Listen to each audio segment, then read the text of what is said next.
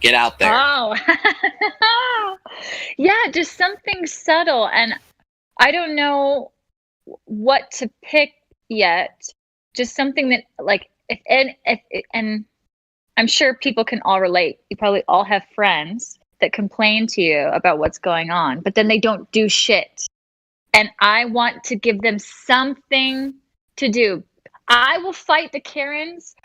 I will fight the Karens in Whole Foods all day long for the 99%. Okay, I will do that for you. I need something that the lazy, insecure, closet COVID hater can do. And yeah, I was just thinking, because this Discord is like international, if we could all come up with something that we can have our friends just change your profile picture on Facebook. It's free, it's easy, it's non-aggressive.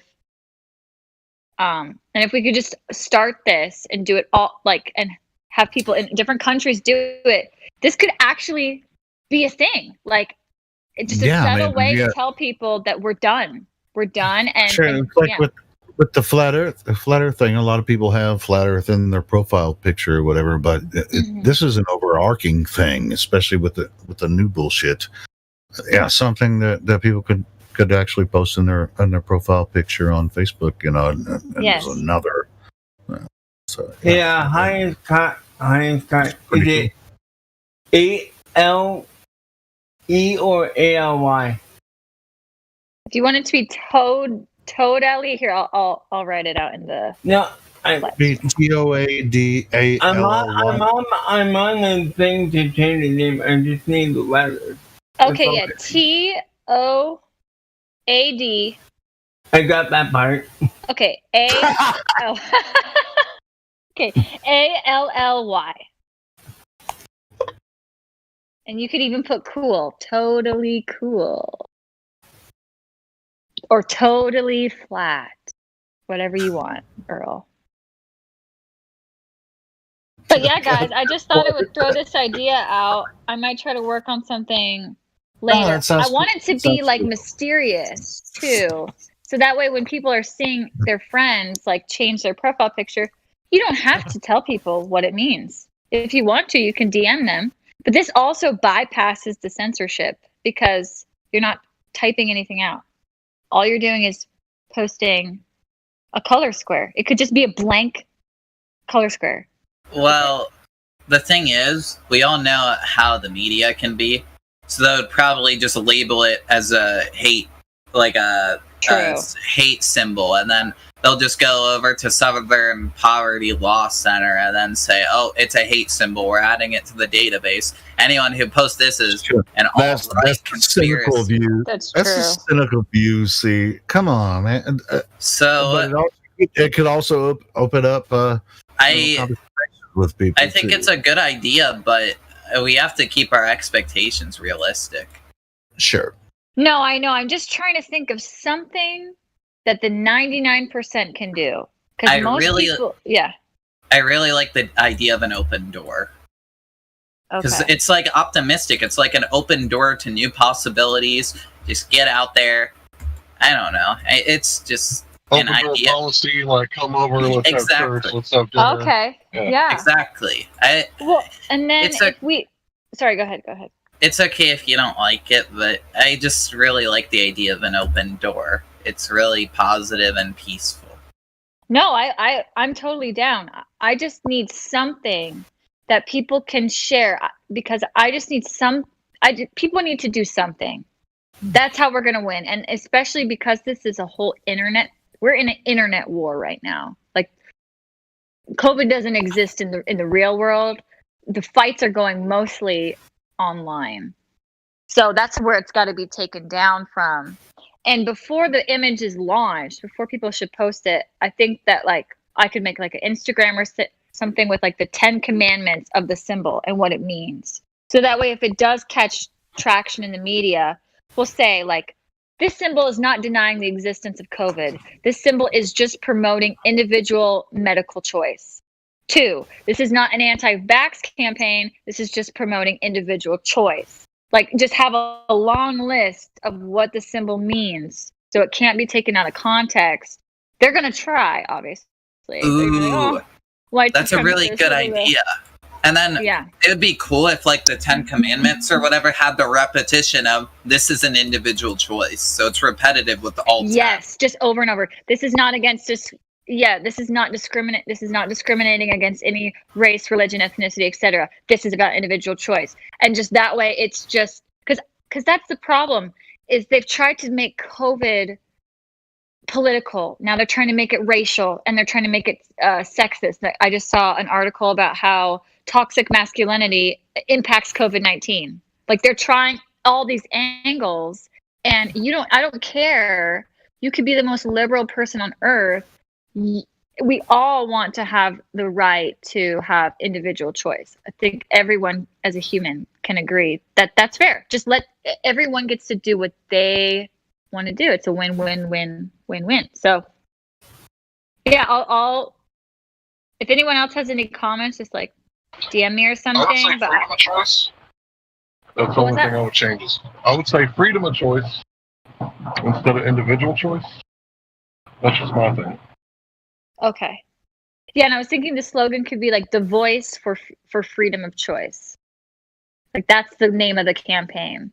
And if everybody likes it, I would love the support and to share with your friends and family just something to do, because we can save the world, guys. Like as cheesy as that sounds, like I come in here and people, no offense, but there's a lot of doomsday people.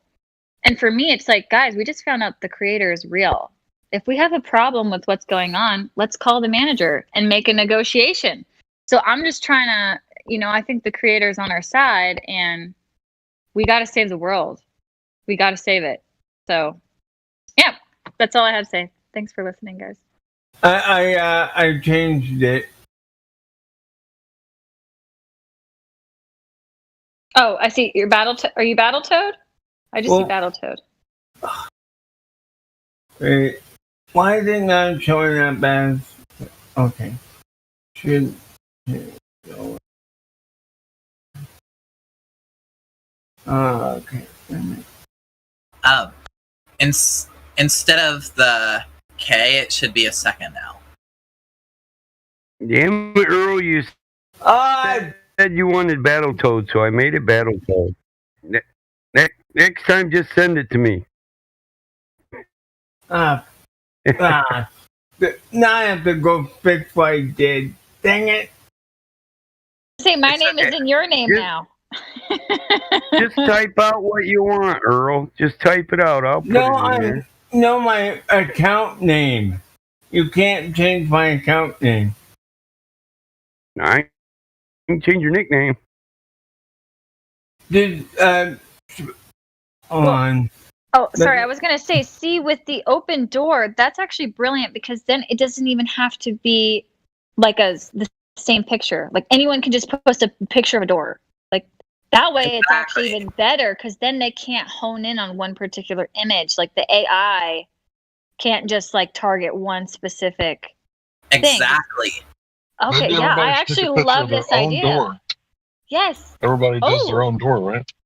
That's great. That's why I thought of an open door, because everyone has a door and it represents a lot. Dude, I'm so down. We just got to get everybody when one door to do closes, this. Another door opens. When one door opens, the last one closes. Okay, it's supposed to be a new beginning, though. I'm with you on that, guy. It's not supposed to be the end. It's supposed to be a new beginning.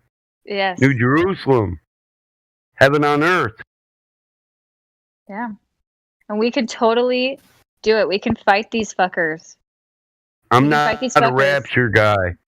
If we get raptured away, how would we see the New Jerusalem? The millennial reign. I don't want to miss out on that. That's a party I've been invited to for a while. Can I ask a question to the panel? I'm sitting with the bridegroom, man. Come on. What happens after the fight? After we win the so-called revolution, what happens then? I don't know. Maybe more lies get exposed. Like that's the thing is if we can win this one, flat Earth is not going to be hard to follow up next, because everyone will realize, wow, the government is capable of a mega lie. Well, I would say after the revolution, we'd have to make rules to maintain the state that we're in the non-state we don't want to exist in, that we just came from. and you don't think that was the same intention of the forefathers and every other forefathers from every other place that exactly. Humanity has been through this before, and it will continue to be through this and over Exactly. because we're fucked Okay. up. Has nothing to do with the government. The government is a reflection of its people. It's got We're to the do with ones that are growth. messed up. It's us. I know. We don't I think know. correctly. They have indoctrinated us, of course, voluntarily, because Most people don't think. That's why. That's right. We got to go back to the laws. Yes. We've got to Common go back sense to the isn't laws. common. And But that's Matrix, your comment is great. And humanity only seems to overcome these major losses when they involve the creator in their win. And that's what we have to do. You know, that's what I pray for every day. I'm just like, God, tell me what you need me to do so we can be fucking free.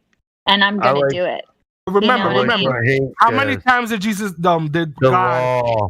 God went to earth and tried to help us out? How many times did he try to do that in the Bible, right? And what kept happening to the people after God leaves, right? The same thing, right? So not even the creator can permanently fix people, right? What makes us think that us, flat earthers are going to be able to do that? Don't you think it's an individual thing? Whoa. Actually, listen, you made one poor assumption there. I don't think we can live in eternal bliss. Because it's an imagination. It isn't Well, reality. it is. Because you can only So- live Free will, though. Listen, you can only live in bliss for so long, then you forget how you got there and you go right back. History repeats itself. This is the Agreed, thing. 100%. If you think that there's no hope for humanity, then I'm really sorry. But I'm not going to have that Don't mentality. Don't misunderstand me. Don't misunderstand me. Okay.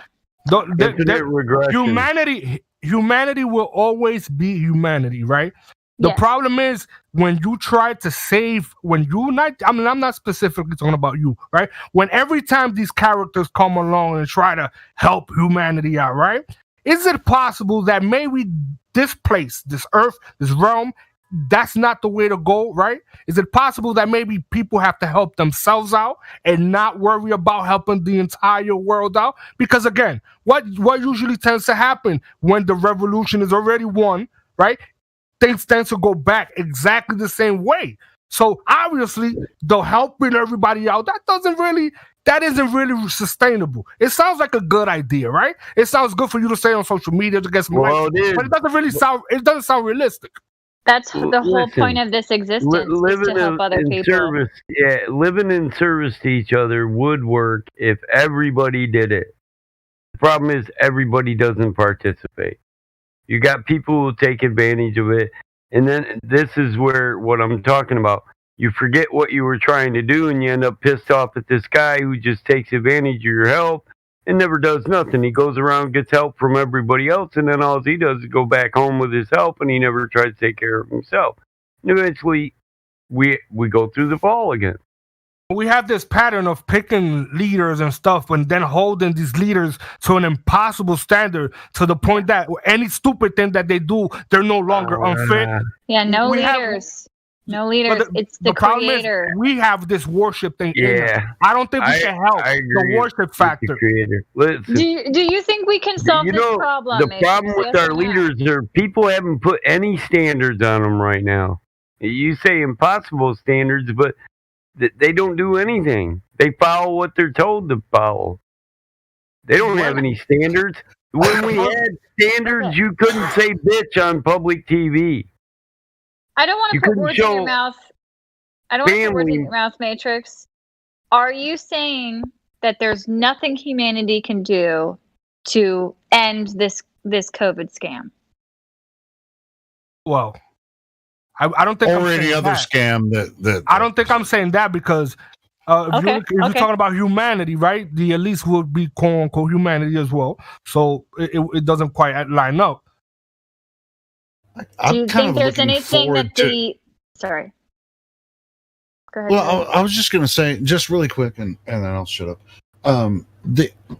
the way that this is progressing, it's like a pressure point. It seems like this is like I think somebody, the Apocalypse Grim and everybody. We are in the apocalypse. This is a pressure point, and it's going to explode. I mean, this is what we've been looking forward to. People that know, it's going to explode, and then there's going to be, a period of whether it ends in some type of revolutionary war or whatever. But we can't necessarily stop it, but we can find each other like we have here, and then move forward afterwards. I'm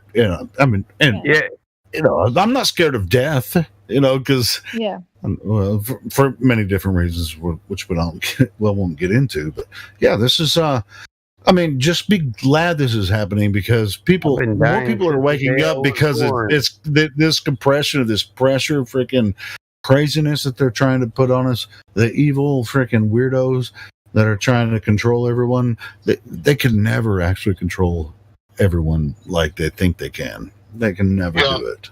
Honestly, believe it's not when you die, it's how you die. So if you die, amen, in service to others, if you die in lifelong service to others of old age, I think that's what it's about. It ain't really about when you die. I think that's a real. I was born to die. I don't know about you all. Everyone else wants to. I don't fear death, whether or not you realize it. Hey, I don't fear death because I know it's been promised to me. That's good. Well, and I mean, humanity, the way humanity goes through these cycles, just like everything. There's this whole system that we're in is a cyclical system. There's the stars reset, the seasons reset every year. So right now we're having another reset. But I think that we have some control. We can't control the cycles. We can't. But I think we can have an impact on the direction things go. That's why we have agency in this life. And it does actually matter extremely what we do, how we treat other people, how we help other people. That's the whole purpose. Because our default mode is to be selfish. Our default mode is to just get our acorns and hide them ourselves. And will you be willing to share with people? Will you still be willing to reach out? Like, I'm going to say Jesus, but that's such a controversial character. But just, you know what I'm saying? Like, will you? Well, even like the term anarchy, people. I mean, it's in public opinion, anarchy is a bad term, but that's actually total freedom from all of this bullshit. And as long as the intention is to follow the Creator's will, the Creator doesn't want us to modify our DNA. He made our body. The Creator did a 10 out of 10, 5 stars on Yelp review job at making our bodies. Okay, the human body is awesome. Did a great job. Yes, he does not want us. I totally agree. Yeah, he doesn't want us to modify our DNA. So this is not going against him. So I think that he will bless us and help us and make miracles happen if we do his will, whoever he, she, whatever it is. That's assuming we're on the right side of things, right? Because we can also see on the wrong side of things. Modifying your DNA is not on the right side, period. You can't argue for that. There's no way. I don't know if he got man's body perfect, but he sure did women's. Amen, bro. I'm telling you. And the congregation said, amen. That's fucking true. Thanks, Valerie. It did come out of a man's body, though. Remember that? No, without her, we couldn't continue to procreate. I beg to differ. And these vaccines can cause infertility. That's not what creation wants. That's against creation. So the manager is on our side, guys. We just got to talk to the manager. The problem is we have this underlying assumption that we are the good guys and somehow they are the. Have you ever even contemplated what the problem that maybe we're the bad guys? Maybe the way we live our life is what has condemned us. Yeah, no, my opinion covers that. See, my opinion is that man can't live by man's law. Man must live by God's law. Until we live by God's law, we'll always fail. But the people have been taught through doctrine that they're under a new law. There's no other law. There's no higher law. The guy didn't come and teach an entire legal sermon. He didn't set legal precedent for how to follow the law of his father and make a path to heaven for yourself. So they won't consider it. They think grace is the only way. If the law were the way, he died for nothing. But the truth is, he followed the law till the day he did pass, and then he rose again. Maybe that's why he rose again, because he followed the law and pleased his father. There's a natural law to how things go in this reality, just like the natural law of entropy. High pressure always goes to low pressure. That's just how it is. There's a good and a bad, a yin and a yang. This idea of nihilism, like, oh, maybe we're doing, and I'm not saying I'm doing everything right, but going to the roots of protecting creation, continuing creation, trying to get to the natural source as much as possible, there's no way that can be wrong. There's no way. And if you think that there could be an option, then that's the dark arts kind of doing that nihilism voodoo juju in your mind. Well, yeah. Would you be willing to consider that maybe they these elites, the people that you call evil or considered evil, or whatever, maybe they are doing God's work, and that's why they seem really? No way. Obvious they're not. It's obvious that they're not. That's the dark arts. They're actually, that's in the your dark mind, bro. That's the dark arts, bro. They're actually trying to deprogram what God has already set forth. I mean, they're giving us the pseudoscience about outer space and all this kind of stuff. They're throwing this weird freaking nonsense at people, making them believe it, and it's a spell. It's been cast upon humanity, and we have to fucking destroy it. So is that Media Matrix? Media Matrix, you have an opinion on? You were saying that we could be the bad guys. I just wanted to know how. I'm just saying. There's usually a consensus going through these kind of movements where they are the bad guys and we are somehow the helpless victims. And could you, like, when you consider that maybe because they seem to be winning and they seem to win all the time, right? Is it possible that maybe we are in the wrong? And I'm not saying that we choose to be in the wrong, but our path has led us to the wrong spot, right? Our ignorance, our what we choose to entertain ourselves with, maybe that has led us to the wrong path, causing us to be in the wrong and them to be in the right. So is that possible? So what do you mean by they are always winning? All right, I'll answer. If you're going to ask him, clarify, I'll answer first then. I know, but I'm talking to Matrix Media right now. Hold on a second, Elijah. Yeah, I know. We're all talking, but you want him to clarify what he just said in like 60 seconds, and he repeated himself as well. Let me just answer, and then you can ask him to clarify or whatever. Like, so what I think is we forget that, we're all individuals. And so I'm thinking we're all accountable for this, because had I listened, to me, God is truth. And had I listened to him from the beginning, I would have not partaken in this world.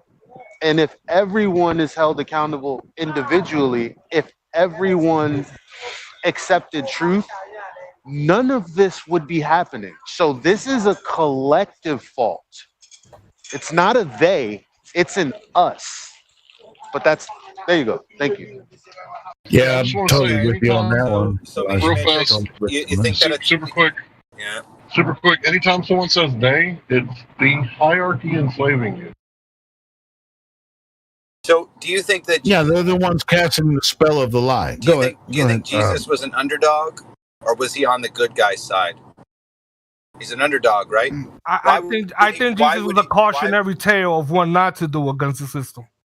So he was an underdog, by the way, we don't fight back. Not meaning to interrupt. Hold on. Flat Earth Data, your mic is really low. Is there any way you can turn it up? Just so we don't hear me now? We don't fight back? Yeah, that sounds better. Go ahead. Okay, how about now? Better? So if the underdog is classified an underdog, it's usually going against the normal position of thinking, right? In this case, what we deem normal position of thinking is we live on a water ball in the middle of a vacuum space with exoplanets, aliens, and man going to travel to all these different planets, right? That's the narrative. So to be the underdog in that is to question the validity and the capability of that man claiming those, those, I guess, conquests or those abilities that he has. So do you think that at no point there shouldn't be an underdog then? Because it could be deemed as a cautionary tale to what could happen to you opposing somebody to be honest, that's a natural function of reality. I mean, it's always going to. There's cycles that we go through. We have to experience this, and we're fighting for truth and reality. I mean, we have to go through these cycles, but at the same time, we do know that suspicion is healthy. We do know that is actually mostly what our survival is based on, a sense of suspicion or distrust, right? We've succeeded and grown and multiplied with a level of distrust. Without that level of distrust, I'm sure that we would have been, easily taken care of. Whatever would have wiped us out. Right? There's always that apprehensive nature within us to question. Yeah, don't you wish more people would have that level of distrust so that they would be able to watch the news and not believe the nonsense they tell us on there? Well, that's the issue, though, is that when you grow up in a society like this, that they're putting forth science and what they deem as man's discoveries and achievement is the ultimate. In other words, there's no fault in there, right? You can't fault it. If God were to come and if I create a business and I don't have any consumers, that's because no one's into it. Okay. The consumers of the globe, I know that they've been, manipulated since birth. We have been manipulated since birth, but ultimately, if we're talking about God and God's law and what Jesus did when he was here on this earth, like the law is just like the truth. Like if I stand in front of a Mack truck, I know I'm going to die. So that's a law that I know I have to follow. Not eating until my belly explodes or my whatever. That's a law that I like. It's like a no shit, no duh, low level, obvious. Natural. I can do that. But there are other laws that are also in play that have to deal more with discipline. All of that has to do with discipline. But when you lack the discipline to seek out the other laws that might not be so out in the open, that's kind of on you. Nobody was born here with you in your body. Nobody. I agree with that 100%. Can I ask you guys, if God were to come to rapture, would you think he'll take you? I can't say. I think he would leave me behind because I'm needed. I don't believe in rapture. Honestly, I don't know what's going to happen. Just hypothetically, being honest. If rapture was a thing, and I don't think it is, but if that was to actually be a thing, I don't think so. I say that all the time, and I tell him, yo, if it's too late for me, just allow me to work through me, and I'll do the best I can in your name. That's all I can do, and I don't need any pity. I'm not doing this to get out of the jam that I already put myself in. I just want to do better now. And what if he doesn't want you because you're imperfect? But that's Who cares? what I'm saying. You don't give up. You don't give up, bro. You don't give up. You never stop trying to improve. If you must notice, 90% of the conversations we have with people regarding the globe are atheists. They don't believe in a creator. They don't believe in it, right? So they have no end game to their whole existence. At least if you're going to go and discuss creation and the place where you live, you do have an end place, right? You do have a place where you can fight for and you can strive to be. And that is through searching through, I guess, deception to find the truth. And this is what we're doing. At least what I'm doing is accumulating the data to show you that through deception there is truth there, because there's no reason to fight so desperately hard for something that is so assured. And the only conclusion I can get from that is two things. Either there is truth buried, or it's a greater play in focus here to destabilize and polarize a certain group of people. What those group of people are, the conspiracy theorists, the people that go to rabbit holes. It's like a collection of that. And what you can do to that individual is over inundate them with so many psychological things, like, for instance, appealing to humiliation, threatening your family, threatening. What? I heard somebody say something that cut me off there. So, you guys all believe in a creator? This really needs to be taken down to religion. Yeah, I'm just saying. Good call, Earl. No offense, guys, but if we're going to get all religious with this, then we're going to have to take this down to the religion lobby. Can we get it back to flat Earth, please? Anyway, I'm going to go, guys. Have a good night. All right, Earl. All right, we could go back to flat Earth, but regardless, I do think that flat Earth and religion go hand in hand. I think there is no back to flat Earth, man. We're on Earth. Everyone, we're talking about Earth. There's no back to flat Earth. But I know that, but we're going to get off the religious topic. Are you a flat earther, Matrix? Is Matrix a flat earther?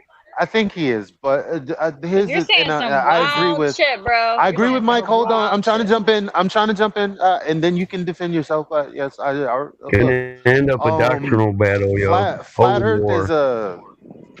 Earth is like, a part of the false dichotomy. Like, we're not here to represent a flat Earth. We just woke up like, whoa, I came across some information. The shit said I lived on a globe, but this information is not really, telling me that I truly. There's no way for me to verify I can live on a globe. So that settles that. But there's no. Therefore, I now have to fight for a flat Earth. That's just something that we choose to do. But as far as religion is concerned, that's what I'm talking about. Like, that religion has to do with, like, all of these other models and all these other beliefs and shit. But the Earth and its creation and spirituality, now that right there belongs in the conversation. And that's my point. It wasn't directed towards a religious organization. It's the core. There's a definite. Yeah, I'm not saying I disagree with anybody, but I'm not going to hold on. But it always turns into a doctrinal battle, a holy war that's been going on for 3,000 years, and we do try to stray away from that. So I'm not saying I disagree with anybody. But in my opinion, there has to be a little bit of tolerance, because you guys do know how illogical. I gave what tolerance I had already. So the correlation is a lot of globe believers do not believe in creation, whereas the people who think the Earth is not a globe believe in creation. This is a fundamental separation between the two immediately.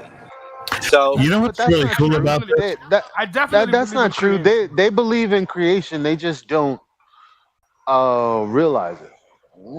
Yeah, of course. Because they'll tell you when you ask about the. Sorry, just real quick. When you ask about the Big Bang, no, it's my fault because I jumped back in on you. But it's not. When you ask them about the Big Bang, they'll say we don't know exactly how it was created. Right there, automatic. Yeah, bro. You have a creation story too. You just claim not to know it, and it's like Well, some guy named George Lemaitre created it back in the 1920 something, if I'm not mistaken. Listen, nobody knows how this place came about. Nobody knows. Now, throughout human history, recorded human history, we all have a fascination with it because the element of wonder is it's innate in our being, right? So we all wonder. This is a fascinating place, right? We live on Earth. We have consciousness, right? Isn't it so fascinating? Can everyone agree with me here? Definitely. Yes, and that's why humanity can't. Especially after you wake up, oh my God, everything becomes fascinating. Well, sure. Even before you wake up, I mean, it's like, I mean, but even if you grow up in a system of religion, you know, this is the way that God did it, and this is how this. Or if you grew up in an atheist family, well, and now it's the Big Bang. That's our creation story. All of that. I mean, all of it's a story of creation. Now we're here having the opportunity to discuss these issues, and whether or not what we discover about Earth is true or not. And for the most part, we're never going to find out the truth, and unless you actually know who did this in the first place, which you know, and you're not even going to find it out then, because you can't know the knowledge of the Creator without actually. We're also assuming that the Creator directly made us. Like we like. Well, that's what I'm saying. I mean, that's another part. That's another part of the creation. I mean, it's like, who do you think the Creator is? You know, the atheists say, well, it's the Big Bang, and it's like, we're all these freaking balls around the universe and all this kind of stuff. That's, but you know, as flat Earth goes, I mean, yes, we see the sun, moon, and stars move across the sky. We see different planets, what we call planets. I mean, wandering stars that don't follow the pattern of the other stars, and they give us fake stories about parallax, you know, stellar parallax and stuff, which no one ever observes. They just make stories up about it, and they put it in scientific magazines. This idea of the globe, Earth, is a very, very new idea as far as human history goes, and they throw it out there as if, like, this kind of involves the evolutionary. It's like, well, you know, 10,000 years ago, cavemen just rolled over and humans came about.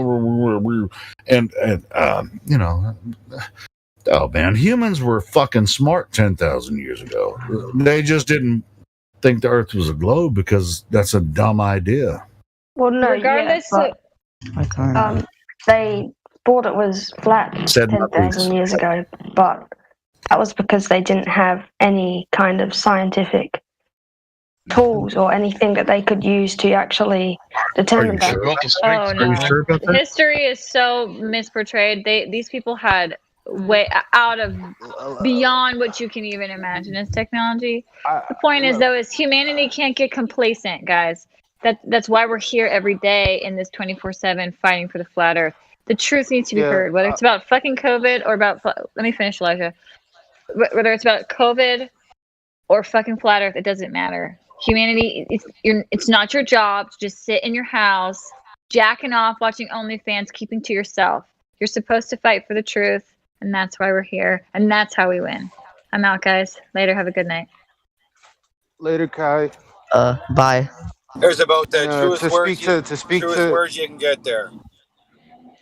To speak to the young lad, first of all, welcome if you're just joining. Or well, hold up, you guys heard it right. Wait, quit wanking. And yeah, Birdie, get him, bro. Get him. No, I will not. But so welcome to the server, or welcome back, whichever. So they say, okay, you know, science. We've advanced with science. The first thing I would ask is, what kind of science? What do you mean by science? And I would want you to be like hyper specific, instead of saying things like, "Oh well, rockets." Oh well, you know, like, I'm gonna grill you. So get ready. We've advanced in pseudoscience. All right. First of all, sorry for if you can hear background noise. There's. I don't know if you can, but sorry about that. Second of all, what type of science are you talking about? Astronomy, astrophysics, like what type of science? Well, I mean, you tell me. Do you? Well, yeah. Theoretical, philosophical. You tell me, because you're saying that we've advanced as a society and science has led us to understand the world in a way that those in the past could not have understood it. So, well, can you be specific on exactly what you mean by that? Yeah, you don't even need science, honestly. You can use logic to figure out why the Earth isn't flat. Look at some. No, no, no, Let me no, explain. no, Let me explain. no, But no, no, no, let him continue. no, Let him make a fool out of himself. Let him Come go. on. All right. no. Can I? I'm Hey, kinda. let Hold let on. let Elijah and I wanna hear what he has Homeboy to say. go at it. Matrix, don't interrupt, please.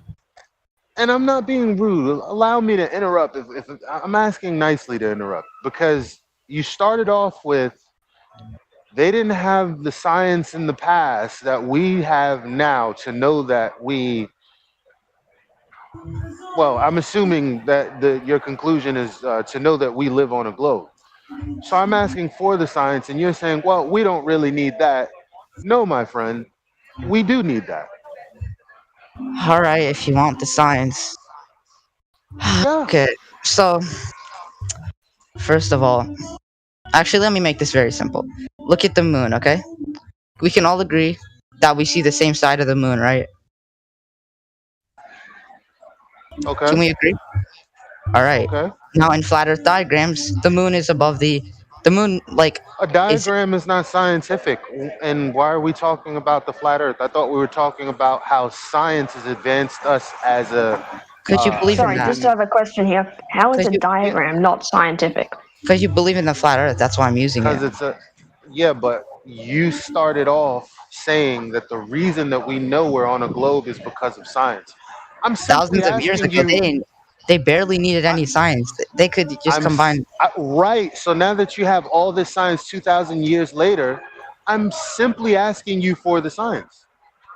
I mean, I didn't think that it would be this. It's almost like pulling teeth, All right. Okay. or it's getting there. Science. Can I ask something? Holy. Okay. Whose mic is that? Mine. I Alright. had a question for this Eli guy. Like, what with experiment about stick and the rope? Like the casting shadows from the sun. You tell me. I mean, the other kid, do you want this guy to like, walk all over your chance to speak or what? Oh, me? Yeah, because the guy is, asking a question in your place. So, I mean, do you mind? Alright. Well, I can say my stuff first, I guess. Alright. So, can I try to prove the Earth is round? Is that possible? Well, I mean, Or all you need to do is give me like the science. That way, you wouldn't have to really do Alright. anything. You can just Alright. tell me what you came to tell me. I came to tell you that. Look at the moon. You see one side of the moon, right? Actually, never mind. The diagram. Okay. Stars. Let's use stars instead. How come when you're on let's say you're on the northern hemisphere of the Earth and the southern hemisphere, when you're on the northern part of it, you see different stars than when you're on the southern part of the hemisphere. But how come we don't see the same stars? If we're flat, we share the same sky, right? Can you explain the stars?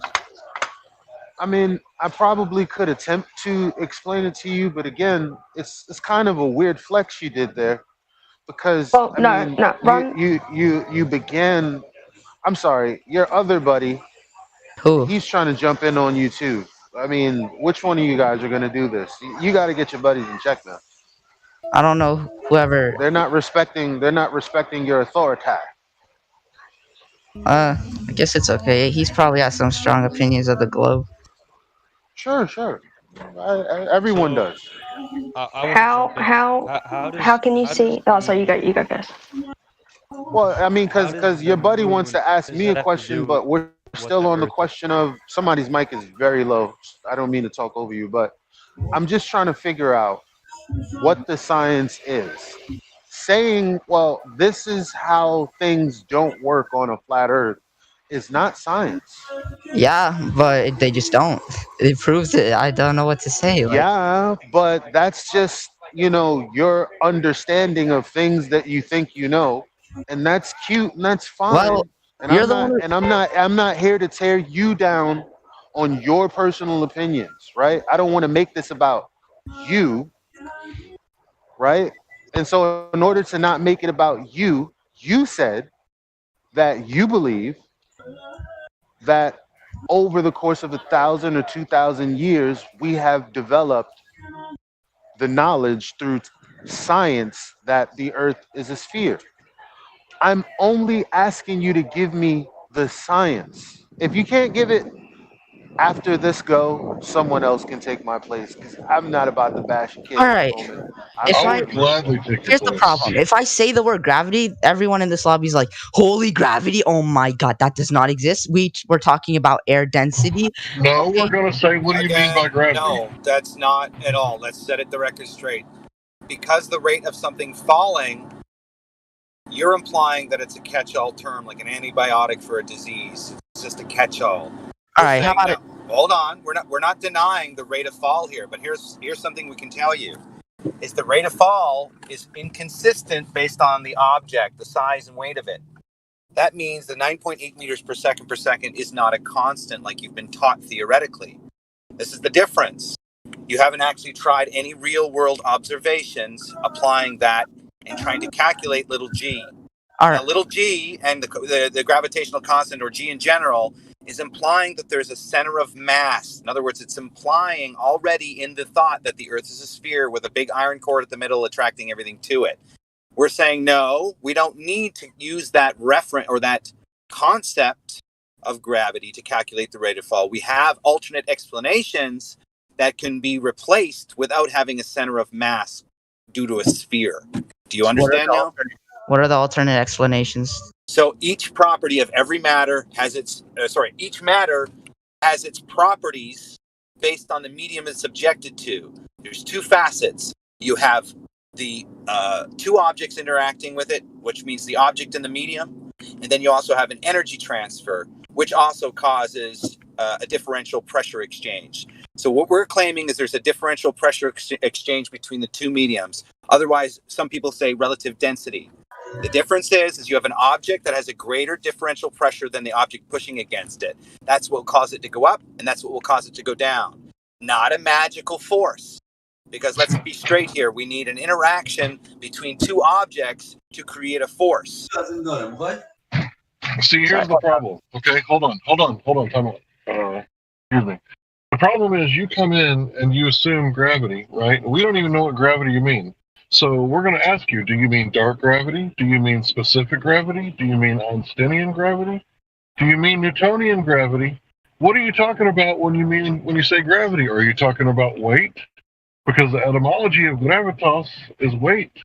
Gravity means weight. Mass. Okay, so now you're talking about mass attracting mass. That's 105 years out of date. It was replaced by Einstein's relativity. Okay. So but Einstein's theory of relativity still proves gravity. No. Right, how doesn't it? Hold on. Do yourself a favor. Newtonian, hold on, relax. Newtonian is 3D, right? It's not like Einsteinian, which is 4D, right? Yeah. 4-dimensional space-time. You heard of it? Yes. Okay, so that's not the same, is it? Is it a 4D universe or a 3D universe? 3D. 4D, space-time. Yeah, space-time. It can't be both. It 4D. can't be both, right? Yeah. So you're wrong. So why don't you do me a favor and Google specific gravity, right? Because I can show you scientific experiments that will show you that when you change the medium, that's what causes things to go up and down. For example, if you take an egg, you put it in water, it sinks. You add salt, it floats. That's buoyancy. That's not a force. Buoyancy is not a force. Did you Google what I asked you to Google? Did you look up specific gravity? Density and buoyancy? Is that what you mean? Density and buoyancy aren't forces. Did you look up gravity is specific gravity? Type in the words. Okay, specific gravity. There you go. Try to keep up now. Relative density. Wait, hold up. This is not Google. Oh no. Great, I'm using like ancient Yahoo. What the heck? Hold up. Technical difficulties. Yeah, that's. I just gave you a scientific experiment to prove the difference between Newtonian. Alright. I have a question about, because when I was here before, these people told me that the reason things fall and flow, or things fly and fall, is because gravity, or not gravity, density and buoyancy. So in space, there's no air. So it's a vacuum, which means nothing, pretty much. Now we're to what is space? What is gravity? What is space? Right. So you're in the same. You're in the same debacle. You can't prove you ever went to space. Oh my God! But you can't prove anybody ever went to space. You can't verify that. What do you? Oh my God! We're gonna let you What off. about the people who went to space themselves? They can verify it. I have one question, if I can ask. How can you verify it? Andy Thomas can verify it. He went to space. All the other astronauts, they can verify it. I don't think I find it very hard to believe. Another person and getting them to say yes, that's anecdotal. I find it very hard to believe that every astronaut from every space agency globally I don't care what you care to find hard to believe. Well, in science, listen, anecdotal evidence. You can't. Oh my God! You find it hard to believe that they did go to space. Other people talk. Anecdotal evidence that's not evidence at all. I can say I did whatever. If I can't prove it, what does it mean? What do my words mean? Words not backed by proof. What are they worth? All right, you're right. So if we're going off of observations and what we can see with our own eyes, I could go back to the moon and say that's impossible. Okay. Tag me in. How are you going to get to the moon? You can't go to the moon. So how are you going to go to the moon? You going to save up your lunch money, kid?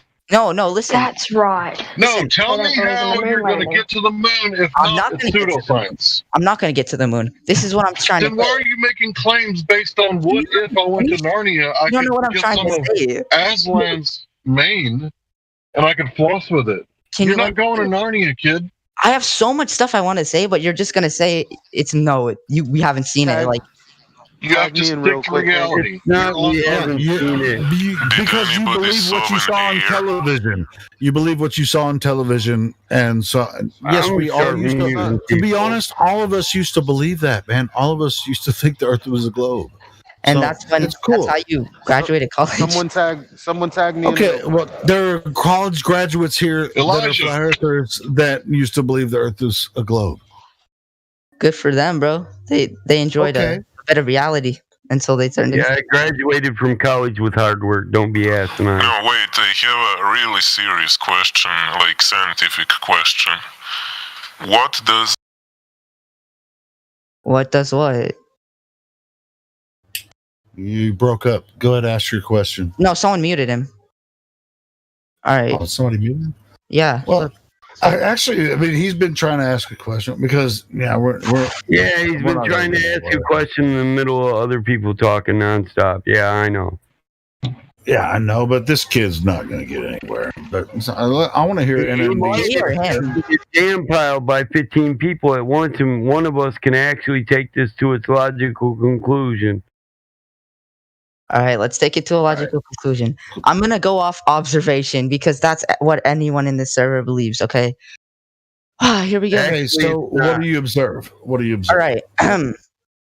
So you're saying there's no core, right? What causes earthquakes? Have you observed the core of the Earth? Have you observed earthquakes? Have there been videos? Have you observed the core of the Earth? You said let's go off the core of the Earth. Has anyone observed the core of the Earth?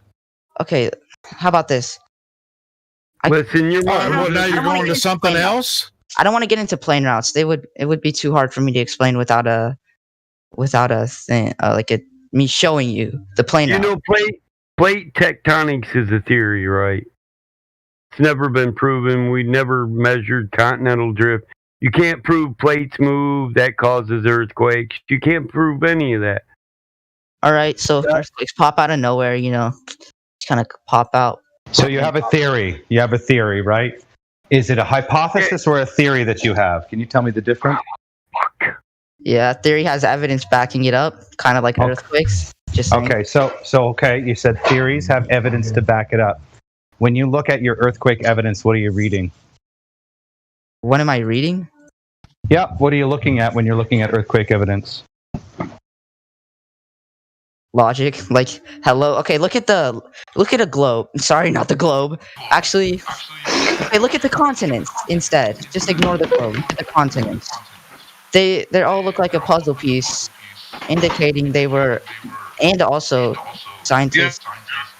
Nobody Wait, ever. wait, is this Pangea? Is this Pangea? Yeah, nobody ever measured the continents to drift. This is weird. It's hard for me to explain it. It's everything when everyone just calls it fake science. What You am I? don't have to explain tectonic theory. We know tectonic theory. You're just mad because you can't prove it to be true. You know what I'm mad about? The fact that And the whole time you keep saying, we got a story for this. If this ain't true, then replace it. No. Just because we're saying you can't prove what you're saying is true doesn't mean we're required to give a replacement theory. All right. Falsification is independent of replacement. All right, let's go off. Okay, take a telescope. Oh my God, everyone's gonna get mad at me, but take a telescope. Now we're gonna go back to the sky, huh? Yeah, we're gonna go back to the sky. Take a telescope. What's that gonna prove about the shape of Earth? The fact that every other planet in our solar system is round, and we're just okay. Listen. For us to make it a logical inference that we see spheres in the sky, so we live on up here, we would have to see some characteristics on that which we live that would make it a logical inference that it's the same thing we see in the sky. So when do you observe curvature in everyday life on Earth? Okay. How about have you ever seen a boat like disappear out into the horizon on water? Boats never disappear. There's no such thing. They actually just go away from you. Let me get a clip of it. Okay. Basically, the bottom disappears first. The bottom goes under. No, this isn't true every time you observe it. It only happens some of the times, but 90% of the time you could take a camera when it goes out of your eyesight and people say, excuse me, I'm talking. Go ahead. When people say, oh, look, it went over the curve, you can bust out a camera and zoom it back in so it never went over nothing, did it? Because if it was over a curve, we couldn't zoom it back into view. And here's another thing you want to keep in mind when you're observing these long zoomed in we give him a chance to reply to what's being said to him. All right. Well, I'm getting frustrated and my tolerance level is low right now. I saw a video of someone zooming into a boat with a camera and the bottom was under like the water. And people explain this. How do you know it's not one of the cases of refraction called sinking? How do you calculate that out of your equation? How do you calculate the flat Earth existing every other? Well, do you know what the four types of refraction are? Explain them.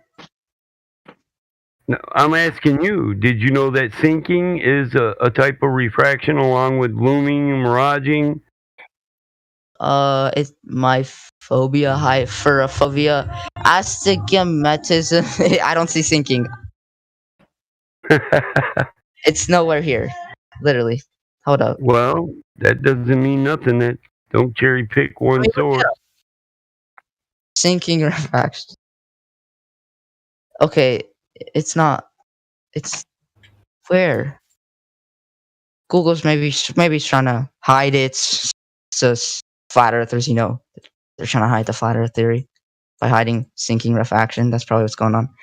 Sinking, looming, towering. Right. So the non-scientific names. Can I ask another question? So a lot of flat earthers like to say Jupiter shouldn't be able to exist, right? No, we never said that, so don't straw man us. Here's the last time I was in here, they were like, the second law of hydrodynamics prevents Jupiter from existing. Hydrodynamics? What's hydrodynamics? I'm not aware of that. But here's the link in live stream voice text for looming, towering, stooping, and sinking as the four forms of refraction. All right, well... It's thermodynamics. How about this? Hello. How about this? It's not hydrodynamic, it's thermodynamics. Can you show us gas pressure without container, please? Show what? Gas pressure without container. I'm trying to hold him on one point and not jump around to 1,000 other points. That's not productive. Because you only have one. It doesn't lead to a logical conclusion. All right. You know what's crazy? Yeah, I want to. And I'm not actually going to because I want you guys to stay on the same point. I just had a thought I wanted to put out there. The same people who brought you the globe, they're the same people who brought you Flat Earth. And whatever you think Flat Earth is, they gave you that too. And the people in here that you're talking to, we don't believe in none of that. Isn't that interesting? But anyway, go ahead. Me? Okay. I guess I'll start with, how does the government control you by making you think you're on a globe? Start with. So you're going to another topic, huh? What were we even talking about? I already forgot. Curvature. Well, here's the thing. Curvature. Here's the thing. Okay. You're in a flat Earth server. What are we talking about? Curvature. Curvature, right. So, have you went out and measured any bodies of water? Water? You know, science is never settled, right? You heard science? Is science a religion that, is science a religion? Or is science never settled? Because if it's settled, then it's not science. So you think that the science is settled and we live on a globe, right? That's actually not science. That's called a religion. But so you need to get your butt. Listen, you need to get your butt outside after you educate yourself with a Earth curve calculator and get you a mirror and a body on the other side of a large body of water at rest, not on a windy day, right? Not on a super hot sunny day, but early in the morning or late at night, and see if you can detect curvature. See if you can make that light that comes from the sun behind you reflecting off of the mirror miles in front of you to disappear over the curvature. Because if you want to come in here and talk about science, we don't care about people who talk about science. Why don't you go do some stuff? Okay. Do stuff. So I'm supposed to jump. I don't have any bodies of water close to me, bro. Hello? I'm not saying in your natural neighborhood, bro. You're going to have to travel to where you get your source of water from. Because all humans live by sources of water. A river? I don't know. Right? It's Does a river work? Like if it's flowing down. A large body of water.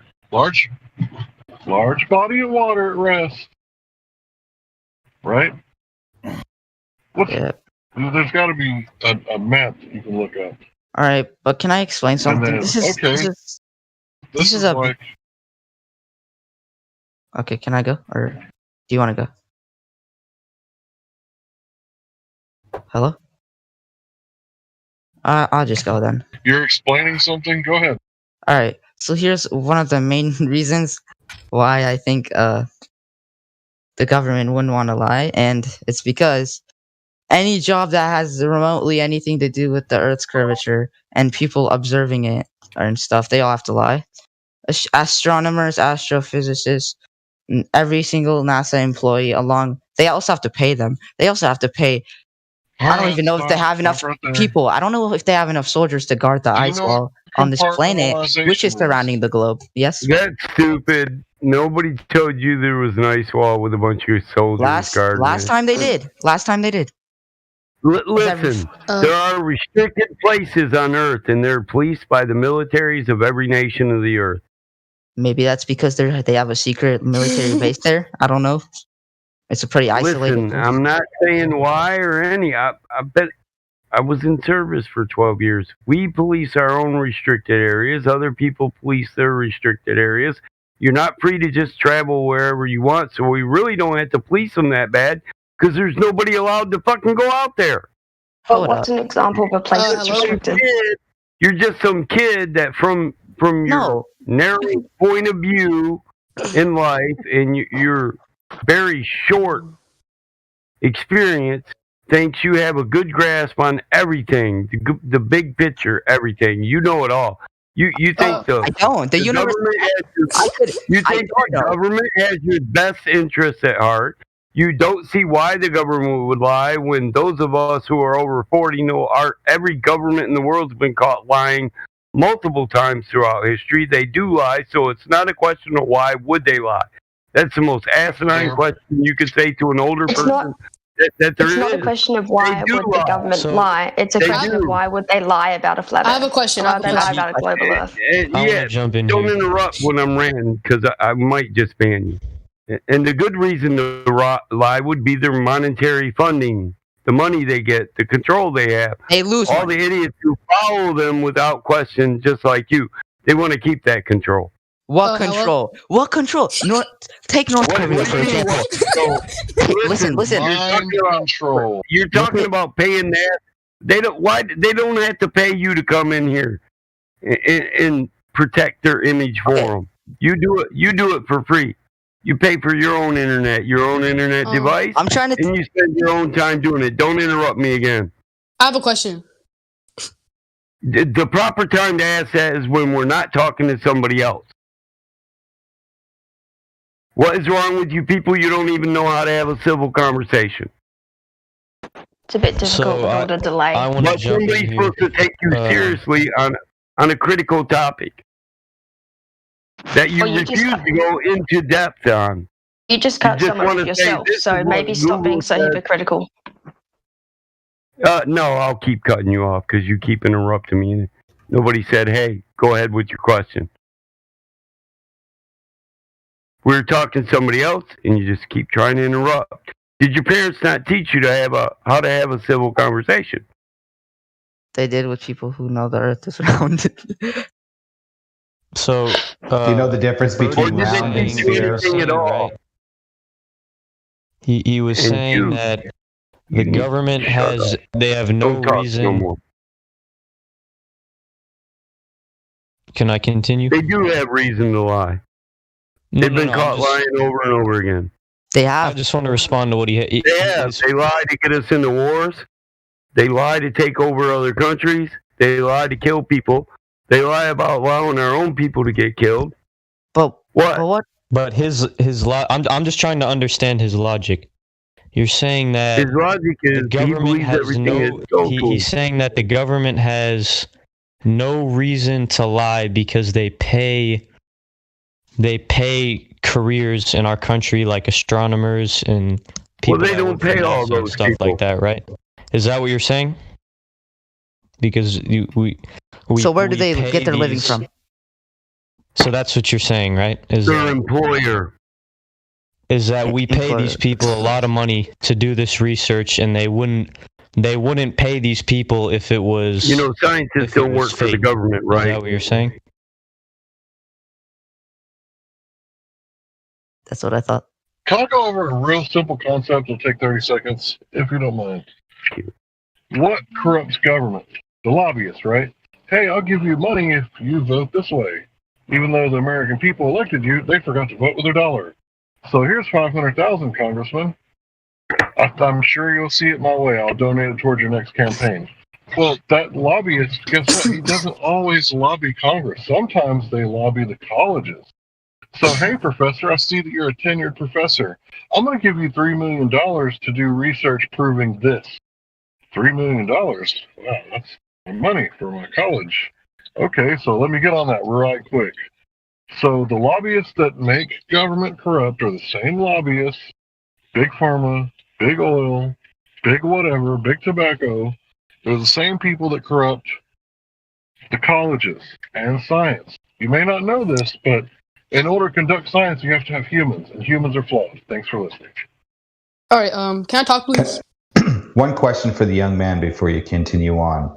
If you were to gauge your government at 100% value, what value, a percentage of lying do you think they do? 50%, 70%? How much lying do you think they do?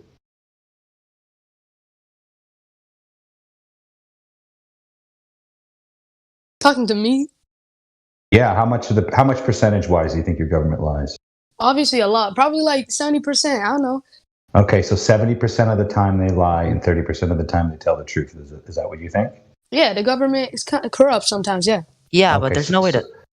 So there's no way to actually like have an accurate amount.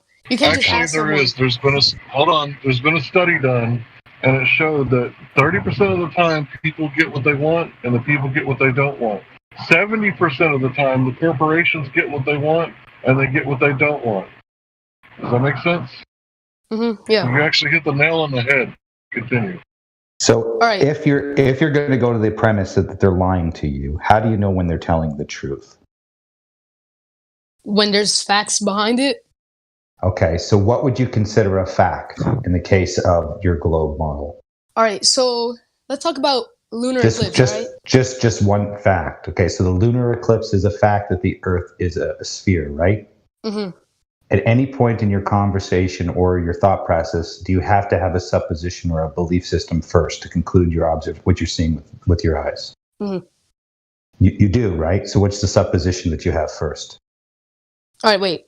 So can I say my fact, like why the Earth is round? You said lunar eclipse, right? So I asked you, what is your supposition to say that the lunar eclipse is caused all right, this is why. Because all right, so when there's a lunar eclipse, so Earth passes between the moon and sun, right? So then the sun projects Earth's shadow onto the moon, right? So why is the shadow round and not a flat? Okay, so what you're saying, just hear me out. What you're saying is the shadow being passed is round, therefore the Earth is round, correct? Yeah, that's one of my facts. Oh, okay, that's called a reification fallacy. Do you know what that means? Nope. Okay, so if you found out the Earth was not round or had any sphericity to it, how would that shadow be created then? Wait, repeat that real quick. If the Earth doesn't actually have any physical Earth curve to it, you've never seen it, you've never gone over it, you're not living upside down, what would be causing that shadow? You're not living upside down because of gravity. Exactly. Well, that doesn't exist, by the way, remember, flat earthers. Okay, so again, focus here. If there is no physical Earth curve that you've ever seen, what reason do you have to think that it's caused by the Earth curve? I mean, this might be stupid, but like, let's say you're going on a plane, all right? The Earth is curved when you go on the plane. It looks curved. It's curving in. Okay, so it looks curved on a plane. Okay, so it looks curved on a plane, therefore the shadow is being cast on the moon, correct? Yeah. Okay, so do you realize there's no science in there and it's just a reification? It's a false cause. See, in the scientific method, we manipulate the independent variable to prove causation. Let me give you an example, right? We see water boiling. Okay, what's causing that? You got to have a dependent, independent, and control variable. The control variable is going to be the altitude because it's going to make it boil at a lower temperature. So we're going to do this on the seashore, 14.7 psi. Okay, that's a control variable. Okay, so the independent variable is going to be the thing we manipulate, the heat. So we add heat to the water. It starts boiling. We take away the heat. It stops boiling. We add the heat again. Okay, we have proved with the scientific method that heat, the independent variable, is causing the observed phenomenon. The natural observed phenomenon is the water boiling. So what you just said was the sky is blue, therefore unicorns exist. That's a false cause.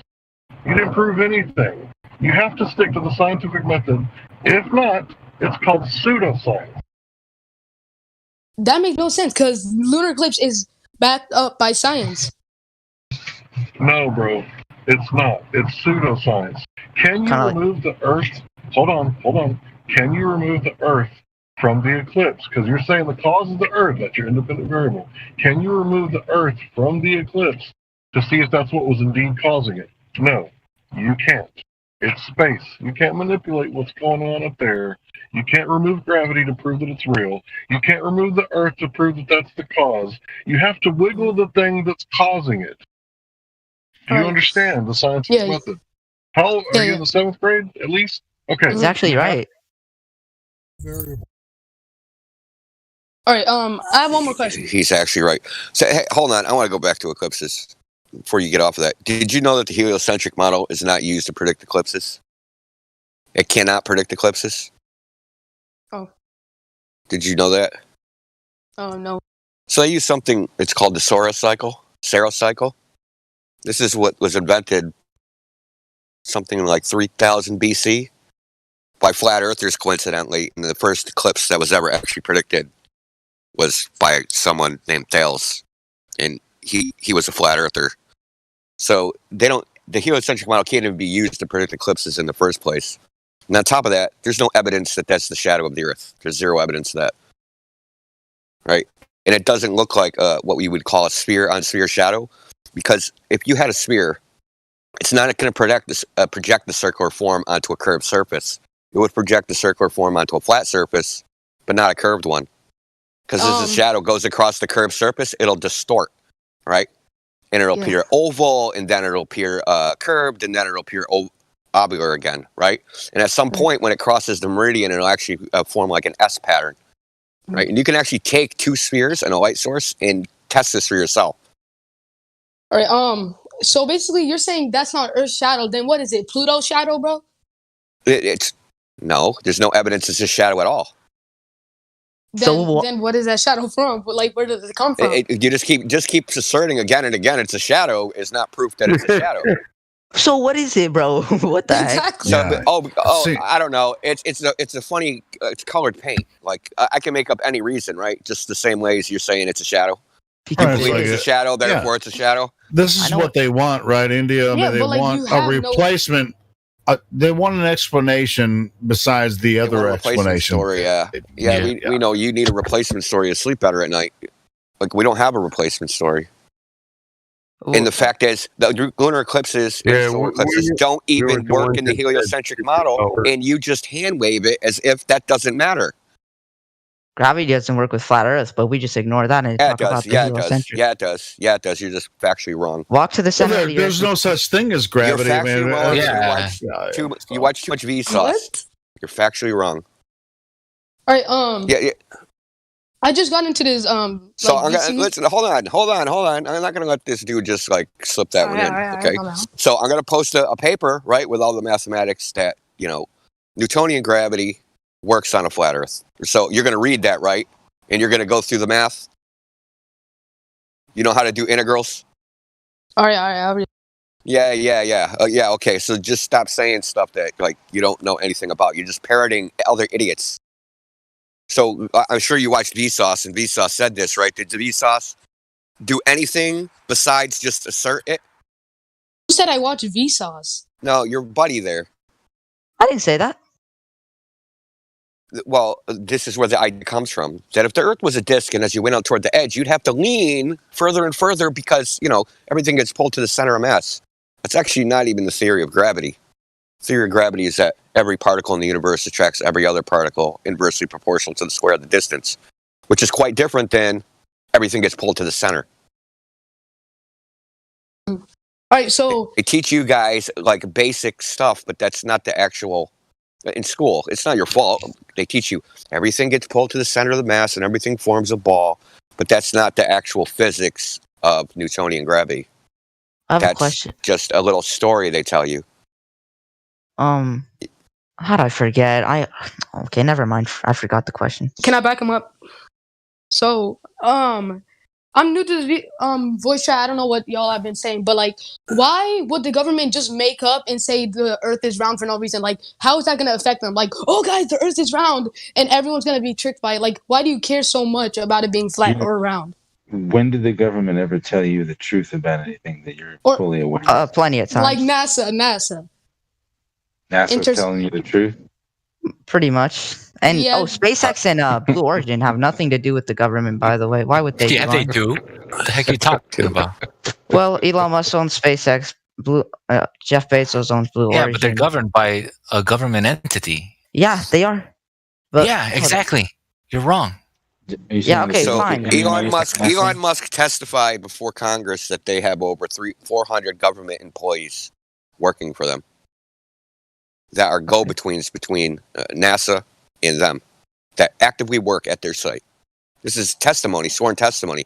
Now, either Elon Musk perjured himself or you're right. Which means that he could be held accountable, even serve time in prison, because lying to Congress, that's bad. That's really, really bad.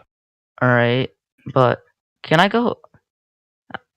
Whenever I say stuff like the government loses a lot of money, everyone always just says they print the money, which would inflate the economy. It would inflate the economy, ruin it. That's not how things work. And why would the government tax more? Are you serious? You seriously don't? Actually, he doesn't know how finance works. Give him a break. He doesn't know how finance works at all. Can I explain something? Okay. Whenever No, hold on. You just said something. Okay. Hold on. You just said something. In the past 100 years, right? Well, actually, a little more now, because the Federal Reserve Act 1913, the dollar's purchasing power has decreased by 97%. So that's exactly what the government does. They keep printing and just keep printing until our dollar is worth a nickel. Actually, less than. But thanks. Nice try. All right. Can't wait to see how long that takes. Just keep printing. Just keep printing. It already happened. It's already happened, sir. Listen to your grandparents. They told you that they could go to the movie theater for a nickel. Do you not remember them telling you? That's you used to be able to buy a Coke for a nickel. I mean, how much is what is natural inflation? Basically, how much over does time. a bottle of Coke cost now? It costs $1.65. Over time, prices just increase. That's what happens. Just because I remember learning about it in school. Oh, never mind. They lied about everything. I can't. No, listen. Did they give you any evidence that like outside of fiat currency that the prices of objects naturally increase? Did they give you any evidence for that? That is just the uttermost bullshit claim. Like seriously. Okay. If they actually taught you that, which I don't think they did, I don't think they would cover something like that. They did, and I don't know which grade it was, but like. So how would you actually track inflation over time, right? What you would do is you would take some commodities, right, and you would compare them against each other, like say a pair of shoes versus a house, and see how the relative price, enumerated in whatever currency is at that time, and see if they were the same over a period of time, like the change. We know, this is what they say, the Federal Reserve officially says the inflation number every year. Right? So right now I think we're at 3.1% inflation year over year. This is I don't know if you know how compound interest works, but it's the same principle. Right? There's no doubt that we've lost something like 99% of our purchasing power in 100 years. They print money. There's no doubt about it. Do you remember what happened to Germany after the World Wars and how many Deutschmarks they needed to buy a loaf of bread? Yeah, after World War Probably a lot. Instead of carrying a wallet, they carried a suitcase because a wallet would not carry enough for them to buy bread. They had to carry suitcases full of their currency to buy bread or a cup of coffee, etc. And if they wanted to buy something bigger, yeah, go ahead. I was going to say Zimbabwe had to print 1 million Zimbabwe dollar bills. This is recent. This was 10 years ago. Okay. Yeah, look at the older currencies that are around today, like the ruble or whatever for India. Look how much they pay for their cell phones. Anytime that there's fractional reserve lending, Federal Reserve banks, world banks, the older the currency is, the less it's worth. So it's almost like Grandpa saves $1 million, and the bank taxes it out of his lifetime. He should have invested in real estate. And inflation doesn't affect the government. It only affects regular people. Because the government is what you call the first spender. So when the currency is when they print new money, right? They're the ones that spend that first amount of money. So they get the full bang for the buck. They spend it into the economy. They get the full value of it. But as that money dilutes the currency in the system, right, through the whole economy, it's everybody else that suffers the inflation, not the government. And why would the government even care whether shit's inflated or not? They're not spending their money. They're spending your money. Yeah. Over the past COVID thing. Go ahead, bro. Well, I was going to say that, this is this whole line of reasoning that, you can prove that the Earth's a globe using sociology of human beings is just silly. Mm-hmm.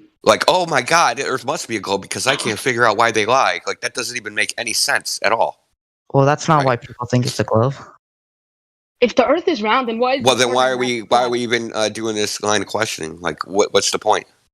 The point is I'm kind of went in here to kind of change people's opinions on how the Earth is flat, but I can't change anyone's opinion when everyone's because you don't have any measurable curvature. That's why you can't. We don't have an opinion, right?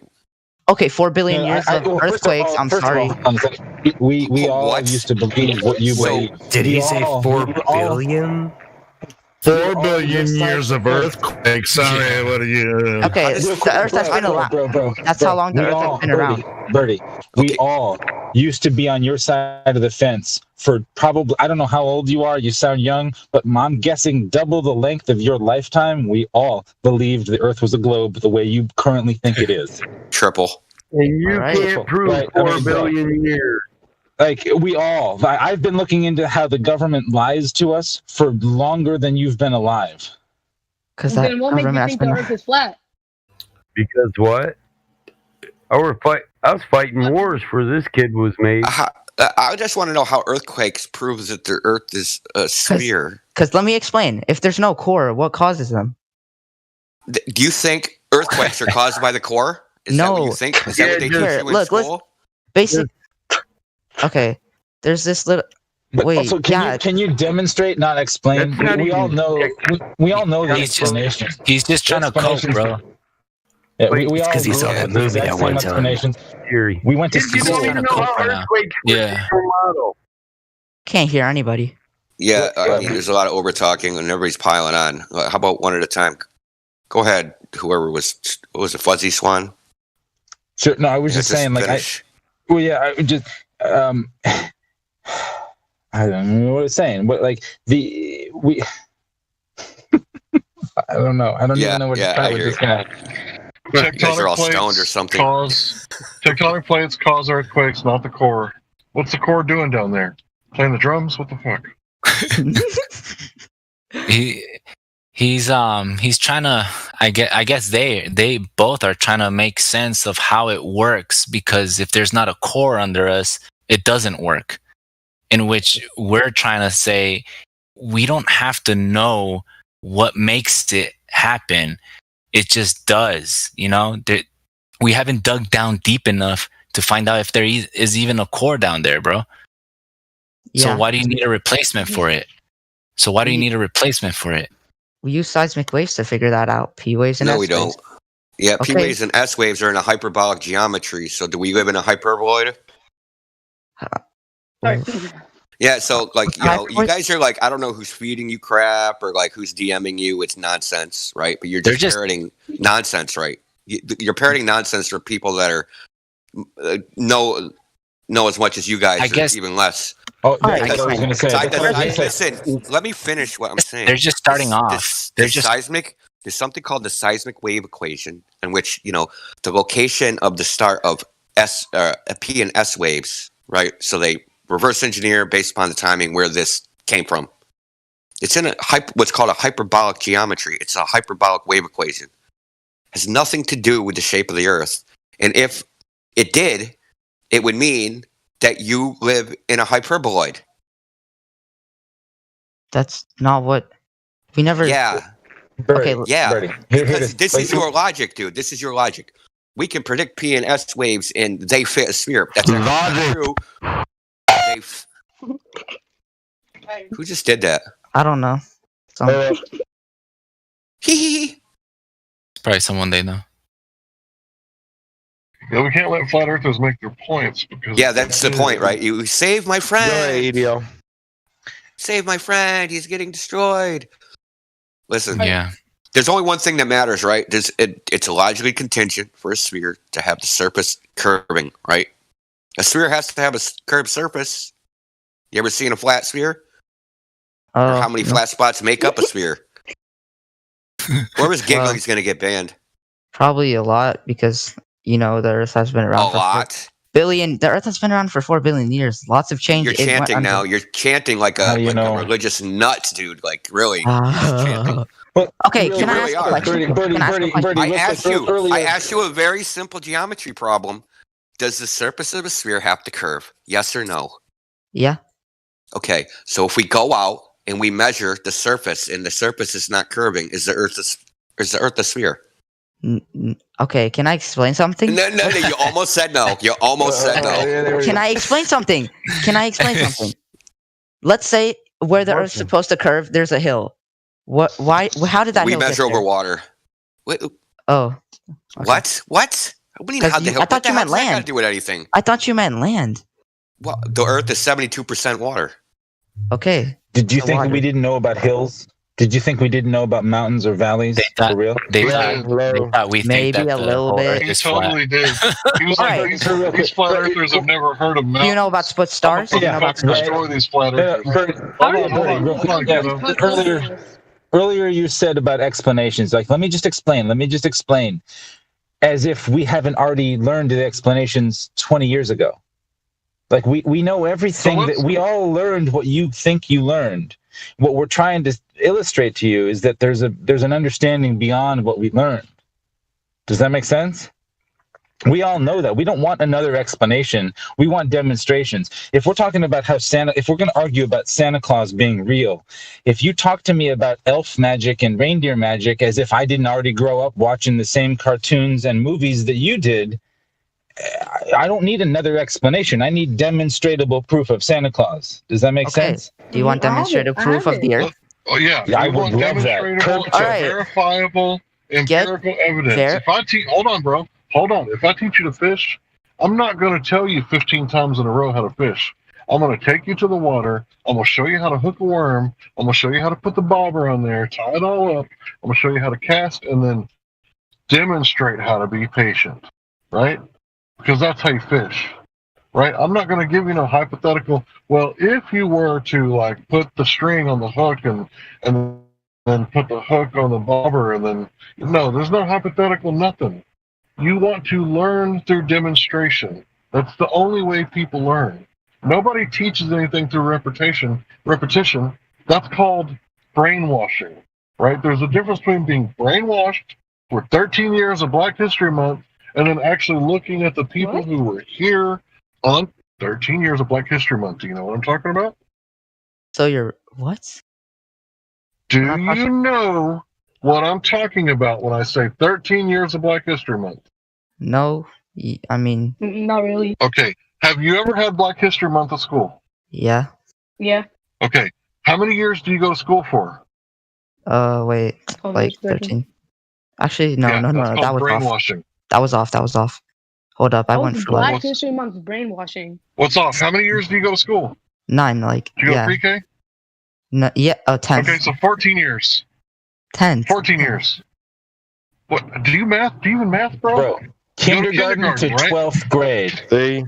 Not 12, 8th. 12th grade is when public school stops. 8th. What the heck? I'm in What is he 8th. talking about? Public high school. I'm in You don't know 8th about grade. public high school? This dude's high, man. Can we get to the point or something? Just I'm not the one who's Yeah, believing sorry. in a theory disproved thousands of years The ago. point is, instead of learning what you learn in school, right, you should go and read the actual historical journals and documents that were written by the people that were on the ground from Europe in the Americas from the 1400s on. So, All right. can Can I? I like have some like show you guys? Not show you guys, but give you guys. No. Yes, show us. Demonstrate. We need a demonstration. I just told you about. We don't need another explanation. We need a demonstration. Indio, ask him a direct question. Lots of questions. Then none of them are answered. He can't answer them because, as we know, none of the globe claims can actually be demonstrated in reality. They can only be talked about, and we can draw little Can I diagrams demonstrate it? and pretty pictures. Yeah, demonstrate Okay. anything. I'll do they demonstrate know it. that we tried to prove the globe? Most of us here, do they know that we all tried to prove the globe, and that's why we're here? Yes. Okay. Can I just demonstrate it? Yeah, let him. All right. Can we agree that stars exist, everyone? Yes, stars exist. They're light in the All sky. right. Fantastic. Just checking. Just checking. What is what? Don't want to believe that fake sense. Okay. Go on the northern hemisphere and go on the southern hemisphere. Why do some stars are visible on the northern hemisphere and some stars are visible on the southern hemisphere and some stars aren't visible? Explain. Perspective. We all have the same sky on the flat Earth, don't we? Listen. Yeah. No, listen. That's not how it works, dude. It's not how it works. You don't know how vision works, and there is no hemispheres. Oh yeah, it is flat. That's right. There is no hemispheres. I think you're going to slip in sphere by just saying hemisphere. So if I had a row of streetlights that were 50 feet tall and they went off on a perfectly flat surface into the distance, are they going to appear to approach the horizon and then disappear? A street light that went 50 Street light feet? that was 50 feet above my head. So it's a row of street lights. They're 50 feet high and they're 100 yards apart, and they just go on forever into the distance. Yeah. Mm-hmm. Am I going to see all those street lights even though they're over my head? No. I'm going to see like the last street. Of course not. They're going to go into the horizon. I'm not going to be able to see them anymore because they're going to be they're going to be into the vanishing point, and they'll be beyond the diffraction limit of my eye. Okay. Right. It's the same thing with the stars in the sky. It's identical.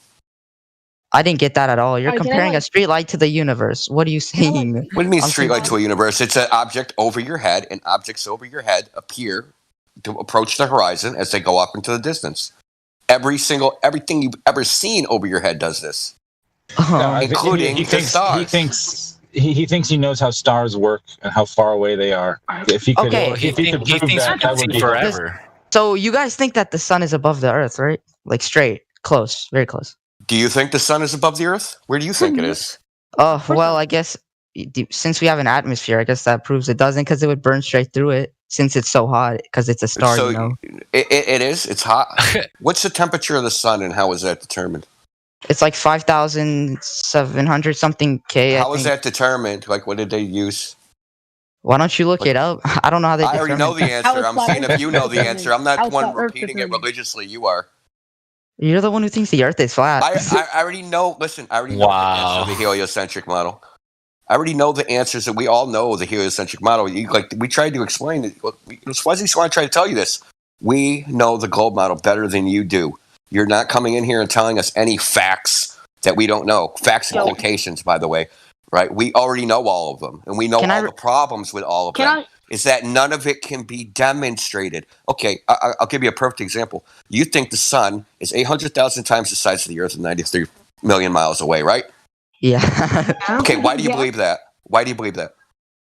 Because they said it, right? Because they said it. So I'm going to ask you the method of measurement where they measured that distance and size. Go for it. Go. Tell me.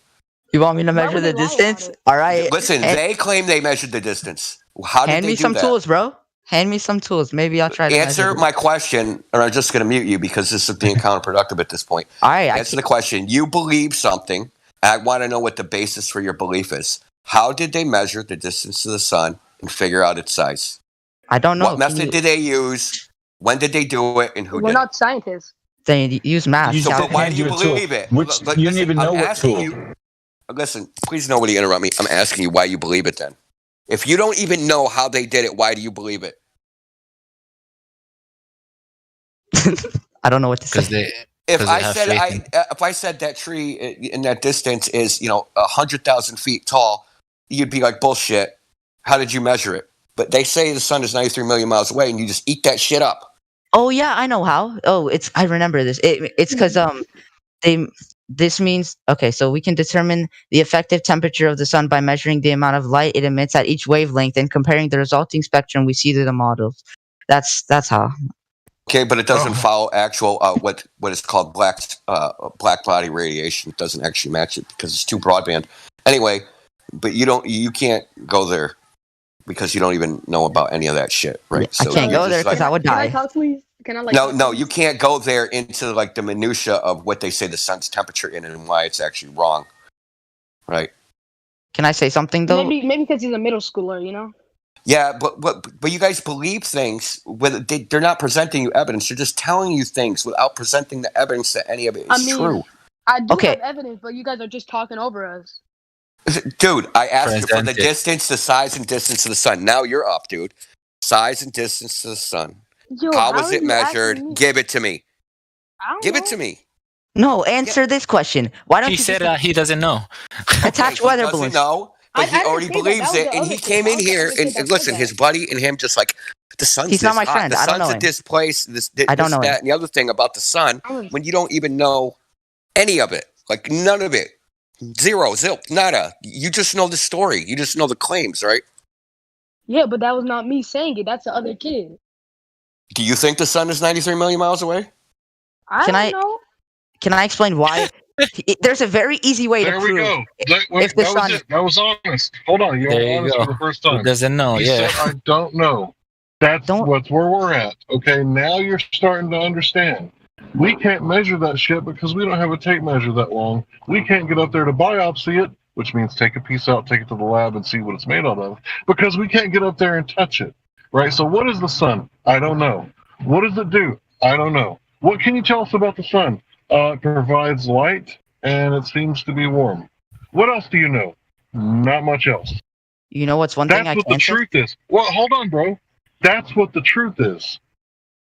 That's what the honest to goodness truth is. We don't know much. You can't verify it for yourself either. You have Nobody to trust. can. I can. Exactly. You Get have to two weather trust the balloons. government organization. Get two weather weather balloons and fly to the sun? Yeah, because it's so close to us, right? It should be right there. It should pop, heat up the weather balloons, pop them, send them. No, we It don't should be know right what next it to is. him. That's a straw We don't man. know what it is. That's a straw man. Yeah, You know we what don't know what it straw man is, bro. He's Everyone- wondering. Anyway, I got a question. I brought up the sun for a reason. When random people send weather balloons to space, it turns to the sun. It's How could a weather balloon go to space, dude? I'll send you. Let me look. Let me look at some videos. Weather Hold up. balloon. Listen, I don't think that you understand where they say space begins. Okay. Weather Why do balloons we give pop NASA money? Okay, shut the fuck up, dude. Seriously, I told you. Wait a minute. Weather balloons pop way before they get to space, like 5% of space. So like that's silly. But I brought up the sun for a reason. I brought up the sun because the distance and size of the sun is used for the entire rest of the heliocentric model. Everything.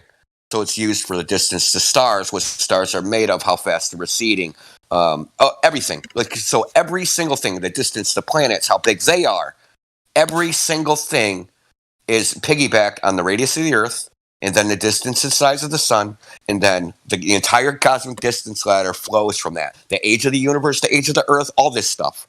You don't even know the foundational measurement from which all this this Rube Goldberg device of bullshit is built, right? You are invested in a religion. You are just like in a cult, man. Like, and you don't even know it. And we're trying to tell you that they make a lot of claims, and that you should be able to verify these claims by experiment, because that's how science works, right?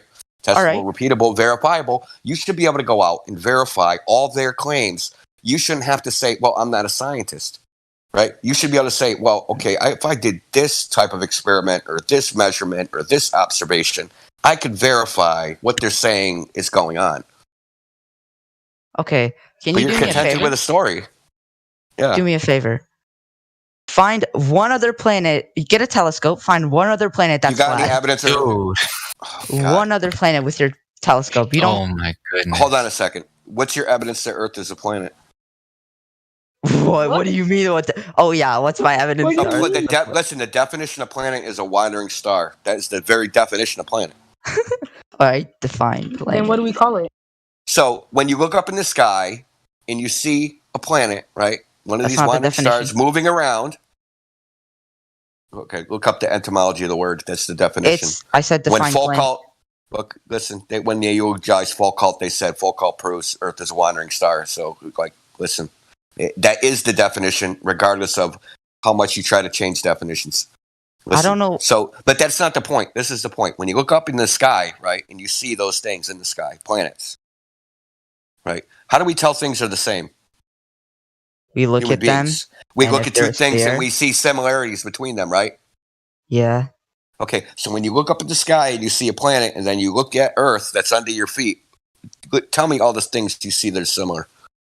They're planets. No, let me define a planet though. A celestial body. No, I mean properties. Actual properties. You're standing in your room. You look up. You look at the lights in your ceiling. Tell me about what that tells you about the floor. Oh my god. Yeah, let's compare that to the solar system. Okay, You very can't smart. compare The your solar ceiling to the whole solar the system. ceiling to the. Look, you can't even pass a basic logical test of this, right? So, like, you know how we classify mammals, right? We pick like similar properties. They birth their young live. They have, warm blood. They have these similar things, and then we classify them. So, and we can test this, right? I can take a cat and a dog, and I can test to see if these have these similarities. Yada yada yada. I'm asking you, really simple. List a single one, not just a single one, that you observe here on Earth with the Earth and a planet in the sky? Just All one. right. Mars has volcanoes, just like Earth, I guess. That's one. Oh my God. Or is that not backed by science? Is that not observable? They send space probes there. Oh my goodness. Holy, that's So there are when you're looking volcanoes on through Mars. Are to you the sky. serious? Yeah. So you've seen a volcano on Mars. Mars You can see that from Oh Earth. God. I think it was NASA. One of them sent space probes to Mars. Okay, so your belief again. Your belief in the words of strangers again. Why would they lie about a volcano? Isn't there Who like cares why a they would rover lie? right It's now? irrelevant. The point There's is a you rover can't on it. test it. The point is you can't test it. The very No, definition of pseudoscience are claims or theories which are not falsifiable by experiment. That is the definition of pseudoscience, right? Can you let me say something? If it's relevant to this topic, if it's a deflection, no. It's relevant to the Earth is round. The fact that the Earth is round. The fact. Right. You don't even know what a fact is. All right. So like I literally have proof of it's from me, coming from me. So basically I've been on a roller coaster, Canada's Wonderland. It was pretty cool, all right? When you go up that roller coaster, you can see the curvature of the Earth. Wow. Oh my goodness, no way. Bro, do you know who? Why are you trying to argue with You could have done better than that. Yeah. I'm just saying. Do you know who Neil deGrasse Tyson is? Neil deGrasse Tyson is?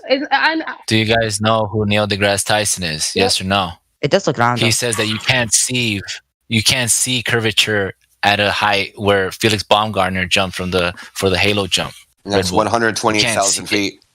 Yeah. Are you saying So Neil deGrasse Tyson is wrong?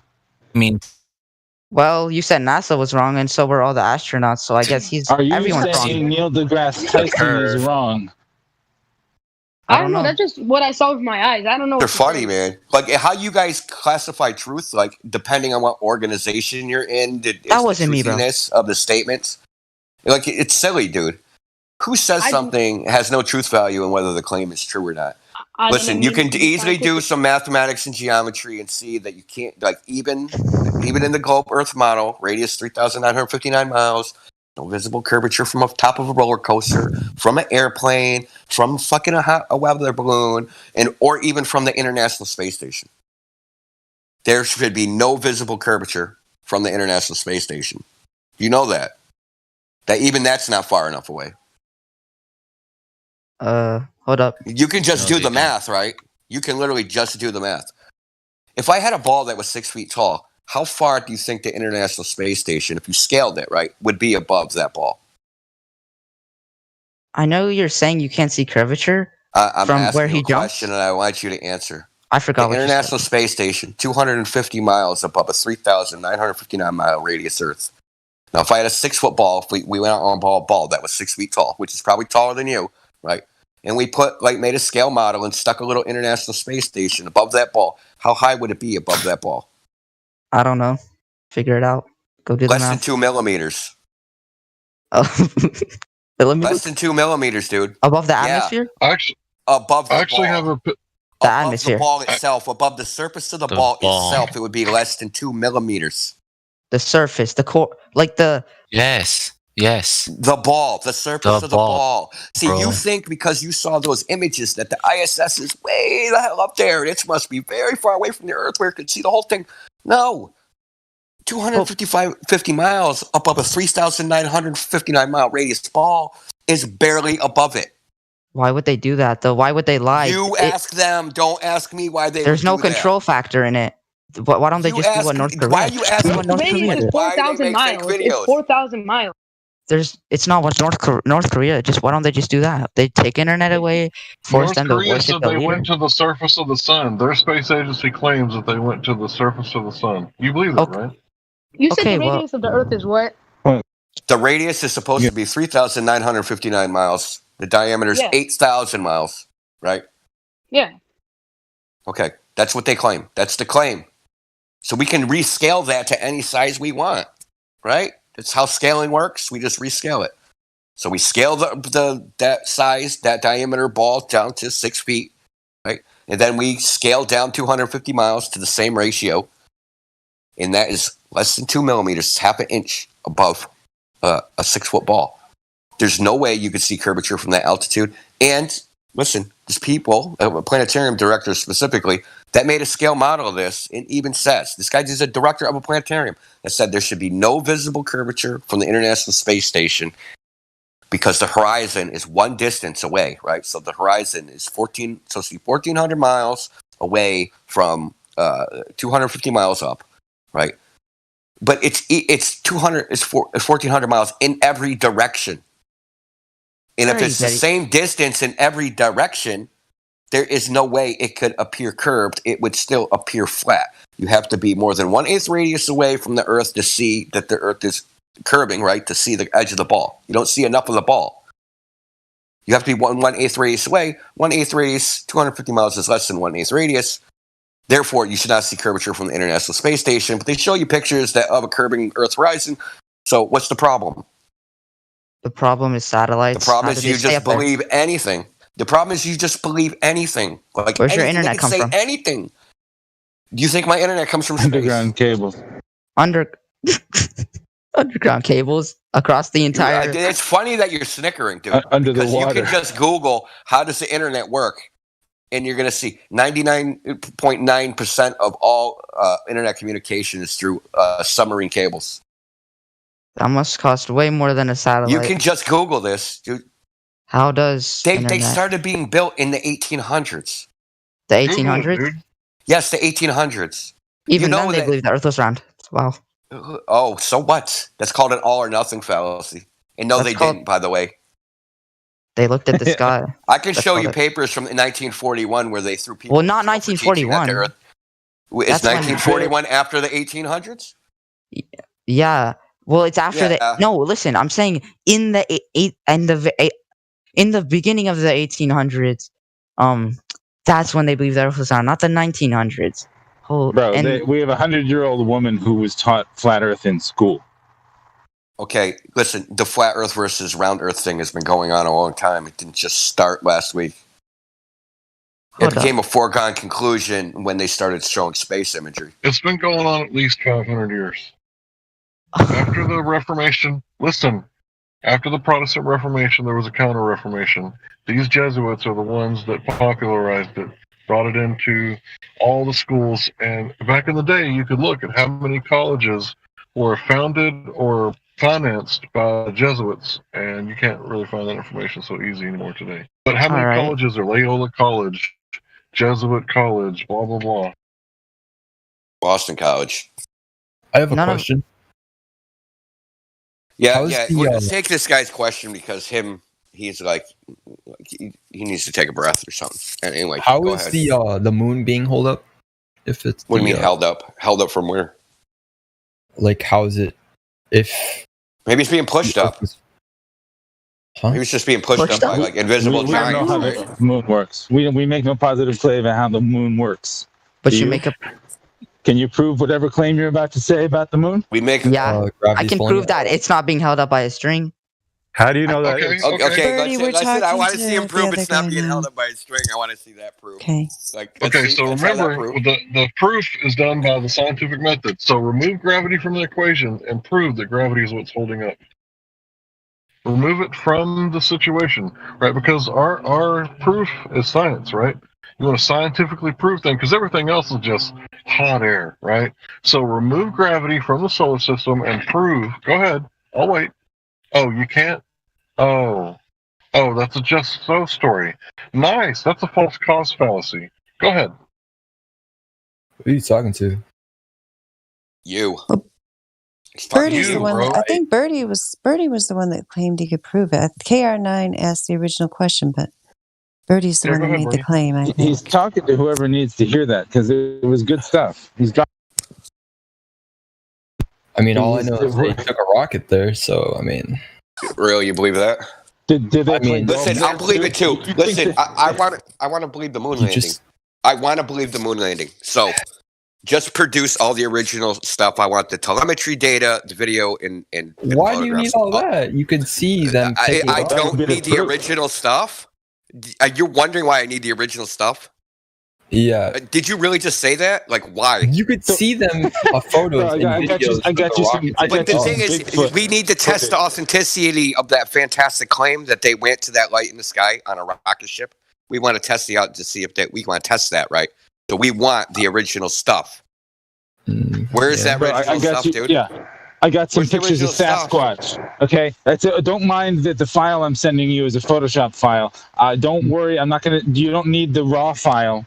Just accept this Photoshop file, please, of Sasquatch. So where is the original stuff? Like, where's the original telemetry data? Where is all that? Why are you hitting me with these big words, man? Telemetry data is the path that the rocket flew. Oh, well, I don't know where By their own admission, they deleted that stuff and destroyed it. By their own admission. By their own admission, they destroyed all the original records of the moon landing. Thousands of feet, tons, literal metric tons worth of data tapes. 33 pallets. 33 pallets of stuff. They destroyed. All right, what about the Mars landing then? What Mars landing? Give us the original for that. What do you mean, what Mars landing? The Mars story, that news story that he saw in the Idiot Box. That rover that landed. Yeah, it's on Devon Island. You know where Devon Island is? No. You know where Devon Island is? So Devon Island is where they do the training. Let's call it training, right? Training for their little Mars missions. The testing. Yeah, the testing. Yeah, well, that's where they're doing it. Except for they added a red filter to it and then said, "Now we're on Mars." Couldn't you just go there though? No, I can just go to Devon Island and inspect NASA's facility, and then that's what I can do, and then I can inspect all their video and see if they're duplicating it and if they're putting it to news agencies to figure out if they're just saying they're really on Devon Island but they're claiming they're on Mars. I can just test their shit, right? That's what I can do. Well, if you don't believe really saying that, as soon as you break the second law of thermodynamics. Look, I'm gonna ask you a question. Why should I believe any fantastic claim? Why not? So I have a picture of Bigfoot. Not? I have a picture of Bigfoot. Do you believe me? Probably not, because it hasn't been found. Okay. What? You could say Australia. It hasn't been found. If someone says they live in Australia, am I going to believe them? Am I going to believe them? Okay, enough with the memeing, dude. I'll just ban you. Okay, seriously, get real or get out. What do you mean? The memeing? The Australia memeing, dude. Okay, we're not stupid. You're not slick, Russia. And you're not clever. Okay. If someone said they lived on Russia, am I going to believe them? Yeah, because I can actually go to Russia. I can go to Russia. I can go to Russia though. You go there, you tell me, I might believe you, but I need pictures. This is not the same thing. This is called a false equivalence because they're making fantastic claims of going to crazy places where the laws of physics that you know and that we all experience don't exist. Or Narnia. Right? If I claimed that I went to Middle Earth and saw pictures of orcs and Bigfoot, and I provided you with some really slick photos and video, that's obviously proof. Why would you deny believing that? Right. Well, they're not the same claim. You're trying to make a false equivalence. What do you mean, right? I'll believe you. Right? Maybe. You believe me that I saw orc and went to Narnia, talked to Aslan, and talk. Yeah, are you serious? Video or picture? God, Bigfoot. You must believe in Bigfoot because we have video footage of it, right? Lots of it. We have lots of Bigfoot footage. Are you kidding? We also have cryptozoologists who claim it. Do you know how many pictures of Santa there are? Jesus Christ, dude. There's millions of pictures of Santa. Yeah, some old man with a beard. Santa Claus. So, I guess, what do you mean when you say right? You're being intentionally dishonest. And that's disgusting to me. Really, you are being intentionally dishonest. All right, I have a question. Why would I believe the flat Earth if I saw a picture of it? We don't want you to believe it. Yeah. Okay, why am I here? The whole point is we started trying to prove it. We want you to go out and test the globe model. Why does NASA send a flat earther to space? I'm actually confused. Yeah, okay, so I say test the globe model, and suddenly you go into an epileptic fit. Calm down, bro. I'm saying you listen. You're the one who can't stay on topic, dude. You're like a ferret on meth with ADHD, man. I said, You made a claim that we want you to believe the flat Earth. Why we want you to believe? We don't want you to believe anything. We want you to have knowledge, right? And the way to have knowledge is to experience things. So go out into the world, the real world, not the one that's in an idiot box. Go out into the real world and test the claims and see if they match what they say they should be. That's the scientific method. And you're actually afraid to do that because you're afraid your reality will come crashing down on you. Doesn't really matter. You're never going to space, dude. I have another question. If the Earth is flat, then what's underneath of it? Underneath what? What do you mean underneath? There's the top of the Earth that we're living on. Yeah, the Earth is not a distant space floating around. It's not that way. We're not in space. We're not embedded in some larger space, dude. If it's a sphere, how do you know what's at the core? We can only go not even 8 miles. How do you know what's at the core? Sorry, I can't.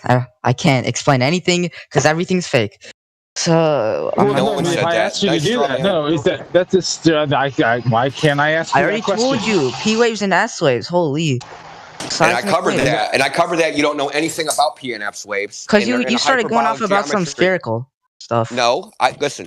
Because they're in P and S waves, the equation for them in the first place is in a hyperbolic geometry. It does not assume a sphere. So you saying P and S waves prove a sphere is fucking impossible. What's a hyper blah blah? What's that? It's an inverted sphere. Inverted. Okay, think of an hourglass. Look up hyperboloid. Type it in. Wait. A saddleback. It's 2 saddlebacks back to back. It's technically like an inverted circle. It's just a mathematical function. So they just use. You cut out.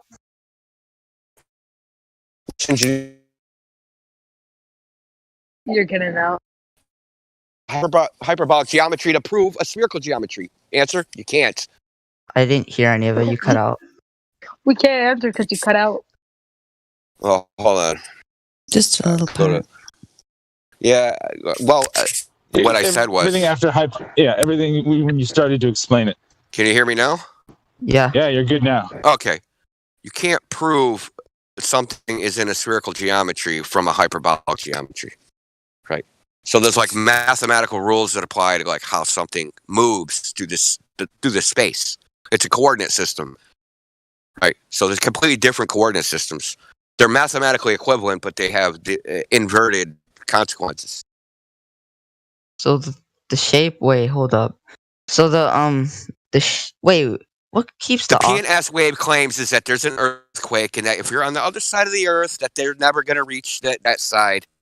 That's actually silly horse shit, because the path that a wave travels is hyperbolic. That means that the path is going to always come back up to the surface in the model itself.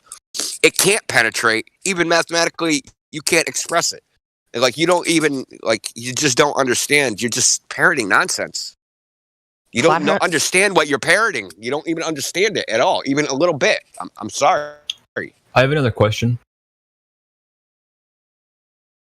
Does anybody have a picture of the flat Earth or the Earth on the flat side of the Earth to take a picture of the entire thing?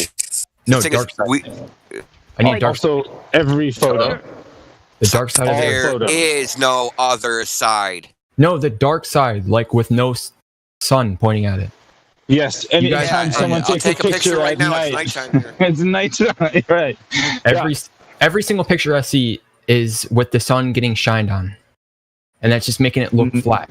Are you fucking retarded? I took a shot at night. I took a fireplace at our campsite at night the other day.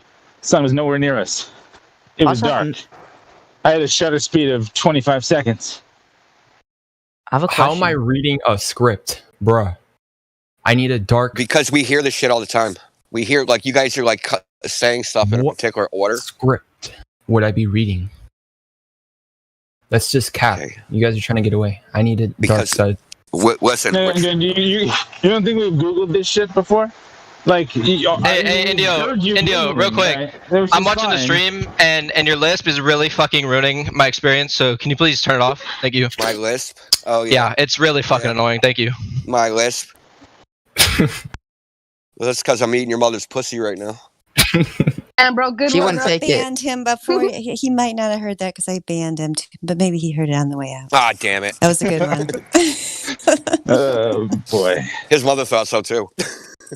Oh gosh, How does he get banned for that, but not that? What the heck? I'm confused. Funny. Personal attacks. It's in the rules. Why don't you Because read I'm in them? charge. Okay, wait. How does the oxygen stain the Earth if there's no sphere? Because they told me there's You a really dome. just asked that question? Yeah. I just want to see. You really just. He really just asked why there's He gas really pressure did. without a container. He sure did. I did mention second law of thermodynamics a moment ago. Actually, gas Do you can't know what stay. that is? Gas can the second law of thermodynamics proves that Jupiter doesn't exist if that's the right one I'm thinking about. No. You're close. It proves that space itself doesn't exist. Jupiter doesn't exist the way that NASA currently claims it does. As a gas It's giant, obviously right? a light in the sky. I know it's not a gas giant, not in space. No. My question got passed. So what you're saying is stars aren't able to form because Jupiter's a failed star. So if that's a gas giant, The entire how do you know astrophysics cosmology anything? is utter pseudoscience and bullshit. Yeah. How How do do you know stars anything form? about Jupiter? How do How do you stars know form? anything about Nobody Jupiter? knows. nobody Nobody knows. knows Let me how bring it stars back to form. science. Let me bring it back to science. How do you manipulate the variables in space? How do you manipulate the variables in space? I don't know. Yeah, because in Throw order a to do spaceship science, in you have to manipulate the independent variable to see if it's the cause. So how do you wiggle the variables in space? Is someone on Mars? There's someone on You Mars can't. now? We No. went It's a from trick now, there's an question. AI sentient droid on Mars now? Yeah. Get that space probe in there. Maybe bring some Martian dust Well, back. how did they break the second law of thermodynamics to get it there? The second law of what? Oh wait, so you're saying you can't go to Mars because of the second law of thermodynamics? Yes, sir. Okay. That footage must have been a lie. Well, you laugh as if you know what That's it is. right. What is The second law footage of is a lie. thermodynamics? Can't believe they're spending trillions of dollars on a lie. It's A lot of trillions. money. Now it's trillions. You're just like making stuff up, right? Like It is trillions. It is trillions. It's trillions. They spent trillions of dollars to go to Mars. Okay. You just literally made that up. No, you I didn't literally say made that they number did that to go to Mars. I said to tell a lie. Did you not hear me? I said to tell a lie. Doesn't cost them anything. It costs you trillions of dollars. Oh, okay. I don't even have that much in my bank account. We already covered that, right? So they Hey, inflate the currency, and then that's Yep. a hidden tax I know. on everybody. Sir, my Is this So not does this true? flat Earth So, have an so the atmosphere? government doesn't. So does it? Yes, we don't have an atmosphere. No, that's an oxymoron. No way, the What flat about Earth the doesn't have an sun? atmosphere. It No, doesn't because it's burn. not a sphere. It's not a sphere, and sphere is a shape, and gas don't have a shape. Okay, so let's all get cancer from the sun. That makes sense. How close would you guys say the sun is to the Earth right now? I'm seriously done with these childish remarks. Yeah, I mean, like, I've tried to You know what teach them causes about skin science. cancer? Skin cancer. Hold on, kid. Hold on, kid. How Sorry. many Would you times want the have I list? went over the scientific method? How many times did I go over the scientific method? What are the three constituent parts? What are the three parts that you need? That thing is like do science. 20,000 years old. Holy, I don't even know what you're talking Dude, about. We talked to him about I'm the talking scientific about method science. during ladies' night too. Like Oh, 3 this or is 4 that guy? times. That's the kid. Yeah, this is the This kid from ladies' night. aspiring He was yes. Bernie? People are he was talking there. about me? What the heck? Jeez. So Well, you- I'm going to give you one last It's chance. because What people are are the three shocked parts? that you can keep going for so long and Like- seem to have nothing sink in at all. It's outrageous. Yo, my question was passed. Just saying. Yeah, you can talk. Yeah, we're about to get rid of these kids because they don't know the scientific method. Your So I question. went over it several times. My question Listen, is I'll answer your question. Hold on, I'll answer your question, but you have to answer my question that's first. cap. Because it goes to your question. It exactly goes to your question, and it's how I'm going to answer it. All right, let's hear Whatever it. you answer, you give me, I'm going to spit right back at you. Is Okay. reality, the physical reality, universe, whatever you want to call it, is it infinite or finite?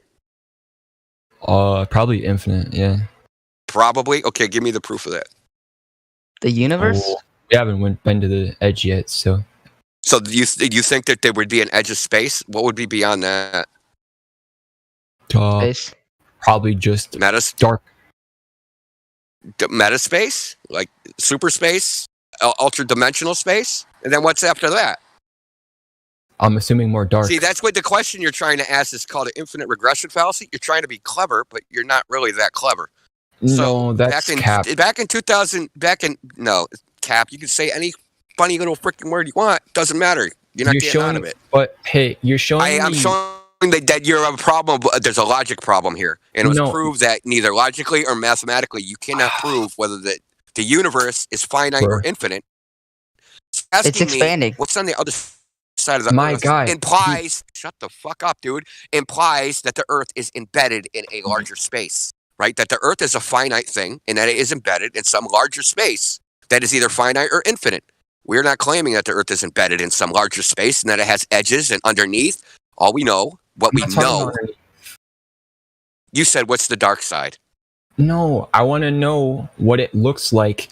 Because you're showing me a whole bunch of pictures. We can't get outside of it to oh my listen, gosh. We cannot get outside of the Earth to take a picture of the entire Earth. Bro, understand that? I think it means nighttime. Pictures. Yes, nighttime. Yes. Okay, nighttime. It's nighttime. I want to have nighttime pictures. You're showing me pictures of daytime. You've never seen a picture of nighttime.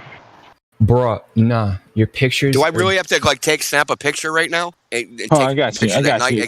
No, I got the moon right here too. Out of Earth. I want to see if it's flat. I can't go there. You can't. Is there any proof? Look, listen. Where have you seen it curve? Oh my goodness! When I was on an airplane. Oh no! So you're saying Neil deGrasse Tyson is incorrect? Is Neil deGrasse Tyson wrong? I don't know who that is, but he. You don't know who Neil deGrasse Tyson is? Wow. Oh, he's like I think he's an famous astrophysicist, right? He sure is. And are you saying he's incorrect? I mean, people so far you're incorrect sometimes.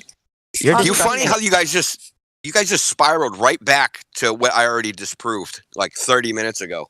I already forgot what that your globe model predicts that there's no visible curvature even from 250 miles up. And saying you can see it from an airplane is idiotic. That's what he said. And that is idiotic, dude. Because that would mean, let's say I believe you. You saw curvature from an airplane. Let's say I believe you, and you walked to the other side and you saw the curved horizon on that side too. That would mean you live on a cylinder, dude. Oh no. Yeah, that's a cylinder. That's not a ball. Okay. Can we go back? If you could see curvature and you actually could complete that circle, that ball would be something like a 250-kilometer radius, which would also disprove your model.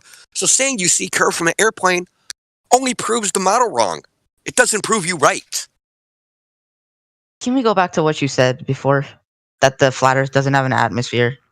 As long as you agree it doesn't have an atmosphere. No, I said it doesn't have an atmosphere. It's not a sphere. So what protects us from the ultraviolet rays? The air. He doesn't understand. The air. Okay. The air molecules, boys. Didn't you say there was a dome around the Earth? Does air molecules absorb light? Yes or no? Bro, I'm going to ask you a question. What is Laplace's extinction theorem of light? The what? Process extinction theorem of light? You're breaking up again, India.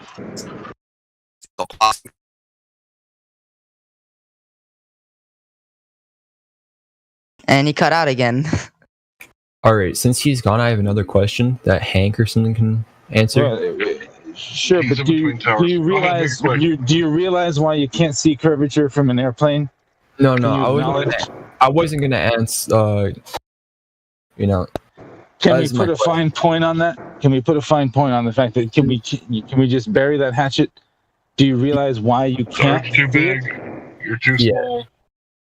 And it doesn't. I was gonna ask, let's say I live in U.S. and I want to take a plane. Why wouldn't I fly over Alaska, the North Pole, to get to China or Russia? Why do I have to go? Yeah, they do that. What are you talking about? Why would they spend more money on the Lyle? What the heck? Who said they're spending more money? This is another one of you just making things up. You just make things up. You don't have any information. So you're just saying that it costs more money for an airline to do it this way versus that way, and you have no basis for that. Okay, Zero. let's say the Earth. let's say we just imagine things and we just make shit up as we go along. Let's say that. Like the flat Earth. Give me the No, flat we actually have measurements, right? We No, have you measurements can't- that you the can't surface start- of the Earth is not curving. It's not made up. Like, you can go out and test it yourself, and you went into a fit when I said go test it yourself. What do I test? Don't want it. The predictions of the globe, right? So the I don't globe have an makes- ocean near me. That's not a. I need a massive. Do you have a body of lake? water. No. Well, Do actually, you live in yeah. a desert? But Yeah. I can't go Yeah, whenever I lake. want. I can't drive. It's not even close. So, It's like far. Well, then that's your problem, bro. Well, we'll wait till you grow up then, okay? Maybe this question is too tough for you. Well, how about this? How about this? You're do you realize grown man why- thinking do you- the Earth is do you- flat. What the? Yeah. heck? Check it We out, don't check it think out. we Did you- know. Oh, We you know know. the Earth is flat. Fuzzy's one. Hold on a second. I'm going to show Yeah, this guy. go ahead, He go ahead. knows the Earth is actually flat too. You don't really You know. experience the Earth as a globe. Yeah, we do know because that's what we experience, and knowledge is from experience. That's where we get knowledge from. Did you Knowledge test it isn't something. Yes, All right. on the body of water? on a body of water. Yeah, Boston Harbor. Where was it? You spent. You went took a Boston plane ticket Harbor. to test it. I don't need to take a plane ticket. I went to the shore in Boston Harbor, Revere Beach. All right. Where was the Okay. curvature of the Earth supposed to be? There was no curvature of the Earth. That's the problem. That's your problem. Is that there is no curvature. I watched a boat go out to 30 miles from 6 miles. Did you keep Tracked by track of marine- it? It's called marinetraffic.com. You can go on the website. The boat is tracked by radar out of Marblehead, where its position is. So I watched it go out to 30 miles from where I am. The globe model predicts that boat is 470 feet below the horizon, but it never went below the horizon, ever. What? The horizon is the sky. How does it go below the sky? When Like we- in the ground? The horizon is the sky. The horizon is the dividing between the land and the sky or Yeah, water. you can't go below the sky. In your model, what do you mean the sky, dude? Below the horizon, you think that a boat goes up into the distance and sails over the edge of a ball, and that the horizon itself is the edge of that ball, right? That's what you think. What? What are you saying? He doesn't even know his model, bro. Jesus Christ, dude, this is like pulling teeth, man. See, this is Yeah. why they don't It's like teach talking this to a stuff monkey. kids until Yo, they're getting much India older, right? or Hank Hill. That's why they just don't. Yeah, go ahead and Does- ask your question. India. Listen, do ships go over the horizon? Yes or no? When a ship goes Uh, off into the distance, does the bottom disappear first and then the Yeah. top? The bottom Okay. disappears first. So when that doesn't happen, why does that not happen? Because it's too close to disappear. You're So too close 30 to it. miles, 30 miles, according to the globe radius, is way more than enough because there are no 47-story ships floating out in the but ocean. light refraction should be able to explain that. Oh, according it to- should? Okay, so give me the predictive model for refraction of light in the air. Give me that. Hold up. I have to do some like Google search.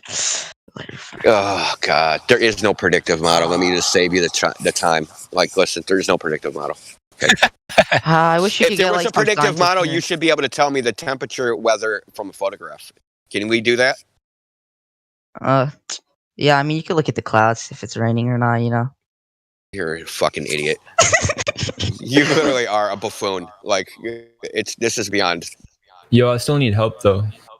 No, here's the deal. Their brains are not developed enough for them to be. Oh, our brains aren't developed enough. Okay. You're Yeah, not. look You can't into even it. have Your an honest brains are conversation. developing. What made y'all think there Your was a stat? brains. Why are you guys giggling? Right, we're talking about Direct serious stuff. We're experience. Because I teaching think you this is science. dumb. That's why. We're teaching you how to What you guys are verify saying. whether you're being It's lied so dumb. to. You've been here for like 8 hours now. It's so Yeah. dumb. You've been here for It's 8 fun hours of debating. failing. It's 8 hours not of 8 hours. failing, dude. You 8 guys hours lost of track of You're it. not failing. debating. 8 You hours haven't of proved failing, dude. anything. Do you Right, understand? Makan. You've been here for 8 hours of failing. If the Earth was a globe, any glober could come in here and in 3 minutes provide the data and experiments that demonstrate the surface of the Earth is curved. And none of you can do that. The server's been here for 4 years. All right. Look at the. Why? Can I Yeah, say Yo. something? Birdie and Birdie. Birdie, No, jump in why? here. Why? Answer the question or get muted forever. Like, What? seriously. Yeah, Yo, what? Just chill, bro. See. We're done with your shit, dude. Like, we're done wasting our time. You're in the time wasted category right now. You're wasting our time. Okay. Yo, India. My question though. Yeah, hold on. So, Birdie and Makan are actually, I guess, this is from Makan. So you said, what is our evidence of the Earth being flat. Well, again, the first thing I told you in here is like there's this false dichotomy. You have two models, neither of which we live on. That's the globe, Earth, and the flat disk in space, or whatever else you think it is. We just live on Earth. Now, why do we not believe in the globe? Well, when you first, and I'm talking to Birdie, right? When you first came in here and you said science over the course of 2,000 years has given us the understanding that we live on a globe. I said, oh yeah? Why don't you share it with me? You were unable to. You are no different than anyone else who's come in here or anyone else out there. If there was evidence for it, we would have asked for it. We would have received it. I don't know what else to tell you. That's pretty much it. We would have found it ourselves. All right. Can I say something then? He already flopped to like, we're not scientists. We can't give that to you. Can I say something then? To try at least to prove it. The Earth is. No, you got to answer the question: why hasn't it been given to us by scientists that have come in here? Scientists have come in here. Yes, we've had PhDs. They're obviously lying about it. We've had listen, lying about what? Like lying about what? What being a scientist, no one's gonna. They don't have time to come in here and talk about the flat Earth. We're lying. Go on my YouTube. Listen, go on my YouTube channel. We've eviscerated multiple PhDs on here, so you can go on my YouTube channel. PhD in cosmology. We've had multiple PhDs in physics, PhDs in geology. You name it, dude. Just you name it. We had Mick West in here. Who else have we had in here? Can I explain why? Phil's got a PhD in physics. Why? You're going to tell us you didn't hear any of what they did or said or any of the actual interaction, but you're going to tell us why they failed. Because every time they say something reasonable, you just say gravity doesn't exist or something like that. Dude, that's a straw man. Okay? No one here said that. Okay? Oh, no one said that? No, because like every single time we're trying to talk, you guys just try to say another thing so we can't really talk because you guys keep on talking over us. Because you guys are trying to listen to what you're saying. Okay, listen. This is what we hear, right? You repeat some mantra, right? Some story that you heard in school, and we ask for the evidence of it, and you can't provide it. I'll give you some evidence right now. Look, okay, I said this before, but I never got to fully finish my point. Okay, so the moon in flat Earth models that I've seen of the flat Earth, the moon is above the flat Earth. How is that an evidence of the? How is that an evidence? Because let me explain. No, how is that an evidence? Let me explain. It's evidence for the globe. Let me explain. Let me finish. Just let me finish. How are you gonna start? How are you gonna start how are you gonna start with the flat Earth if you're talking about evidence for a globe? I'm gonna give you evidence if you let me explain. Like, hello, just let me give the evidence. All right. Okay. You can't even logically connect it, dude. That's the point. You can't connect it logically. Let him just finish his point. All right. We only see one side of. Hold on. Okay, Professor Dave. So listen, I already know what you're gonna say. Right. I already know what he's gonna say. What he's gonna say. Yeah. Before you tell him what he's gonna say, what you're saying, you have evidence of the globe. Like, so the only thing you're gonna do besides tell me what Indio is gonna tell you that $100 right now, that's exactly how it's gonna go. The what?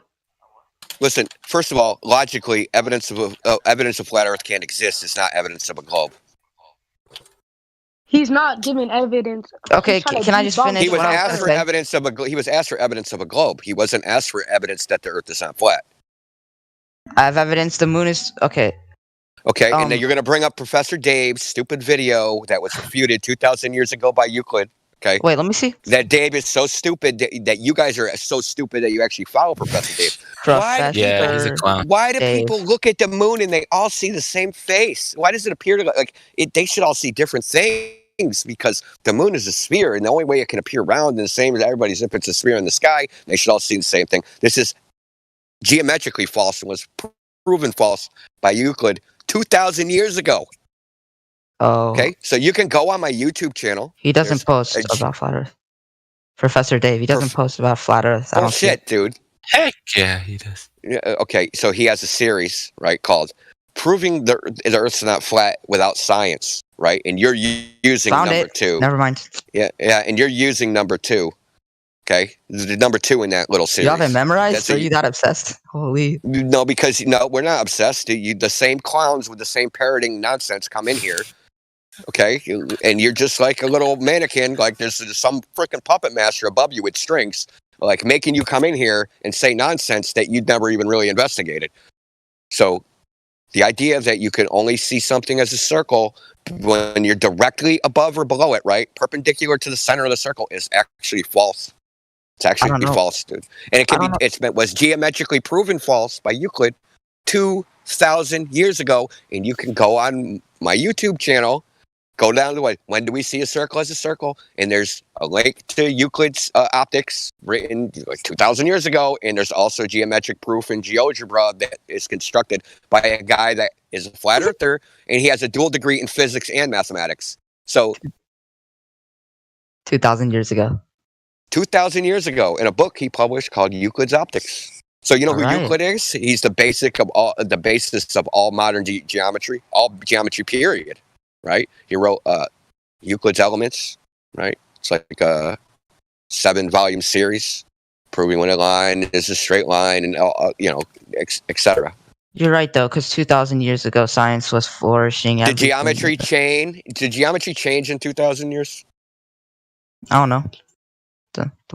Actually, it was pretty old. Geometry is pretty old. Yeah. And Euclid is the grandfather of all of geometry. Can I say something? I give up, bro. Honestly, this is a lost cause. You guys can just believe your hoops. We're a cause? What cause are we? You guys don't let anyone explain. I'm leaving. I'm done, bro. We're a cause? My bets. We're a They cause? say they want proof, Dude, but they did don't you let not anyone explain. Did you listen? Causes don't exist. We The government's address lying. causes. Listen, causes Yeah, do guys, gravity exist. isn't real, you know. You're spiraling, both of you. I'm spiraling. Oh my god! Bro, I can't bring them back to my religion. Oh my gosh! Everybody, chill out. Can I talk, Do please? this in a calm and courteous manner. Can I talk, please? Yeah, but if you're not acting, stupid. Okay. Like, so just say whatever your point of view is. All right, hear me out. Hear me out. We don't want a point of view. We want objective, empirical evidence. Objective reality is. Just let Can me you talk. please stop talking over me? No. Okay. Go ahead. I'm gonna lay the. Who just said no? I don't know. I just VC verified you being boing bong, and you said you were going to follow the rules, so you have to take turns talking and listen when other people are speaking. Remember, we all talked about that. Bunch of people that just came in. Sorry if they crashed, you guys. Okay, so we're gonna set some ground rules. That's the point of this, right? We don't care about opinions, feelings, or anything like that. Yes. We want objective, empirical evidence that the Earth is a ball, or is not flat, or vice versa, or any combination thereof. Objective empirical evidence by data, demonstration, not stories, not fan fiction, actual evidence. Data, dude, like data, measurements, shit like that. Can I ask a question real quick? That's the ground rules. Now go. Okay. Why are we wasting our time caring about this topic when most of us are Who is we? We're not the people in the group chat. Just wasting our time on this topic when most of us are not going to space and it does not affect their lives whatsoever. He's right, honestly. Why am I even in here? Why are we doing this? Yeah, you're right. Why are you spending your time? Did we ask ourselves that question every day? Thank you very much. Welcome to Flat Earth. We ask ourselves, if nobody is going to space, right, and nobody is doing any of these things, why is space on TV 24 hours a day? Why do every time I turn on the news, they shove a globe in my face? Why, when I go into kindergarten, they have a ball in the corner and say, this is where you live? Why is it important to them? Basic knowledge. It's not knowledge. Okay, so we're going to cover that. I'm going to ask you. What is this? My bad. Elijah, I just want to say this. What is the source of this knowledge? I don't know. I'm not a scientist. The source is called the people that went into space. I don't know. What's the source of your That is not knowledge. That's belief. You believing in the words of a stranger. So I want the source of your knowledge. Hey, what control do they get from this? I am going to ask one more fucking time. What is the source of this knowledge? Why would they lie? Can I ask you that one more time? Birdie, I'm muting you. You've asked Go that ahead. like 70,000 times. We're no moving one's on to answered someone else now. Okay. What is the source of this knowledge that you say that it is basic knowledge? I have. It's basic knowledge. You made the claim that it's basic knowledge. Now support that claim, dude. Hold on, just hear me out. I have better things to do than research about something that does not. Then why are you here, bro? It's basic knowledge. You shouldn't have to research it. It's basic. Remember? Retard. It's basic. Retard. It's basic. Talking to people who don't fucking care. Most of these people do not care. Who cares? Listen, we don't care about your feelings. I literally said I don't care if you care. You sound like you never even. Listen, I have kids older than you. Okay, I have kids older than you. Well, Indio, can I step in here? So you asked us. Muted. Now we're talking to. What about Lardex? Was he? He seemed he had some hope, but no. Yeah. Sorry, Elijah. I didn't mean to interrupt you, but we're not talking to Boing anymore. You want? I don't know. Go ahead, Elijah. If you want to just say something in general. Well, I was only gonna ask him like, you're saying no one cares. Like, you don't have to be here. I'm here to talk to like-minded people, and on the occasional moment that a globe earther comes in here asking us why we're in here, I'm gonna tell them. But I enjoy being in here. Why are you here? Why do people who think this is ridiculous and something that doesn't matter, why do they waste their time coming in here arguing with us about things that they don't know, that they don't have time to research? Why does that happen? Good question. Maybe we should try Not Jamal. He's VC verified and he's gone through the 3 points before. Are you there, Not Jamal? Maybe he doesn't want to talk. Do any of the people we just checked in actually have a legitimate question that doesn't involve a personal attack? Or caring. Yeah. Sharing is caring. Why does he care enough to tell us that we shouldn't care? I have a question. All right, tell us, Dater. Please redeem your group. Oh, I don't know any of those others, but okay, good. That's a good sign. Yeah, I was just wondering if I live in a rural part of the country, so I can see the stars very clearly. So if I see the stars rotate above me, how do I know that I'm not rotating, but the stars are rotating? Like going across the night sky. Okay, so we see what's actually seen is this, you don't see them rotate, right? It would only be a rotation if you assume that you're spinning. I'm sorry about that assumption, but how do I? Yeah, like we actually see what you see is they take arcs, right? These arcs that can come up with the horizon, they take an arc in the sky, and then they go back down. That's what we actually see. Right. This is what we actually experience in the real world. But if I was on the star looking down onto the Earth, would I see that it's flat or round? Because according to relativity, things move differently according to how you perceive them. I don't even think you can be on a star. I mean, what makes you think you can go stand on a star? It's just a hypothetical. Okay, we don't really do hypotheticals here. I mean, like, we're talking complete fiction, right? So we're going to talk about whether a star is some terra firma place you can go to and look back at Earth, and then what are you going to see? Let's just imagine things. That's all we're going to resolve is our imagination. What we imagine might happen. I mean, if you want to speculate, do we have a speculation channel? All right. Yeah, because all that stuff is speculation. Anything in the sky is fundamentally speculation. And like, here's a funny thing, is that they admitted this when they came up with the heliocentric model, and somehow now everybody's just forgotten. So when Copernicus wrote Revolutions of the Heavenly Bodies, he even said that they can never know the true causes of the motions of the celestial bodies. They said this back then. And that they're only coming up with this model to make predictions. And the reason they're making the predictions was for astrology, because they wanted to make better predictions so they could predict the future. And like this has been buried down the memory hole, and it's just been like, cultish, like this is now science, whereas they were using it for freaking witchcraft, basically. But your original question was, how do we know the stars are moving or we're not moving? Because we have no reason to think we're moving, because we don't experience that. When we look in the sky, we experience moving stars. You go out of your house at noon and come back out at 5 o'clock, the sun moved. You don't see your house move. You don't see the earth move. So if somebody has some evidence contrary to that, they need to back that claim up. Well, on top of that, failure. So yeah, failure implies that the earth ain't moving. It doesn't imply it. Definitively proves it's not moving.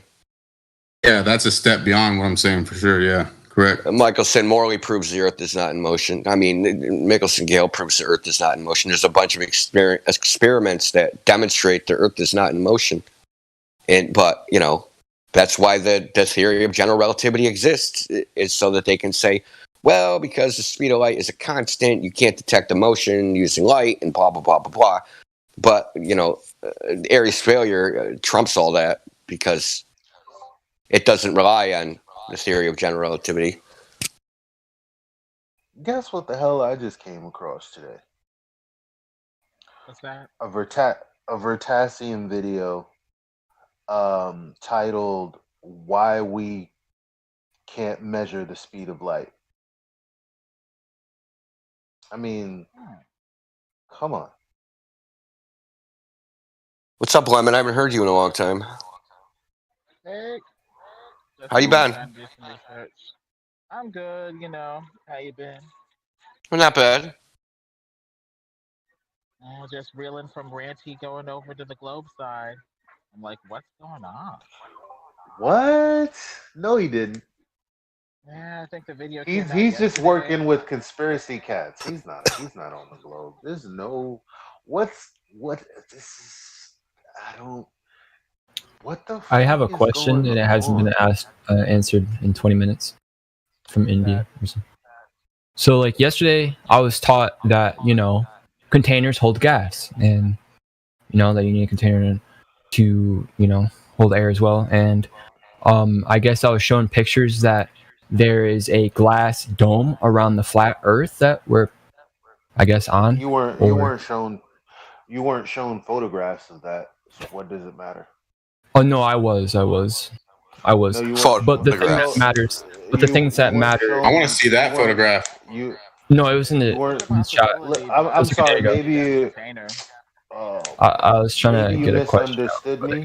Maybe you misunderstood. Yeah, because you want to make sure that your question's not malfunctioning. But I was gonna say, like, how does rockets go up in the air? Listen. You don't have a photograph of the dome. No, can you prove that there's a? Who can prove that there's a dome, and who can get outside of the dome to take a picture of Earth with the dome on it? I was shown a picture on what the plant would look like. Okay, but a picture is not a photo, though. It's not a picture. It's just an image that someone created. Art. Yeah. And how rockets go up, they just go up, curve, and go into the water to avoid hitting a said barrier or whatever it is. So that's what rockets appear to do. Rockets curve, and in some cases go in the water. There's a big rocket graveyard over the Atlantic Ocean. So that would make a lot of sense. No. Why is there videos? This can become a really weird conversation, because it's like you're indirectly dragging us in another direction when it's definitive that you can't have gas pressure without containment. Yeah, and that's what I was saying. There might be a glass dome. And why is there rockets? They go up into space. Why are they hitting the why don't you go find out? I don't understand. That's funny. If that's what you believe, why don't you go look it up, figure out what you can figure out about this dome? I'm getting answers from you. No, you're not. Okay, what's your evidence that rockets go to a place called space? Photos and photos. There's videos of them going up. Really? Of going up?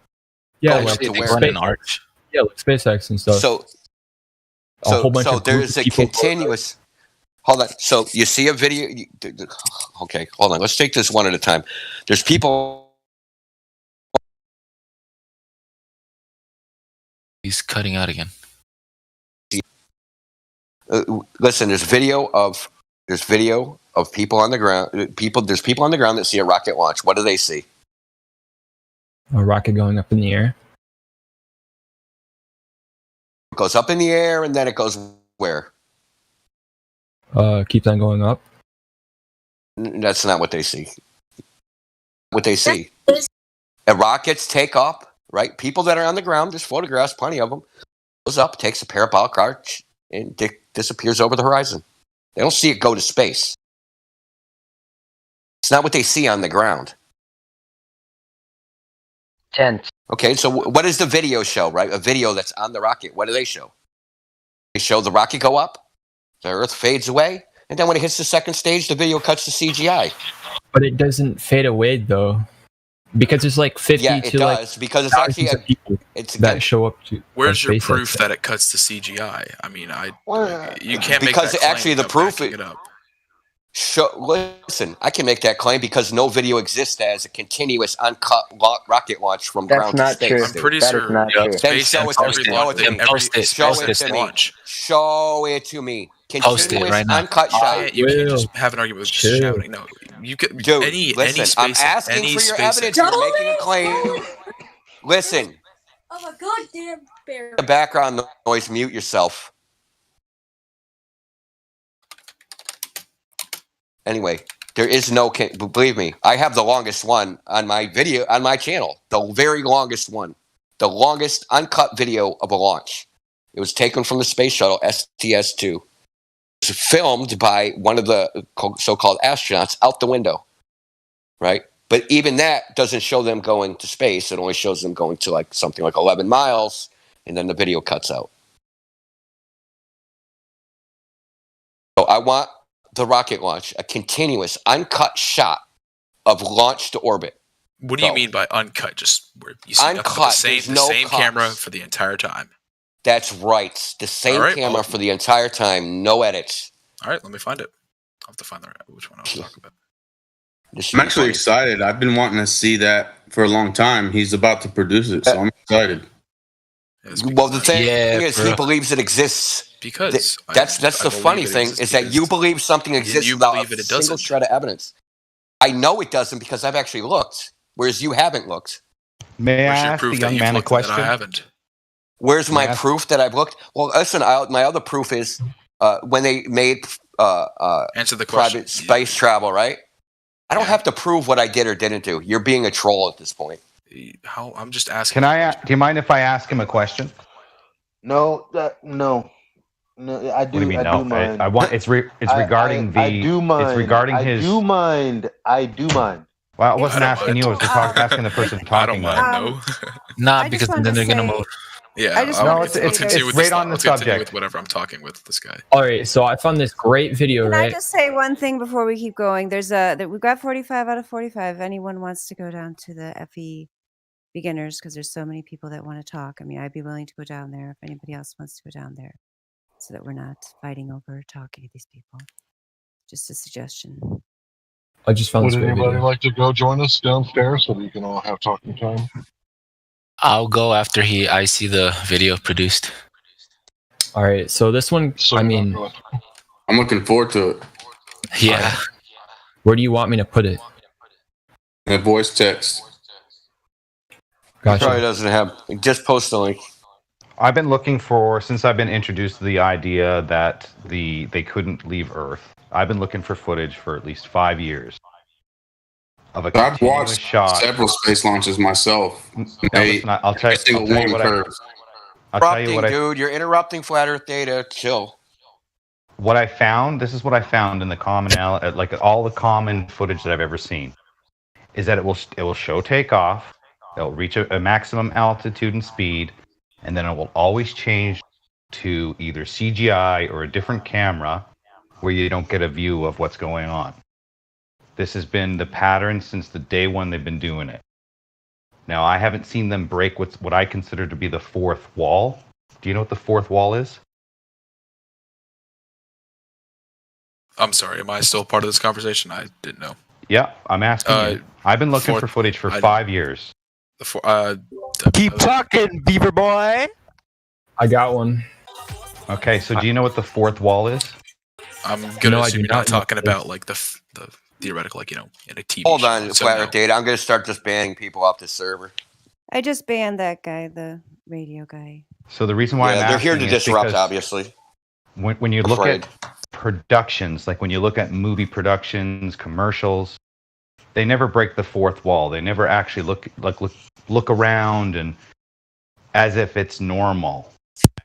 If you ever look at the footage, it always seems like it's produced. You know what I'm saying?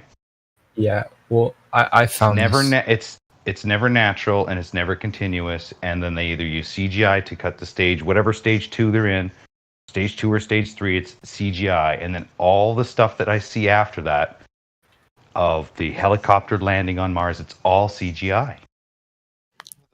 So if you can show me what's really convinced you, I'm glad to see it in the chat. So I'll take a look at whatever you post.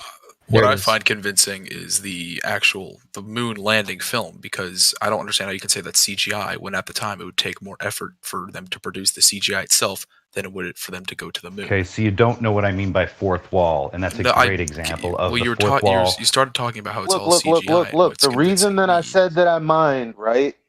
It's no offense to you at all. I like you, Flat Earth Data, is because often, not just you, we spend a lot of time telling You're them. interrupting, and I'm about to tell him about the fourth wall, bro. No, I wasn't interrupting. You're actually interrupting the dude that said, I found it. The thing that Indio asked him for.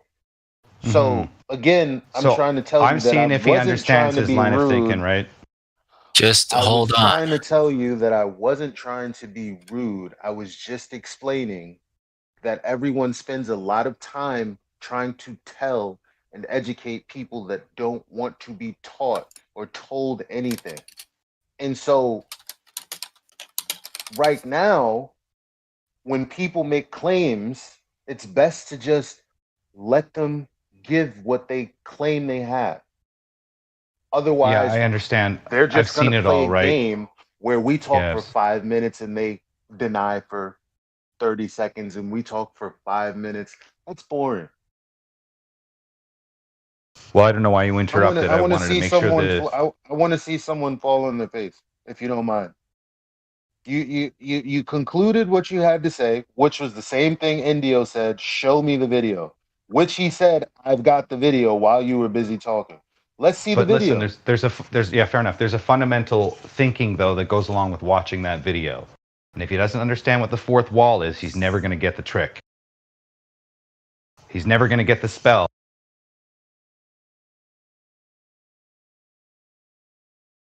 Well, the video's right there is I guess, SpaceX fail. Wait, where? It would be the live stream voice chat. Can anyone verify that? It's a 1 minute video. It shows it launching up, and then it just cuts to it all of a sudden landing. It's a joke.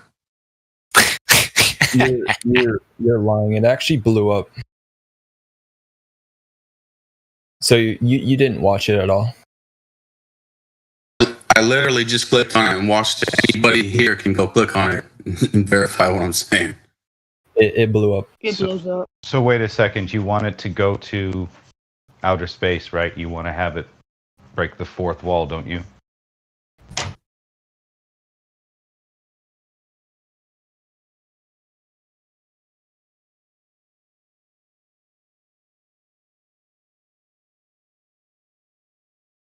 That's a fail, bro.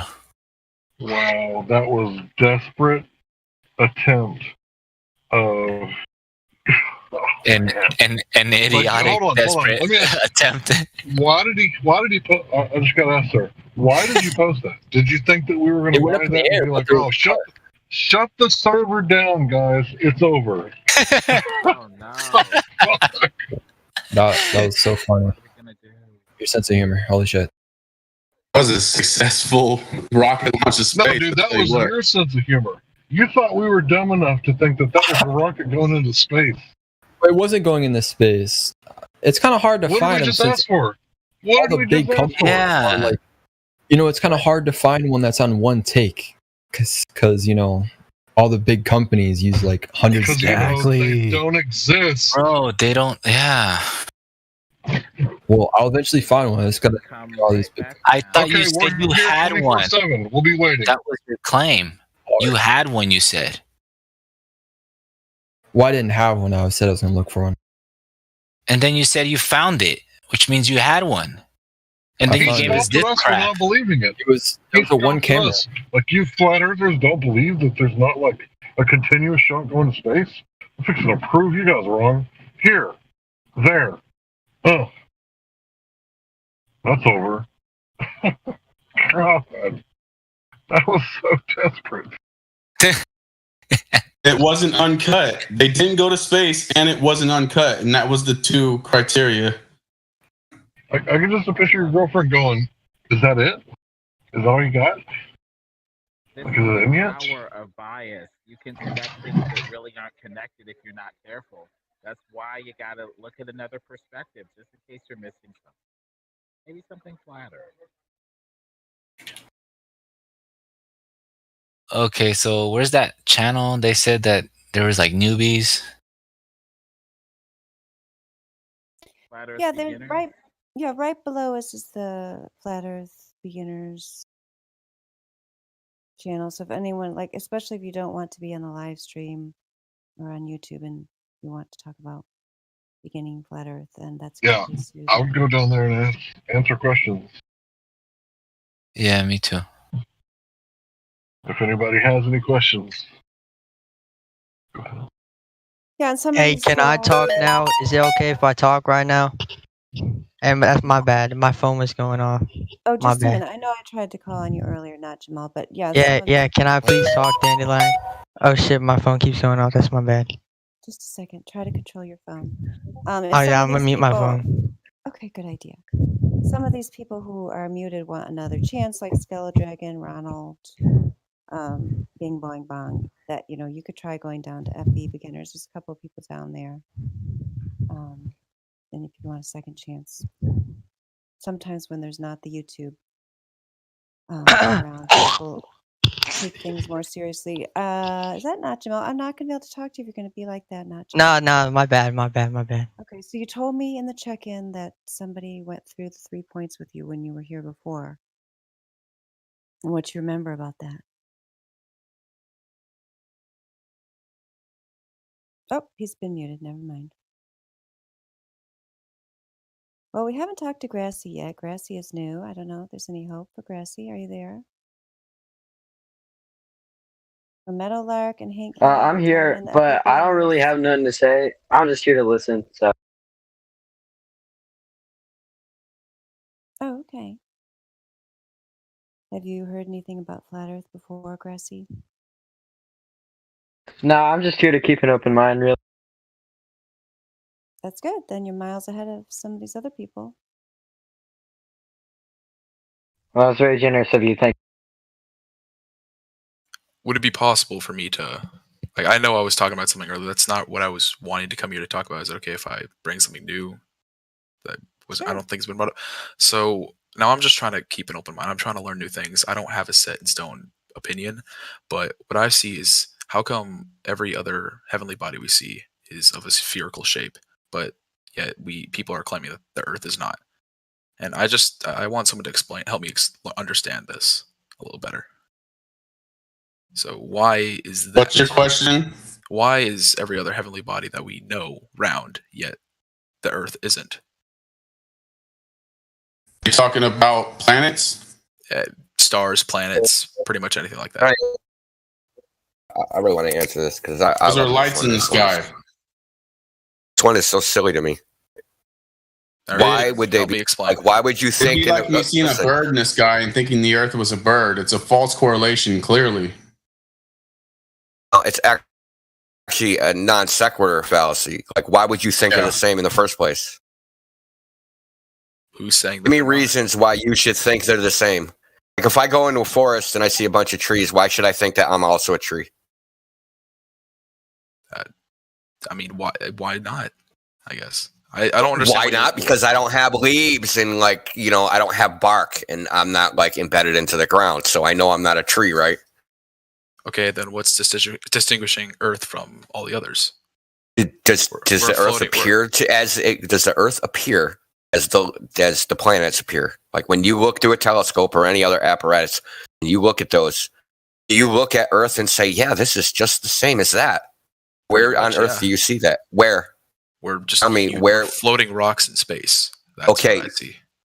Okay, you see Earth as a floating rock in space. To dumb it down. Where on Earth do you see that? When you look at through any other telescope or you realize that your logic is circular, that you're just like going around and around and around, right? Like, no, you're going to just claim the Earth is like that because it is. And how do I know it's like that? Because it is like that. How do I know it's because it is? I don't like your tone. Shut up. Yeah, I thought as an admin you're supposed to be more inviting here. This is my first time listen, I'm just listen because you're using a non sequitur, and listen, me pointing out that you're using circular logic, it's not an insult. It's just the problem's critically thinking. You're not taught May I basic ask him a question? logic. No, you can't. So we're gonna we cover topics here until their logical conclusion. We don't like dish gallop and go all over the place. You guys have been trying to do this. It's so funny. We have never experienced this before. Old hat. Anyway, point is, we tell things as human beings are similar or are the same thing by observing similarities between those things, objects, right? But we know cats and dogs are mammals because they have certain properties that they observe that are common between those two things. When you look in the sky through a telescope or any other device, what similar properties do you observe that the Earth has and those things have? Well, list just one. If we're going based on your logic, then if I were to say anything about list just one. Well, there's nothing to list that you would accept because you're just going to say no. Just list one. Fake it's not whether I accept it or not. That's your cop. That's a cop out. It's no. You can't even list one. Why can't you list just one? I am listing. It's round. So you observe Earth as circular and round. Where did you observe that? Through any telescope or any footage we have from. You observed the Earth being round through a telescope. Have you observed the Earth being flat through a telescope? Yes. At where? Proof. Everywhere. Everywhere. You take a telescope and everywhere. Okay, I'll show you one. Hold on. Let's take one with a telescope. Hold on. This is 275 miles.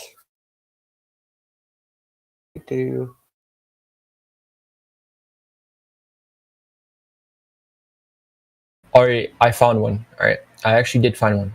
Because you didn't want the camera to be on the rocket. Because then you think it's CGI or... No, it's saying we don't want the camera on there. We want the camera on the rocket. We want a continuous launch from launch to orbit. That could be a green screen, but I sent one. Your people's deflection and your crap propaganda tactics. There's one right there. It's in the chat. 11:37. So this was taken with a telescope. This is 256 miles. It's taken with a telescope. Right? You know where the horizon is supposed to be? None of this stuff, all this entire mountain range, which is the Alps, none of this should be visible. It should all be underneath the horizon, but it's not. Okay, but you see, if you so this is taken with a telescope, and this is what we observe on Earth. See, this is an actual observation of Earth. So we're observing Earth here. Like when you look in the sky and you see a planet, where do you see this up in the sky? Up in the sky. Above? Yeah. So you see mountains in the sky. No. What?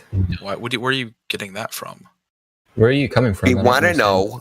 Listen, what I'm trying to point out is that we tell things that are the same. You think the Earth is the same as the things in the sky. We tell things are the same. Human beings, logically, by them having similar properties. I asked you to list even a single similar property of what you observe on Earth and something in the sky that they both share that you actually observe, right? Not a concept, not an idea, an actual observation, right? Okay. I saw this on Earth and then I saw that in the sky, and these things are the same. Therefore, it's logical to conclude that the Earth and that thing in the sky is also the same. That's all based on perspective. I can't if you were to take a basketball. It's not my claim, dude. No, but I'm trying to make my point a little more clear. If I'm looking at a basketball, I'm holding it in my hand. It's round. You can tell it's round. But if I were to be tiny enough, I were to go on that basketball and you look around, you'd see it's flat. It's all because of perspective. I'm not outside looking in to see that it's round. But on Earth, we're inside looking out. We don't see that the Earth is round. We see everything else is round. But if I were on Mars, I could say Mars is flat, even though I see the Earth is round. It's all about perspective. Really? So all that stuff that you talked about of being on Earth and it appearing flat, like why isn't that what it is?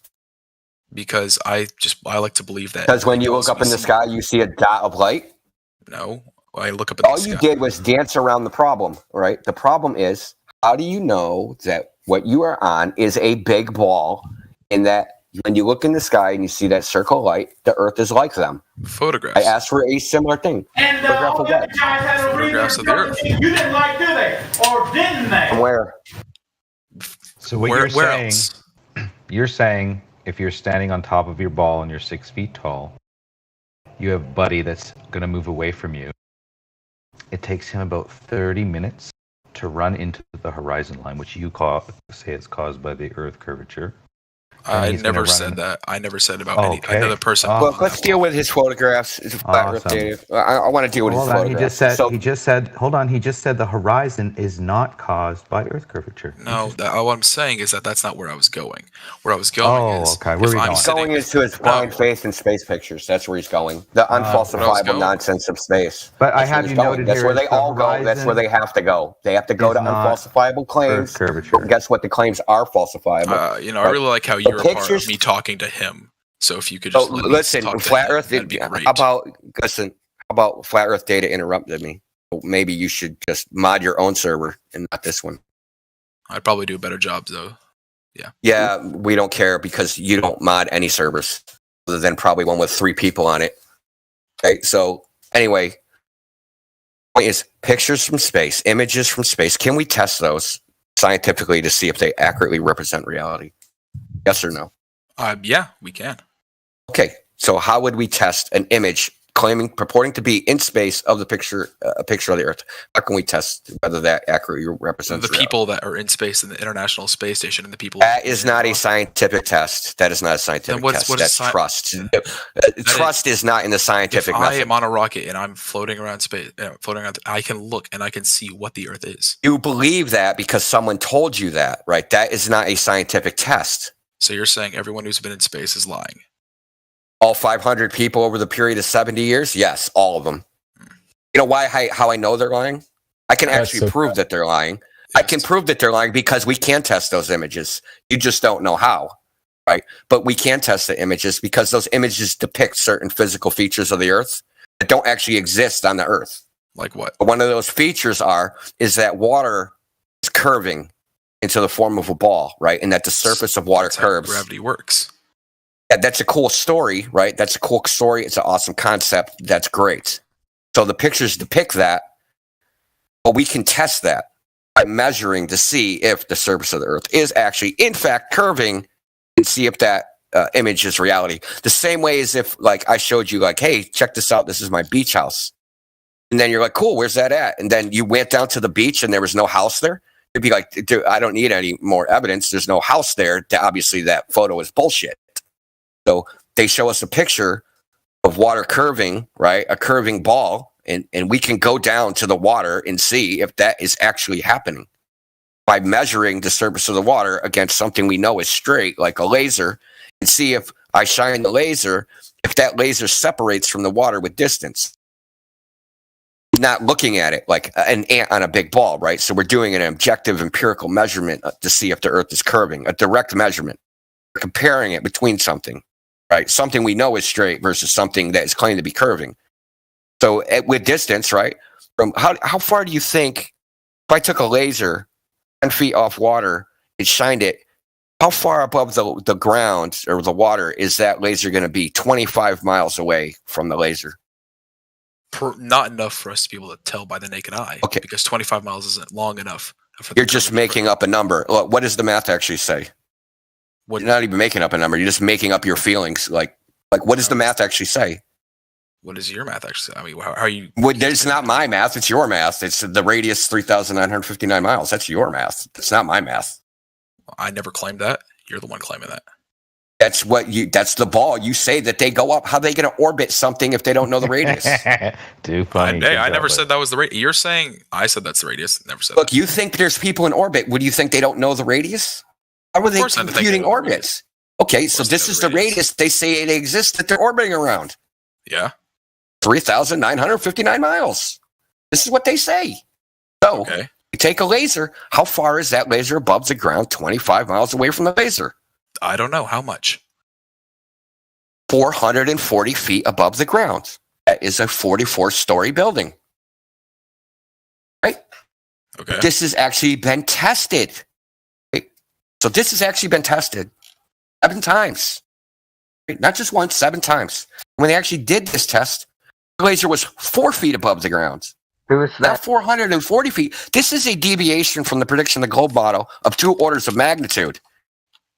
I don't know how familiar you are with like science and statistics, man, but this is like a 9 sigma deviation, okay? Which is basically statistically impossible for it to be a measurement error or an uncertainty. Like 1 in a trillion. For them to just go, oops, and for them to do this same oops 7 times, separated by, went 3 different times. Right? So these tests, we actually measure the surface of the Earth to see if it is curving. And if the surface of the Earth isn't curving, then it's not. Regardless of your picture. Of course, that's what you have to do because you have nothing. That's the only thing you can do. It's literally the only thing you can do.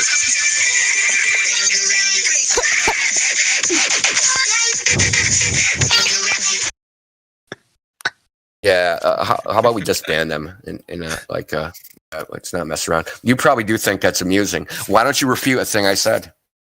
I can't because refute. What do you want me to repeat? Like I just thought it was refute anything I said that somehow that the pictures are real despite direct measurements of the surface of the Earth. That somehow the pictures are more powerful. I believe that those tests are real. I think that they're made up. That people like you that they're made up. Yes, I don't think that they're real. I don't think that. Why don't you think they're real? Okay, do not think that they're real. Please don't. Go do it yourself. Okay. You can do this yourself. You realize that, right? You can borrow money from mommy, right? $6. Go to Walmart, buy a door mirror, purchase a friend. I don't know how much they cost at Walmart. Purchase a friend. Go find a globe curve calculator. Okay, figure out a distance, make a prediction, go far that distance away, and see if you will see reflected light from the mirror from your friend. Right? You can go do this test. It takes nothing, right? And you can test the globe model yourself. And you don't have to believe anybody. You don't have to believe NASA. You don't have to believe us. You don't have to believe anybody. You can just go test it yourself. You know what the difference between flat earthers and globe earthers are?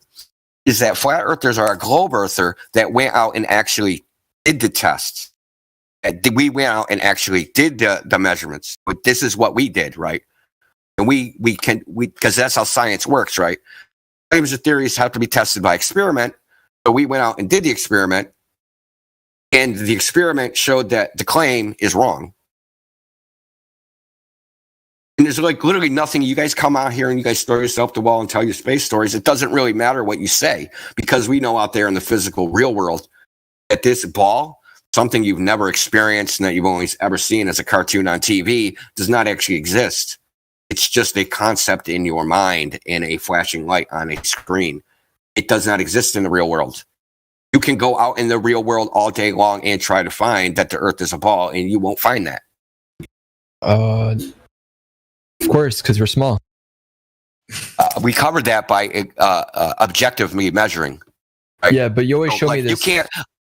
fake ass Show you what. picture out in the sea by the Gulf of Mexico of these 2 oil rigs, and it's just That's the black swan. That's just proving that the horizon, like you don't understand like what the point of the black swan.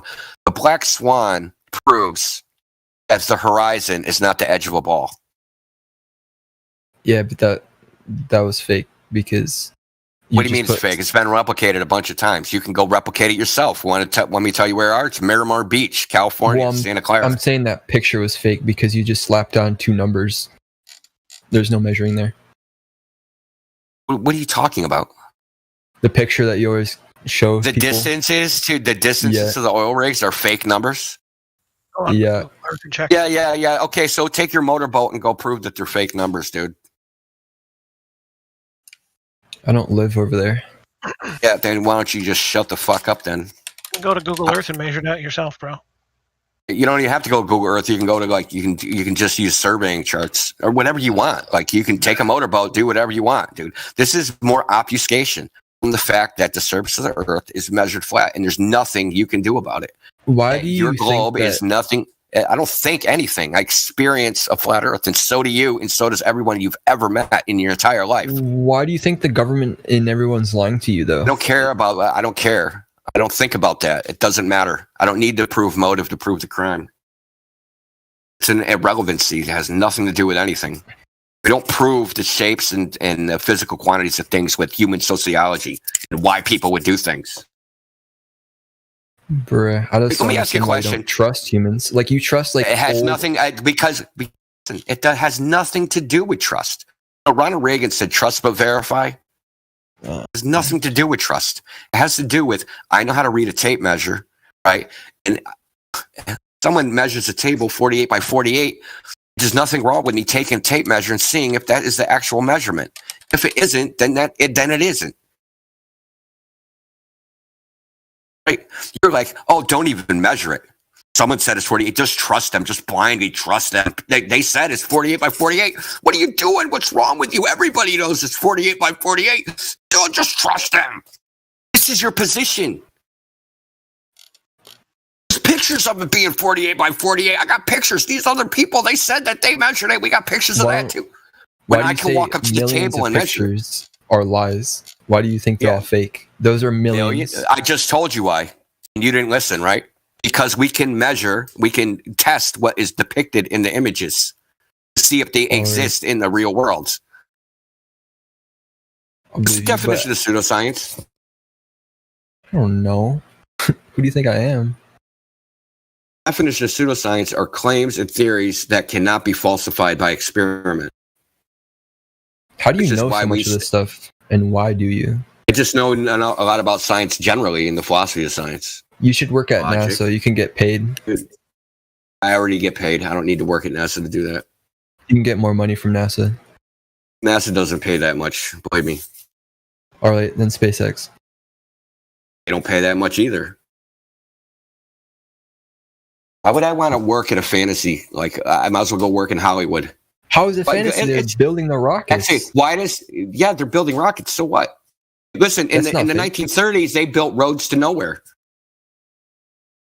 So in 1930s, during the Great Depression, there was a civil employment thing that they did, and they hired people because they didn't want a bunch of young men running around with nothing to do and that owned a bunch of guns.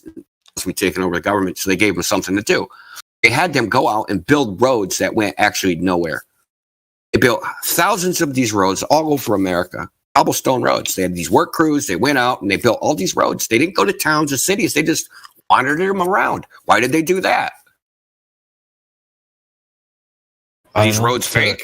Oh, they're real roads. There's real roads exist, but they don't go to a place like what a road's is supposed to do, right? A road is supposed to go from one place to another. These roads just went nowhere.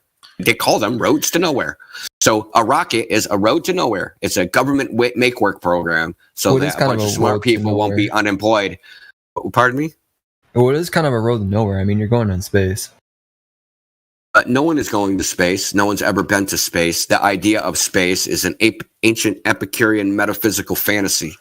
Well, but well, you just said that all Invented the in people that did go to 325 space were BC. lying. So you're contradicting yourself. You said that they went to space, and that they were lying. But now you're saying that they never went to space. No.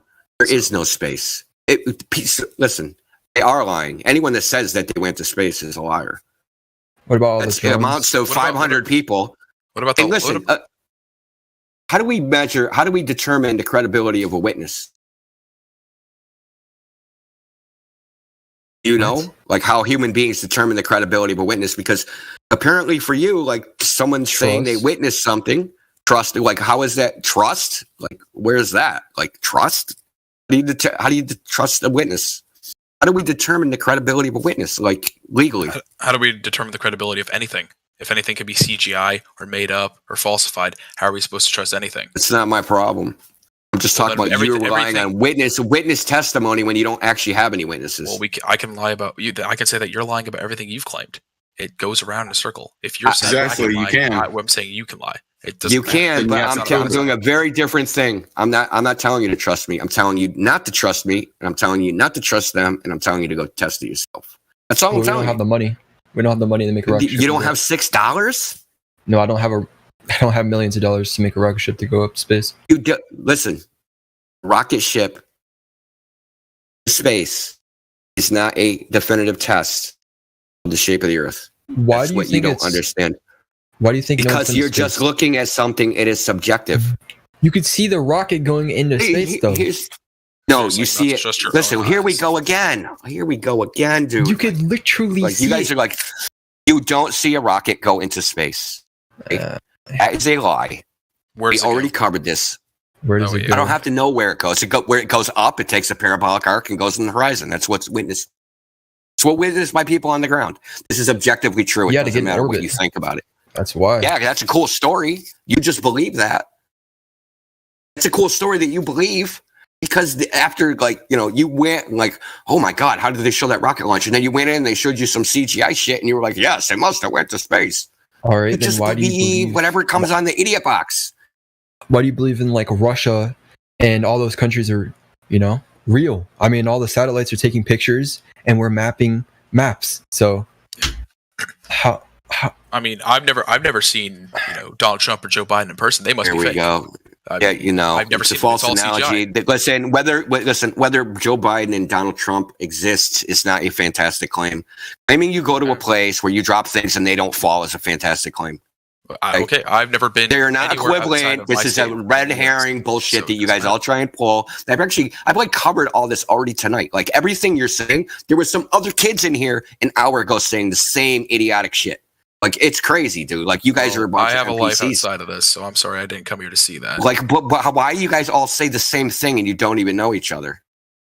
Because it's what, you know, decently minded individuals know. So, but by you, so it is normal to use logical fallacies. That's what you're saying. It's just normal. I never said Yeah. that. I just said it's normal to Because- claim things that because- have been proven true time and time again, but that you can just say our lies are CGI. So nothing I'm gonna Listen, say to I you don't listen. I didn't say their lies are CGI. I said we can test them. Test shows just that like- they just are like the lies tests in that have been CGI. done for thousands of years that have been proven that the Earth is flat, or Give me one of them. Give me one of them. Give me a single one. I'm sorry, I don't know. One of them in a thousand years. Give Wait, me about listen, 5 then minutes. why are you and I'll talking find them. bullshit? Give me 5 minutes and I'll find them. I Hey, don't know go off the top of find my the head. ones you think exist that you already believe that you just tried to hand wave dismiss everything I said with that you don't even know exist yet, but must exist because you believe the Earth is a globe. So there must be evidence to support what you already believe out there somewhere. And if you just search long and hard enough, you'll find it. You are in a cult. You are exhibiting cult behavior. Aren't You you in a believe things Discord? that you don't even know the basis. You don't even know the basis of your belief. Why can't you even admit that? You're in a cult as well. Dude, if anything. Yeah, I know you are, hear but what you're am I? saying? Are you three? No. Are you literally three? You are a grown ass man sounding like a toddler. I'm a yes, man, and dealing with children, dude, because your responses are childish. You're in a cult too? Nah. Like, dude, are you You are, serious? bro. That's your You're in a response? Discord with like thousands of people, and they're all What's your going point? against me because they're looking up There's, to you. there's 'cause just they me believe in you. talking here. It's just me Well, talking. no, in the chat. No, in the. I don't care what the chat says. I'm not even voice reading chat. it. Why don't you care about your people? My people? They're not my people. They look up to you.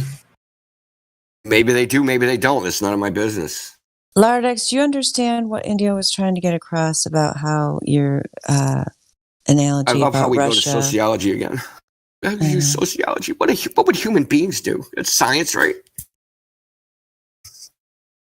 Look, the fact is, there's claims made. We test the claims. Reality doesn't adhere to the claims. It's that simple. This is simple, basic science.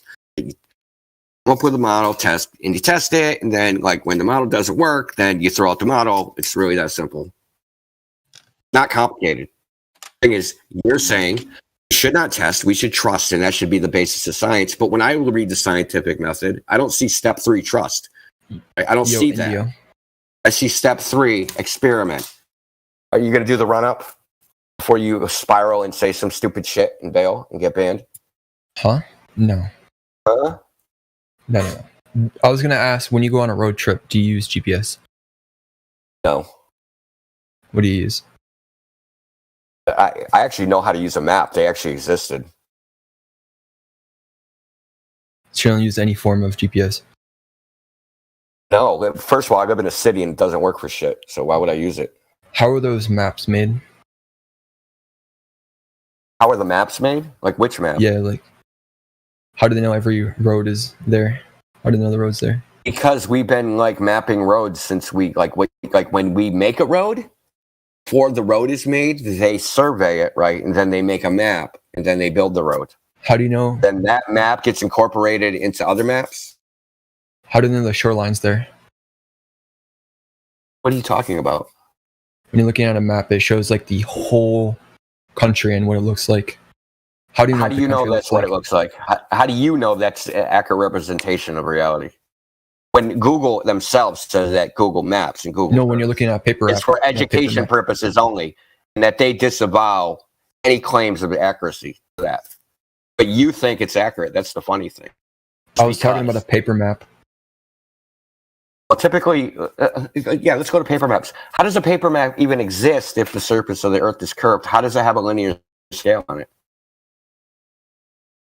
No, you know I was going to ask you. No. Do you know what a linear scale is? No, when they I'm pretty say sure it's it scales 1 mile per inch, right? When it's 1 mile per inch, that's a linear scale. But if it's a surface of a curving surface, right, that can't work. Because the distance of the projection of 1 inch changes as you get towards the edges. So how are those maps accurate at all? Because you want to talk about maps, right? I know more about maps than anybody you have ever met. Because satellites. Maps that pre-existed satellites, you know. You have to take a picture of it, yeah. Take a picture. Maybe that's how the paper maps are made as well. So we're going to go back to Narnia. We're just going to loop back to our religious belief. Narnia exists because somebody said they've been to space. And I believe them, even though they've never sworn under the... Listen, I'm going to go back to witness testimony because you obviously just believe people. They can say anything no matter how fake the claim is. So it is a fantastic claim to say that you jump in a big guy. Great argument.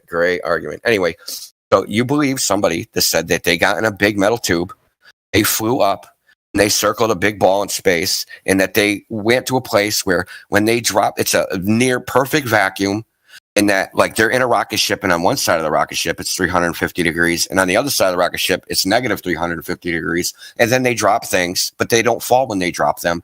All this stuff is contrary to all human experience, right? This isn't whether Donald Trump exists, right? It's not equivalent to that. This is a fantastic claim, like meeting dwarves or elves or dragons or something like that. It's a fantastic claim.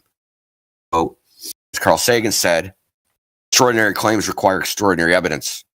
This is an extraordinary claim. There's plenty of evidence. If we're talking about the moon landing, there's plenty of evidence to back it up. Yeah, you're a liar. Okay, so stop. No, I'm not. Give me the original shit. Tell me where all the original telemetry data is. Just tell me that one thing. That is the path the rocket traveled. I don't know because I don't have that kind of knowledge on hand. But what I do know, I have that. I have knowledge. We have taken. Okay, well, because that's not what I do on a day-to-day basis. I'm sorry that I don't have that exact data. So when NASA made a report saying that they destroyed all that, they were lying. They destroyed 2,500 bankers boxes, all the evidence that they went to the moon. They were lying when they said that. All the telemetry data, all the original report. There's a NASA report on it. So are all the other planets flat too? Okay. Oh my God. Jesus Christ! Here, come in, save your friend. Save your friend. No, I don't because know this all the guy. other planets don't exist, right? No There's one said lights in that, the and that's sky. a straw man. I don't We're know. gonna go back to. We're gonna do all the other planets for the slow people again. Just the similar properties between the lights in the sky and the Earth. Just one. I just want a single one. Why you would think that they're the same in the first place? We want to just. We want logic, not just a non sequitur. I see trees, therefore I am a tree. Right. So is what you're saying? I see Earth circle is flat things, therefore I'm on a circle thing. and Mars is a circle, huh? Are you going to address what I said? No, you're lagging. Are you going to address what I said? No, I can't really understand you. It's cutting out. Address what I said. What are the similar properties lagged out. that you observe on Earth?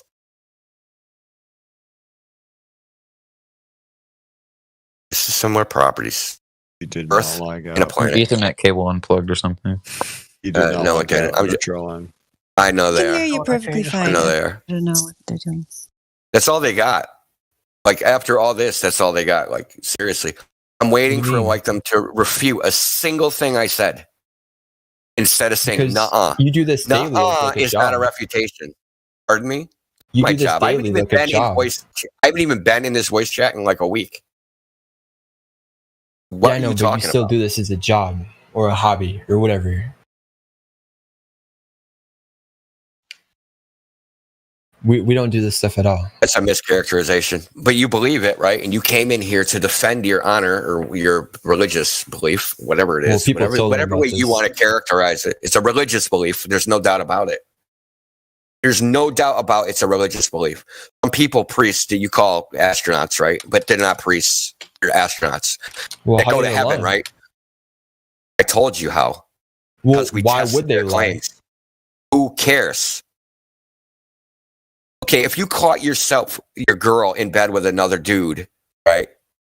Right. You walk in on them, they're another dude. Like, oh, you're not really sucking his dick because I don't know why you would do that. Is that your like logic here? No, that's Exactly, because that's stupid, right? You don't need to know why she would suck his dick. You caught her in the act. You know that she's sucking dick. Is And it this ain't from yours. personal experience or something? Hardly. I've actually been late on like you two. you're cool. Oh my god. He's like, you're cool. Oh my god. Thanks for confirming it. What does that have to do with anything that we're talking about? Look, What does that have to do with flat Earth? nothing. The point is, like, listen, the point is that your guys are trying to use what's called rhetoric and sophistry to get around the fact that you have a religious belief of claims that you've never tested. And in fact, you don't even know what the basis of the claims are, but you religiously believe it because you saw flashing lights in the idiot box. And you have decided that you're going to live your existence, you're going to define your existence like this. Like, it's sad. Like, you think that if like NASA rolled up to Plato or Aristotle and said, look, Earth is a ball, look at these pictures, they'd just like drop their philosophy and just look at the pictures and say, yeah, that's good for me.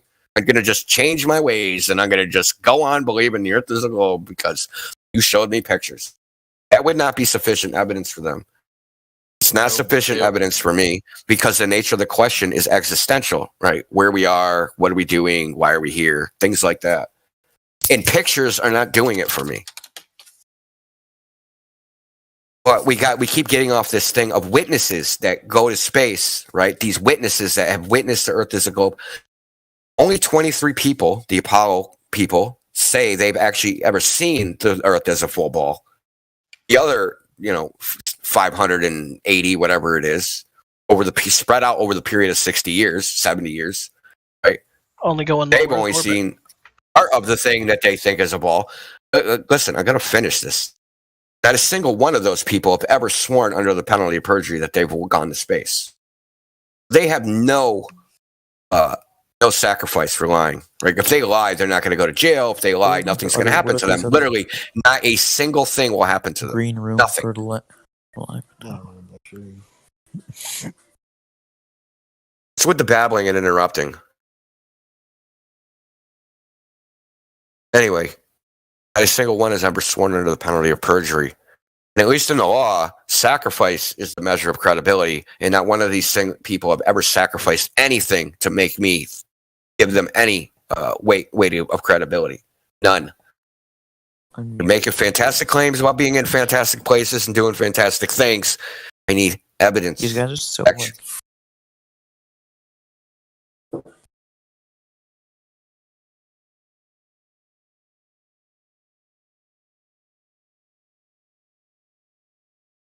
I have another thing.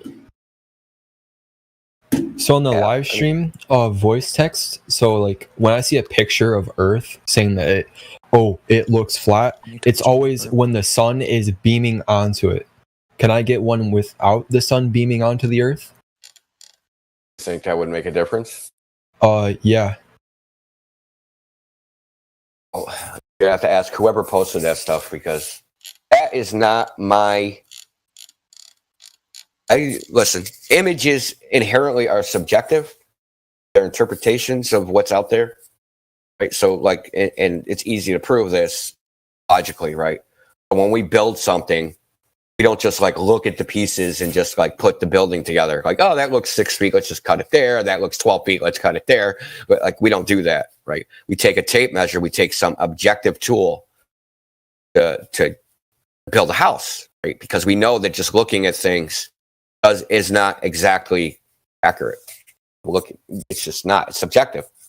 We use objective tools like tape measures. Well, that's what I'm into. The objective measure of the surface of the Earth. It's not the subjective looking at things. Even though that those are pieces of evidence, they're not they're not proof. They're just evidence. But why not use sound waves? Objectively measuring something is proof. Okay. If I'm going to use a table analogy. If I measure a table with a tape measure that is 48 by 48, there is no theory, there's no idea, there's no person, there's nothing that can ever refute that. That's what it is. So what about the sun? Are you going to measure the sun with the tape measure? No, I don't make claims about the sun. I'm making claims about the Earth. Yeah. You can make claims about the profile of the Earth and whether it's curving or not. That is the claim. That is the only claim. And whether it's in motion. We know from Airy's failure it's not in motion. We know from measuring the surface of the Earth that it's not curving.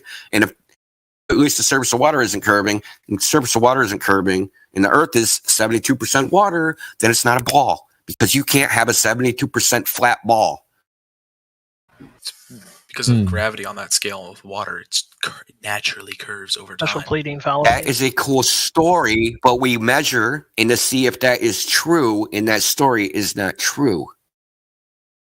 You understand that you're making a claim about the gravity theory and it has some results, right? And then what you do, you go out and actually test that. You don't just say, yes, this is true because I said so. Go out and you test it. Okay, this is what has been done. You did mention earlier about the test where you spend $6 and you go to Walmart. Get a mirror, a door mirror. Okay, could you go into more depth so I can actually test this myself? I'll give you someone some people that actually did this. Actually did what was called a triple mirror flash. They went to the Salton Sea, and they didn't just do point to point. They had three teams, right? And they made a big triangle. They all flashed each other, right, with the mirror.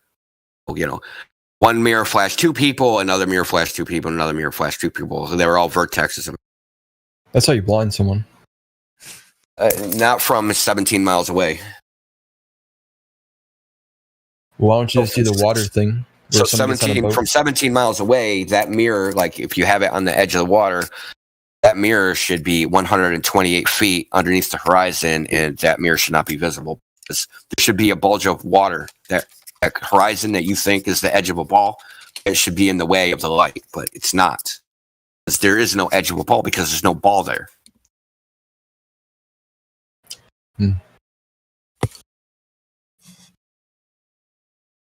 I know it's kind of probably hard to deal with.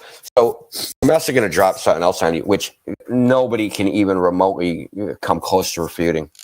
So, and this is 10,000 miles. Would that be a sufficient distance if there was point to point 10,000 miles? It couldn't possibly happen if the surface of the Earth was curving. They claim the Earth's circumference is 24,000 miles radius. So do you think 10,000 miles would be far enough? Yeah, a bit. With the dawn of radio, right? 1918. It was brand new. Pretty much only the government did it. How do you flash? You someone with a take the mirror? sun. You take the sun. You reflect the sun to like where you think they are. Yeah, but that's at an angle. It's not just straight. What do you mean at an angle? Straight across the Well, if water. the sun's at the sky, I'm gonna have to angle the mirror at a certain way so it's gonna hit them. Yeah, so As they are. do you think you can angle it in such a way as to get it over a hill? No, but I'm just saying it's not flat. It's not like you're not sticking it in the ground. It's gonna magically, reflect to them. What are you talking about? And you can reflect In between these 2 points, there's supposed to be a hump of water. Right? In between 2 points, right? You think that there's a hump of water that ships go over. Remember, ships over the horizon, ship sails off into the distance. You see the bottom disappear first, then the mast, right? Because it's going over a hump of water. Yeah, that just supposed to means be a that the hump of world water. is round. It means Yeah, so yeah, but the thing is that this is rarely observed, and we can that's how that replicate it works. on yeah, that's I have a how question. that works. Well, but that is not how that works because we can replicate it on known flat surfaces. What works, right, is that your ignorance is what's at work here. not Wait, the no. actual- Why are you showing me like this same video that's basically the same He lake? asked me how it's done, and I But gave this him is a the video same on how lake. it's Like, done. what if it's not? This you is know, not the right same lake. there? This is the Salton Sea. You're just.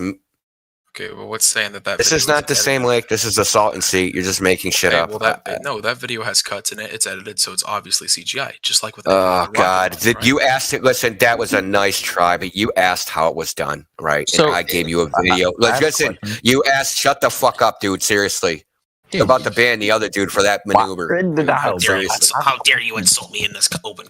No, it's not even an insult, dude. It's just plain sophistry. Twisting yourself in the pretzel to protect your religion tactics. You asked me for how mirror tests can be done. I showed you. I didn't present What this as religion? anything other than that.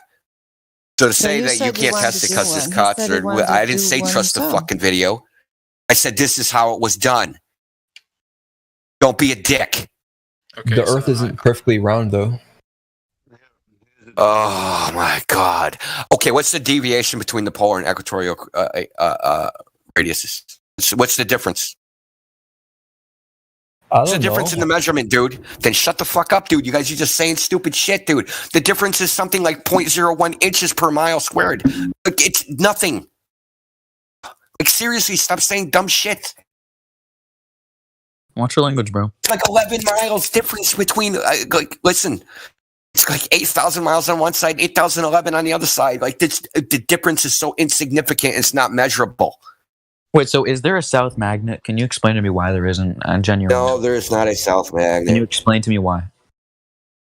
Okay, because listen, the idea that magnets point to poles is just wrong. It's wrong in the gold model. It's not even wrong, right at all. It's shit they teach you in 8th grade. It's nonsense. Something called magnetic declination. If you take a compass, the magnetic needle aligns with the direction of the magnetic field. It does not point to the poles. Something called, like I said, it's called magnetic declination. You can go on Google and type in magnetic declination map, and you can see the magnetic declination. So, for instance, you can go into the South Pacific, and your compass will point east and west. It won't So point. what if north I and place south. the south end of a magnet close to the compass, right? It'll South end of a magnet. There's only one end of a magnet. There's only one end. They take the magnetic part and they stick it on the one side of the needle. There isn't. The needle itself is not a magnetized unit. They take a magnetic piece of it and then they take like a piece of ferrite typically.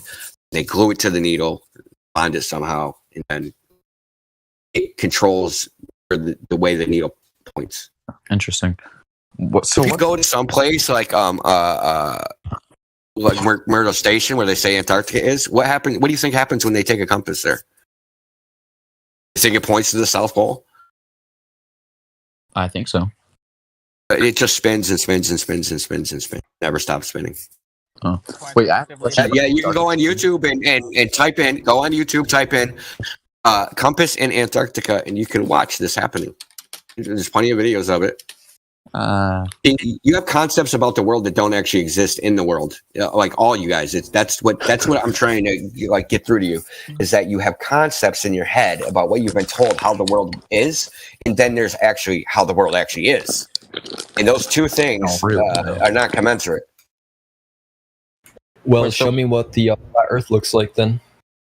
Can't go outside of the Earth. Isn't the Antarctic Treaty just to preserve Antarctica, not to like hide the land or edge of it?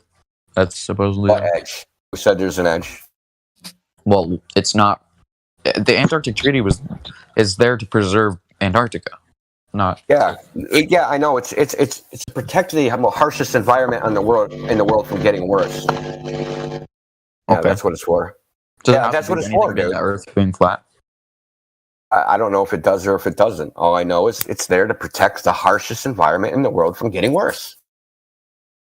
So Antarctica is the harshest environment in the world, empirically, like at the lowest humidity, right? So the air is super dry. It's the coldest environment. There's no running water. There's no flora. There's no fauna. There's nothing. Right? So it's the harshest environment in the world on Earth. Nothing lives or grows or is, and it needs to be protected. Obviously, right? That makes a lot of sense, right? You need to have a treaty between all the nations in the world to protect the harshest environment on Earth from getting worse. Like that makes any fucking sense. So no pollution, so it doesn't melt. You think they were worried about pollution in 1948? Of course not. Okay, so what are you talking about? The treaties and stuff that you're talking about. Treaty was in place in 1948. Yeah, but they don't want people to go there and sail. They don't want people to live there. Why? It's so dangerous. They didn't care about to protect. Yeah, they're protecting the people of the Earth. Yeah, that's okay. You just like throwing shit against the wall, trying to. Yeah, but another thing is, if what you think the world's flat, right? Say I went to the outer edge. Can I walk off? Saying that we think, but listen, it's a figure of speech. It's a figure of speech, dude. Chill out. We don't think it or believe. Well, it's because you deny your own experience, and it's like you won't believe your own eyes. You won't believe what you experience. You won't believe the experience of everybody, the other person. Believe strangers on TV to define your reality, and that's offensive. On Discord to believe my reality. No, this stranger on Discord is telling you to test it yourself. This stranger on Discord is telling you to trust your own eyes. This stranger on Discord is telling you. Can I walk off the flat Earth? No. Okay, then why does the South Pole go around it? What are you talking about? What South Pole? There is no South Pole on a flat Earth. Huh? There is no poles on a flat Earth. All right. We already covered because you were trying to, I guess, try to prove that South Pole exists by like using a compass, but it doesn't exist. There's no such thing as there's no South magnetic pole. Not even in the globe model is there a South magnetic pole. That's what you don't get. In the voice text, not even in your model does this pole exist. Why is people showing me these maps with it then? What are you talking about? There's a reason that like you're not like supposed to learn that the Earth is flat. Like what? Well, no, we depicts that the Earth is round? Why are we taught that the Earth is round rather than flat? If there's so much proof behind the fact that it's flat. What are you talking about? Look, you don't even believe the proof that the Earth is flat, even though you experience it every day with your own eyes. Why is that? Because wait, can you say that one more time? Small scale that we don't notice the. But that's a rationalization. That's some story someone told you that you're really outside of your perception. No, that is literally what you see, though. That is what my eyes are seeing. That's what your eyes see, that you're on a big ball, but you just actually can't see that big ball. It's cameras. It's all about perspective. I don't look through cameras though. Cool. I see. Oh, listen, okay. Real simple is that we wake up from like being born and we look out to the Earth and we experience it and see it as flat, and that's what we think it is until somebody tells us different. Okay. I honestly don't think I would have thought that the Earth is flat if I was born into it. Because you could literally, have you ever been on top of a really high mountain? Because I have been to the top of Vale. I've been to the peak of the mountain. Yeah, and you saw the curvature of the Earth. Yeah, I've been to the top of Pikes Peak on a clear day, and you can clearly see slight curvature from the horizon. Not even Oh, you live on a ball. So you live on a ball whose radius is 20 kilometers. Dude, I'm not saying I see a rainbow of a curvature. I'm saying I see slight degrees of curvature. Listen, I'm sure there are people that to see any curvature, you would want to be on a ball from Pikes Peak, which is only, I think the elevation, if I remember right, is something like 9,000 feet. Is that what it is? Well, I can see curvature of like a rainbow. Oh fuck! What does that got to do with You're an idiot. You're a total idiot. Explain. Oh, because I can see because curvature. you see the listen. Rainbow curves because of the light is reflected and refracted only if you're at a certain angle relative to the light in the water. So that is one angle from you to the water. Like the only reason it appears as like a bow is because the ground is in the way. But if you were like looked at it from different viewpoint, would actually form a circle. But we're not going to get into that because that's a deflection. You said that from Pikes Peak, which is something like 9,000 feet, you saw Earth curve. Did you just did you ever take physics? Yes, I took physics 1 and 2 in university. Did you agree with anything that I did say? Not a matter of agreement. Doesn't matter whether I agree or not. You don't understand physics. That's the same. You don't understand whether you don't understand physics or its purpose at all for even saying something dumb like that. Not a matter of agreement. The purpose of physics. So, do you believe in Newton's first law? To make predictions about reality, not answer philosophical questions. Do you what reality is? So, you're going to talk over me, or am I going to ban you? Which one's that going to be? Do you coexist with Newton's first it's going law, to be banned. second law, and third law? Is your It's gonna be masculinity banned. that fragile that you can't take him trying to? No, it's not my. It has nothing to do with my masculinity. I'm not going to deal with I'm idiots. just genuinely curious. Do you believe Newton's first and second and Are third? they subject? Are they subject to belief?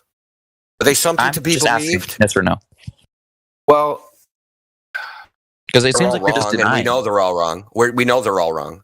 Quantum mechanics proved them wrong in the early 1900s. So, I mean, what are you talking about? The laws of motion of Newton, quantum mechanics, the laws of motion of Newton were proved to be incorrect. By who?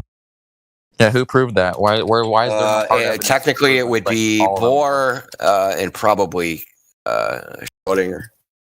Did he set it that himself, or is other people saying that he's? Other people have said that. Okay, so you're gonna believe in them? Not a belief, man. How do you know they're not lying? Because listen, they don't have. Because I can do actual mathematics. You should try it. Read one of these. Because I can actually do the equations, whereas you can't. Like, it's really simple, dude. Like, What calculations did you do? and they're not lying. Newton was wrong. Newton's just wrong. Like, we know they're wrong because his predictions of his model don't match experiment. That's how we know they're wrong. What experiments? Oh my God! To pick one, Compton scattering. How about that one? I'm asking you. Yeah. Compton scattering. Compton scattering experiment. How about X-ray crystallography? I mean, like neutron scattering. Like, I mean, do I want to go on? Like, I mean, serious. You don't even know what I'm talking about. So, like, giving you answers is like telling a child about fiat money print. Well, I think Newtonian physics is very adequate, though.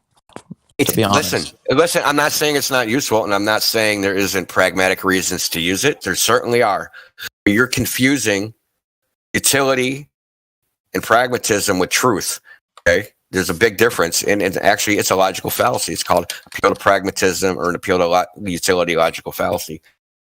Okay, so utility and pragmatism, whether something's useful or not useful, or whether it's efficient to use, has nothing to do with its truth value. They're two separate. We have models, right? We have models that make predictions that have no bearing with reality whatsoever. And any engineer will admit this. Is Newton's law of universal gravitation, does it require gravity to act instantaneously? I posted a link for you guys that are questioning about Newton's laws. Dude, that is like totally. Does Newton's law of gravitation require gravity? Just tell me, does Newton's law of Does water require water? Require gravity? Is this like the Ministry of Redundant Ministry? Is that where you work? No, you seem to work there. I'm just listen. You're being by you asking if Newton's laws of gravitation require gravity. Newton's laws of gravitation are gravity. It's redundant to say that. So I just want to know, though. Just answer the question. Stop dancing around. I am answering the question. You're being redundant. me. It's a the question is nonsensical. It's a non-question. It's a question. Is it? No, it isn't. It is a non-question. You're not clever. Like, you guys aren't clever. Like, you're not even remotely clever. Like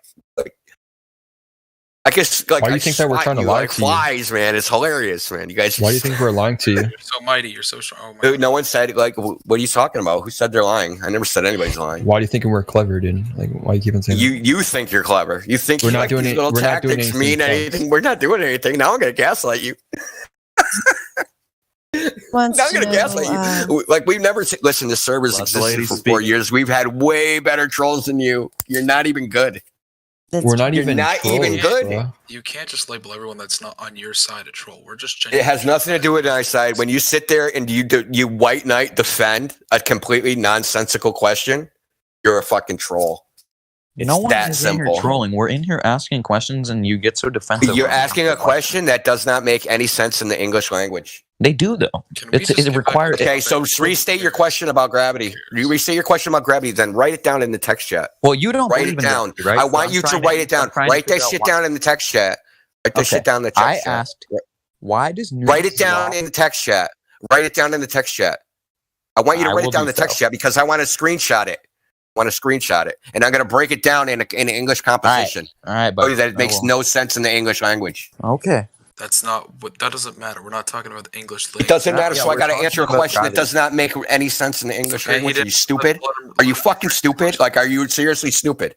Dude, I have to answer a question that doesn't make sense in the English language. Yes, I have an Answer the IQ. question, I have that's a room all. temperature IQ, and I can barely function. Dude. Yes, 100%. Yes. Okay. Now, can you let him rephrase this question, and we can get on with this discussion instead of you arguing, saying that your English is better than his. Doesn't matter. It hasn't. That's not what I said. Straw That's man literally again. what That's you all you got. I did not say my English was better than his. I said his question does not make sense in the English language, and I can't answer it How does it not make sense?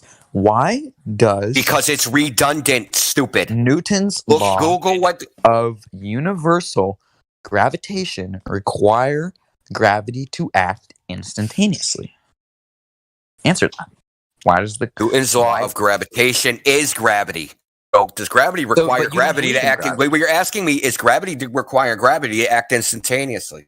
Well, okay, just answer this for me. Okay, if you want to know if Newton's laws of universal gravitation are instantaneous action at a distance, yes, they are. They are instantaneous actions at a distance. Why are you so wound up about this?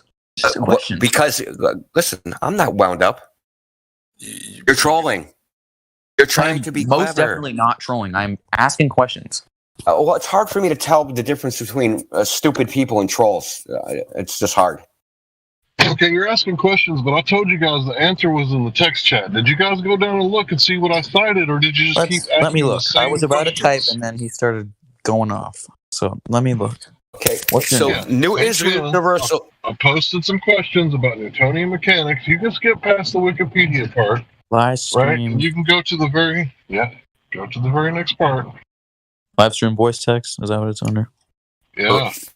What's your name? Newton's universal My law of name is- gravitation. Go ahead, Hank. Sorry. That's Hank Hill. My name is Hank by the way. Hill. Go ahead. The discovery of quantum mechanics first, and then in the behavior of light, and then in the behavior of matter. Finally. So where is this from? Where is this? Keep reading that. That's from Richard Feynman, Nobel laureate. Finally culminating in why are all these in 1926 and like why are all these found in 1926, 1863 and like why Isn't aren't that they where all the recent? hippies were born? Stupid. So listen, your argument against the refutation of Newton is that the refutation was in 1926, but Newton was in the 1700s.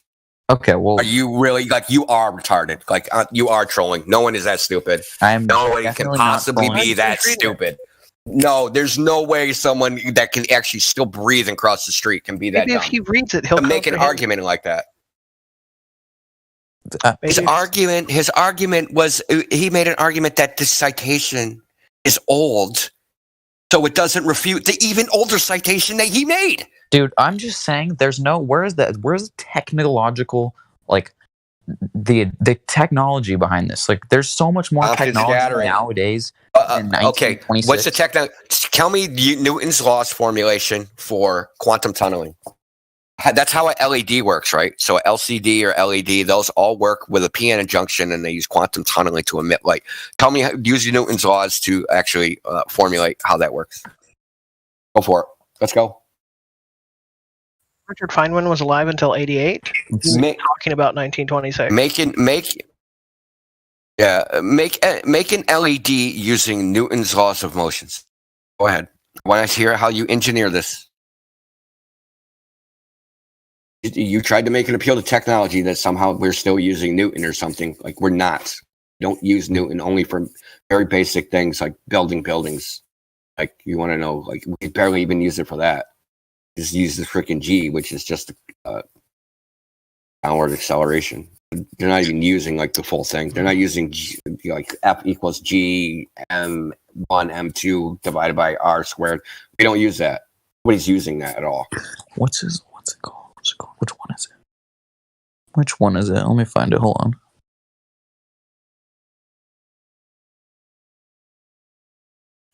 We're down the rabbit hole now of nonsense. Where it always goes. Your post is technology. Oh.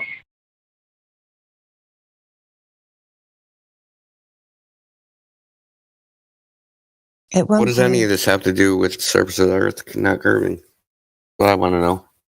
Yeah, Lardex did a few minutes ago, post a YouTube video about Eratosthenes measuring. Yeah, no one experiences the Earth as a ball. Apparently, he right? thinks And that none of you guys ever have. You don't know anybody that ever has. So you just believe it. The words of other people, and that is the entire basis of everything. You don't even know why they believe it.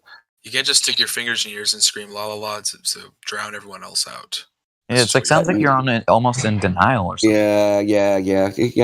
When we have no arguments, we'll talk about flat earthers instead of flat Earth. Okay, all right. That's what we'll do because I've never seen that before either. We're going to talk about you instead of the issues. No, let's bring something new to the table. How does gravity work? That answer this for me. Yes.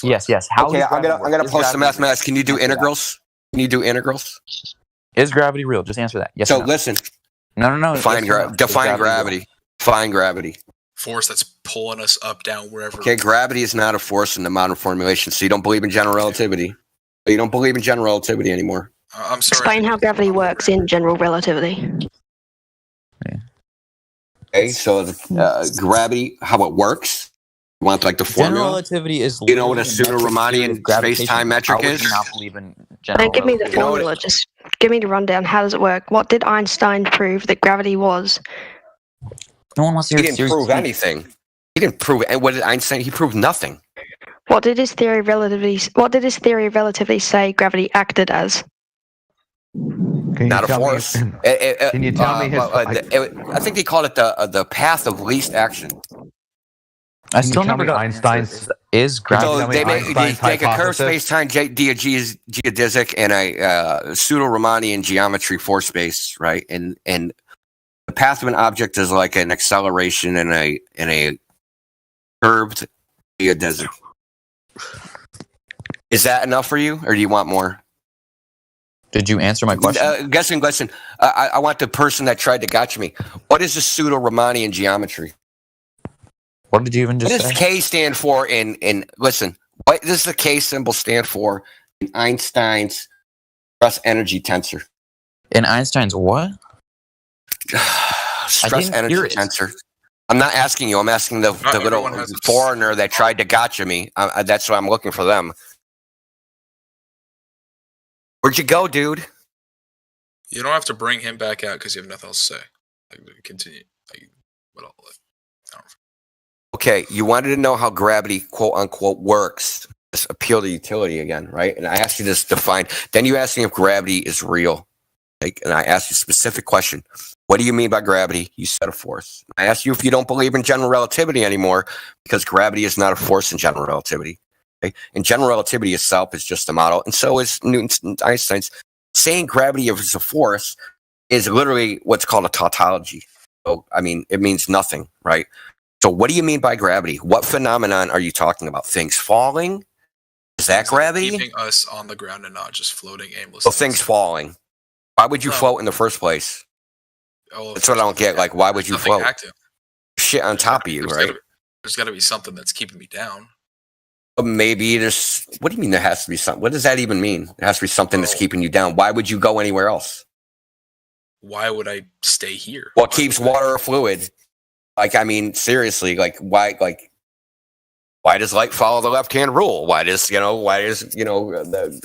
the electric field create magnetism? Like, it's silly, dude. There must be nothing.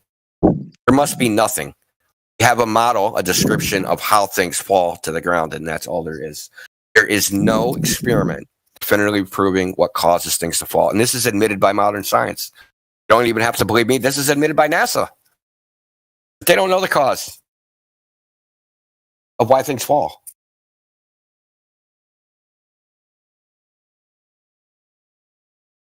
They don't know the cause. But let's get to the chase, because this is where there's a purpose that why people come here and they bring up gravity. There's a purpose, a definitive purpose.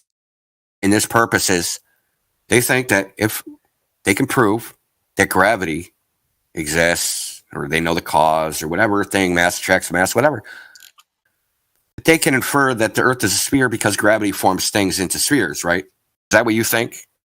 That Newton's theory of gravity predicts that ensembles of particles coalesce into balls? Yeah. Yes. That's what you think. So, okay, show me the observation. Someone actually observed that ever happening, or, and I'll even, like, usually I wouldn't do this, but because I know it doesn't exist, I'm going to say it. Show me the predictions using Newton's universal law of gravitation, using some type of simulation that shows that would happen.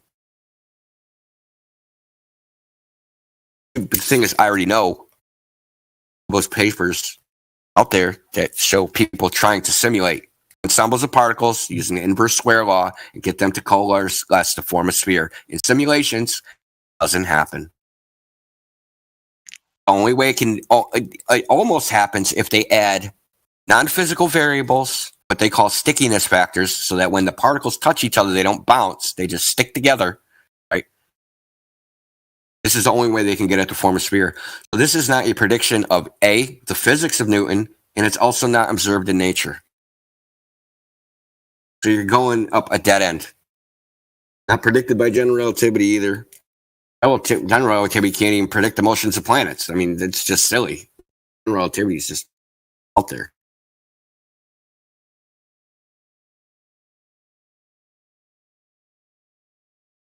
I guess I'm not going to get that simulation or observation. We'll find that gravity forming ensembles of particles into spheres would be a special case in which the particles were isotropic and homogeneously distributed through space. Then all of a sudden, gravity just turns on out of nowhere. Not a prediction. Not a prediction of the Newton's laws. It's not even a prediction of it. It's just something they tell ninth graders because it makes sense. They want to complicate their little minds. It's not just something they tell eighth graders, it's something they tell everyone.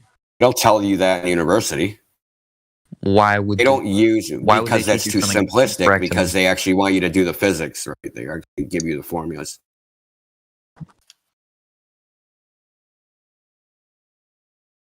So what university did you go to? I went to Boston University. Did you take a physics class? All of them. Required for a science degree. You were here when he said he took Physics 1 and Physics 2, weren't you? Yeah, I know. He's just trying to play, their little games. Yeah, so you took Physics 1 and Physics 2, did you? What did you think about what the physics teacher had to say? Doesn't matter what he had to say, because the class is just doing the formulas, right? Is doing the assignments and spitting out the answer that they want. That's it.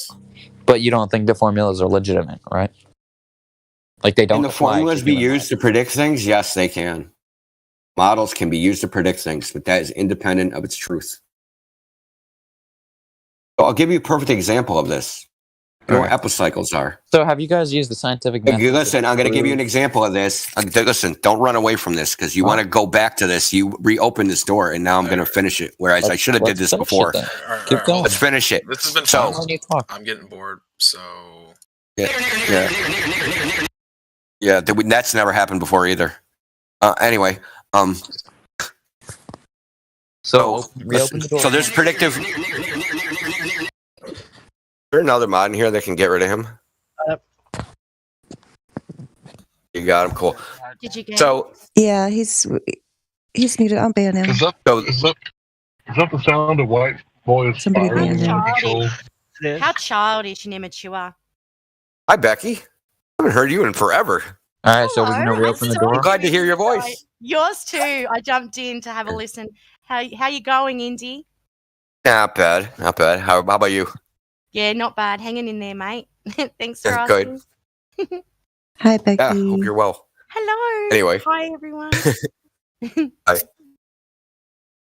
Okay, back to the point. So, so we come up with we use mathematics to come up with models to predict patterns, behaviors, things like that. That doesn't make the model physically real. Understand that? Do you leave?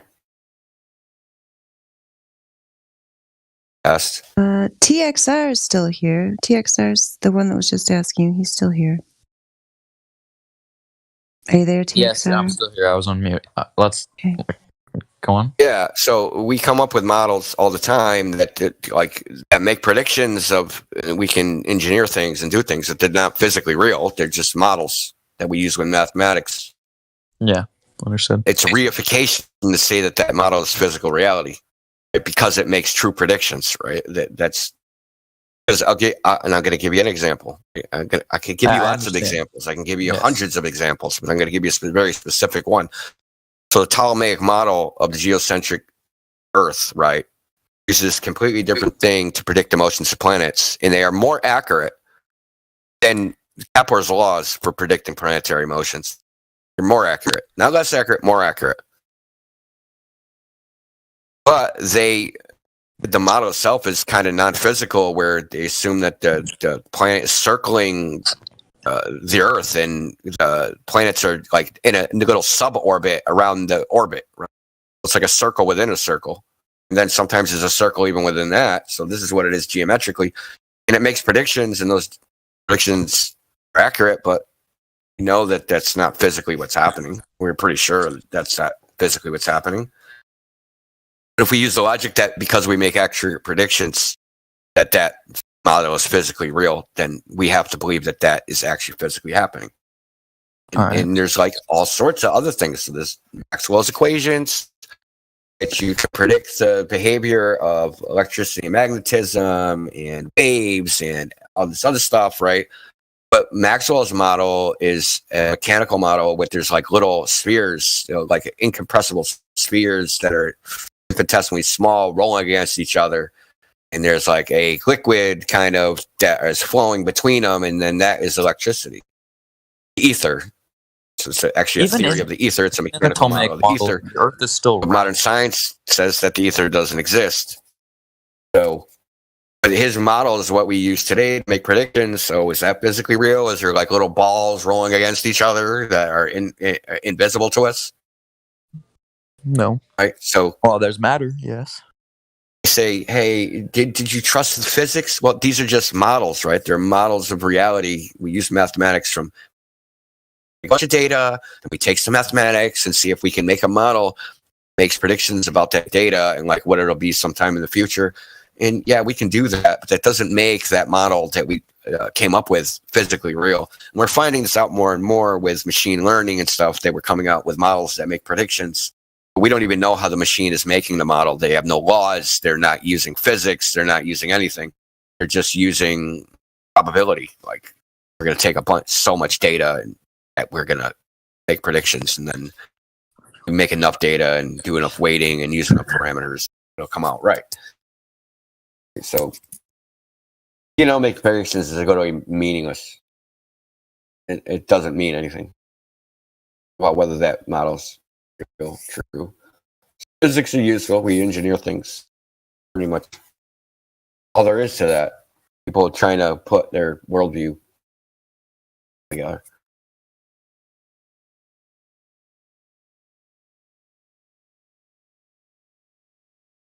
Damn, I've been in here talking a long time.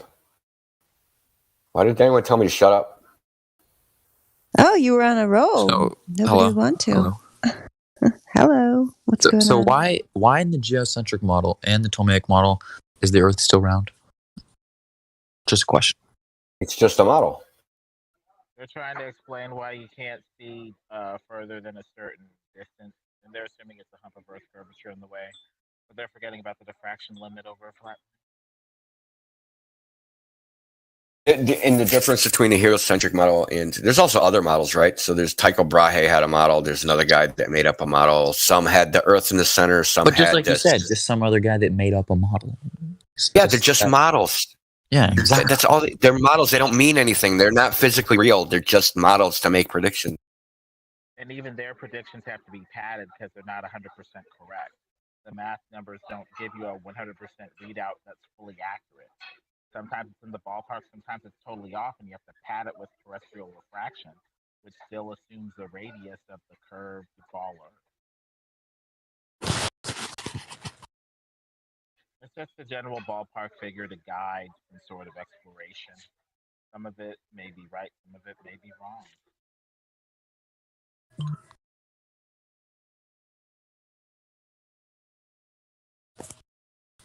So I'm going to read you what this appears in the Revolutions of the Heavenly Bodies, written by Nicholas Copernicus. Okay, so I'm going to just read this to you.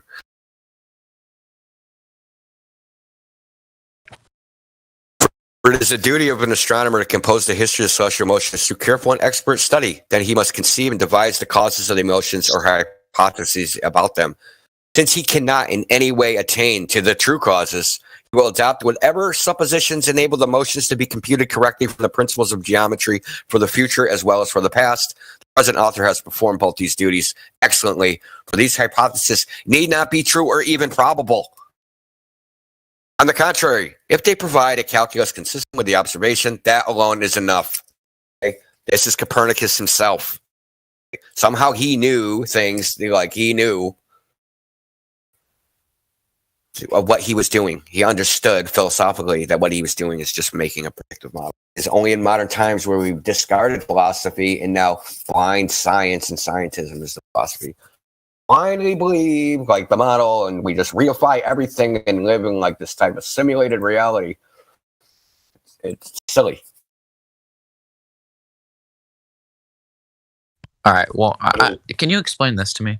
So here's like one of those like self-evident things, right? So you can see farther if you go up higher, right? So if the Earth was flat, you'd be able to see the same distance no matter your elevation, right? So if you think about it, that's not that's not right. Just wait. Your eye can detect a bright object like the. You try to force in your erroneous false premise, dude. Is not going to work. It is not right. It is not right that you see the same distance at every elevation. That is not even remotely right. Well, the why would you curvature even of the think Earth that? even is like the curvature of the Earth limits our sight to about like 3.1 miles, right? Unless you climb up a tall tree building or like some shit like that, and then you get yourself a perspective from higher up. What do you think the limit is based upon the angular resolution of the eye is? What do you think distance that is? So the globe Earth predicts that the horizon is 3.25 miles away for a 6-foot man. That's what the globe Earth predicts. What do you think it predicts on a flat Earth?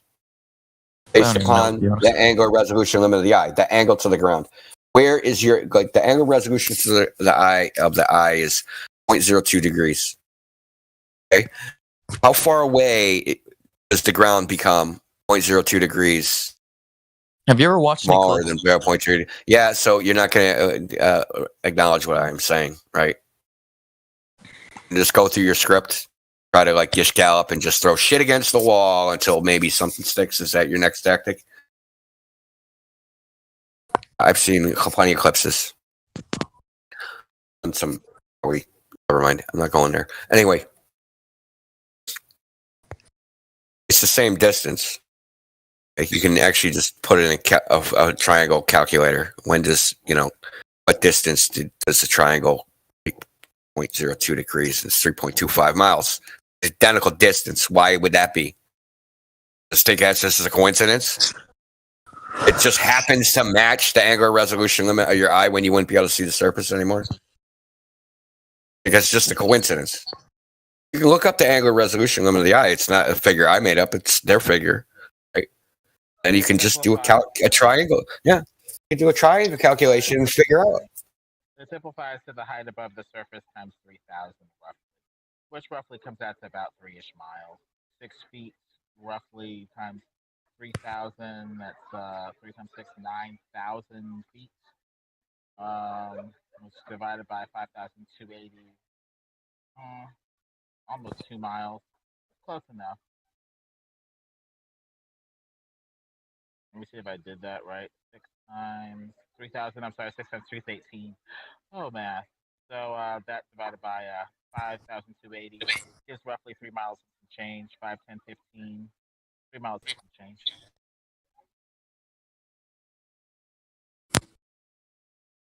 So, what were you going to say about eclipses? I was just wondering if you've seen one. Yeah, I've seen a few. Does the heliocentric model predict eclipses?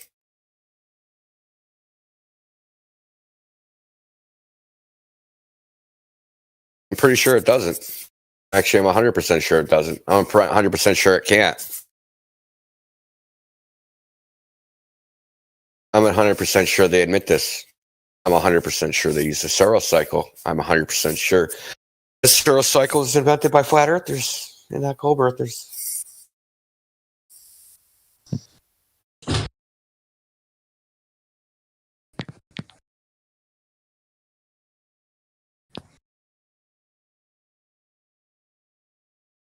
So you got to think about this as like someone sold you a used car, right? And when you went into the used car lot and you're checking the car, they're not telling you that the brakes are failing and that that the clutch is going.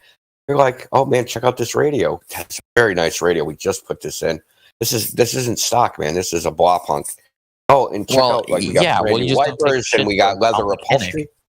And you'll know if your clutch is going or not. I know my clutch isn't going. I don't take my car to some stupid mechanic. That's like saying you went to some stupid teacher that said the earth was flat. Yeah, it's a great argument. Anyway, you're missing the point. The point is that when you were taught the heliocentric model, you weren't taught the problems. You were only taught the things that agreed. This is called cherry picking. Cherry picking data. Of the things that falsify the gold model, they pretended did not exist and told you the things that support the gold model. Hey, can I talk to this guy for a second? Oh, please do. I need a break. Yeah. So I just want to ask a few questions. Are you in school right now? Are you in college?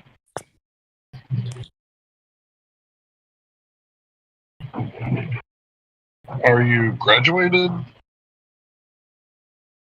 And what their guy just in here saying that he checked his clutch and he knew? Yeah, this is TXR. He's asking you. Are you there, TXR? Oh, he's asking me, huh? Yeah. Are you in school now, or did you graduate? Yeah, I graduated from SDSU, San Diego State University. Okay, cool.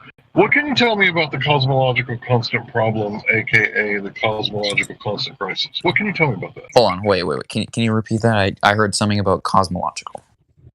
Right. What can you tell me about the cosmological constant crisis, also known as the cosmological constant problem? Isn't that Einstein's constant, right? Yeah. Energy density in space, vacuum energy that arises in the fields, the equations. What can I tell you about it? It's associated to the concept of dark energy, quote unquote dark energy. Okay, and how do I verify dark energy? How would you verify dark energy? That is a good question. Let me think on that one. Okay, well, I just posted something for you. You can read it. It's from Harvard, back all the way from 1995. So this is, classic literature. But it's very interesting, right? What it says, right? I posted it 58 minutes after the hour. I'll go ahead and read a few lines. Quantum field theory predicts a very large energy density for the vacuum, and this density should have large gravitational effects. So what are we talking about? Gravitational effects. However, these effects are not observed, and the discrepancy between theory and observation is an incredible 120 orders of magnitude.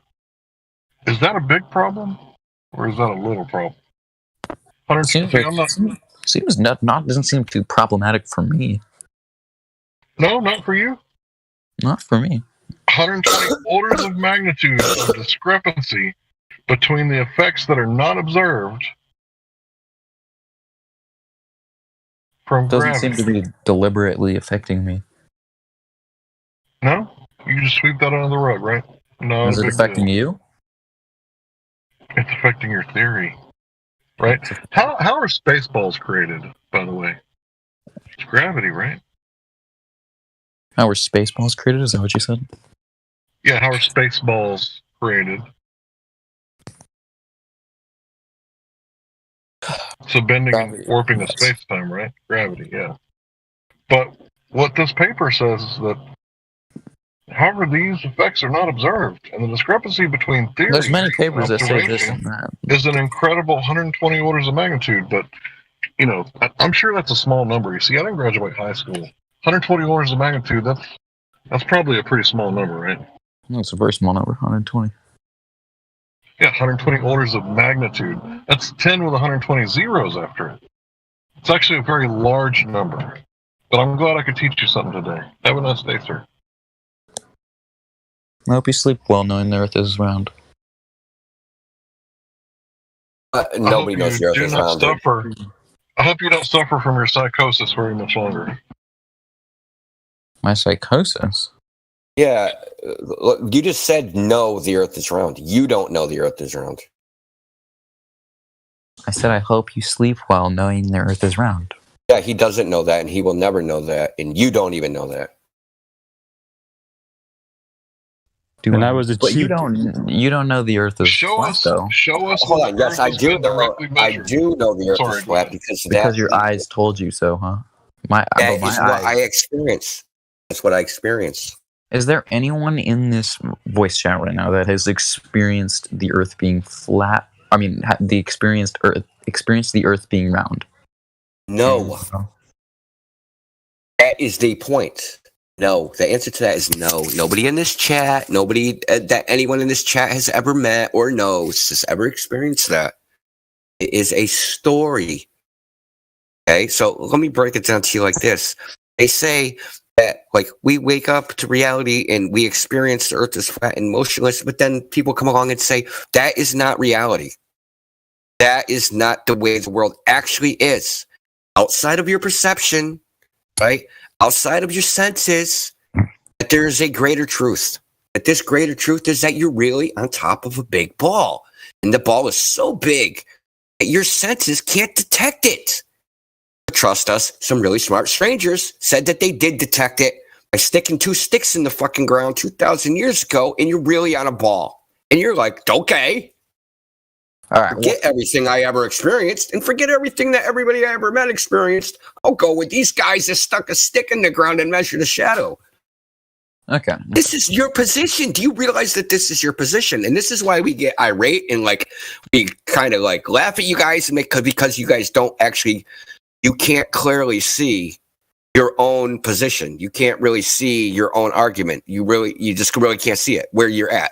Where you're at is you're experiencing the Earth is flat in motion. To this, but listen, you're experiencing that. That is an infinite regression fallacy, and I already pointed that out. The infinite. And I already pointed that out to you. Spiraling back to your same nonsense isn't going to help you. It's called an infinite regression fallacy. So there is just a wall or like a void. You'll never find it though, right? It's like wherever you think the edge of space is in your cosmology, that's where it is. It's the exact same place. So it's up, not to the side. You said it's up. The universe is flat in the modern cosmology. What the fuck are you talking about? Well, if the universe is flat, then... And why ain't the Earth flat? What did you say? No, repeat that. If the universe is flat, why aren't the planets flat? If the universe is flat, I'm not saying the universe is flat. The universe has no shape. It's just space. In the modern cosmology, the universe is flat. I'm sorry, dude. That is the modern theory, is that the universe is flat. But infinite space has no shape. No, infinite space is flat. Is it flat? That's what they say. But if it's okay, if you can, so has Please anyone ever been to refer to space? sorry, sir. Please refer to the inflationary theory. You can look it up. Has anyone ever been to space? No. No one's ever been to space, right? Space does not exist. Outer space vacuum. I'm going to cover this again. We were like, you're literally spiraling, dude. You literally went right back to the beginning of where you started. What was it, 3 hours ago? And you're saying the same stuff. Definitely not. Did you listen? Did you listen to the answer way 3 hours ago? When we told you then? I told you then on Discord 3 hours ago, but okay, 2 hours, whatever it is. You're trying to you parse stupidity. All right. What was the answer? You were on here and you were asking the same stupid stuff hours ago. You were asking the exact same stupid stuff. Where's the edge? Does outer space exist? You asked the same stuff. You got an answer. Okay, so what was the answer? I don't even remember what you said. Okay, then I'm banning you for wasting our time. No, don't ban me. I'm genuine. Why? Because you're wasting our time. I'm not wasting your time. No one else is. If you're not listening to answers, then you're wasting our time, right? No one else is even asking questions. You're all just sitting here talking. I'd rather frickin' live in silence than waste my breath on someone that doesn't listen. Answer this one more question, and then I will stop wasting your time. Okay. Okay. What? Yeah, here we go. So if I were to dig, so the Earth is flat, right?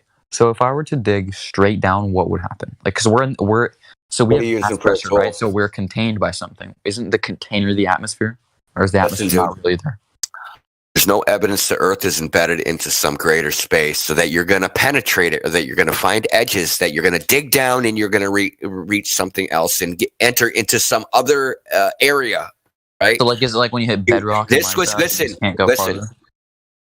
Listen. No, it's just like more like this question cannot be answered by mathematical geometry or logic, and that was proved by Zeno 2,000 years ago.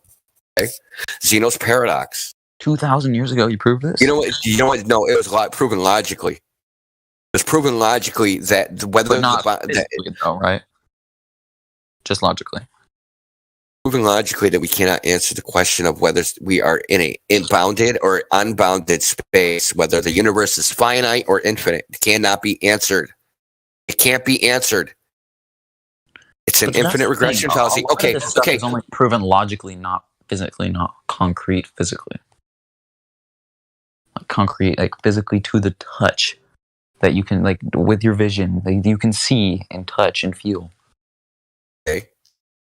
So you think you could take a rocket ship? If I took a rocket ship and I can go like whatever speed I want, and I fly in a direction, rocket ship, you would hit space. You would hit the you would hit space, and then like how far into space can you travel? How far do I travel? Do I hit the edge? Do I hit the edge of space? And when I hit the edge of space, do I fall off? But what's underneath? Underneath? What's underneath? What's underneath space? What's underneath space? No one's ever been there. Couldn't tell you. I'm playing your same game. It's so easy to play. Now he gets it. He finally understands. No one's ever been there. I don't know. So finally we reached truth. No. I'm saying no one has ever been under space. Right. You think under space exists? No one's been under the Earth. No one's dug past 8 miles, genius. I never said anyone has been under the Earth. I was talking about what would happen if, like, what. So you're saying we're contained in, we're at the bottom of something, correct? What we're saying is it's just the Earth. There's nothing else. Dude. But like, now your concepts, your third grade concepts. Is it just this thing? We're the only thing that exists ever? Exactly. Why? How? What brought us here then? What do you mean why? I don't know. Wasn't here. If there's us, why is there not? So is Mars and like all these other planets, are they all fake? Is it a hoax? Oh, here we go. Who said they were fake? We can see them. They're not fake. Okay, well then there's other stuff. Then we are not the only thing. Listen, but there's no evidence. You just told me that. Okay, no. No, you did though, because you just said you can see them, so they're not fake. Yeah, you can see it. You can see it as a light. Like probably your concept of what Mars isn't my concept of what Mars. Well, what's Mars? You think Mars is terraformable that you can go stick your feet on, and there's no evidence of that. No, you just think there's evidence of that. What do you think Mars is then? You think Mars is a place you can go? What did you say? You think Mars is a place you can go? No, I cannot go to Mars. No, but in Send someone to theory, Mars, though. there's a place you could go. Can you go to Mars? Like, can you travel to Mars? Physically, a human, I cannot. Theoretically. Theoretically, if you had the technology to do it. Or you think it's a place to go. You think when you look up and you see that light that you can actually go there. Like, if you went in that direction, eventually you'd smash into it. Well, if you were able to get past the atmosphere and somehow live in space and not die, then yes, you would get. Because where is it then? If it's there, Yeah, it's so funny how you want to go to these crazy speculations, and then when I go to your crazy speculation, you try to be hyper specific about whether you can do it or not. If you can see it, that means it's there. You say, okay, say I'm looking at, okay. So if you say you see Mars, right? You look at Mars with a telescope. Okay, we see a light. Yes, Mars with a telescope, right? So that means it's there. That means that you could there's a light there. Theoretically get there. So I see maybe my door. I'm sitting at my desk right now. I see my door. That means it's there. I could get up and go there. Without the technology, I don't need to have the technology to get there.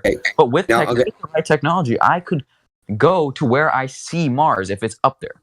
If I had the right technology, you could get to it because you see it and it is there and your eyes are not lying. Yeah, cool. And that is your experience on Earth. But nothing in the sky actually behaves the way it behaves on Earth. Well, we see airplanes flying and they're in the sky and they're on there. Oh my God, that's not what I'm talking about. I'm talking about the celestial sphere. I'm talking about the celestial sphere. And I'll explain it to you. So on Earth, when you look at things, you have things like parallax. Mm-hmm. You can look at something, and then if you move, the position of that object changes an angle. Well, you look in the sky, you can move anywhere on Earth, and the angle to that object does not change. There's no parallax. No parallax to any celestial body. So listen, how we tell the distance of something, how far it is away and how big it is using this thing called parallax. But it doesn't exist with celestial bodies. That means that everything in the sky appears to be a single distance when empirically measured, right? It appears to be one distance. So you're saying that when everything appears to be one distance, it appears to have no distance. It means that when you look up in the sky, you just see a blanket of little dots, dude. That's all you can empirically say about it. There's just a bunch of dots up there in the sky. You could come up with a story. They've been making stories about the sky for 10,000 years or longer. Well, you see something, you see the sun in the sky, right? Yeah, there's just shit in the sky. Can you go there? Well, how does the sun lights up the entire Earth? Does? What else provides at the same light time to the Earth besides artificial light? The moon. The moon. It's not as bright. And what about during the day? What provides all the light? The moon still. The light does not simultaneously light up the entire Earth, and neither does the moon. Okay, well, it's not just artificial light lighting up the entire Earth. What is your point? What are you getting at? That the sun is a real thing. Oh, it is. It's in the sky. Is there a solar parallax? Is there a solar parallax? You tell me. The answer is no. So there's only a parallax when it comes to planets and stars, right? No, there's only a parallax with shit on the ground. There's no parallax to anything in the sky. Well, the sun's in fact, some objects in the sky have a negative parallax. What defines what? You know what a negative parallax and a regular parallax? Because, like, listen, you take your thumb, right? Okay, take your thumb, stick it in arm's length in front of your face, right? I'm looking at it. Close your left eye and open your right eye. A switch. Yeah, it moves a little bit. It appears to move like an inch. If we measure this angular movement and we know the distance between your eyes, your observation points, you can tell how far something away is. You can calculate it where it is. Now, imagine you doing that and it's shifting in opposite directions. Yeah, that's negative parallax. And if you do the math, that means that your thumb that you're looking at is actually behind you because it spits out a negative value. But it's not behind me. It is in front of me, and I can feel it. But the thing is, you're using a model, right? You're using this model of like shit in the sky. Like that shit has to be out there somewhere. This has to have some distance away because everything I experience here on Earth has a distance, so it must too. The thing is, nothing. When you look up there, it doesn't behave like anything here. Anything you've ever experienced, none of it behaves like this.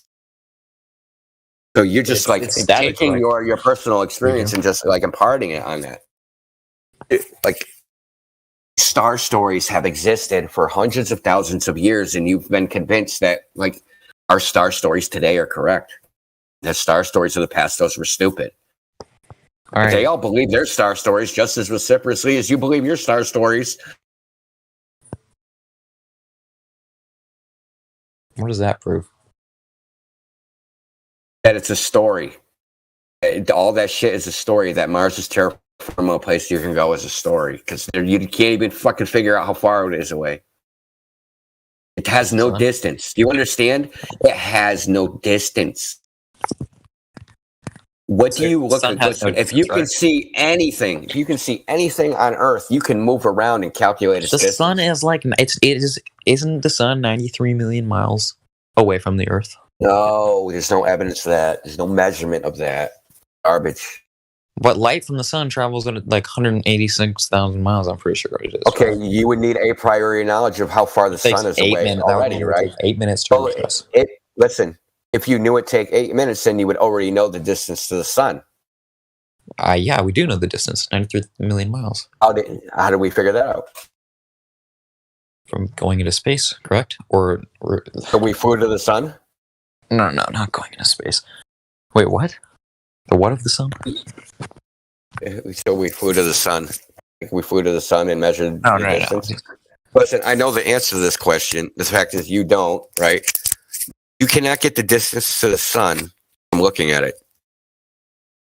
This is known. This has been known. This has been known for 2,000 years. It's Aristarchus, I think, where he realized that the moon was exactly half illuminated, right? So if it was formed of the right triangle with the Earth and the sun. That cool story. I don't know who sent you that, but that was his value that he came up with is actually wrong.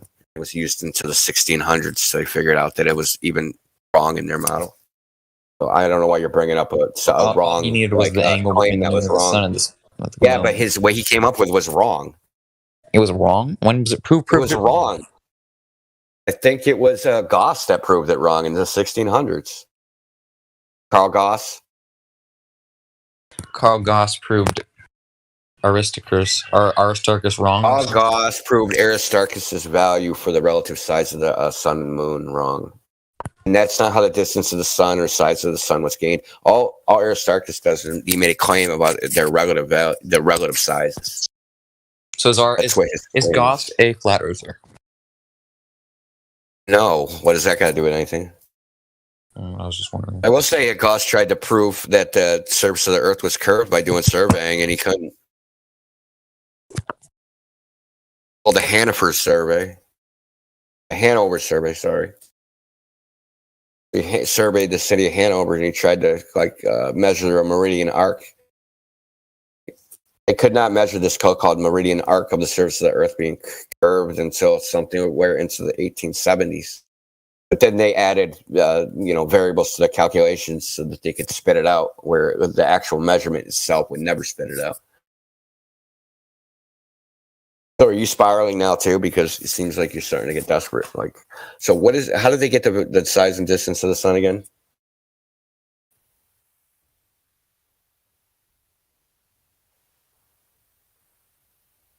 Should I help him out?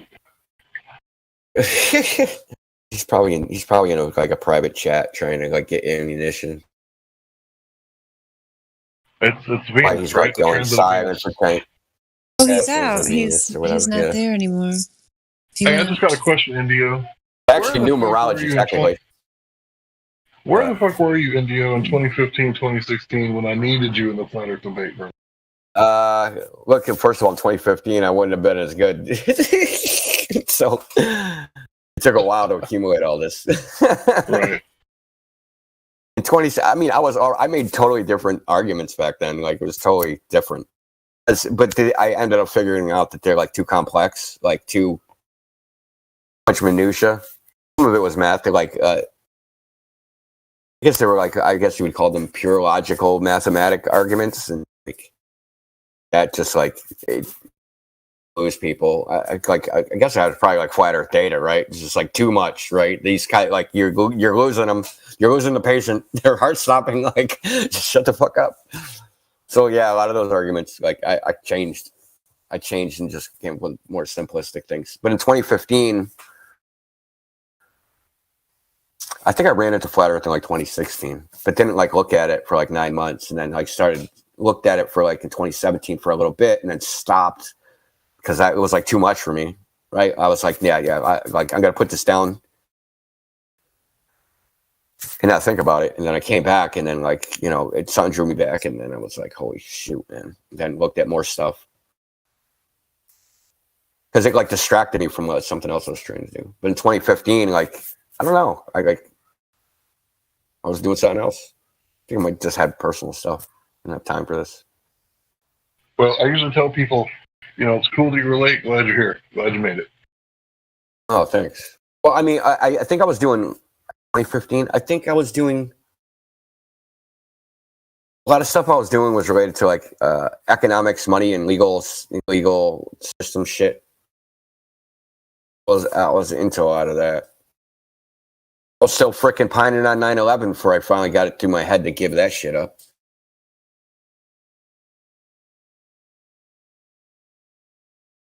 I think I was studying like ancient scriptures, following like ancient aliens and reading like the Mahabharata and the Bhagavad Gita and the other Gitas, and I was studying like the missing books from the Bible and all that stuff. And Rob Skiba was like making a really good argument for the flat Earth, and I was like, what? What? So his argument was something like, they didn't land on the moon. I was like, yeah. The government lies, and the NASA's part of the government, and the Earth is flat. And I was like, what the fuck is that? What did he say? I remember telling my wife and my friends who were sitting in the living room with me, I was like, this guy's saying the Earth is flat. Like, what the fuck? Because I already followed Skeeble from his other work, so. And then I started like thinking about it. Damn, that argument actually makes sense.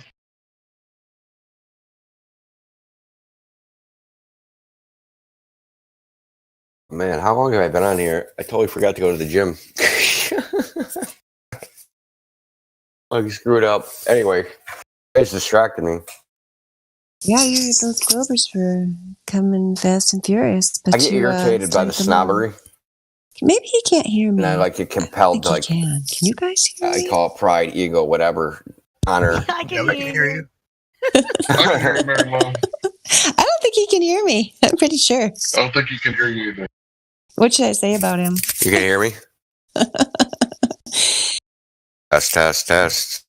Yeah, we hear you, but I don't think you hear. India, can I have a raise? India, oh can shit! I have Let me a reconnect. raise, please. That's disappointing. Oh no. Test. Hello. I hear you now. Oh, good. Gosh, I was saying all kinds of wonderful things about you, but I'm not going to repeat Oh them. my god. I gotta record that. I gotta rewind the live stream now. What's going on? Why are you doing that to me? You were doing a good job with those Globers. That's what I was attempting to get across. Oh, thank you. Appreciate it. Yes. My best. Channeling you. Or channeling your rants. That's right. Well, good, because I like listening more than actually doing them. Takes a lot less energy. Yeah, but it's not as enjoyable listening. Yeah, you slayed them all. They're gone. Oh, are they really? I think so. I don't know. Are there any Globers The left? minions, I'm waiting for the dragon. Like that was just the minions. That's Where's right. the dragon? Yeah, you need the big boss.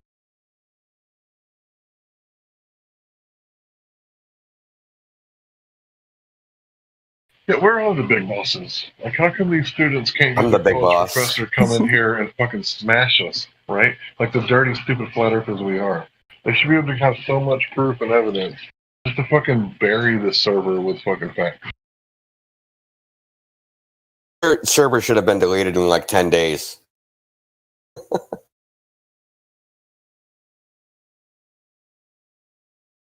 But that didn't happen. I mean, if all these kids, right, come from schools, they've surely got professors. And professors are a lot like black belts, right?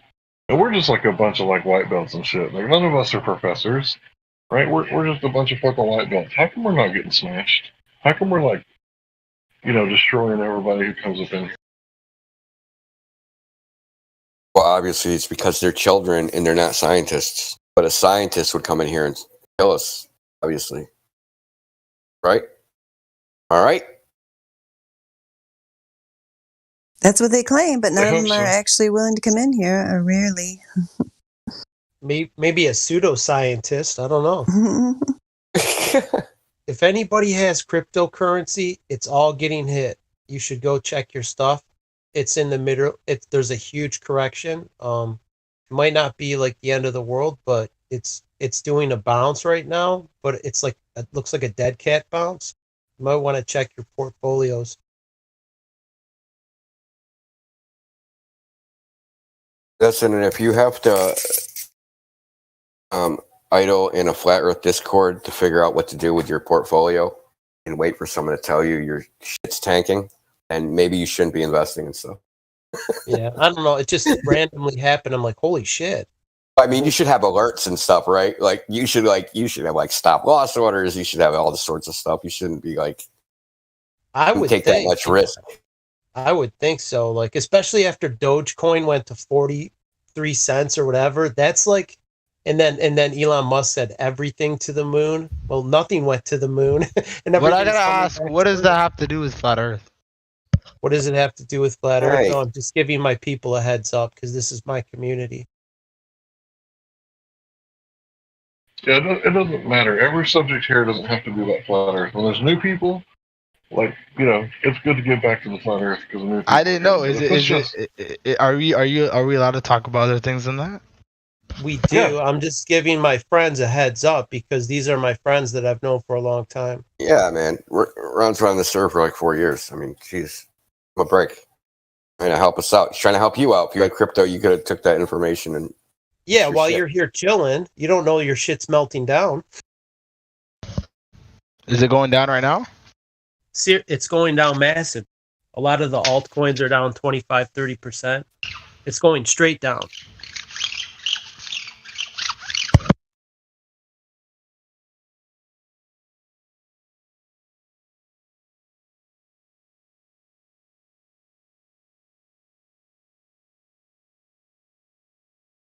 Just a friendly warning. I sold out. I bailed out before the Dogecoin thing. I'm like, you know what? This is good for insane. you. Yeah, I'm done. I'll come pick up the pieces. If everything goes down 90%, then I'll start dabbling. But until then, I'm not touching any of this shit. The market is so volatile. Listen, I just been like watching it. Not invested in it, but I've been watching it. It's an important economic issue. Like a little regret. Like, man, I could have bought some none. shit so cheap.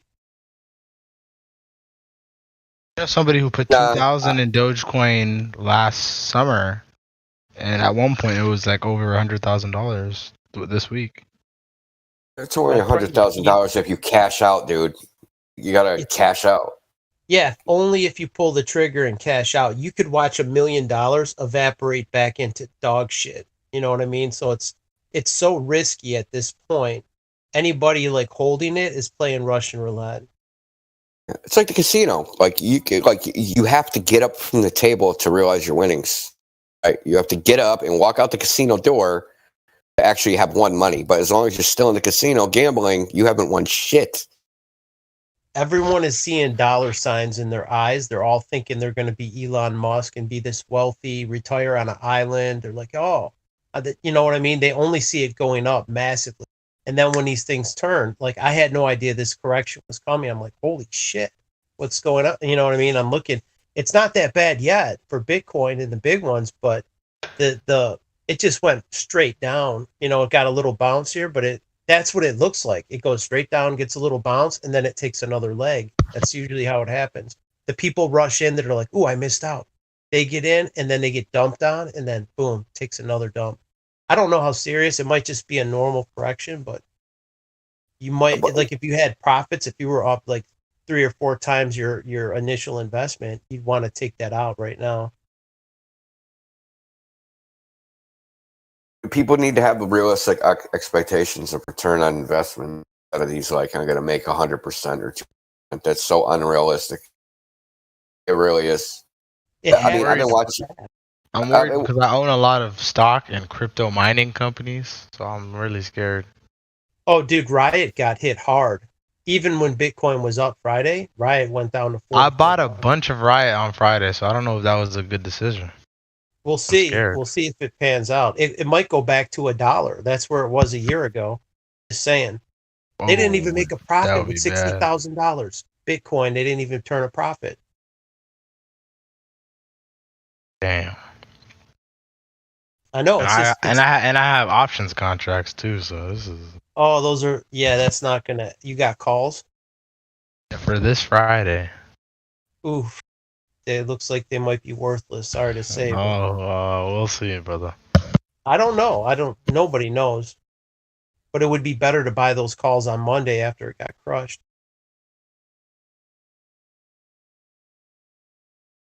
We shall see.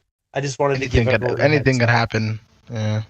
Yeah, because like when you least expect it is when shit happens. That's like the Roaring 20s. Everyone was like partying and everything was all good, and then poof, what happened? That's what I'm afraid of. Like the stock market's making new all-time highs. Elon Musk is pumping every cryptocurrency like Dogecoin. All these Doge people got, instant millionaires or whatever. They turned their $1,000 into 20 grand.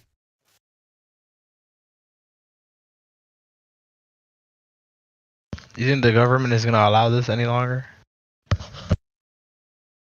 I don't know. I think they might Dude, be letting this bust, like because this was the last place people were doing well. This in the stock market, they might be ready to pull the fucking rug out from it and then destroy the whole thing.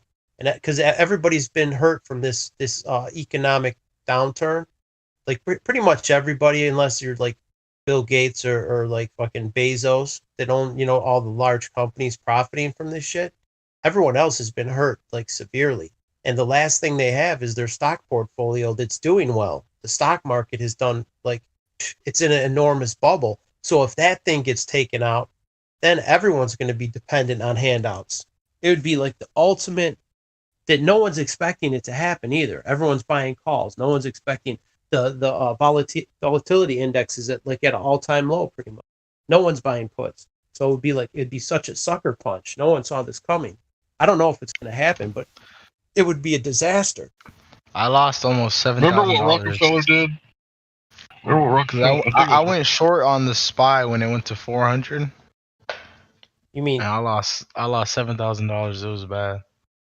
When it went to 400, you mean 4,000? Yeah, 4,000. Yeah, it seems. Well, the ETF 400 because I trade on the ETF. Oh yeah, you bought the spiders. Yeah, the SPY. Okay. I got $10,000 worth of puts when it went to 400, and now it's at almost 420 or 4,200. You bought 10,000 of puts, dude. What kind of expiration did you have? The weeklies. Are you fucking nuts? Dude, weekly contracts are such. Oh my god, you must be made of money. You pay No, I'm not. I'm a college student. Where did you get that much money to put on puts, dude? That's trading. If you're gonna buy a weekly put, you should only bet like a small amount, a couple $100. Like my Riot call, I have my Riot calls. I have like 2,800 in calls for this Friday. It's not a good idea, man. You should always give yourself at least 2 weeks because you never know what can happen. Yeah, like this. But this might be the dip for the rip. So crypto, this is worrying me. I'm not gonna lie. Yeah. Honest. It might just be a normal correction. I don't know. Like maybe there's so many weak hands. Like people are thinking these are going to keep pumping forever, but there's a lot of people that they have no idea this is happening. They'll wake up and see their altcoin down 50%, and then watch the avalanche of panic selling, dude. That's what I'm saying. Like right now, you're getting the dead cat bounce. It bounced a little bit, but it might turn into a full on panic. could do the same thing that happened in 2017, 2018, where it's just going to go down and be flat for 2 or 3 years again. At any time. They'll dump at the bottom. You know what I mean? Like they'll see this and they put money in the market, in the crypto markets that they really can't afford to lose. All these Doge people, they went to sleep millionaires. They're going to wake up broke again. They're like, no, like they were following like a fucking guy like Elon Musk. You know, it's real because it looks so fake. His fake SpaceX thing. You're going to take investment advice from that asshole. It's like his company makes no profit. He made more from his Bitcoin investment than 14 years of auto manufacturing. I honestly think Elon Musk, his stock was pumped up so that he could be part of the fake space program. I think the government allowed his company, right? So they would have a plausible excuse. Oh, this guy's just made of money. He could waste billions of dollars on a space program. Look, he's rich. Tesla stock is $900. Dude, he's a gatekeeper. Did he Like, really? there's like- Didn't he recently win a contract with NASA? They've been, dude. It's a shadow agency for NASA. Same with Jeff Bezos. That's why they let Amazon stock go to 3,500. He's got. Why like, does he's it? got Why a does it space- say that he won a $2.9 billion contract? That's what it said. Elon Who? Musk with NASA. Elon Musk It's apparently all a cover. recently. It's a cover story, dude. It's all a cover story. It's like Facebook. Facebook was CIA Project LifeLog. When Why would Project- my question is why wouldn't NASA make their own rocket? Why do they need him to do it? Because they want it to be private money. People complain, why are you wasting money on space? You already went to the moon. Like people that think that NASA went to the moon, now they just think they're pissing away money. Like, hey, why are you doing this? You're wasting taxpayer dollars. So they need a way to take it off the books. This is like a shadow way to fund their fake space program. Someone has to do the privately space. traded publicly traded companies or privately. Well, SpaceX is private, I guess now. It's it's his own personal piggy bank, so they say, right? It's his that's why they let his stock go up, so it's plausible that a guy worth billions of dollars like him and Bezos have extra money to do this as a hobby. You know how people launch model rockets as a hobby? This is a billionaire's hobby. He launches his, you know what I mean? That's what they want people to believe. It's such a charade. It's all fake. Yeah, I gave a ride to a guy in Dallas when I was doing Lyft. He was a pilot, and he was telling me about his amateur rocket endeavors, and he was talking about shooting up like 70-something thousand feet, like trying to breach like that 100,000 feet. Like the Go Fast rocket, I think that rocket cost over $100,000.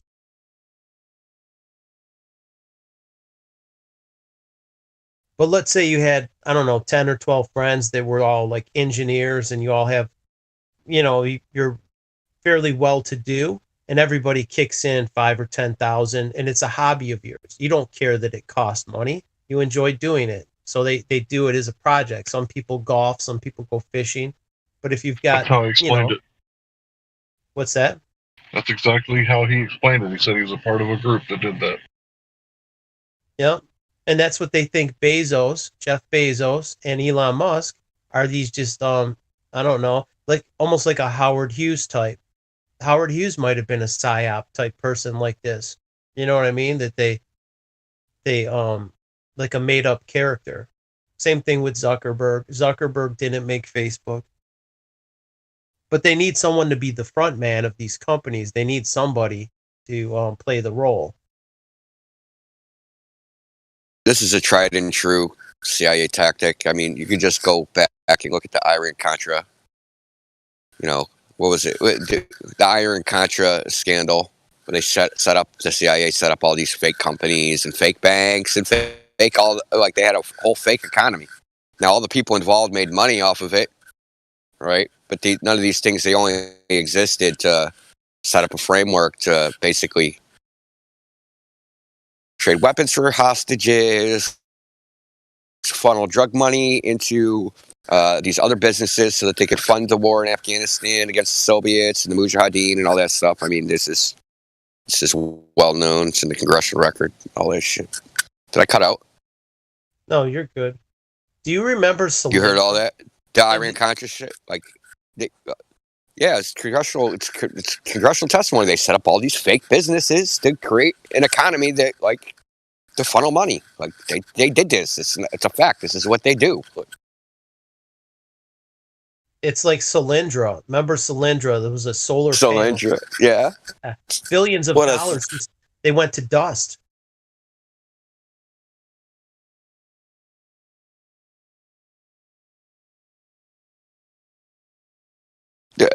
There's a whole bunch of companies like this. They happen all the time. This isn't a new thing. It only becomes news when they're super huge. But there's lots of fake companies.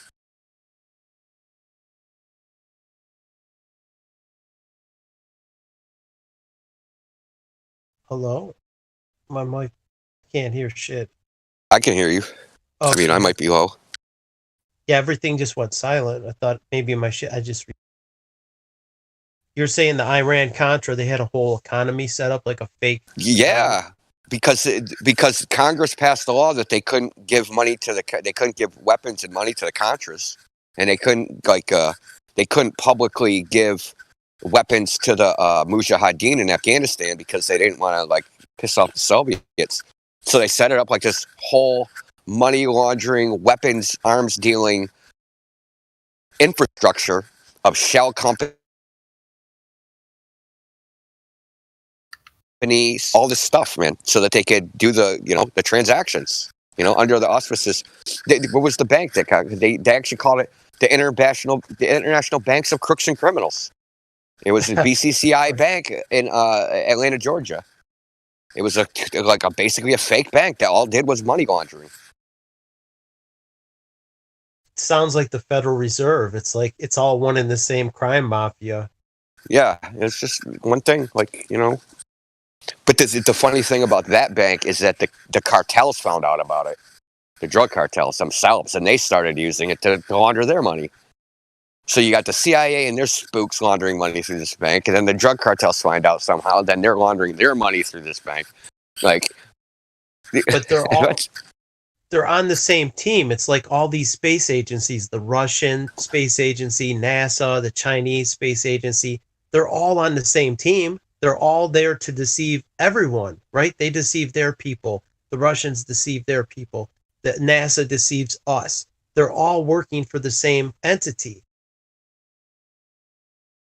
The ISS should just tell you that, dude. Just look at the fucking ISS. They're all buddy-buddy when it comes to space, but we're mortal enemies everywhere else. Yeah, the Cold War, right? We're going to use the Russian space program. We want to kill each other with nuclear weapons, which are another fake thing. But yeah, we'll go buddy-buddy on the space shuttle. We'll use the Russian space shuttle. It's so fake, dude. It's such... Don't forget WWF. They're frenemies, yeah. They're like wrestling, pro wrestling. Don't forget they were buddy-buddy with the Antarctic Treaty, too, during the Cold War. Dude, even North Korea joined that shit. Come on. Yeah. North Korea don't even have boats. Why are they joining the Antarctic Treaty? They can't even get to Antarctica. They only got rockets to go to the sun. They say the world is a stage. At nighttime, don't forget. At nighttime. They go to the sun at night. Yeah, you can do it at night. That's what I heard. It's a lot colder at night. Did you guys see their rocket launch? It was such cheesy CGI, like the North Korean rocket launch. It was so fake. Like they were launching a Scud missile, and it was so fake. It was all CGI, and you could see the background moving. It was just so low budget. No, I didn't see it. The last time I think I saw their whole rocket launch was one where we were making fun of them because they all looked like they had some fucking porno gimp suits on. Yeah. You know what I'm talking about, right? Porno. They look like those porno gimp suits. Yeah, like they're all covered out on leather and black leather and shit. They're like doing S&M at SpaceX, man. Yeah, and they all had like numbers on their back of their fucking shit, like if they were like a team. This is GIMP number 6. This is GIMP number 10. Did they have like some old school computer? Like it was like a big mainframe from like the 50s or something. They had like some cheesy old antiquated thing where they're launching it from. Yeah. It had like a bunch of knobs and shit. It looked really antiquated. I can't tell the difference between North Korea's official launches and Team America. Dude, Right, this, like, is a little, this is a little bit off topic, man, but I've been spending a lot of time on Facebook this last couple of weeks. Dude, they're I don't know, I'm pretty sure they're Globers. They're fucking pushing harder with the fake fucking bullshit again. Like, you know how, like, there's a bunch of Globers that will take the position of a flat earther, but give the stupidest comments, and they, like, put it in pages that are very big on Facebook. Dude, I saw a message the other day that someone posted, which this kind of makes it stupid, right? It's like, how did Nixon call to the astronauts if there's no, sound doesn't travel in a vacuum? That is like the stupidest argument. It's a good argument if, because there's no sound in the vacuum, but it's not like they're in the vacuum. They have like, quote unquote, they have pressurized, supposed to be pressurized suits, right? So the argument is so stupid that anyone with the fucking common brain could be like, well, dude, they're not talking like in the vacuum. They're in pressurized suits. You know, anyone could just say that, and then the whole argument looks fucking retarded, right?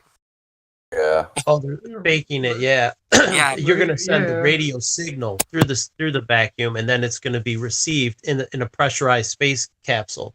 So it's like it was a stupid argument. Yeah, it's a better argument when they bring up like remember do you guys remember that it was at Apollo 17 when they were hammering something and you can hear like the hammering and their argument was that the sound traveled through the spacesuit and into the microphone, and I was like, all right, so why explain to me why that fucking thruster you don't hear it. Think about it, the vibration of the thruster. Why isn't the thruster sound vibrating into the spaceship through the spacesuits when they're fucking flying? Like you don't hear none of that shit in their microphones, dude, when they're talking. Do you guys believe in the Mars rover and that stuff? Yeah, Devon Island. Look into it. Yeah, Devon dude, Island. Devon Canada. Island's beautiful. Beautiful, Yeah, dude. Devon Island's a nice place. Maybe I should What's- go there. What's Devon Island? Canada. Yeah, that's where Mars is. That's actually where NASA put their rover. They actually have Mars terrain missions there. Like if you can Google it. Like if you Google where NASA goes to do simulated practices of Mars, they go and they do their little skits at Devon Island. There's And if, it looks like red. It looks exactly like Mars, dude. Just imagine like you going to Devon Island. Like look up Devon Island right now. If you're on Google, How do I and just spell it? imagine DEVON and then Island ISLAND. Type that in Google, and you'll see like just imagine the sky instead of being blue like with us, just add a red tint on it, and that's fucking Mars, dude.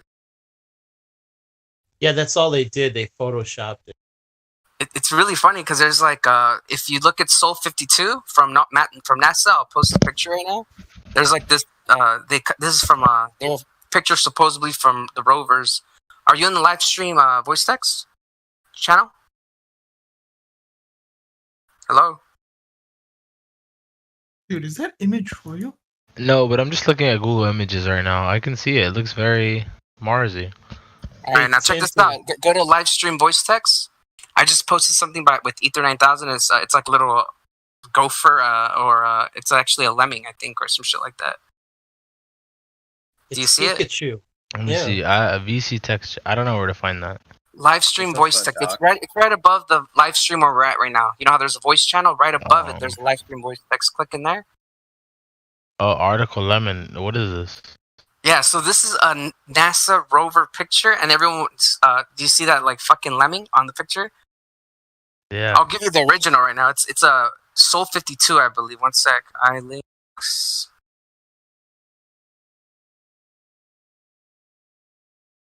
Yeah, that's it. So this is the original picture from NASA. This one, but if you zoom it in, it's almost towards the center of the very left. This picture, if you zoom it in. Anyways, the point is, this is what's interesting, dude. So we know they do Mars terrain missions in Devon Island, right? And this lemming that's in the picture is only native to Devon Island. What are the fucking coincidences, you know?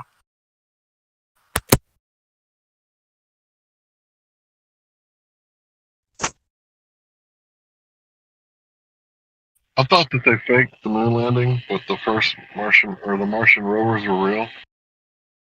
So I was like so excited, like so freaking excited about the images from Mars. And when they came back like photoshopped and blurred out and manipulated, I was like, what the fuck are they hiding? Are they hiding like aliens and shit? No, they were just probably blurring out like lizards and small creatures and animals and shit. But That's what was if you think pissed. about it. Oh, sorry, Hank, go ahead. No, I was just gonna say that I was pissed, that they even edited the photos because, like, we're paying for the shit. Give me the fucking original. Dude, what's really funny about it is if you like me, I did some research into like where how people figure it out, where the like little gopher is or the lemming, the juice box or the crab, or these like or the ducks, or all these pictures come from. Dude, people that believe hardcore in aliens, like the alien enthusiasts, are the ones that found them because they literally go through all the NASA photos and like fucking like zoom in on paint and just try to find an alien in the picture, and they end up finding fucking shit from Earth, which is hilarious.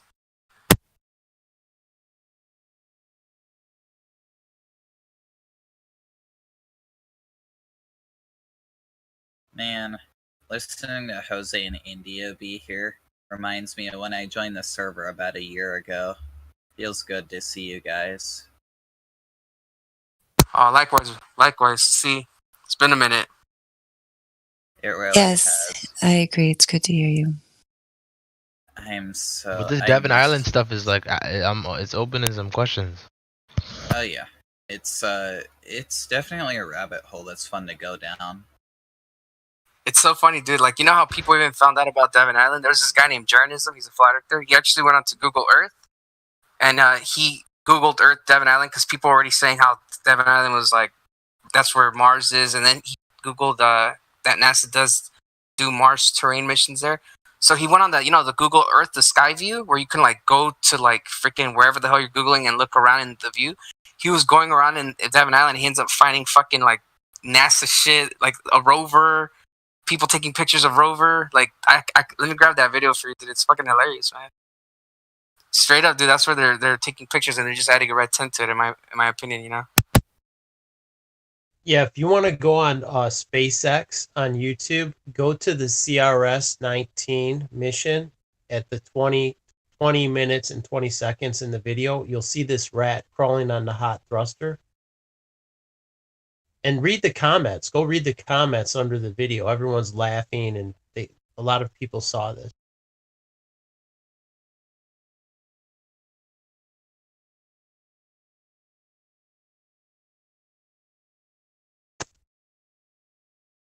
Just remember, man, at the end of the day, man, it's like you can take all the pictures and videos on faith value, you know, like we can all just choose to believe in them or not, you know, like everyone's independent of, you know, believing it, whether those things are legit or not.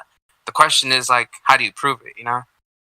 How do you prove that it's a globe without having to like believe in someone, you know, they're telling you that it's a globe?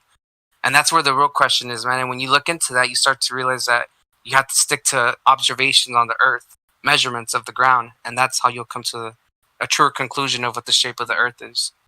You know, at least more than what we have now, in my opinion, because right now all we're doing is just believing what we've been taught, you know, most people. I think I had an advantage because I knew the moon landing was fake. If you start off from that level that you already know the moon landing is fake, it's easier to wrap your head around flat Earth. Because Owen Benjamin, he's a comedian. He was talking about the fake moon landing. He's like, we never went to the moon because of this, and this. He kind of adopted it after Joe Rogan made his bones with that. So then he picked up with it and ran with it for a little bit. But the moon landing, people have known it was fake. A lot of people since day one, a lot of people have questioned. But anyway, it took him about a good 8 months to admit that the earth was flat, to like take in all the evidence and finally see the light. It took him a pretty long time, considering he was like so down the rabbit hole with the fake moon landing and then other things, you know, the government, like 9/11 and things like that.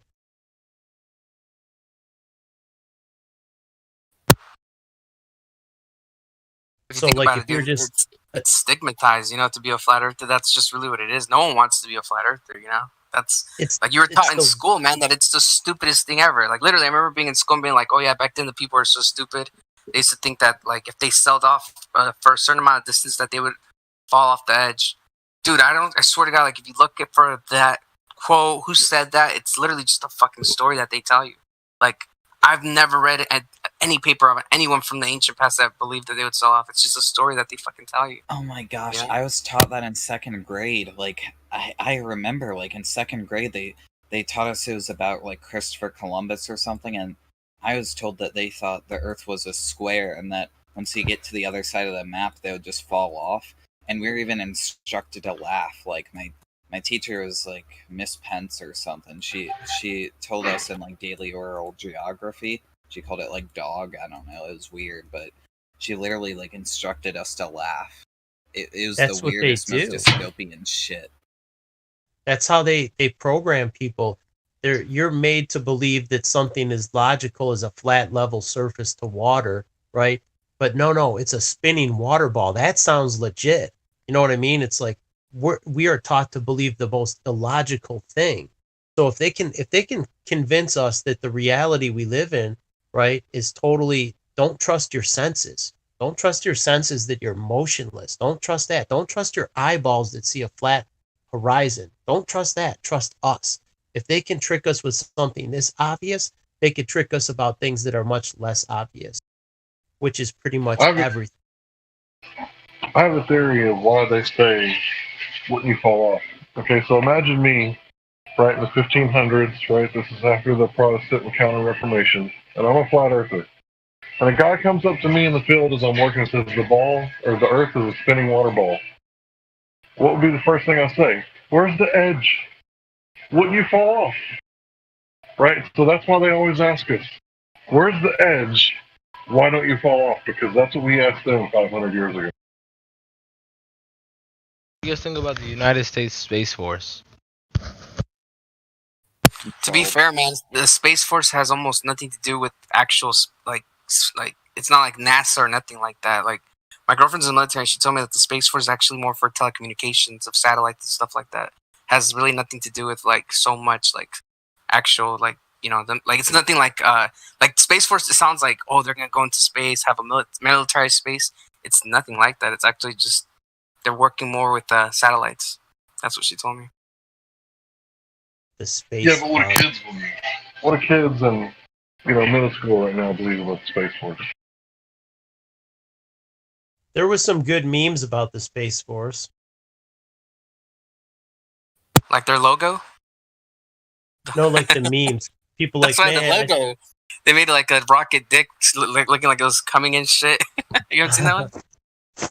I seen the one where the guy's like, it was a Pepe in a spacesuit. You signed up for the Space Force and you realize space is fake, and he's like frowning. Feels bad, man. It was just, there's a lot of funny ones. We got a couple people here that needs to be VC verified. Tell them to go to VC check and I'll check them.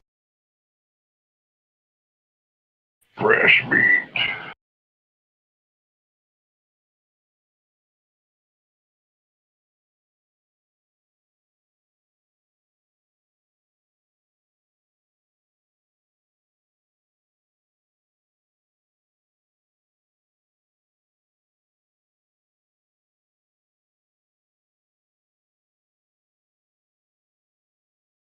Yeah, anyone that doesn't have a row, scroll up and then go to VC check-in 1.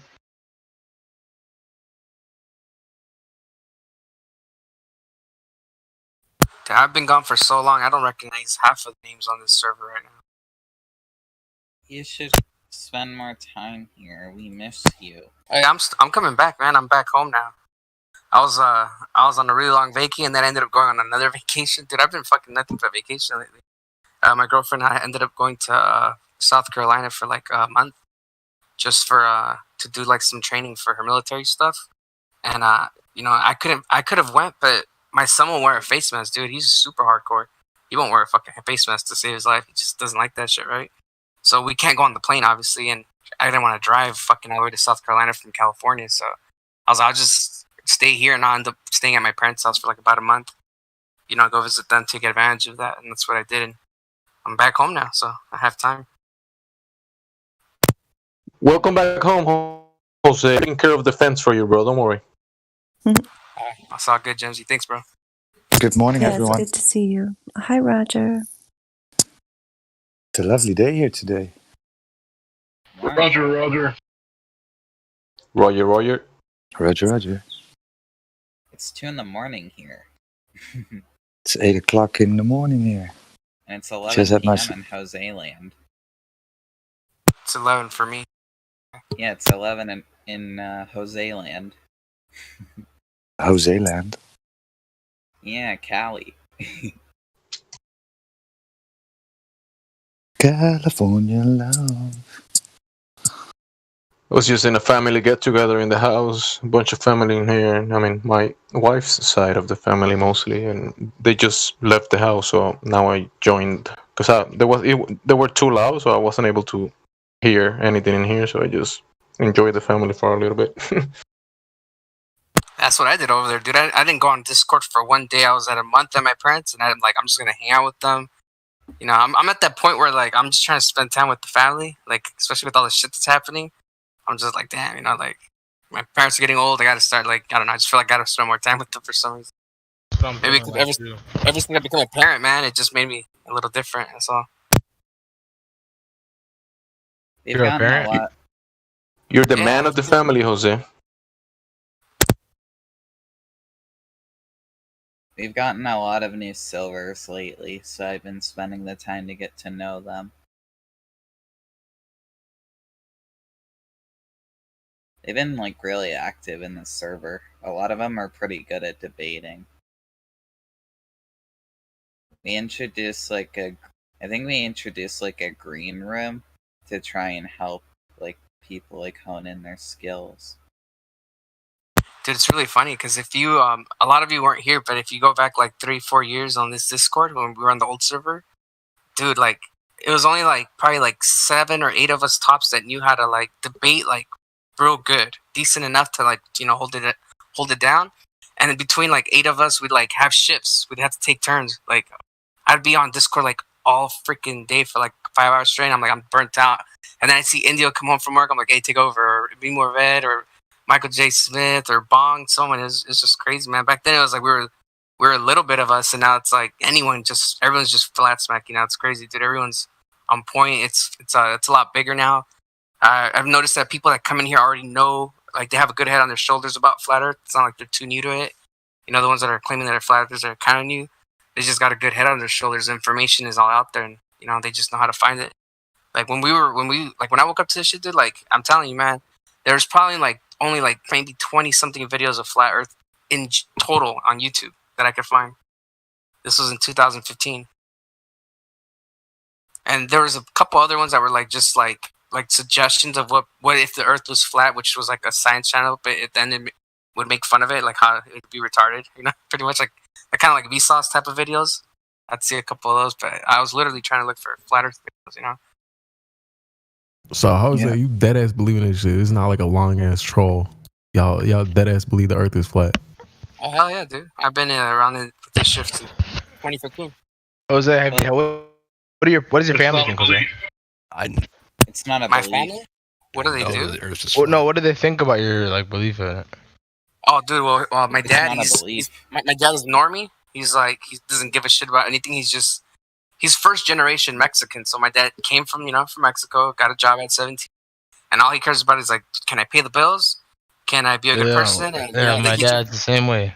Yeah, he just lives his life like that. He don't care about nothing, you know, like none of this politics stuff, flat Earth. He don't care about anything about that. He's very like materialistic in some way, where he's just like, I just got to put, you know, food on the table for everyone, and I'm good with that. My mom got sold to it right away because she's very religious. So I kind of flat smacked her using the Bible, and she's like, yeah, it makes total sense. You know, if that's what the Bible says, that's what it is. She was an easy one. My sister, my brother, they're flat earthers too. They woke up to it pretty quick because they're open-minded. My whole family's very open-minded. Does the Bible says that? Yeah, the Bible talks about how it's immovable. The Earth is immovable. I mean, it's not moving, right? It talks about how he put a firmament. You know, a firmament is obviously like some type of dome. So there's like a couple of verses on there, you know, and I'm not that well versed in it, but you know, there's a lot of I know there's like a video of like it's like 100 and something like Bible proofs that the Earth is flat, you know. So it's really all it does is speak about like, you know, like little things like that. Like I know there's another verse where they talk about. It's not just the Bible though. It's the old books, the old religions. Like it's, you know, Islam. It's the. I don't know. I don't think it's. Come on, hold on. I don't think. First off, y'all is misinterpreting the Bible. That's number one.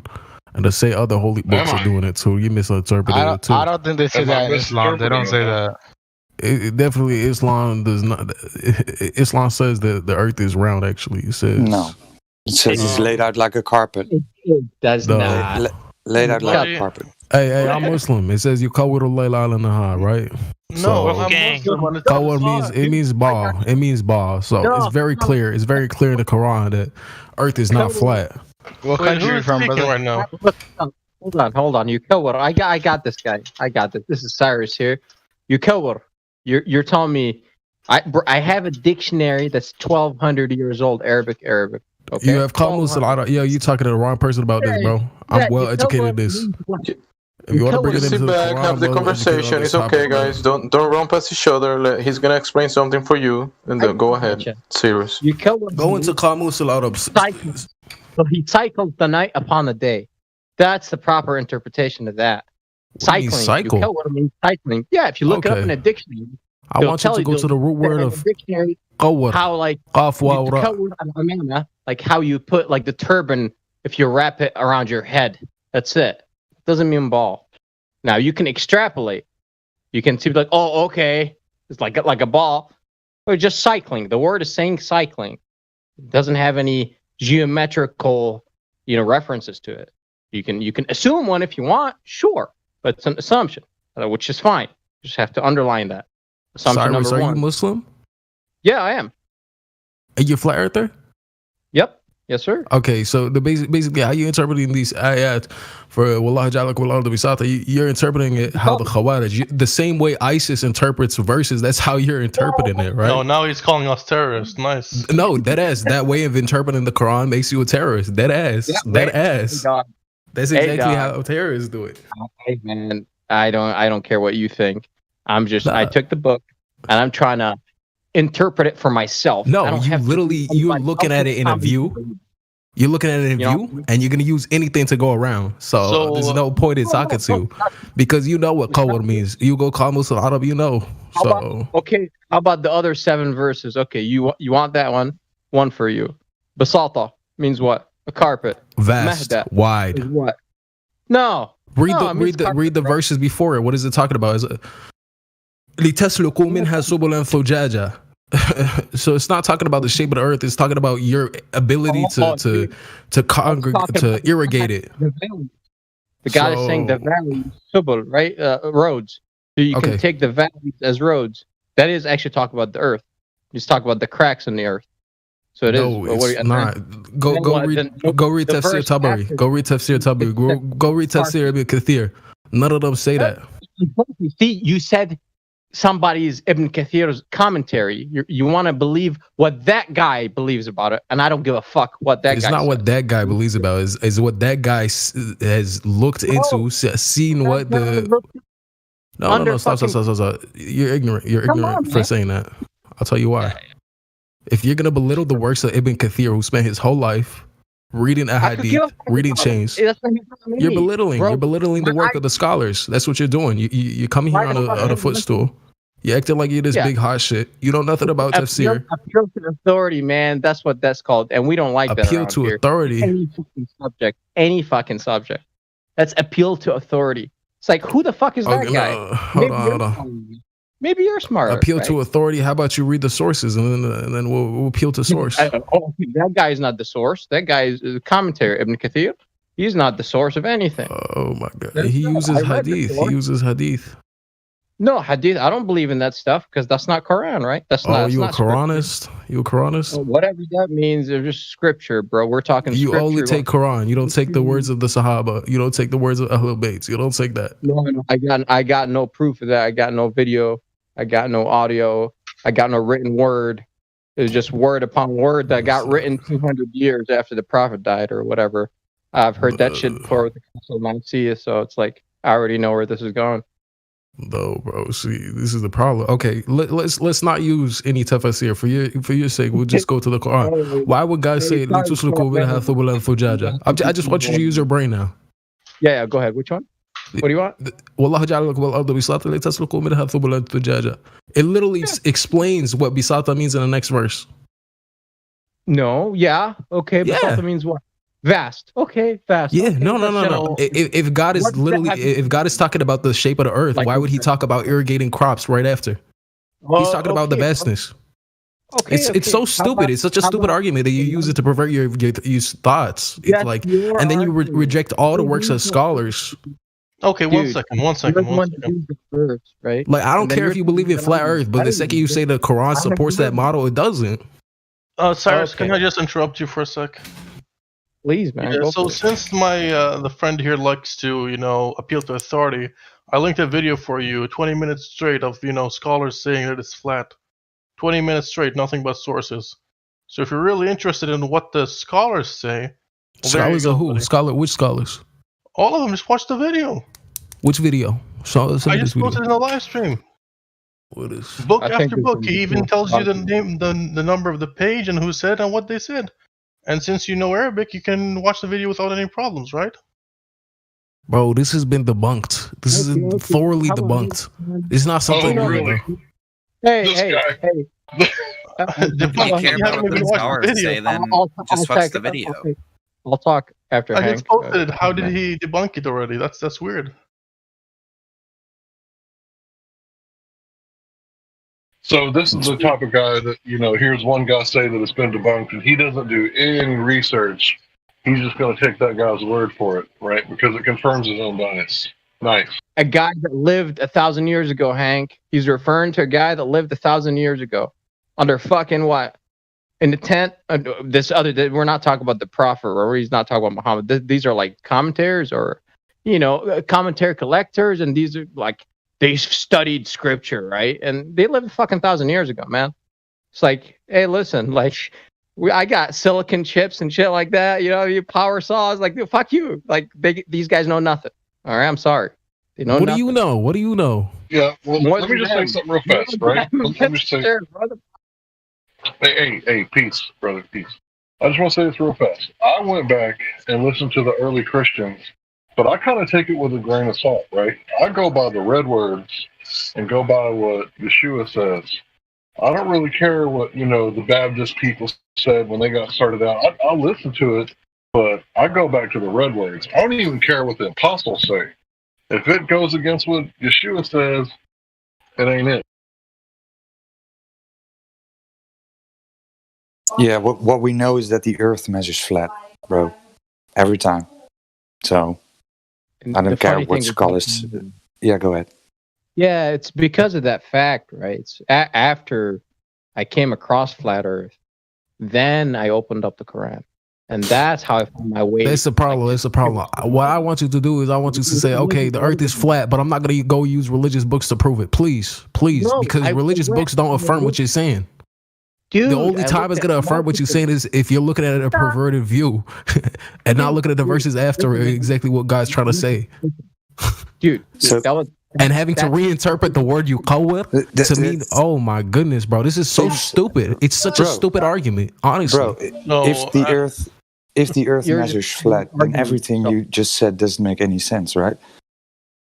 That's fine. measures- That's fine. it ju- That's it fine. measures flat, No, right? be So be whatever consistent. Be you consistent. make Be of it- consistent.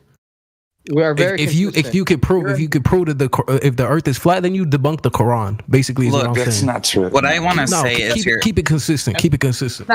man. Okay. How about the verse where can't they see أفلا ينظرون إلى what الإبل كيف خلقت? The camel how is Yeah, وإلى السماء كيف رفعت. the sky how is what? Excuse me, raised. رفعت, raised. That means raised, guys.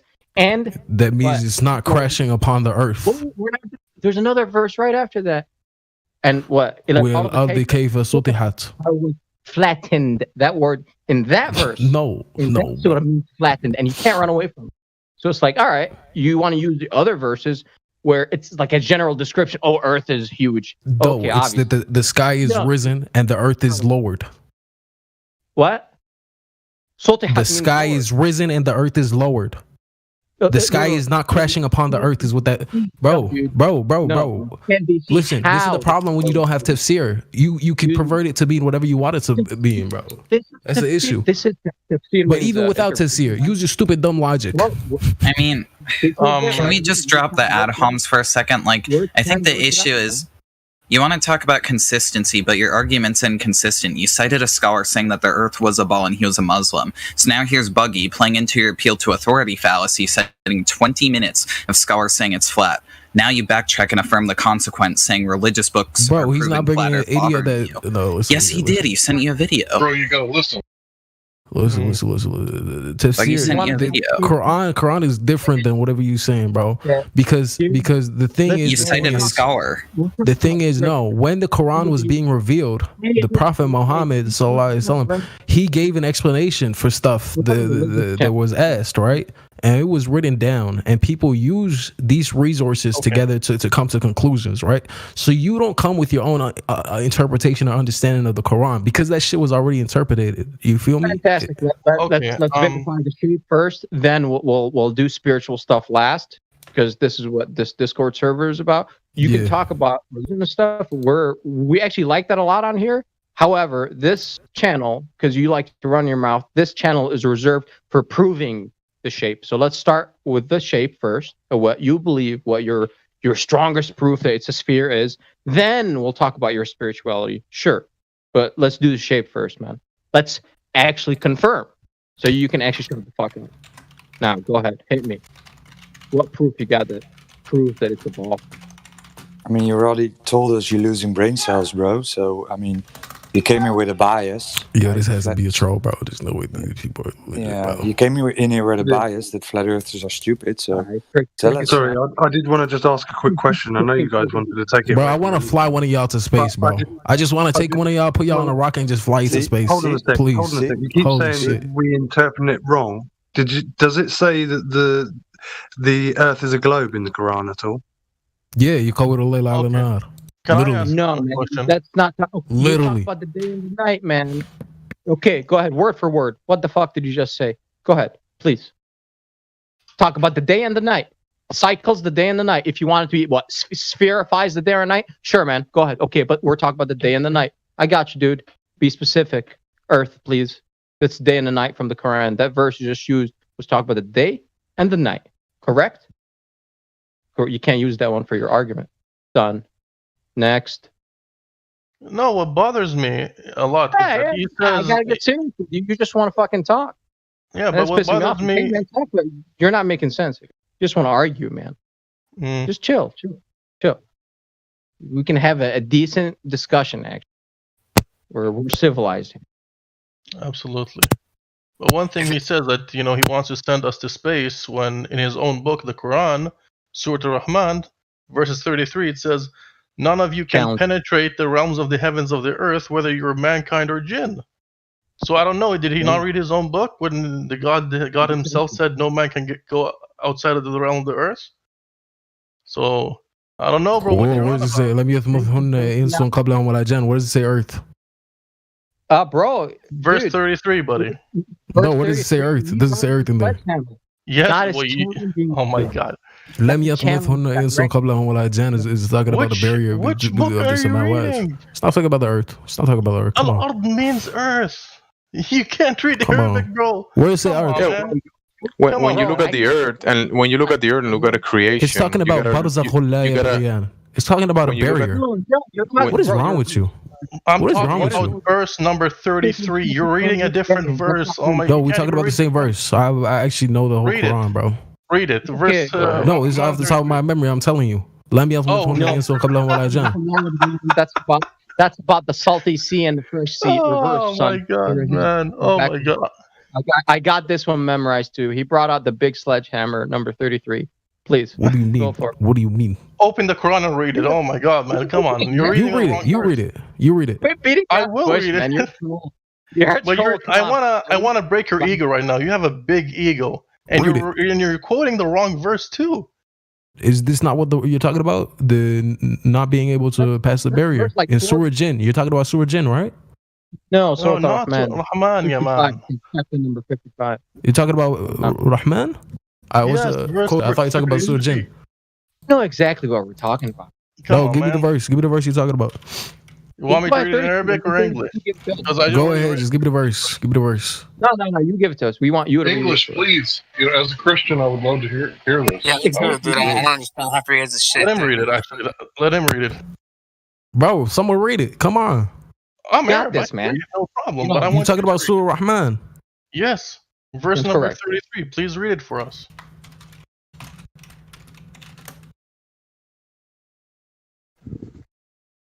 يا معشر الجن والإنس إن استطعتم أن تنفذوا من أقطار السماوات والأرض فانفذوا لا تنفذوا. Oh, this is the verse you're talking about.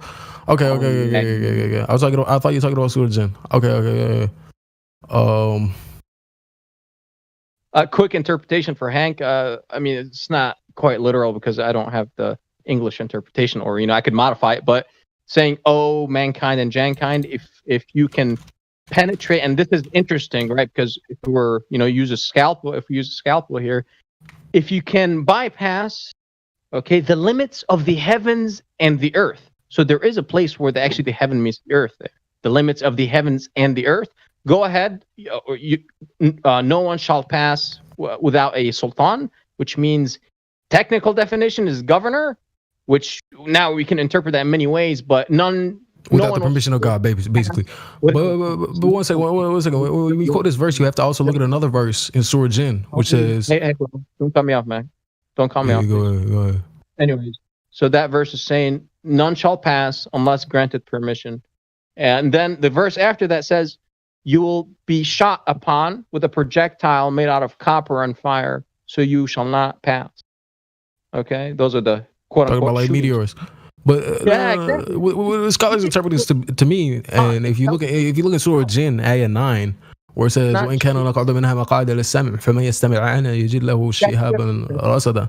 What's it talking about is when a jinn, they used to go to the upper heaven. We're not talking about earth or nothing like that. In order to go to the upper heaven, first of all, you have to break the atmospherical barrier or whatnot, right? This is what the jinn is doing, right?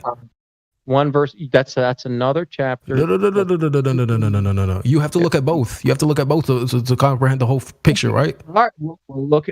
There is no upper heaven in the globe. No. There's a reason why you were voting Surah Jinn is because it makes this very clear. It makes this concept very clear about when the jinn are going to the layer that is chilling in the seats, listening to the upper realms. That's what the verse is saying, correct? Listening to the upper realms, yeah. It's not. If you understand, the upper realms is at the barrier between the creation. So we're not talking about the which is the container. First, you have to break and there's no container in the globe. This is talking about outside of the atmospheric barriers. Exactly, and outside of the globe, there's only empty space. There's no upper layers of heaven or whatever is being described in the books. Yeah, that's what's being described in the books, right? It's upper layers. Sama or Shumayim means firmament, means water carrier in Arabic and Hebrew. What does Sama mean? Sorry? And it doesn't matter. We'll get into that later. Water carrier. Bro, you're literally shooting yourself in the foot here. You're shooting yourself in the foot. Honestly, you are.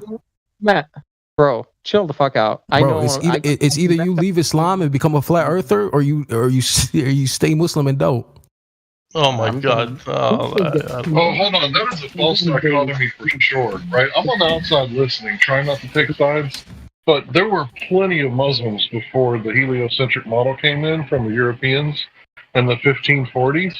That was definitely lots and lots of Muslims before you that were probably much better Muslims than you are ever going to become. I know because I can say the same thing about myself as a Christian.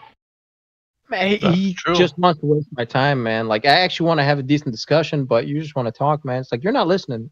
Yo, Cyrus, weren't you the one who got destroyed in a politics server when you were making this argument with the Muslims? In totality, dude. I'm pretty sure they recorded that too, right? Well, now you're trolling, man. No. I remember this Cyrus guy. That has nothing to do with the subject of the server. Yeah, you know that whatever it says on the books, we can go to the creation itself and we can measure flat, level, stationary, contained system. So that globe that some people are describing is out of reality. Is not the creation that God made. That globe is just a man-made concept. If you want to have a debate, we'll have one on the religious. Yeah, we can do this another time if you want to get into religion, because I feel like a lot of people in here, they hear about flat earth or whatnot, right? I'm totally down, man. I got you. You know, yeah. You want? No, dude, I wanted to hear it. Like, I'm gonna send you a bunch of. I'm gonna send you a bunch of. Don't send me verses shit. Real quick. Don't send me shit, please. Send it right here, right now. Right now. Verse and number. That's it. No interpretation, no fucking commentary. Jinn 9. Let's go. Jinn 9 Chapter. to explain. All right, Jinn 9. What is this saying? Where are them seats at? And where is the sky? And now I'm going to use many other verses to define what the sky is, right? Because that's the best way. It's self-defining, right? How did God use the term sky? Well, وَجَعَلْنَا السَّمَاءَ سَقْفًا مَحْفُوظًا. And we made the sky. We're talking about the sky. This is another verse repeated many times, right? A hard ceiling. ceiling, protected ceiling. Yeah. Not just that. I'm going to go somewhere else now. I got you in totality. I got you. وَالسَّمَاءِ بَنَاءً. You will find this in Old Testament too. And the sky was built. وَالسَّمَاءِ بَنَاءً. وَبَنَيْنَا السَّمَاءِ بِأَيْدٍ. Right? And the sky was built by hands. This is another verse. Boom. It was built. How could you build emptiness, my friend? This is logic. This is, There's no point in arguing with you because you completely reject all tafsir. So, like, what am I supposed to do here? You're the one that's rejecting it. No, he doesn't look at any commentary from scholars. He doesn't. Okay, I just posted a 20-minute So then that's what ISIS does. That's what ISIS does. They look at verses and then they interpret them how they want to interpret it. Basically, he is, yeah. I'm ISIS. Oh, nice. The way he read the Quran, the way he read the Quran is the same as ISIS. Anyone that He doesn't look at it as Babin does it. He doesn't look at where, why, when, how it was revealed. Okay. Silence for a second. India is trying to say something. I want to say something. You talk about fundamentalism, man. Like, you're the fundamentalist here. Anyone that doesn't believe with your opinion is ISIS. That's idiotic. That's fundamentalist. No, the way he's interpreting the Quran is the same way ISIS is. So that's what I'm saying. They don't look. That's just a silly claim, right? And your basis for that was he does not listen to scholars' interpretation of it. So if he doesn't listen to the scholars, it's not scholars. This is ISIS. This is the thing. Y'all don't understand the Islamic what's it called? The commentary and what goes into the exegesis. You don't understand it. You're just assuming it's just scholars who came after. No. These scholars, they take what the prophet said. The best technology I have on hand to decipher this old book. One of the pieces of the technology, was a scanning electron microscope to decipher a verse in the chapter of the cow. And God was saying he is not shy to strike an example of a fly, right? I'm sorry, a mosquito, and what's on top of the mosquito. So the question that came into my mind, I was like, oh my God, what's on top of the mosquito? All right, what do I have access to? I don't have a scanning electron microscope, but I got Google. Boom, SEM, mosquito. And I just dug. Guess what? On the mosquito larva or mosquito ticks. So how about them apples, huh? Yeah, that's right. On the mosquito larva, you'll find another parasite that's on that mosquito, which is interesting. But what the fuck did I use? A scanning electron microscope? What the fuck did they use? What are you talking about? I just want to What are you talking about? I just want to interject and say real quick. I'd really appreciate it if you didn't if you refrain from comparing people to terrorists, because it's just not a nice thing. It's true. It's true. Please just. I'm asking you. It's true because you said it's true. How about I just kick you right off the server here and ask? We'll do that instead. How about that? You want to be a fundamentalist? Fuck. Whoa. India got a point. Yeah, you're like the. No, let me give you an example. Let me give you an example. Who are you using as the highest authority in your book? God. And God created this system, this flat Earth, not the globe. I agree with things. No, I'm talking to the globe. I agree with things happen. I'm not gonna lie. Whenever I take God's word and try to actually make sense of it, because God is the most knowing, the creator of science. Okay, so I'm gonna use what the best scientific knowledge I have to interpret this. Full stop. Pause. The creator is scientific. Otherwise, it's just trash. Story, thank you, I'm not interested. That's me. And I found my answers for me. They might not be for you. But like I said, I've used the best technology I have to decipher these, Let's go back to what God says. He says, منه آيات محكمات هن أم الكتاب وأخر متشابهات فأما الذين في قلوبهم زيغ. Those people with darkness in their hearts, فيتبعون ما تشابه منه. They'll take what they want from it. ابتغاء الفتنة وابتغاء تأويله. In aims to create discourse between people. I'm one of those guys. In your question. Yes, you are. You are one of those people. God talks about people like you in the Quran. You're that person, dude. You're projecting your own problem. Yeah, you're projecting, bro. You don't know it yet. Because you came in here and said that you're highly educated. Is that pride? Is that light? Or is that darkness? I'm saying in Quran. Comparative. I'm not gonna lie, he is holding his own against 1v10. I'm not gonna lie. Not holding he's shit, also- man, because he doesn't actually want to argue a specific verse. Okay, The thing is, your whole argument just collapsed on itself. That's the problem because you argument don't is- understand the exegesis of the Quran. That's the problem. Listen. Your Unless we argument can- is nuh-uh. That's your argument. Nuh-uh. That's not my argument. That is your argument. No, Then it's make a not. substantive argument and address. I've been making that argument. No, your argument was nuh-uh. You didn't read the scholars. Nuh-uh. That's your argument. That's what you don't understand. Y'all don't understand. I do Quran understand. exegesis. Nuh-uh, more The thing is, nuh-uh. So you're nuh-uh to my saying. You're just saying nuh-uh. It's more nuh-uh. this is a huge science that y'all are just rejecting. This guy Not right more here. nuh-uh. More nuh-uh. No, You give this it is some incorrect. substance. It's completely That's all you're incorrect. saying is nuh-uh, dude. That's all you're saying is all you're saying is nuh-uh. And I say that's all you're saying, and you say nuh-uh to that. And So you you say I definitely don't haven't been listening understand. to me. I am listening to exactly what you're saying. We deal with people like you all the time. You're nothing new. You're just Hold on. You told me to you're watch a dime video, but when I said let me send you resources, you're like, nuh-uh, show me right now. So that's what I'm doing. I'm quoting right now. I'm giving you the Quran. Listen, you're Matter of quoting. fact, It I'm has doing it nothing to off the do top with the of my head, substance of what he's so- talking about. You're talking about people in general interpreting the verses of the Quran. That's what he's doing, though. This is very related to the topic, because the Quran warns us about people like this. Yeah, cool. But People he's like you. talking about the shape of the earth. That's the top of the servers. But This is a but he's Quran not debate. talking about those and people. I'm sorry, man. This is my problem. Hey, bro, listen, we have a religious fucking channel. All right, this is about That's what happens. That's what happens because you realize that you have a Muslim who's actually educated in the Quran. That's why. No, listen. Sure, this we'll, is a we'll have a flat conversation about this earth after. We'll have a conversation about this after. Yeah, please. Just don't bring the Quran into it. Is what I'm saying because you'll Well, get for destroyed. for me, it's nice because I know that both of you know it way more than I do. So He doesn't know quite a lot of anything. I'm learning from it. He told me to go read what the scholar. Okay, when I I'm literally interpret- I'm quoting it for you right now. Slow your roll, Cyrus. Tell me, go read old dude from 1,000 years Okay. ago. You knew nothing about what a scanning electron ignorant. microscope is. Chill, dude. I'm on another level. Like you seriously got nothing. You got ignorant. fucking nothing. You're ignorant. Highly educated because you read stories. Are you serious? You calling your own religion? Cool, man. Tell me what you know about exegesis. Tell me what you know about tafsir, bro. What you know about tafsir? How about that? What tafsir? The fundamentals mentioned in the Quran itself.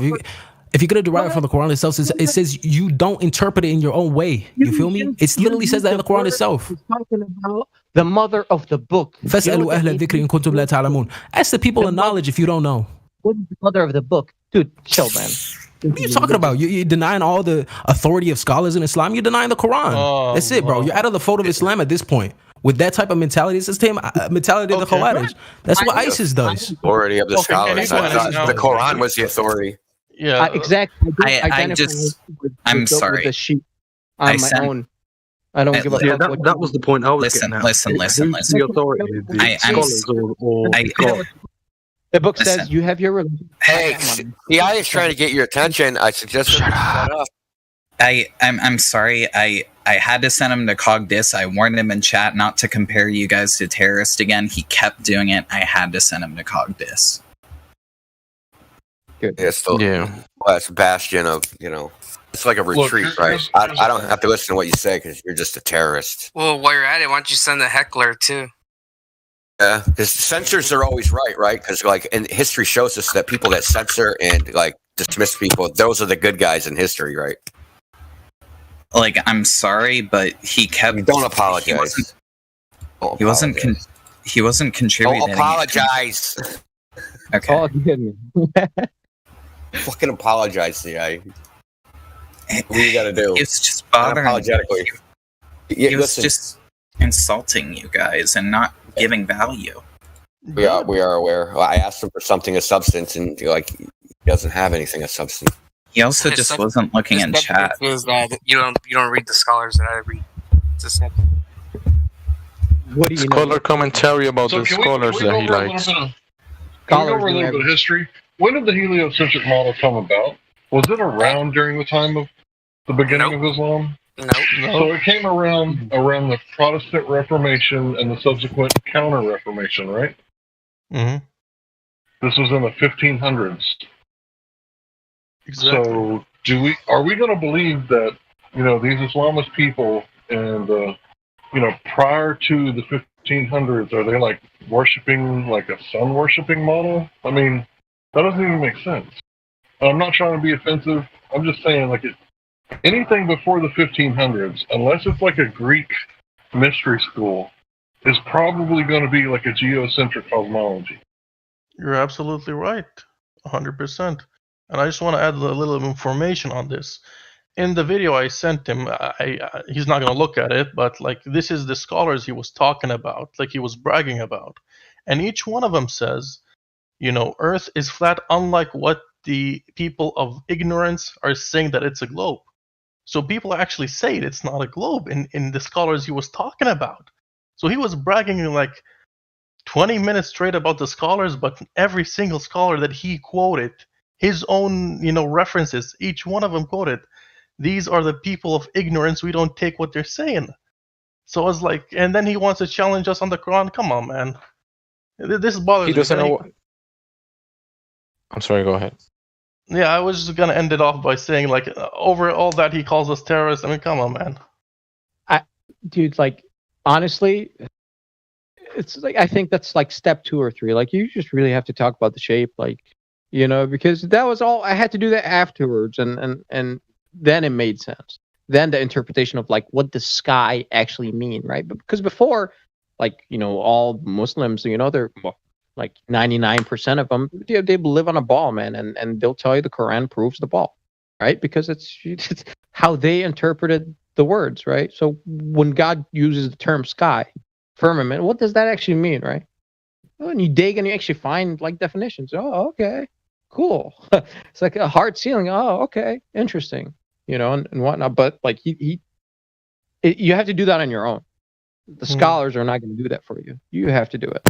You have to look for like, oh, okay, let me actually see what the creator actually said. If this is to be true, let me just take a glance.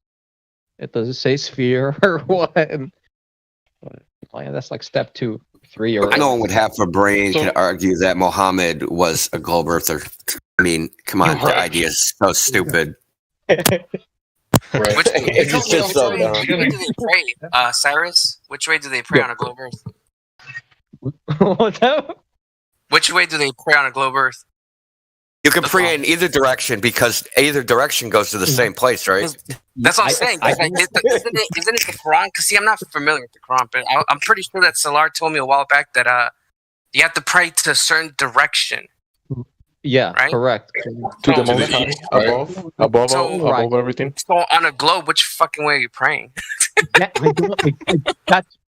Bro, that's one of those things. It's a true thing. Like, I don't go to mosques. Like, even if I go, like, I wouldn't pray with them because they pray north, like east. We're supposed to pray towards Mecca, right? So that's the pole, and we're supposed to, you know, head like look towards that direction. I'm like, man, I'm in the northwest. I should be looking east. And that's what I do. I was like, okay, I'm in the west. I know that. Okay, I'm gonna look east, a little bit south. They pray north, so it's like we're like 90 degrees off, me and them. And, you know, and then if you go to this, if you do the Kaaba, you type in the calculator, like which way you supposed to like pray to, and you enter that for New Zealand, southern New Zealand. You actually have to pray towards Antarctica. I am dead serious, and you gotta pray towards Antarctica. All the prayers intersect at some point. Yeah, all prayers intersect on a globe, like at a ley line or who knows what. Like it doesn't even make sense. Like you could pray in either direction on a globe. Like it doesn't. You could just do 180 degrees and you're still praying toward Mecca. Like to me, as an outsider, that sounds like a beautiful thing. Sending all that prayer to one place. It sounds beautiful. For me, because I found it very ritualistic, like from because I'm left brained, okay, and like okay, so before you establish the prayer, which is technically singing during the twilights, that's from the Quran, right? You read God's book during the twilights, and I was like, okay, cool, interesting time, right? Twilights, and before that, you have to like you wet your extremities, like you wash your face, you wet your hands to the elbow and your feet. So I was like, you increase your electrical conductivity and you polarize, and you know it's like, and you ground, right? You ground. You're standing on earth, you know, barefooted, and you just increase the electrical conductivity. Now, what is actually going on? Because I'm thinking like invisible realm stuff, Are there like currents that are flowing like around this time and like you're polar? I don't know, right? This is all speculation, of course, but because can I interject? Legit, like stuff like that. Buddhists talk about. Sorry, the Buddhists talk about there's more chi during sunrise and sunset. Right during that time of day, there's more energy in the air, but it's not that there's more day; it's more day and night energy in the air. Sorry for that. Oh no, that's cool, man. That's what is chi? Like that's interesting. See, that's cool to kind of like pick up from different cultures. It's many different things. Some people say it's like your life force, chi. It's run by different names in different places. Prana, yeah, that's another one. Chakra. That's cool and all, but why is the live stream a maximum of 45?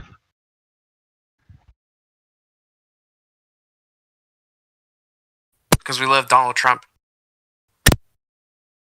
I gotta give props. You guys were very patient with the guy, and Cyrus did really good. And the other guy, the one with the buggies, talking about this, that was very, very interesting for me. Actually, thank you guys.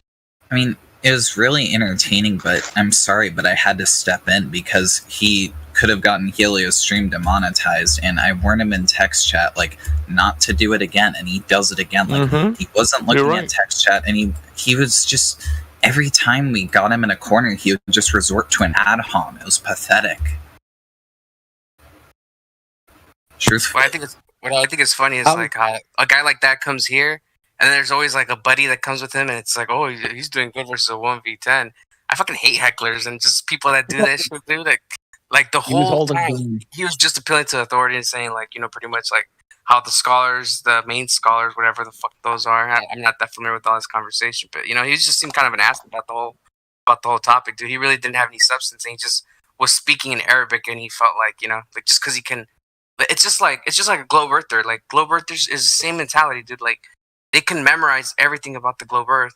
Doesn't mean it's right, 100%. He also one of the first statements. Yeah, when I asked him about what did God say in the Quran, he didn't bring anything up about the shape of the earth. No, he actually said, I was going to mention that, he said the earth is round. I mean, round can be flat, right? He doesn't know that. He cannot put a difference between that round can be flat. He's thinking round is a sphere. Right with that, he that wasn't what he actually said. I think he doesn't know that yet. That round can be flat. Yeah. Well, the first thing he said was that we didn't know how to read the Quran and we didn't understand the Bible. I was like, okay, I'll let that go. Yeah, no big deal. And then he said, "This is science." Like what? More like pseudoscience. The minute someone like just walks over you when you're talking, when you're actually just trying to be informative and say what you got, and like the other guy is not even willing to fucking listen, he's a troll. 100%. Like they immediately, they know nothing. Because when you actually talk to educated people, whatever you want to call them, like, okay, well-educated, PhD or what, they will shut the fuck up and listen. And then they'll fucking like, here, dude. You said this, and then this is now, like there's logic. But like he was just trolling. And I was trying to be informative. But once he did that, I was like, oh, man. And then he said that you got destroyed in the politics server. Oh, you got destroyed, so your arguments don't matter. Like, bring it back to God. Sorry. Notice how QE comes in, right? He comes in and listens and waits for somebody to say something, then he destroys them, right? Waiting in the shadows.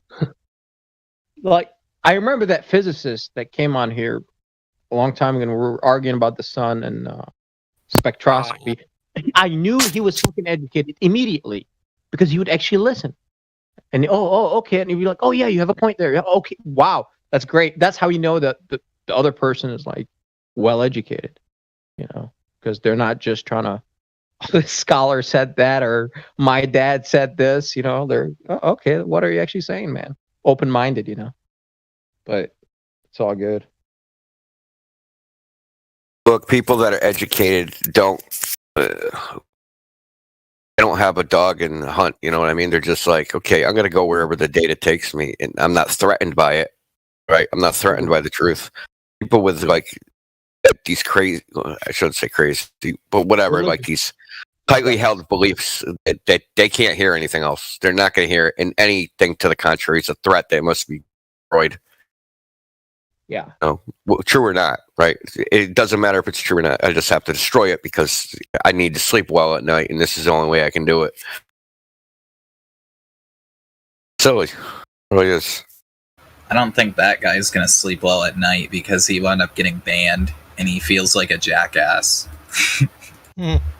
No, we don't. That guy has problems everywhere. I guarantee you that everywhere that guy goes in life, he has issues with people. I think deep down his pride's hurt though, because he knows he doesn't know as much as he thinks he knows. I was like that with like Flat Earth for a while, man. My friend was just trying to get me to watch a video on that. Dude, my ego was, I think, a lot worse than his. But the minute... There you go. I was just about to say, maybe that was just the experience he needed. Dude, yeah, maybe, man. But you call people terrorists? No, what he needed from us though, the treatment he got from us, like, you know, if he does it too much, he got kicked, and maybe he might think about what who was it that was schooling him on the Quran? Hey man, to be fair, man, I think we are terrorists. I'll think about it, man. Like, like all the shit we fucking preach, dude, is like terrorizing the fuck out of the mainstream people, right? If you think about it. Yeah. Jose, I see your point, but it was more specific. Yeah, I got you. I was just trolling. Yeah. Ban him. He's trolling. Let's try. Can you actually like? Can you ban an admin? Can someone try that? Ban Jose. Yeah. He's trolling us. He's calling us terrorists. I got terrorist proof in PC check live stream voice text. Once I clicked, I think it was like an ODD video or Eric Dubé. I'm not sure. I went, on a little binge and watched all of them after that. But 15 minutes in, talk about water and whatnot, and what I understand a little bit from metrology. I was like, oh my god, okay, hold on, how did I miss that? That made me Google something. This is what I did. I was like, okay, let me Google this after all that. I was like, wow, cool, this is interesting. I Googled scientific error in the Quran. I used that wiki page to actually find my way to that book, which is really interesting because I was like, let me actually see. And they have it listed. There's like at least 7 verses that are saying Earth is flat. There's a lot saying like the sky, how it's, like a ceiling, how like shooting stars are projectiles for like demons, and the interesting page. I used that page. That's what I did. So I was like, oh, okay. I mean, so it's like, I don't know what this guy is saying, man. It's like they have it as like scientific errors in there, It's like there's a bunch of them. Those are interesting because they go against the mainstream, media. It's like it's flat. ODD is the best. If it weren't for him and his premiere, I wouldn't have met Jose and I wouldn't be in this server. Who's the best? ODD and Jose. Yeah, ODD is pretty cool. I watched his shit in like late 2016, early 2017, like during his prime. But I was just too afraid to join the Discord because I was really young back then and my voice was really high pitched. But then I saw ODD upload. I took a break as well because the person who showed me ODD's channel was not a very good individual. And then I just started watching ODD's videos again, and I'm like, oh my gosh, this stuff's relevant again. And then as soon as the State of the World we're in now was beginning, he premiered a video that's now off of YouTube, and that's how I met Jose. And I thought Jose was a robot. Hey, did you know that he's gonna make a documentary? See? On the State of the World? No, on Flat Earth. Him, Eric Dubé, and Hibbler Productions. Oh yeah, Level 2021. Yeah, exactly that one. Can't wait to see it. It's gonna be lit. I love ODD. Still watch him. Yeah, I was a huge fan. I used to binge watch his stuff. Like, he couldn't put it up fast enough. And I would come back, like, from time to time and, like, listen to his live stream, like, nonstop. But I had no idea about the Discord or anything like that so much later. Santos is in it as well, isn't he? Yeah, I remember just watching ODD's videos on the bus, like, sophomore year of high school. every time I'd watch bits and pieces of every single one of his documentaries just on the bus while I was eating lunch. And that's just how he did it. I did it in bite-sized chunks. And that's the best way to win people over with this stuff. You can't drop a giant bomb on them. You gotta feed it to them in small pieces. So you're like the flat Earth version of the 8 Mile? I haven't seen that movie. There's 8 Mile? I'm sure someone got the reference. Oof. I'm sorry.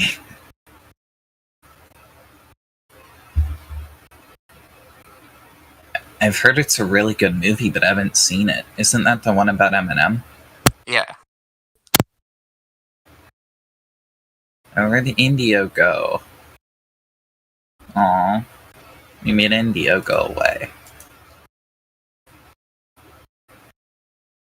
Like, Don't we have any extras from the Indio holiday day? We don't have any extras that can sub in? That April Fool's Day prank was so funny. I got sent to Cogdis for it. Citizen Z was swinging his banhammer. I think I actually DM'd you India's profile picture and asked you to join in, Jose.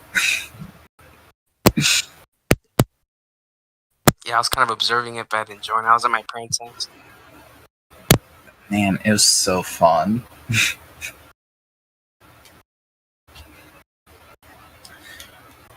Like, honestly, I wanted to be patient with that guy from earlier, because it's content, right? It's entertainment. And these days it's kind of rare we get a Glober in here, but like, I swear, like, he was gonna get us demonetized. Like, I had to do something. And he was just rude and ad-homming, and I did want to mute him, but I don't know. Dude, I wanted to hear it. Like, I feel like I've been wrong. I wanted to hear the actual argument on the other side rather than, well, you can't use scholars, but I can. Well, his channel has been I kind of feel like Hank. His channel has already been demonetized for a long time. does. Yeah, but that's Well, all right. I still didn't want it getting taken down, though, or strike.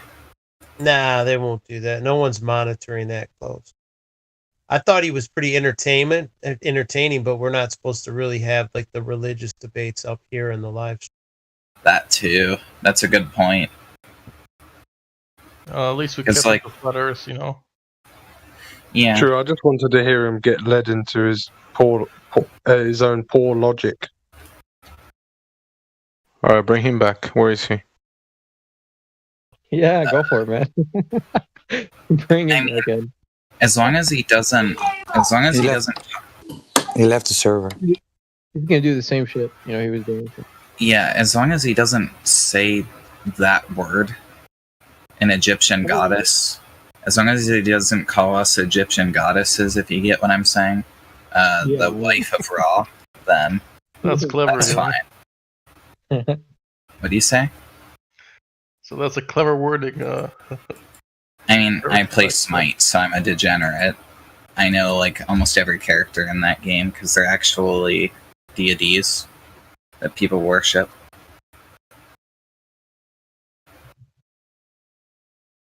I was under the impression that ISIS was a United States military operation. I mean, Man, we are trying so hard not to say that word. well, I mean, is it an actual like real group of people that study the Quran, or is it a military No, it's- organization? Right? Like, The Okay, point so the is, Egyptian we're trying goddess to avoid is- sa- yeah, is a proxy military group that never seems to attack United States or Israel or Saudi Arabian targets. They walk right past Israel and do not attack, right? They seem to be in the Middle East and Syria mostly, but in parts of Africa, and they never seem to attack the wrong group. They always seem to attack the right group. And, this is a problem because these people are like not the Syrian rebels, but if you wear a shirt that says you're a Syrian rebel one day, like those people are probably passing weapons to ISIS the next day. And I've seen lots of evidence that the weapons, ammunitions that were left behind after ice, you know what I mean, has been in a location. These weapons were made in, most of the weapons were made in the United States, Israel, and Saudi Arabia. I'm sure that you could find evidence for that if you did a quick search.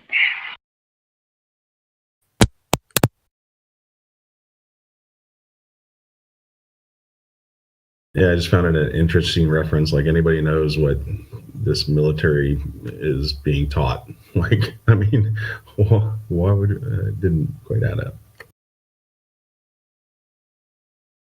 But yeah, India put in the work today. It was pretty awesome to see the effort and energy and focus, and that was pretty cool, man.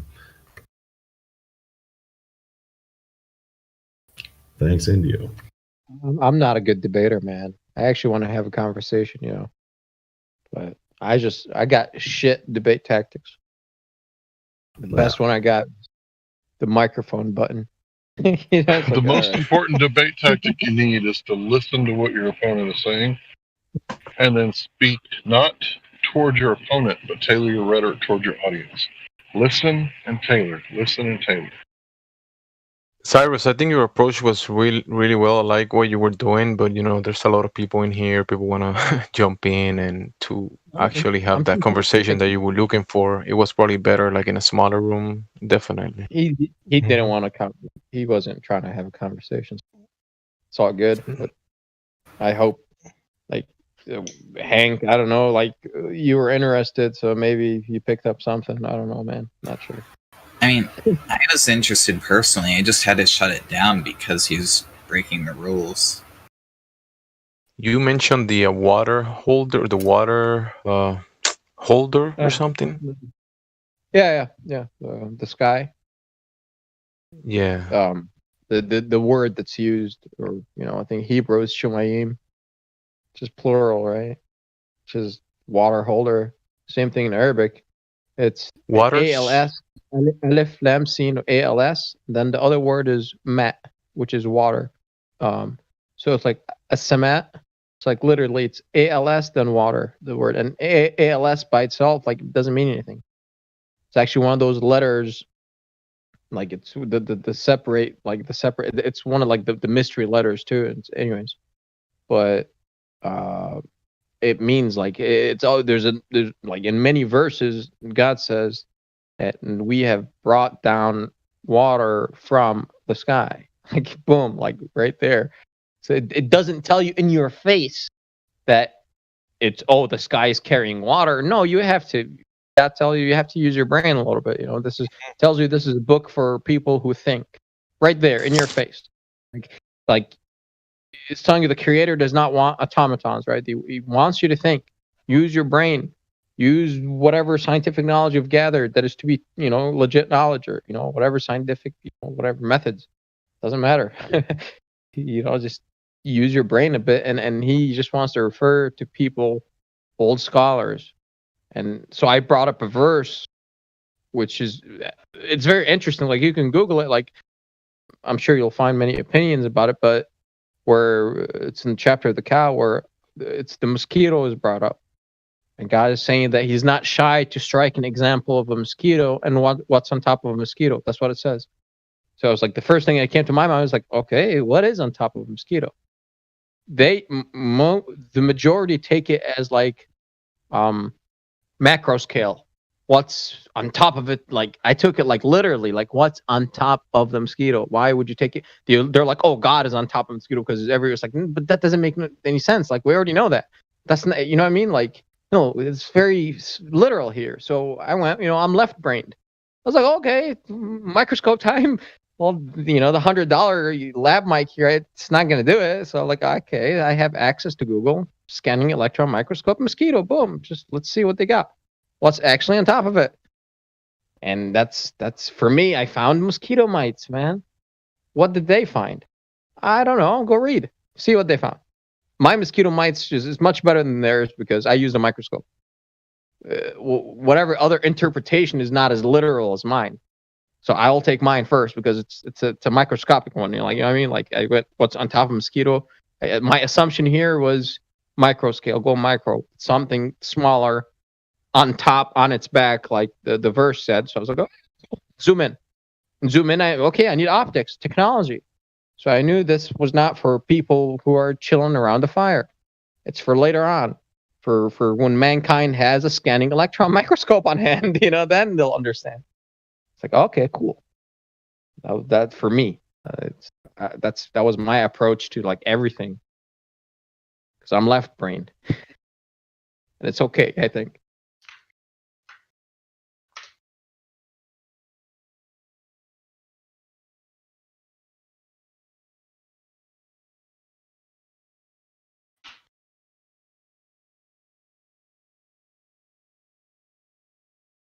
Nobody's really truly like 100% left brain. Like you might think that you are, or Zanuck is, right? But yeah. It's like nobody's really 100%. He's too left brain though. Like he's like religious zealot left brain, which is like that's where left brain takes you, scientism, right? Where you worship God of science. Yeah. Right. So I'm not that like I could like, oh no, that's the problem. I used my left brain to verify that there's invisible stuff, man. And some of it's called electricity. Like we can actually verify that there's other stuff that can quote unquote live in the invisible realm, like radio waves, RF. We use it all the time, every day. So it's like, okay, there's always more to it. The bigger, or the more hardcore your microscope is, the better you can see. But you have a very narrow field of view, though, so be careful. You can see deep, but not clear, like Tesla said, right? Deep thinking, clear thinking, right? They're not the same. Like I think of it like when you have like optics, well, the stronger your zoom optic is, the narrower like your field of view gets. So sure, you're digging in deep, but you don't have a broad view, like on another axes. So last night we were talking about how Flat Earth changed us, and I left this one out. Before Flat Earth, I was manipulated by the mainstream media here in the United States about Islam, and a lot of people called me Islamophobic. It's not that I was scared of Islam. I think I just misunderstood it. But after I got to Flat Earth, I met a guy named Multi Tom Tom, which he's a Jim. He's a really nice dude. And he explained to me, he said, do you know what the difference is between Islam and political Islam? And I said, no, what's that? He said, it's the same difference between Christianity and political Christianity. I said, what are you talking about, dude? He said, George Bush, Christian, right? Killed like 500,000 children in Iraq. I was like, oh. Yeah, right? Because George Bush said that, God told him to go, right?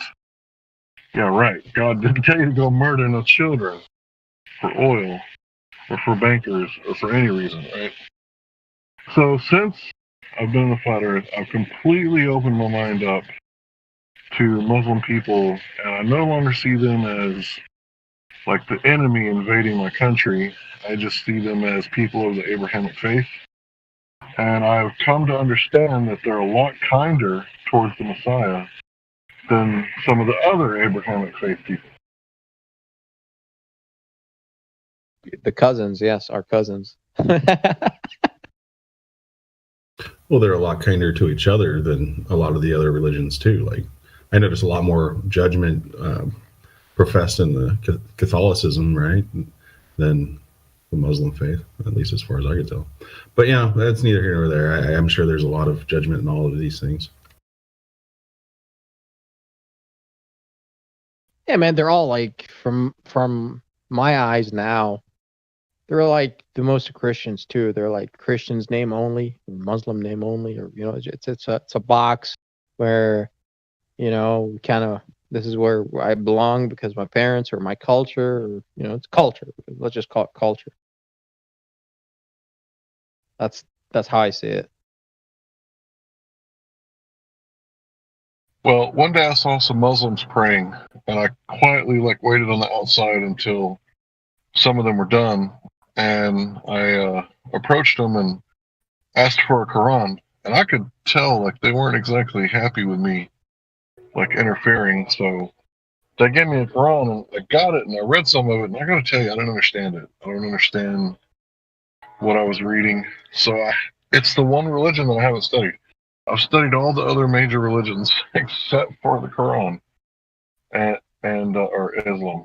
And the part that I didn't understand is the first page I open it up and I'm reading it, and it's just all about I can't wait for the Most High to conquer his enemies and the wrath that they deserve. And I was like, whoa, this is fire and brimstone, which in my own religion, I don't like the fire and brimstone stuff either, right? It's not all like that, though. It's I know. Yeah, I meant I study the whole thing for sure, because there is some of that, but I don't. I was interested in again, left brain stuff, scientific. Let me check that stuff first, and because that's, I shouldn't say easy to verify, but verifiable sort of thing. And so I went that route. I Googled the scientific errors, and this is where I started. Then kind of spiraled into everything else. It's interesting, like the seven seals and what. Yeah, of course you can go far, for sure. It gets thick. So then I met Isa, and he actually showed me the prayers in English. And I was moved. I was like, bro, these are beautiful prayers. He was like, yeah, it's kind of like the Lord's Prayer. It's like a prayer that everybody could pray. And I was kind of moved by how beautiful some of the prayers were. So hopefully one day I'll be able to set aside my bias and actually check out Islam, right? Because that's the only thing keeping me is, my bias. I don't want my bias to interfere with it when I come in contact with it. And it's what do I got to do to get rid of this bias? Bro, do the same thing you've been doing with the flat earth, man, and just stick with what you like. What do you want? Just go earth based and go from there, and go sky. And I don't know. Do you want to know what the stars are made out of? I don't know. Let's see what it says, right? It's all allegorical, man. It's not that easy. That's and it tells you that in your face. It's you're going to have to think about it. It's allegorical? Yeah, it tells you it's allegorical. That's the funny part. It's oh, okay. How interesting. It's not oh, here, it's 1, 2, 3. No. It's you're tasked with this thing. You have to think. God said you have to reach the end of it, not you have to reach conclusion with the things he's saying. You have to think about it, put it together. The sky, and there's a lot of cool stuff, man. It's weird. Well, I'm a Bible literalist, and I always have been. I've been a backslidden Bible literalist, but for the most part, I take it literal, unless it's a dream or symbolic, or it tells you, this is a metaphor or a parable. But if it doesn't say that, I'm assuming that it's literal. It is, but it's also allegorical at the same time. Where okay, let's do this. How could it be? Let's go with the verse with the mosquito. It's okay. It's all right, what do you do with that? I went the super literal, but at the same time, it's there's telling you there's something on top of the mosquito. So my curiosity, I was okay, let me bust out some tools. This is extremely literal. However, it was oh, God is not shy to strike an example of a mosquito and what's on top of a mosquito. What? That's the verse. What does that mean? I don't know, man. I don't know, man. See, it's all like that, where it's you kind of ... and let's see what you can do sort of thing. Oh, okay.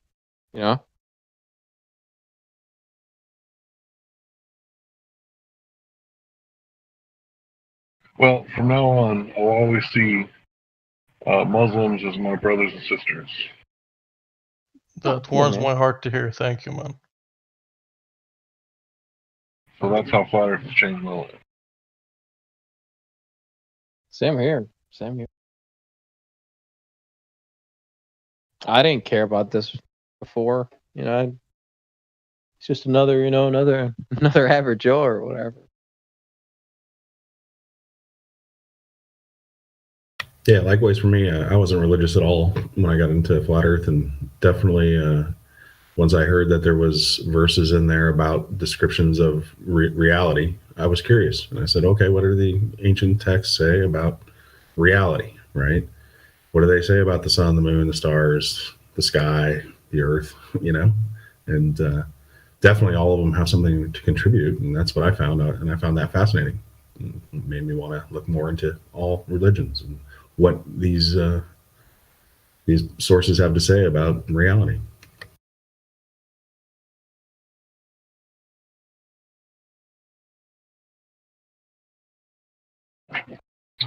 I tell people that I'm a Christian just for their ease of understanding, but when I'm talking to Christians, I tell them that I'm not a Christian, right? But I understand how people's brains work with labels. So I'm not lying. I'm not deceiving people, right? When I tell people I'm a Christian, what I mean is that I'm a follower of Yeshua, right? And it's like, okay, so the Christians think that Jesus is God, and the Muslims think that Jesus was a man, and I think the truth is like somewhere in between. But that doesn't mean like we have to go to war with each other. Like, can't we do business instead? Like, what if we just said, okay, fair enough, we agree to disagree. How about we do trade? Like, let's do business, right? You want some spices? Guess what? Like, we can trade. Cool, man. Well, yeah, when I found out that technically they all pray to the same God, I was like, well, okay. Like, what's some minor technical differences, but same God. The ego of man, bro. It's problematic. I'm right and you're wrong. I'm gonna fuck you up. Shit, dude. That monkey shit, man. Just because I'm gonna take your shit. It's not good. You guys know the heckler from earlier? The half heckler kind of guy? Yeah, he went back in. I'm just gonna say for those who it concerns, I guess just check gold text. Doesn't have to be immediate, just whenever you have time. Sorry for interrupting. Well, he seemed genuinely curious about the topic, but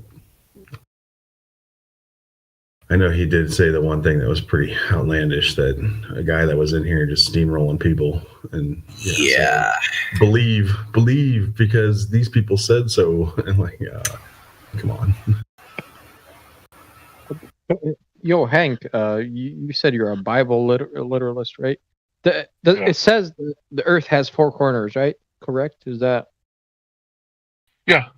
Yeah, it does. So, okay, for me, because I am yet to actually begin to verify that it's hard. I actually believe it's a square just because of that verse right there. Okay, four corners. Now it can be like four corners, like around the earth, but like, okay, I'm gonna go legit. Like it's a square tapestry. You know what I mean? Like I'm just gonna boom. That's me.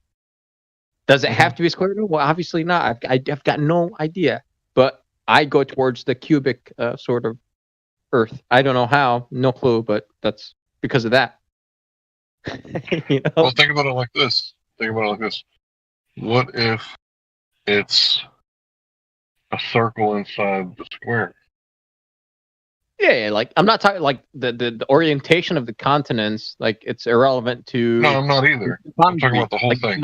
The entire canister can be square, yep, on the outside with a hemispherical dome, that's fine, or flat. I actually go flat dome. Now, I don't even call it a dome, right? I go flat ceiling. Yeah, call it a ceiling. Flat ceiling I'm too. a flat ceiling, dude. I'm yet to prove that it's actually fucking curved. I don't know that. Sure, it appears to be. Yes. A lot of stuff appears to be. I agree, but I don't know that. So I'm open to whatever, but I'm definitely pro ceiling, pro firmament. Shape of the firmament unknown. So I personally, I lean a little bit towards square because the four corners are like rectangular, with flat ceiling perhaps. Maybe it tapers off towards the end. No idea. Zero clue. Zero. All speculation. Well, four corners could be a diamond too. Dude, yeah, like a rhombus. Yeah. I'm down, man. I'm down, bro. I'm telling you, I don't know, but sure, that's like this is a start. Like, okay, cool. I'll take that piece of knowledge. That's interesting. What else can I gather that doesn't go with the mainstream narrative? You know, like let's see what else. Well, that's only describing one portion, right? Like that's still not the three-dimensional reality that everybody's looking to replace with the globe. You know, everybody wants the totality of the system in their hands to understand it and grasp the totality of it. And you know, the idea that it has four corners is one of those things. Like it might not be possible to prove, however, it's as legitimate of an understanding of reality as we have, right?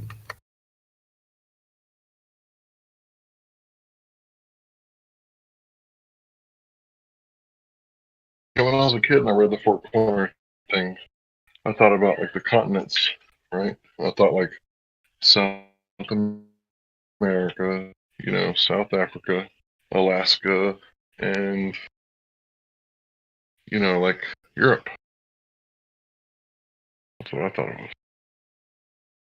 Well, it's like the idea of the pillars of the earth. You know, that's another one that's really compelling to me. Like it gives me a clue to the, you know, what you would observe if you were outside this reality.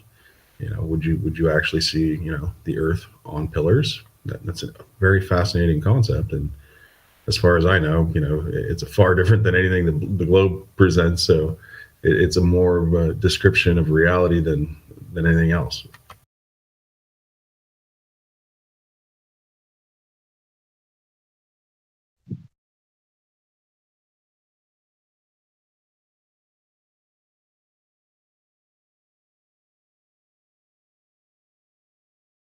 Yeah, man, I'm open minded to whatever the truth, you know, wherever the knowledge may take me. Yeah, I was thought, you know, when I heard someone talk about the Quran saying there were 7 firmaments, I thought that was an interesting. Correct. It does say that. Does it only mention that layering or that amount once, or is it something that's repeated? Mentioned again also in the earth. It tells you as above, so below. You have like also 7 layers of earth under it, which is funny. It's like, really? So you got like 7 layers beneath your feet too. Yeah. Again, it gets, if you actually take that book literally, it's gonna talk about the fairy dust, the origins of fairy dust. Where did fairy dust come from? This magical substance.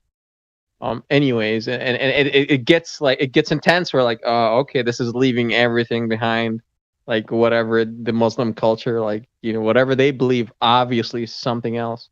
They're not actually reading what they're supposed to be reading. It became very clear. It's like, because if they actually read, it's like, wow, okay, so what this dude, he took some powder, you know, and he's like, oh, okay, and he tossed it on this, like the golden calf, right? Tossed it on this metallic bowl or whatever, and came to life. Well, it did actually, which is like, oh, okay, it's a different, like, wow, this is what the book is saying, but of course, the scholars will say something else, but the verse says that. It's like, okay, how do I, like, what do I make with that? Like, is that serious? Like, what's that? What is that stuff? You know, well, it's manifesting reality, right? Like, in some way. Yeah, this is almost proven in science today that, you know. Well, to what the idea that, you know, we manifest our reality is starting to become a reality, right? So how did it all begin, right? And the people that are creation it's created, who created it, and the ideas behind creation. Like how did life start? It's a fascinating question. Great paradox. You know. Like who came up with the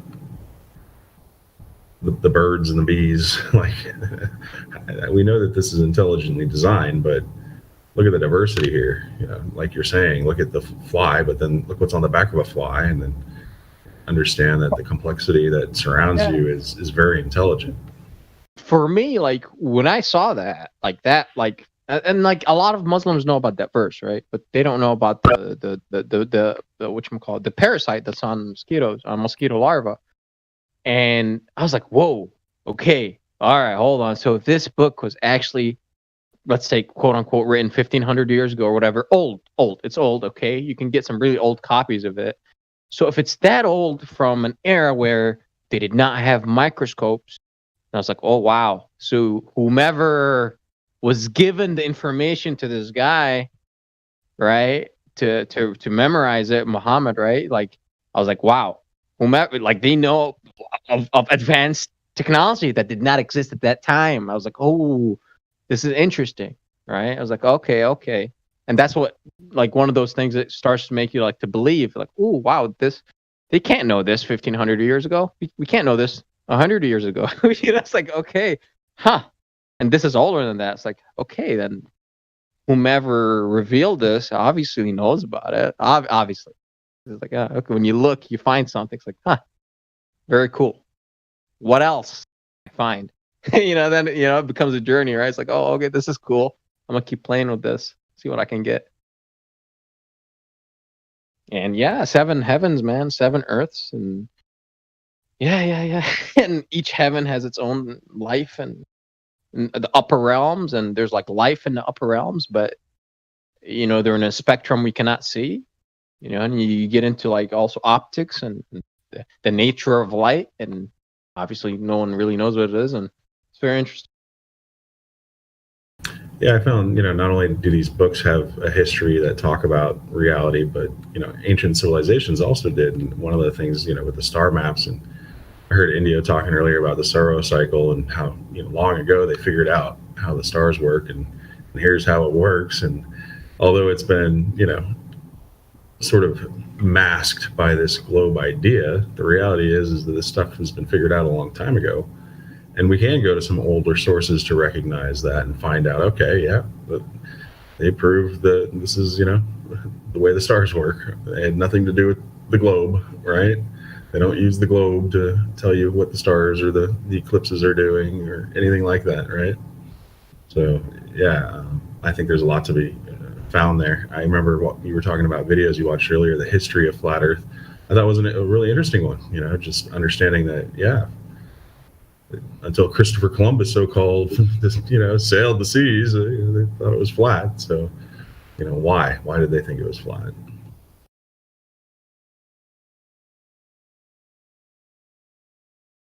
Maybe because it is.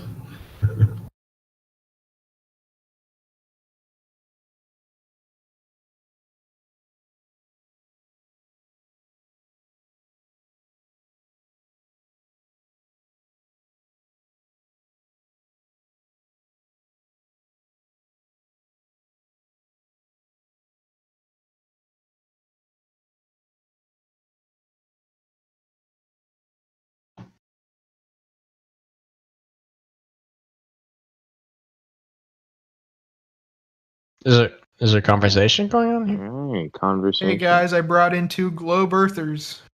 Oh, awesome! Are they here to? Hell yeah! I'd love to discuss this debate and understand different perspectives. Hell yeah! I'm here to finally got permission. Understand your side of things. I just want to know. I'm curious. Sweet, let's do this.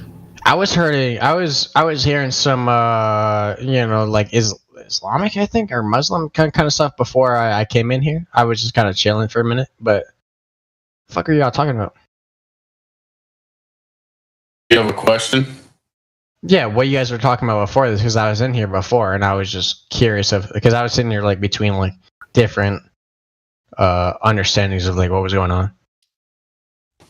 Yeah, that's exactly it. He had a religious way of interpreting the Quran, right? Where he's like, you cannot. Oh, okay. Those guys did the interpretation, and they didn't say what you're saying, and that was his point. And me, I was saying, bro, how about what are your own thoughts about this verse? And of course, he never answered, and we just go off on a tangent. Oh yeah. Okay, so I just missed a bunch of bullshit. Okay, fair enough. Yeah, it was a bunch of bullshit. Hell yeah. But yeah, I am a global earther, as you said. If there's something like you want to talk about, go for it, man. Yeah, but no, I am a global earther, and I'm curious about perspective and an understanding of scientific fact and everything of that nature. The ideology of like this kind of doesn't exist. You got any measurements of curvature? Of curvature? Yeah. Of how, like, of the curvature of the Earth? Obviously, that right? question sort of surprised him a little bit, didn't it? I mean, right? Yeah, I mean, I understand. I just understood. I didn't realize I was going to jump into straight measurements. Sure, but I mean, I can probably figure it out on the internet if you want to meet. Yeah. So we've been looking a long time. So. What's up? You think of curvature of the you don't know how the curvature of the Earth is. Hold up. You don't think we've been looking for it, right? You think you go on Google and find some? Nah, that's not how it works, right? I think it kind of is how it works. No, it doesn't. I mean, dude, go take it wherever you want to take it. Like, okay, if you don't want to jump into like measurements and math, right? You don't have to, man. It's all good. I mean, there's size of the Earth. There's area. There's everything of that nature. There's how many of this fits into this. There's how many of this many Earths fits into this, and that's on spherical evidence. And you have pictures of. It's an assumption. Evidence. Here we an what? Assumption. You think it's an assumption? Yeah, it's the assumption of the R value. So who measured the R value? So you think there's millions of assumptions of the R value of how the Earth is containing. I don't think there's that much peer-reviewed evidence of the fact that this Earth, because we have people in space. We've had people in space. Yeah, you want to appeal to authority. Who the fuck is DMing me? You want to appeal to authority because other people say so. That's fine. Is that what you want? You think I want people to appeal to authority because they say so? No. No. It's not like that. No, it's not like that. Okay. Yeah, you mentioned peer reviewed, so you're appealing to authority. Yeah, but they know, right? I concur with your argument that peer review may be like something else, but I feel like peer review is pretty necessary with the concept of credible sources. You know what I mean? I feel like peer review it's also pretty fraudulent. Right? It could be absolutely, but what if your peer review is a credible source? Yeah. Are your couple of peer review? You can't just get one peer review with something as agnostic as the entire Earth. Anyway, kid, you know the radius of the globe? They tell you. And not anymore. But I used to know in fucking high school. Okay. I mean, fucking. So. I jumped in really fucking not really. I'm not ready. I'm really sorry. 39.59, right? 39.58.8. 39.59, right? Okay, well, ran it, yeah. So 39.59, and do you agree then we can then use this dimension they gave us? We're talking about just like typical diameter, yeah. The radius. Radius. Okay, so we're talking all the way around. You're talking about all the way around. No, that's circumference. Okay, I'm a fucking idiot. No, wait a second. Chill out. It's all good. No, I'm drunk as shit. Just give me a second. Okay, so your radius is your side to side. I get you. Or you're halfway. Yeah, I got you. No, wait. Yeah, I got you. If you go in a circle, circumference of the Earth is 24,901 miles. So wait, right? So wait. Yeah. Okay. So I'm glad you said allegedly, because I was about to say if you guys concur with this, and there's a problem. Okay. Allegedly, right? So they gave us the dimension of the globe Earth. And wait, why don't you believe this, even though you've had? Just listen to his point, because it's fair enough. His point when he says fair enough. So radius 39.59. Do you agree? We then can calculate curvature drop over distance. Yeah, fair enough. Yeah. Okay. Do you know how much that would be on the globe with the radius of 39.59 miles? 39.59. We're looking to have that. It curves 8 inches per mile. Squared. I can't do that. I can't do that in my head. There's no way. Stinky squared, right? Squared. It's not. It's not a slope. Yeah, because it's a circle. It's not a slope, right? No, it's not a slope. No. I searched up the curvature of the Earth and it said 8 inches per mile. Squared. Why do they leave out the square? Oh yeah, it does say squared. I didn't read that part. It does say squared, right? It does. So it does. over 10 miles, what will it be? How much curvature should there be over 10 miles? I mean, square is 100, yeah? Don't ask me. No. So 66 feet, right? Wait, you said square. Are you in the confused with mathematics? Oh, what's going on? Are you in the live stream? No, what live stream are we looking at? The live stream voice text? No. Not the voice text. Wait, what? Let me post some. Let me post. I'm in lobby. Yeah. I'm in lobby. So let me post something for you. All right. So Stinky and what was it? The guy who grows? The kid who grows. Yeah. The kid. Okay. Yeah. So I just tagged you. Do you see the picture I just posted? Yes, sir. So it's a basic modest tolerance, right? So if the Earth is a sphere with a radius of 3959 miles, then every distance to Earth curvature cannot be more than 1.225 times the square root of the observer height in feet, right? So when you look at that picture with the two oil rigs in it, can you tell me where the horizon is? One sec. The Earth is sphere.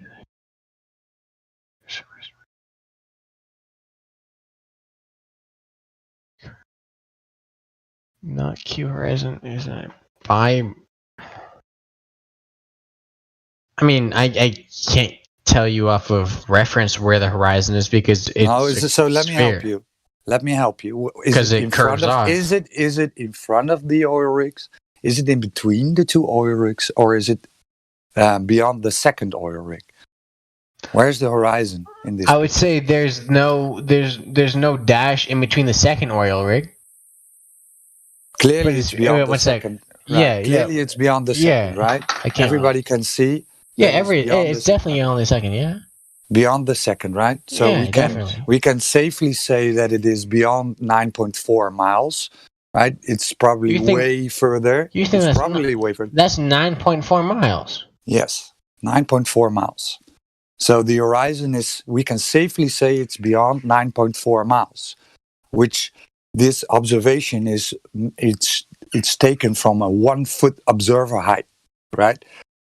The distance to Earth curve cannot be more than 1.225. Do you have more than one of these images? Hundreds, thousands, hundreds, maybe thousands laser tests. And these are 100% like yes, 2D.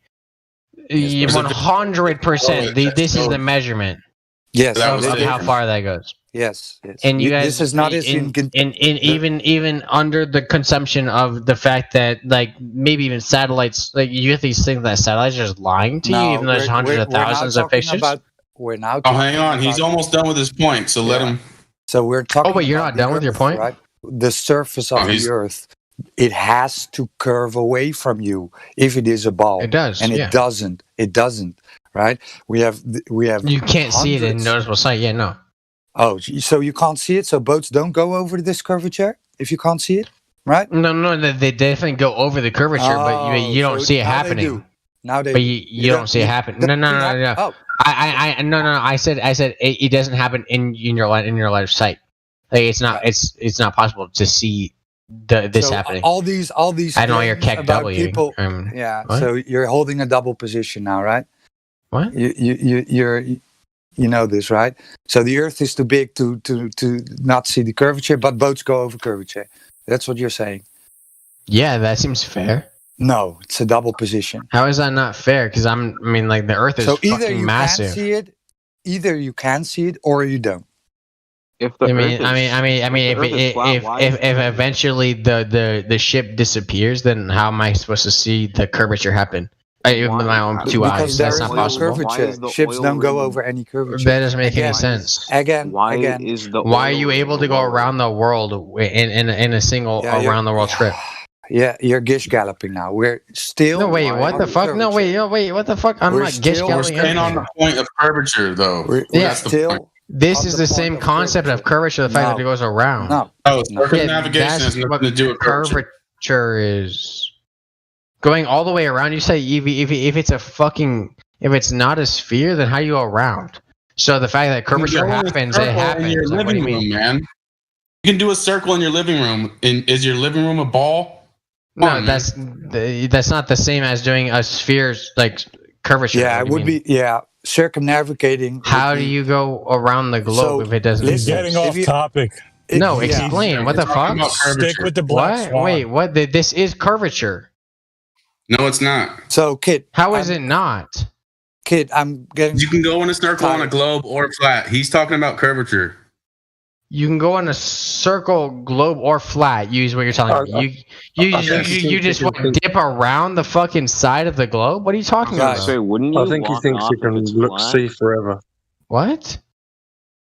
So Wouldn't you again, walk off if it's flat. again, It's disturbing that you don't know what circumnavigation is, but that's a different subject. You guys were talking about proving or debunking curvature. He's showing you with this image, you should not be able to see water past 1.22 miles, but you can see 10 miles of water. Why?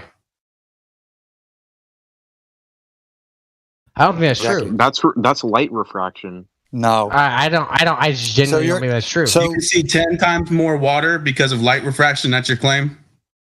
Somebody sent me a documentary, yeah? No, Address stop the sending point. me pictures. Address the point. Stop right? sending me pictures. No. I'm just trying to understand perspective. These are only pictures. I'm trying to see like some videos. Somebody send me a video.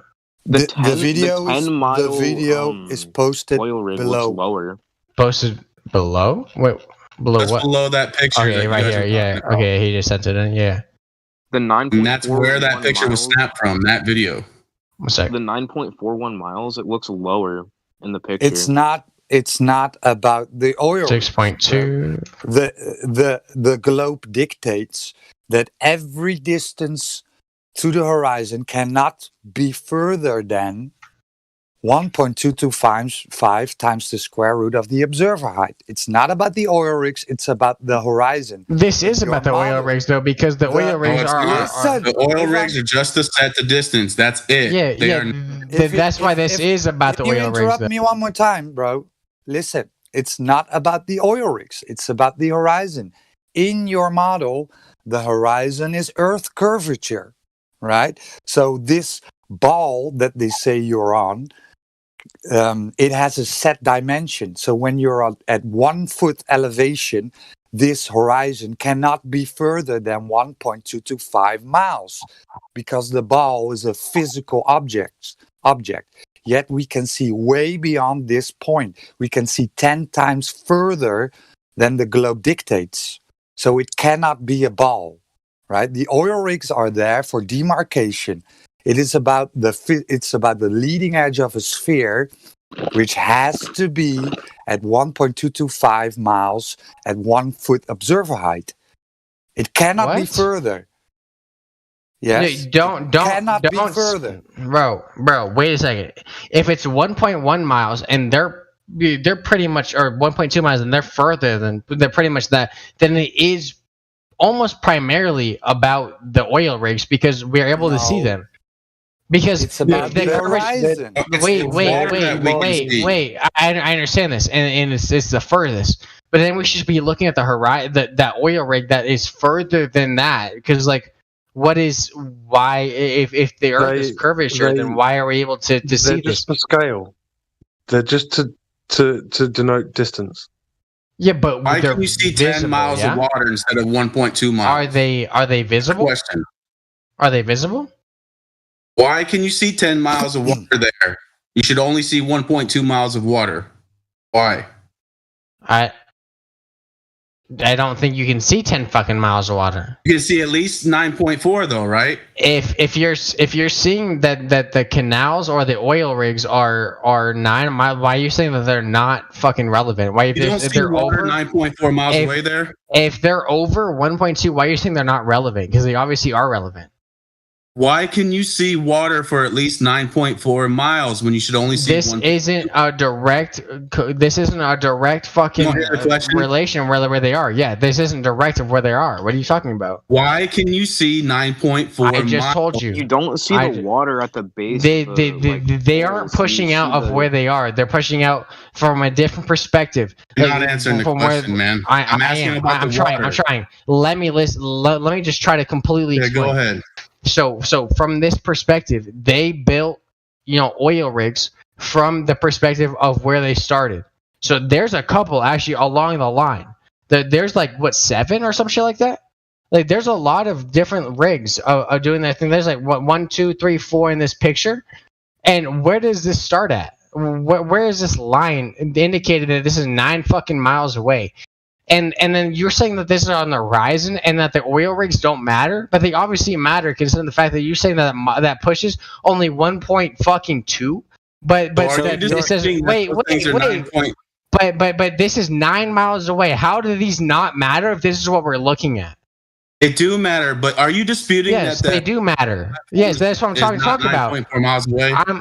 I'm disputing it that last one is definitely not fucking 9 miles away. There's no way in hell that's 9 miles away. There's no way. Now we know what your argument is, at least.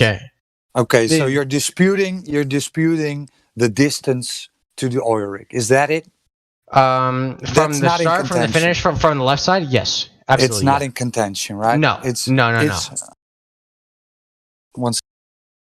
Because from where this camera is that I see, that is not 9 miles. Why would So if we went on Google Maps and drew a I could distance, walk that in 3 hours. There's no way that's 9 miles. It's real if simple. if we went on Google Maps and drew a distance from that platform to the shore and it showed 9.41 miles, would that be sufficient, or would you need to see actual surveying? That'd be fine. And I understand like Google Maps. That's fine. Sure. That, by the way, that camera is zoomed in. It's zoomed in with a high-powered camera. That's why they look close. It's not. If you're standing on the beach, I see the beach. I see the beach. So they don't get me wrong. That's not zoomed in. Like yes, that's not. They are. No, that's not zoomed in. That's on the beach. I see the beach. They're standing on the water. Somebody might want to send them the video where that's from. I don't think they're standing on the water. Yeah, I already did. Okay. So if they are on the beach and that platform habitat is 9.41 miles away, I think your camera should not be like I think your camera can see a lot fucking further than your fucking eyes can, dude. You can't see around a corner, dude. Can you? Wait, what do you mean see around a corner? What corners are on a beach? What are you talking about? Earth is like a corner, right? You think you live on a ball, right? So you can't see over through the ball 10 over almost 10. There's no way you can see 10 miles away over curvature. There's see 10 miles of water. I mean, maybe you can. The Earth may be a lot fucking larger than I fucking think it is. Maybe you can see fucking 10 miles. So that would mean how break big your the circumference would have to be if that horizon was accurate. Would have to be 250,000 miles around. Doesn't that sound insane to you, dude? There's no fucking way. There's no way. Right. So the kid, you got to do the math, dude. Yeah, you can test this yourself, right? You can go to a beach or a large body of water and test the surface of the Earth yourself. If you don't agree with this, we use the globe math against the globe, and then we go out, right, and measure the surface of the Earth, and it comes out as flat every single time. Laser tests over large bodies of water, 19 miles, 20 miles, 24 miles, and it always hits the other side, the target, right? There is no measurable curvature, so it cannot be a ball. It cannot. Because if the Earth was a sphere with the radius of 3959, then the distance to the Earth curvature cannot be further than 1.225 miles times the observer height in feet. The square root of the observer height. Sorry. Okay, Yeah. then Can I see all that stuff about circumnavigation? Can I see satellites like goes so? out the It seems as if the mountains almost connect to each other through the picture that you guys sent me. You know what I mean? Like the it's almost like a gulf. You know what I mean? Where the I can see the other side just fine. So maybe the water doesn't get too bad, and I can how far is that other mountain? On the direct path, I'm at like 2 minutes. How far is that other mountain? You guys know of this video? 29 miles. 29 miles. That other mountain is 29 miles. Mm-hmm. Where is this? It's Southern California. This is Southern California to where? Let me post Miramonte Beach. Miramonte Beach. So Southern California. Where in Southern California? Something? I just tagged you.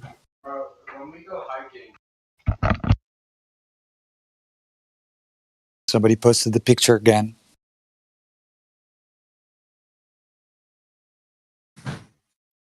Bro, wait, so What is that fucking Denali? Like, what the fuck? this is Southern California.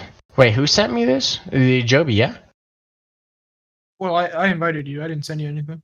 Oh wait, did somebody send me the distance between the two, yeah? So do you think we can see that mountain if the Earth is a globe? No, I want to. Can I see like a document? There's no way. No, that's not where this video was taken. This video was taken from the other side. This video wasn't taken from the core of that side. What are you talking about? Yeah, no. The video was taken more to the right, more the eastern side of this picture, which is says 29 miles. They show you exactly where they took it. No, that's not where they took it because I can see the video myself. Like, what do you mean? That's exactly where they took it. He's in denial. Wait. What are you talking about? Wait, what? Click on this picture and go back. Wait, what? Wait, what do you mean I'm in denial? I'm. Go down. Click on the picture. Nah, he's just trying Just to. because it says 29.29 miles and somebody typed that in doesn't mean that's true. Yeah, that's fine. So anybody could put that. I could edit any picture ever. Okay. Let me. That's my brother talking. Yeah, brother RJ. So look at this 2-minute mark. So let me like 1 sec. Let me hit this 2. So you think this is taken on the Gulf, like right where they took that picture? No, there's no way because that fucking perspective is definitely fucking to the left side. There's no way. That's like almost horizontal, almost a 9 like almost like a 5 to 9 mile fucking thing, fucking radius. Like I can see your shit. Like, what are you talking about? And even in the picture they fucking took, that's fucking bullshit. Bro, listen. 1 second. I'm not talking. Wait. I'm not talking. I'm talking about a second. Great. So even Globers will tell you that this is not in contentions. The oil rigs are where they are. The video is taken where it was taken, right? It is not in contention. You want to dispute this? Go and do your research, right? Not just saying it's fake. You can also replicate it. You can go to this beach and do it yourself. That's why I said it, right? You can test the surface of the earth yourself if you don't agree with it. I can literally go to a 14,000 or 8,000 peak, and I can look across and see farther than this. And I understand this is on tide, but on tide, even then, you can still see a pretty decent amount. And it doesn't mean that you can only see 1,000 fucking feet. Like, no, it's not. That's not really how it fucking works. It is like, right. And it is way off, bro. It is. Did you hear anything what Roger said? You were muted and you were still talking, bro. Can you just be quiet for a second and listen? When you go up. Yeah, no, they're trying to prove the concept of flat Earth, like the fact that even after that 10 miles. Okay, then I'm gonna mute you again, and you can It's still okay, keep talking. man. We all used to believe in the globe. It's okay, bro. Not an easy thing for some people. Yeah, all we're saying is go to, yourself and test this. We're not telling you to believe that, to believe us. We're actually glad that you're curious about all of the measurements and the distance and whatnot. So go out there and measure it yourself. Or Google the distance or whatever. You can, like Roger said, replicate this. Okay? I hope you were listening. In these fucking mountains, and I have done this calculation. The fact that these the fact that these do fucking exist, and the fact that this curvature I can see with my own 2 eyes, even though it's over a couple hundred miles because I'm higher up. It's okay. Listening. What is Is there so much water in the air? You don't see curvature because of water, bro. That's not how it works. I don't think you guys understand biology. That's how it works. You can't see far enough to even see. Understand biology? I was talking to somebody else. Oh, Somebody else is in this room. I got scared for him for a second.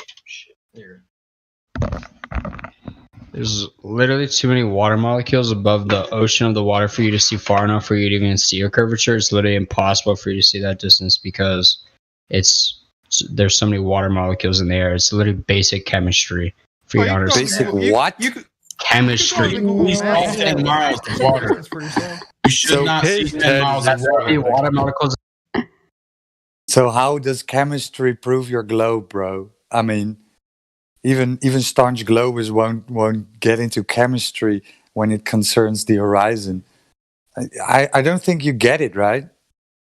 Do you understand that the leading edge of the ball should be at 1.225 times the square root of the observer height in feet? Wait, we mean where is it? You need the molecules to be out of the way. Why can you see 10 miles of water? I'm trying to explain to you. I'm trying. Bro, you need to slow. No, wait. Okay, I got you.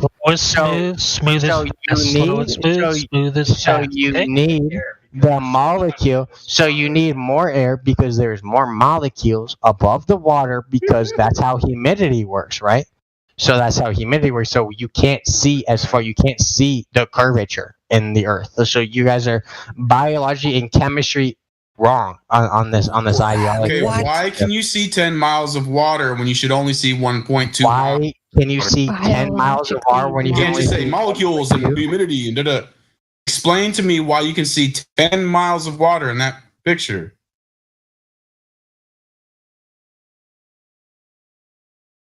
We might need to move on. This is not how it works. That's just not how it works. That's not an answer, man. No. 10 miles of water.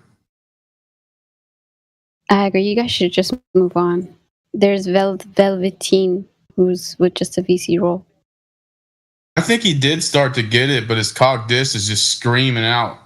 Yeah, his I brother don't think is he's feeding getting him. it. He's saying biology is proving that you can't see. I think he he's said glitching chemistry and biology. Yeah, he's spiraling. I think he's starting to glitch out because he was there with us for a minute. Like he was making his understanding, his understanding the distance, and he started to just short out. All good. Yeah, it might be too much all at once. You know, sometimes too much information is not good. Where'd he go? Is he still here? Defense mechanism. That's what that was. Yeah, I just muted him because. Oh, okay. Oh, Cyrus, you're coming in real low. Oh, it's all good. I'm on speakerphone, so. We were all in shock when we seen this information too in the beginning. When he seen what was going on there, it shocked him, and he's like grasping for any straw that he can find, and he just, it's a shock. It is a shocker at first. So, I don't know. Maybe that's what he's having a problem with. I'm just guessing. Maybe that's it. Maybe Stinky wants to elaborate. He had pictures, right? What kind of pictures did you want to show us, Stinky? I found them. It's like showing field of view and stuff. Field of view of what? Like if you were standing on a globe, what you would see compared to flat. Okay, so I sent it to Flatwater, but so let me ask you. Let me ask you, right? So if the Earth was a globe with a radius of 3959 miles, then we should be able to measure curvature drop over distance. No. I'm talking about like stars and stuff. How you would see stars. No, we're talking about the Earth, right? We're talking about the Earth, and the Earth has, if it is a ball, it has to curve away from you, right? That is an antecedent of a ball. So if we were on a ball with a radius of 3959 miles, then every distance to the horizon cannot, I repeat, cannot be further than 1.225 times the square root of the observer height. Okay? So if it's not a ball, if it's not curving away from you, then what is it? If we don't measure any curvature, right, what will it be? What? Sorry. So if the Earth is not curving anywhere, what is it? If it's not curving anywhere, what is it? Yes. It would be flat. Right. It would not be a ball, right? No. So again, we're not here to convince you, right? We're not here to convert you. We're not here to convert you. If you want to learn, if you want to take in the arguments, right? We can give you the tools. We can give you the means to test it for yourself. Everybody here done this, right? We tested the surface of the Earth, and came to the conclusion that it is not curving. And this is very easy to do. You can go to an ocean or to a beach or to a large body of water and go out and measure the surface of the water and find out if it is curving at 8 inches per mile squared. And it isn't. Water lays flat and level when it's in rest. That's the basic physics of water, right? It is always flat and level. If it's in your glass, right? It's flat. When it's in your bathtub or in your pool, in a small lake, in a big lake, right? It is always level and flat. Yeah, sure. Roger, Ready? look at the links he's posting.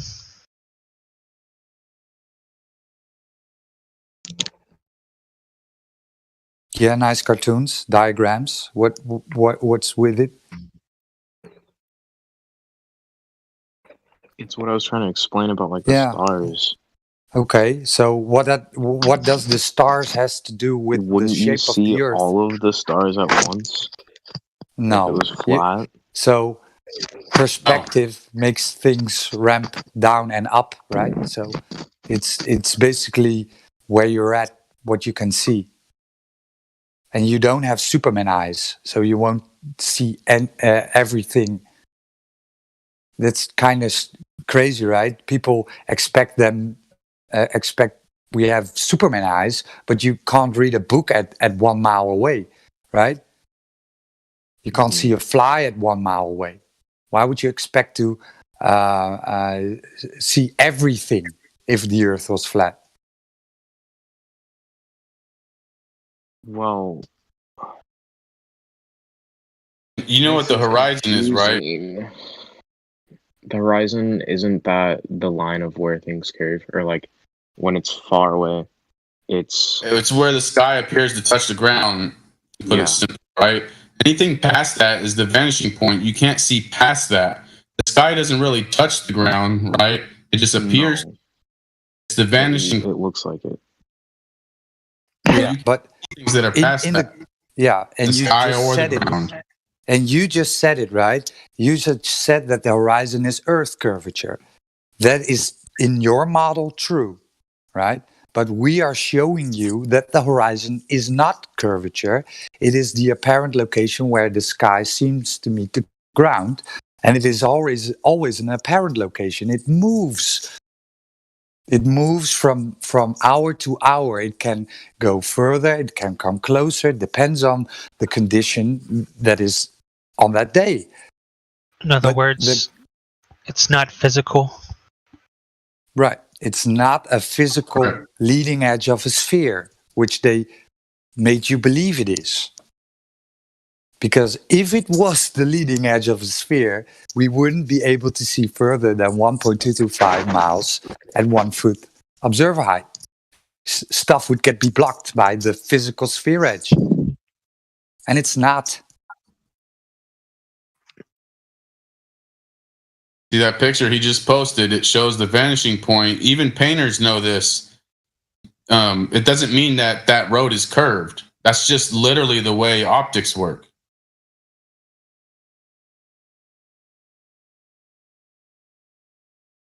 Yeah, they basically hijacked perspective and called it Earth curvature.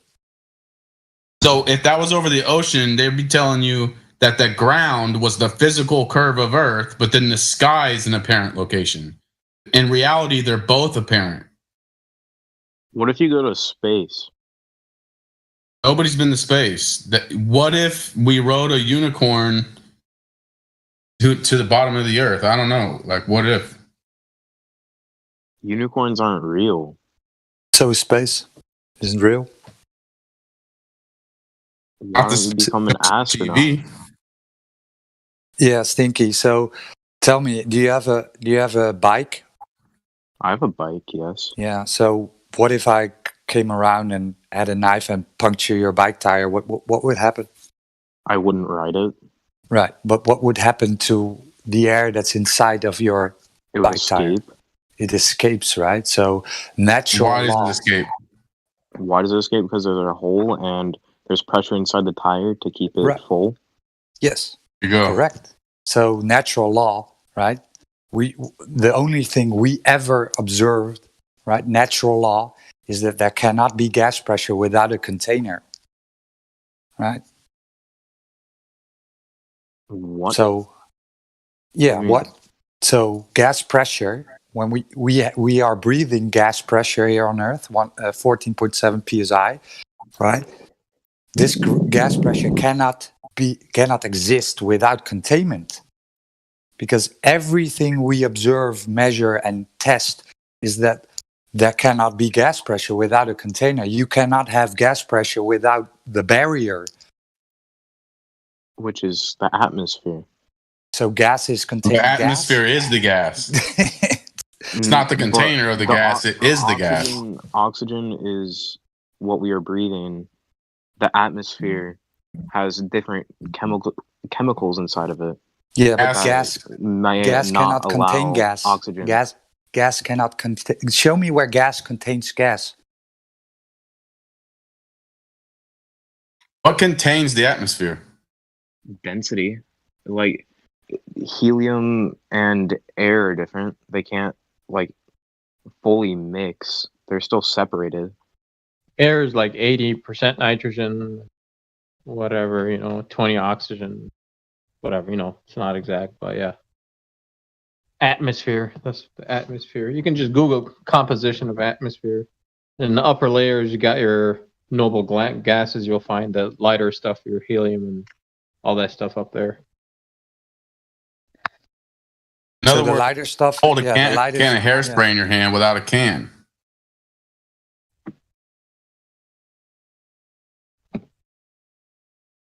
This hurts my fucking head.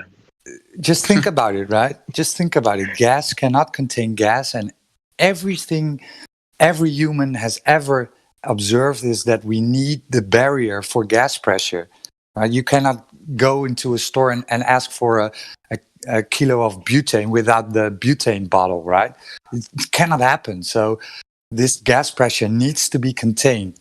Therefore, there is no vacuum of outer space, because they claim we have high gas pressure system here on Earth next to an infinite, ever expanding vacuum, right? The gas will always fill the available volume. That is just how natural law works. Sorry, go ahead. Gravity would be keeping the gas in the atmosphere. Yeah, show me where gravity. Yeah, show me where gas is being contained by gravity. Gravity is How is it? the further out it goes. It's at its strongest near the surface, allegedly. So how could it be containing it up there but not here? It's even begging the question. It's even begging the question because you beg the question that the Earth is a globe, right? And it has, and then it had gravity. So gravity isn't even. Alleged gravity's right there by that tire. They made gravity the god of the. Correct. I have a question. Gravity hold the air in that unrelated to tire. the atmosphere. So Shadow Step Gamer, you had a different voice just now. I don't know. Did I? I have a question unrelated to the atmosphere. One sec. Did you? You're using two accounts or what? I don't know. No, I wasn't the one talking before. Who was talking before? Stinky. Okay. What do you mean How would the sun work in a flat Earth model? What model? In a flat Earth model, There's how no would the model. sun work? There's no model. Okay, well, how does the sun, in your own words, how does the sun work? How does it set? How does it rise? How the frogs work. You're moving with your eyes. What do you see, Shadow Step? When you look up at the sky, what do you see? Do you see the sun moving? Yeah, well, we're moving. Okay, the sun is moving. Okay. Well, so how do you know that's that you're So when you see a sunset, do you think that you fall away from the sun? I say the you sun think about is it like you falling away from the sun. Is that how you think about it? Because that's what they're telling you. It's not, but Does it feel like you're falling away from the sun when the sun sets? no, but That's at what any they're telling given you. at any given point in time, half of the Earth is day, and half is night. And How does that work? That's not true. That's Shine not a true. flashlight on your wall, you'll see why. That's not true. Even in your model, you have daylight.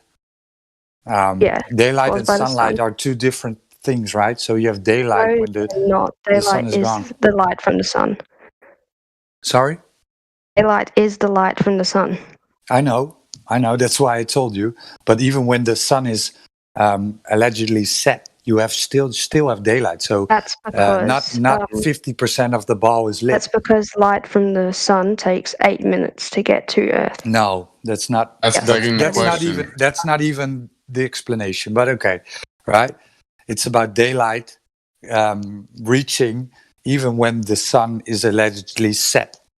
So you made the claim that the ball was lit 50-50, but that's not true. Okay? Think about how far they say the sun is away. 93 million miles. But then it's a very long time. If it just moves a few degrees in the sky, you feel a difference in the heat, right? Yeah. Why would just a few degrees of change in the angular direction of the sun make that much of a difference from 93 million miles away? Because if the light is shining directly on a specific part, it's going to be at its hottest point.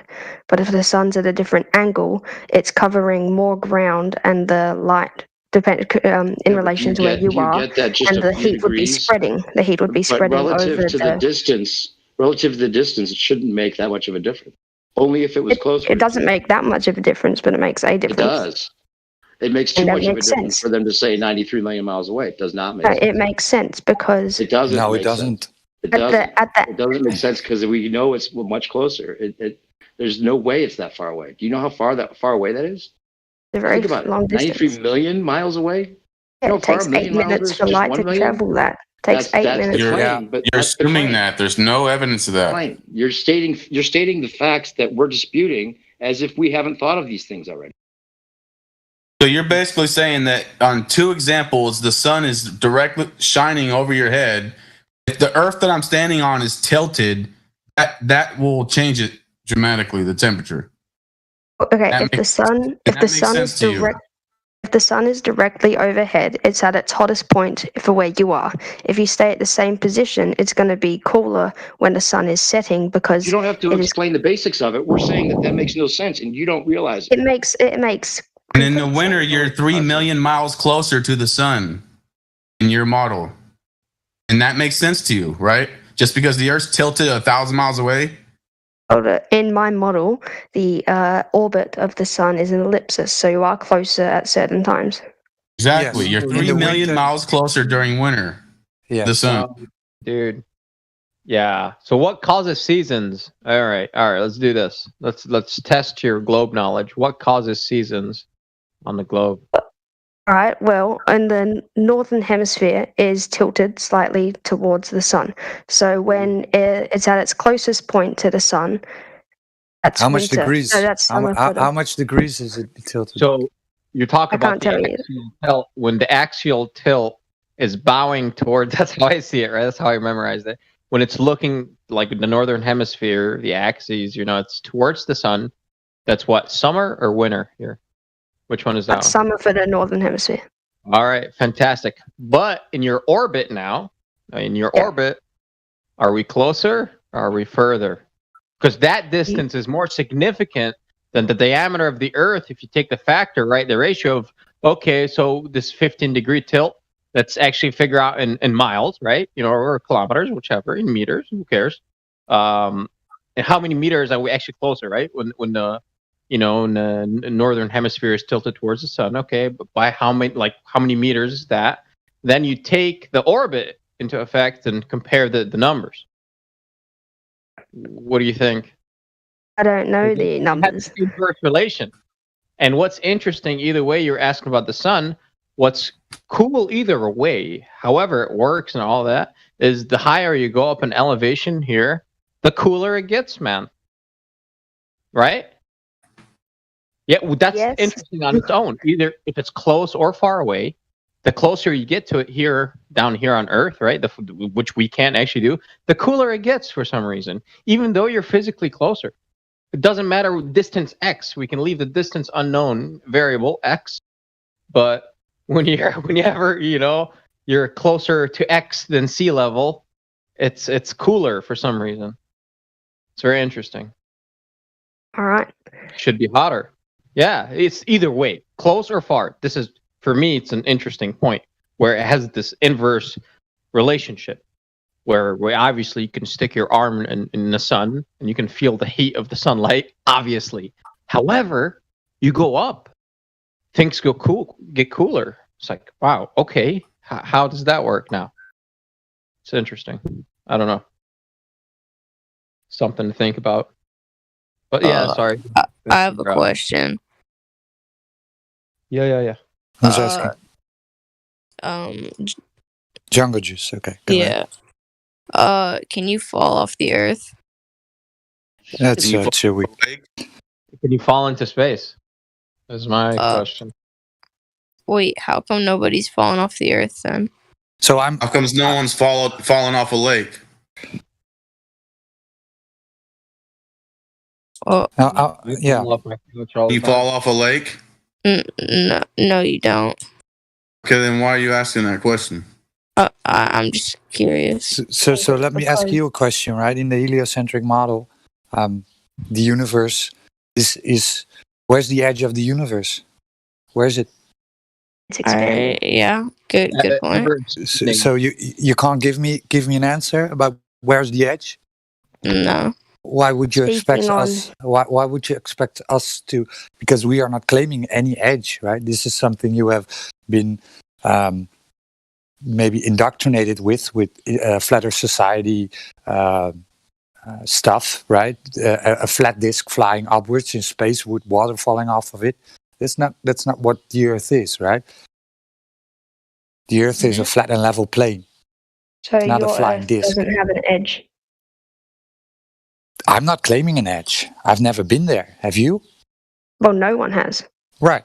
So why model would? doesn't have an edge. Sorry. You have to stay fair. The globe model doesn't have an edge to anything. It's ever expanding nothingness. So it's like, if you take it, It's expanding at an accelerating rate. Yeah, that's what you've been told, right? that had the mass of 0. How could it makes no sense. Anyways. And all the planets are on a flat plane. Well, actually, the heliocentric model does have an edge, but they say that it's very far away and expanding currently faster than the speed of light. So, but whatever, it's just all a bunch of nonsense anyway. Well, wait, wouldn't that mean that Earth is getting bigger, and so like more countries and stuff? No, you would think that, but the way that they explained it is actually that the space between planets and stars grows as time goes by. So everything just gets further away from each other, and that the amount of matter in the universe is finite and fixed. Which is funny because, as far as I can tell, that's actually true. The amount of matter in the system we live in, I think, is finite and fixed. So at least they got that part correct. I agree. Okay. Yeah, basically they tell you came from an accident, right? A singularity, something exploded, and this is one of the strangest things, an explosion making stuff, right? It made the Earth as an accident, then you came out as an accident, evolved from a monkey as an accident.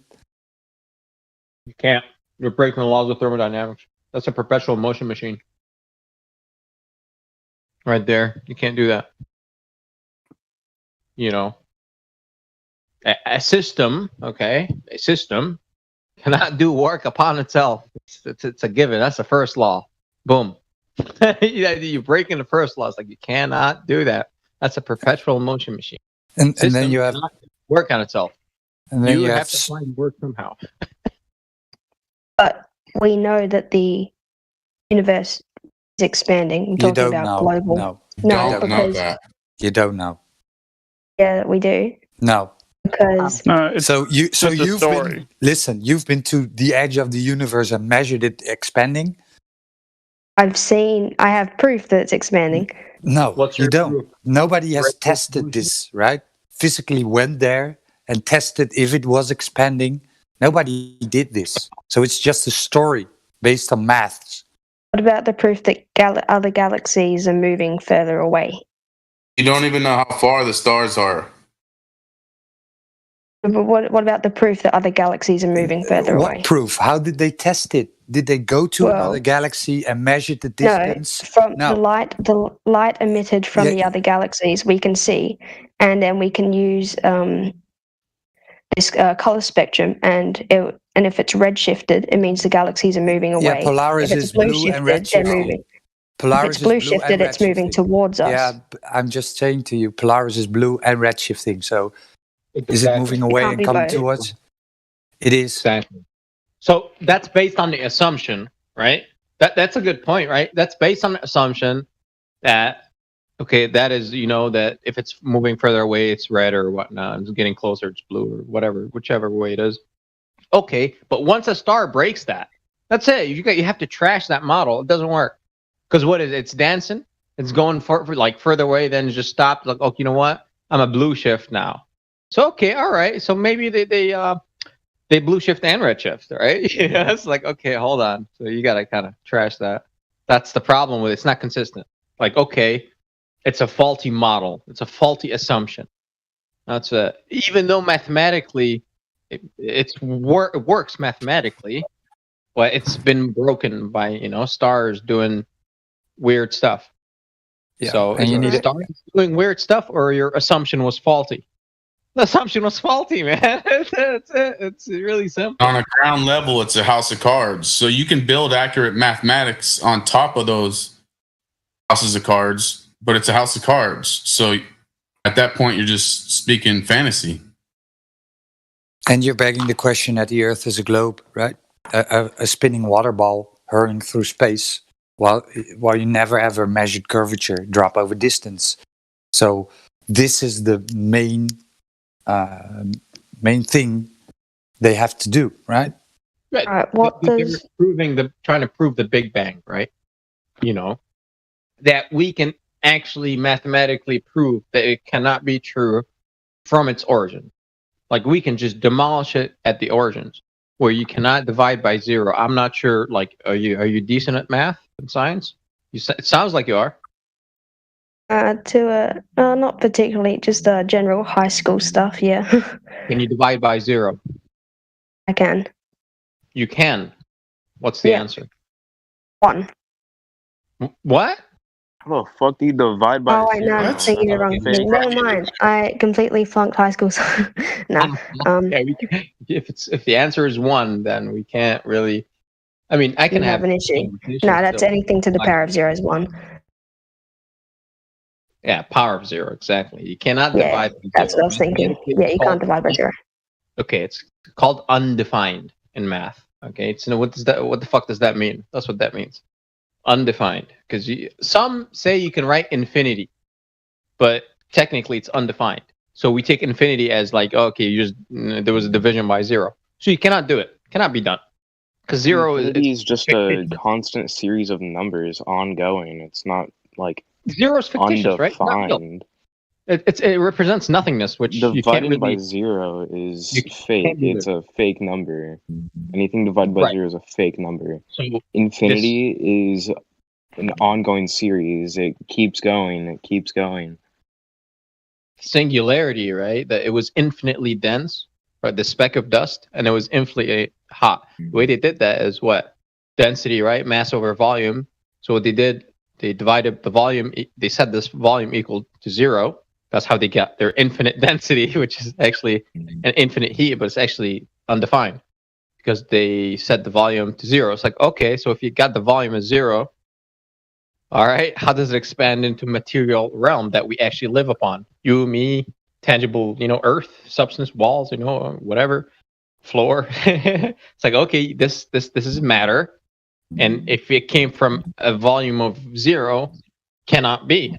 It's that simple. You cannot divide by 0 from the beginning to get your fucking infinite numbers. You can't do that.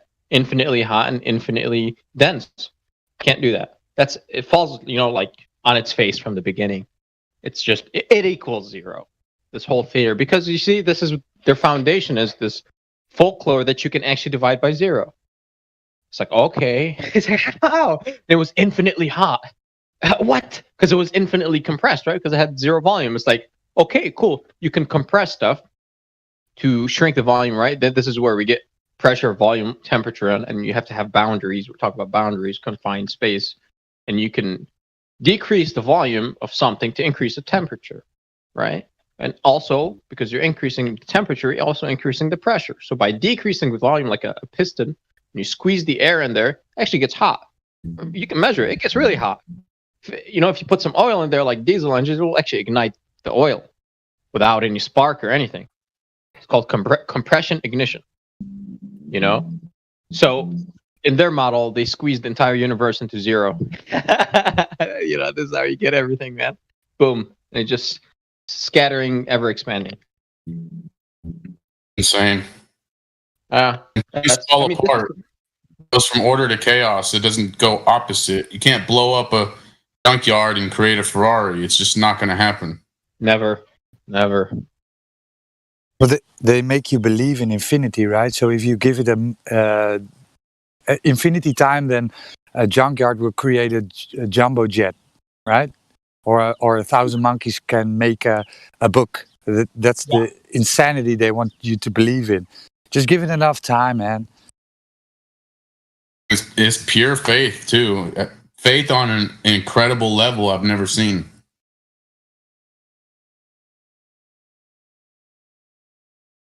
And we humans don't experience infinity. It's just a mathematical construct, an idea, a concept, right? We do not experience infinity. It's like having -3 oranges. There's no such thing. There is, if you owe me the oranges, for sure. Yeah, but usury is a man-made construct. Exactly. There's no such thing, man. Usury is not natural. If you cut something in half, it can't reach zero. So it infinitively gets smaller. Like if you keep cutting something in half. Yeah, it's called infinitesimals, I think, in mathematics. Yeah, it's the same concept. It's like this, like it's asymptotically approaching zero, right? It's as you approach zero, but you will never ever touch zero. That's what they teach you. It's like, oh, what the fuck does that mean? But you put zero for to solve the math. It's like, oh, okay, all right, sure. And equals undefined. Like, okay, all right, cool. Yeah. 1 second, guys. We have a new member, GL Greenwood II. I think he is a flat earther. Are you there, Greenwood? Yeah. Good day. Hi. Okay. Hi. So welcome to the server. How are you? Yeah, I'm fine.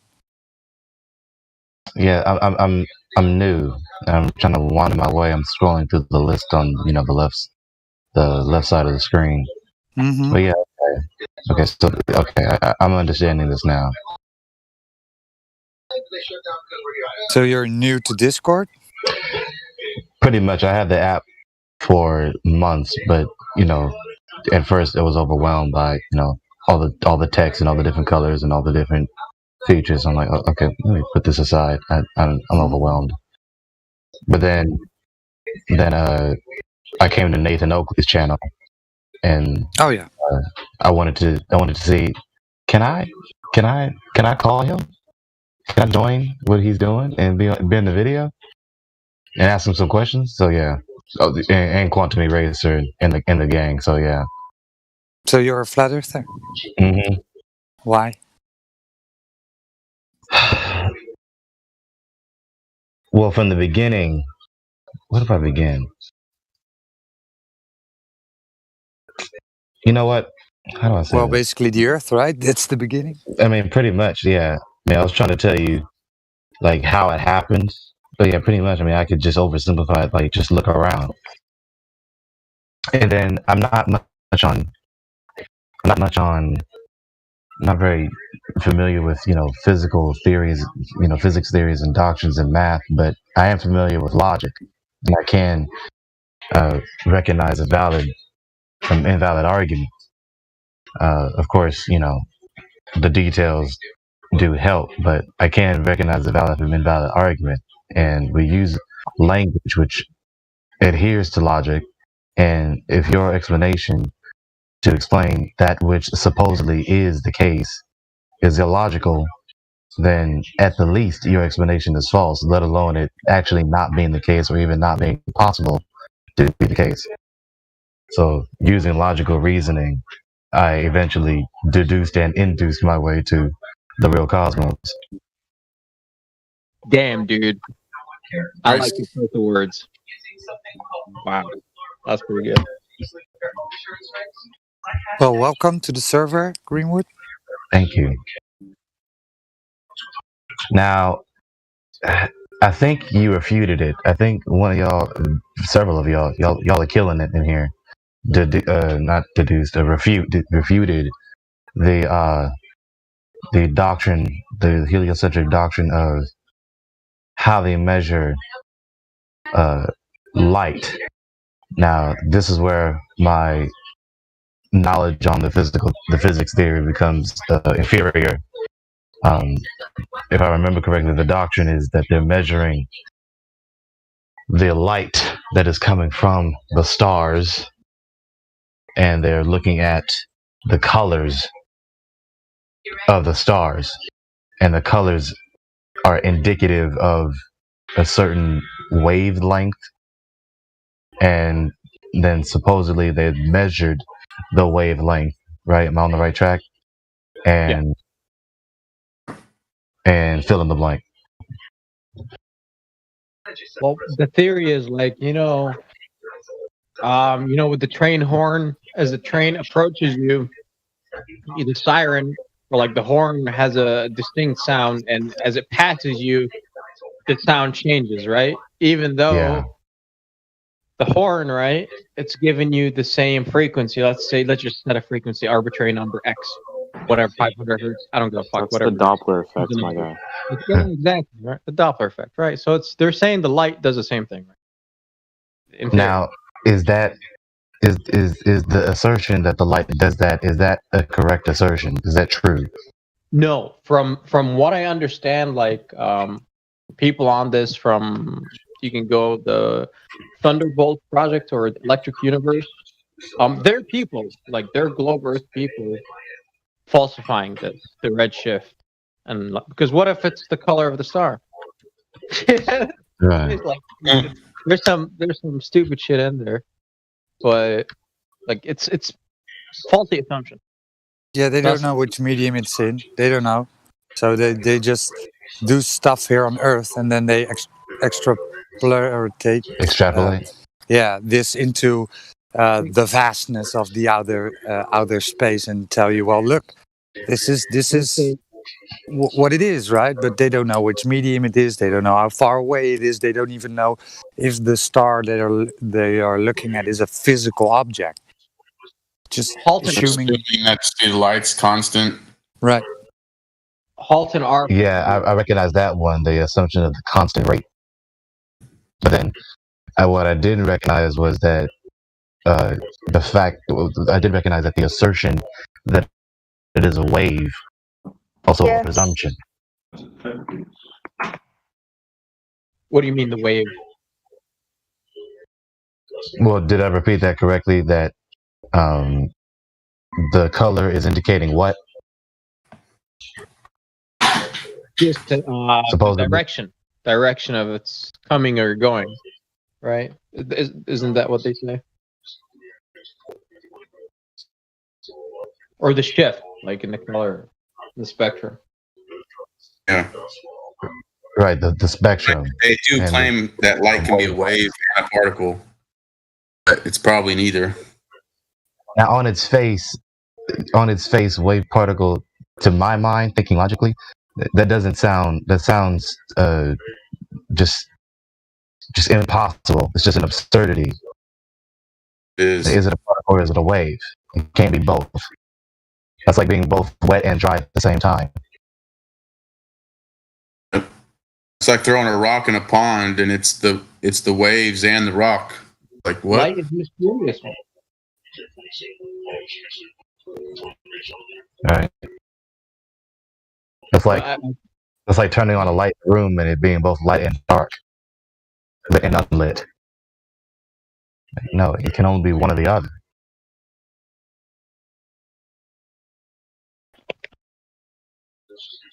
Well, which one isn't though? Right. Right. So well, they're leaving out part of the equation, aren't they? The fabric of reality, the medium right, in which it's traveling. The fabric of space-time, which again, right, being logical, it's another fallacy of reifying that which is immaterial into material, into matter. And that right there, that's what I stuck on. That's what especially about gravity. I wasn't too knowledgeable about wavelengths, but I was knowledgeable about the gravity argument. And every time I hold the Goldbergs to task about the gravity, they hopscotch argue. That's what I call it. I don't know if that's an actual, term, but I call it hopscotch arguing. When I refute one argument and then you change your position and argue that position as though that's the one you argue the whole time, and then you keep doing that every time someone refutes the argument, and that's absurd. That's a fallacy. Very common. It's a straw man or moving the goalposts. Yeah, moving the goalpost. A red herring or all of that wrapped into one. Obfuscation, deflection. Yeah. All of that wrapped into one. So when you have to refute, when you have to result to that, then at the least, I committed the fallacy of the fallacy. But so they were right about that. The one thing that they were right about that. So I refrained back from the fallacy, but I was humble enough and logical enough to recognize the fallacy that I committed and then stop doing it. But unlike them, they commit the fallacy, I refute it, and then they keep reasserting the fallacy. So I was refuting this reification of the curvature of space-time. And then their response to me was, no, space and time are descriptors of something material. Like, fucking, okay, yeah. Space, immaterial. Time, immaterial. Descriptors, which is information, using words, information, to communicate information, immaterial. You can't curve any of these things. It doesn't exist. And then they say, no, gravity is acceleration. Now, am I missing something there? Is that a valid counter argument to say gravity is acceleration or no? Yeah, we had a guy in here earlier today go similar route. He's like, yeah, it's a force field. So, yeah. Like copulating with a shadow. Is a counter argument, quote, quote, gravity is acceleration? Is that a valid counter argument or no? From the Globers. Depends on what you mean. Acceleration. Listen, by saying gravity, they reify their bendy space-time, right? So the whole thing would be that they need to validate it. Right. Where's the validation of bendy space-time? Right. So you see right there, I refute the bendy space-time, and then they say no, as to say, no, that's not the case. Okay, fine. That's not the case, right? It isn't the case. Then they say gravity is acceleration. And I say, okay, so acceleration is gravity. Gravity is acceleration. Gravity is a kind of acceleration. Okay, why don't you just throw away the term gravity along with the doctrine that you have labeled it by and just call it acceleration? So what they were doing is they were simultaneously affirming and denying their gravitational theory, just to avoid conceding my argument. They mixed in Newton's thing too with the Einstein's thing. They mix it together. Yeah. They try to say it's an effect and it's the cause of the effect. It's like, come on, it's got to be one or the other. If it's anything. Go ahead. Einstein's kind of idea was if you stand on a weight, like on a scale on Earth, you will get whatever weight you are because the gravitational force is 9.8 meters a second. But if you were in space or a zero gravity area with a rocket accelerating at the same rate that gravity is, so 9.8 meters a second, you would get the same weight because it's acting at the same level that gravity would be on Earth. You begged the question again about gravity. Yeah. They're claiming that you're pushing down, and also the Earth is pushing back up against you. That's why they say you can't feel movement in space, because they claim there's still somehow gravity in space, but there's no Earth pushing up on you, so you don't feel it. It's funny because we get blasted with this Flat Earth Society thing that the Earth is moving upwards, causing gravity, but that's actually Einstein saying that. So they warp this into some kind of straw man argument for the Flat Earth, and then stick the Flat Earth Society sticker on it, which is, of course, ridiculous. Nobody's claiming that the Earth is moving upwards. It's all mathematically BS, right? Right. Nobody here has ever felt the Earth move or saw it move. How many gravity theories are there? I'm aware of Newton. I'm aware of, well, quote Newton, aka Cavendish. I'm aware of Einstein. Yeah, you have entropic gravity. Eric Voorhees was his name. He's a Dutch astrophysicist. He's claiming entropic gravity. I heard people repulsive. Yeah, I heard people talking about waves, gravity dielectric. waves. Dielectric. I got the high level shit. Gravity waves, bro. We've detected it's a wave now. It's actually a wave. Einstein did predict the existence of gravitational waves in 1916, I think it was, with his theory of relativity. You like Einstein, don't you? What does that mean? Predict the wrong. She's claiming things that are Einstein's. They're not. Like, that's not what Einstein said. Besides, what does it even mean? Predict the existence of gravity. So it didn't exist when he said it. It sometimes came into existence after he predicted it. No, he predicted the existence of gravitational waves, not gravity. But again, my question. High level pseudoscience. It's mathematical. As long as you understand that it's mathematical and theoretical, it's legit. Because you can go gather information. So we're going to talk about the LIGO, right? The LIGO experiment, right? Right. And they're people, not us, and they're just mainstream physicists. They'll run through the faults with the LIGO system, right? Yeah, but it's not just LIGO that's detected gravitational waves. There are also stations. There's one in Japan and also one in Europe. Even the Globers will argue against that, right? Correct. They say it isn't. It isn't a gravitational wave. Correct. It's not like it's concrete. It's not set in stone, right? You know what I mean? It's not like a squared plus b squared equals c squared. It's not like that at all. Not even close. And then how would you validate this? Can you stop a quote unquote gravity wave and then look if that was the thing that triggered your machine, right? No, you can't. My question is, in regards to the heliocentric model, what gravity are they talking about when they say gravity? Mass attracting mass for sure. They don't want to get into bendy space-time. Well, they do, but it depends on which level. That's the problem, right? They never specify which type of gravity and what. Right, they just invoke the word gravity and then move the goalposts every time you refute one or another.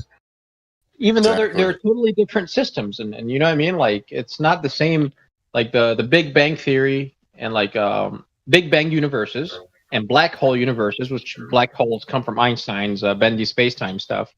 They can coexist by their mathematical parameters, and that's a fundamental issue. So you can either talk about black hole universes or Big Bang universes, but you can't do it in the same type of universe. They're just mathematically they're not compliant with each other. Right, the math, which is a fallacious description of reality, is both also incoherent with one another. But they tell you, oh yeah, we found black holes in a Big Bang universe, which cannot coexist, man, mathematically, because those are all mathematical concepts. But then when they discover how, which one is it? Is it So not only does it not correspond to reality, it's also internally incoherent. It's a nice fairy tale, mathematical fairy tale. Jeez, man. They're pictures of black holes. That's my favorite. Right. So asinine on so many levels. Like just on its face, a black hole in a sky vacuum. How do you have a hole in empty space? We've detected it with our instruments. That's the problem. The instruments. Like, can I take a look at these instruments? I have instruments too. Like, no, you can't. This is classified. Oh, okay, government stuff. All right. All right. I think they're obsessed with black holes, but not the ones in space. Confirmed it's surrounded by dark matter. Begging the question of its existence. Which they themselves also say they have no evidence of thereof.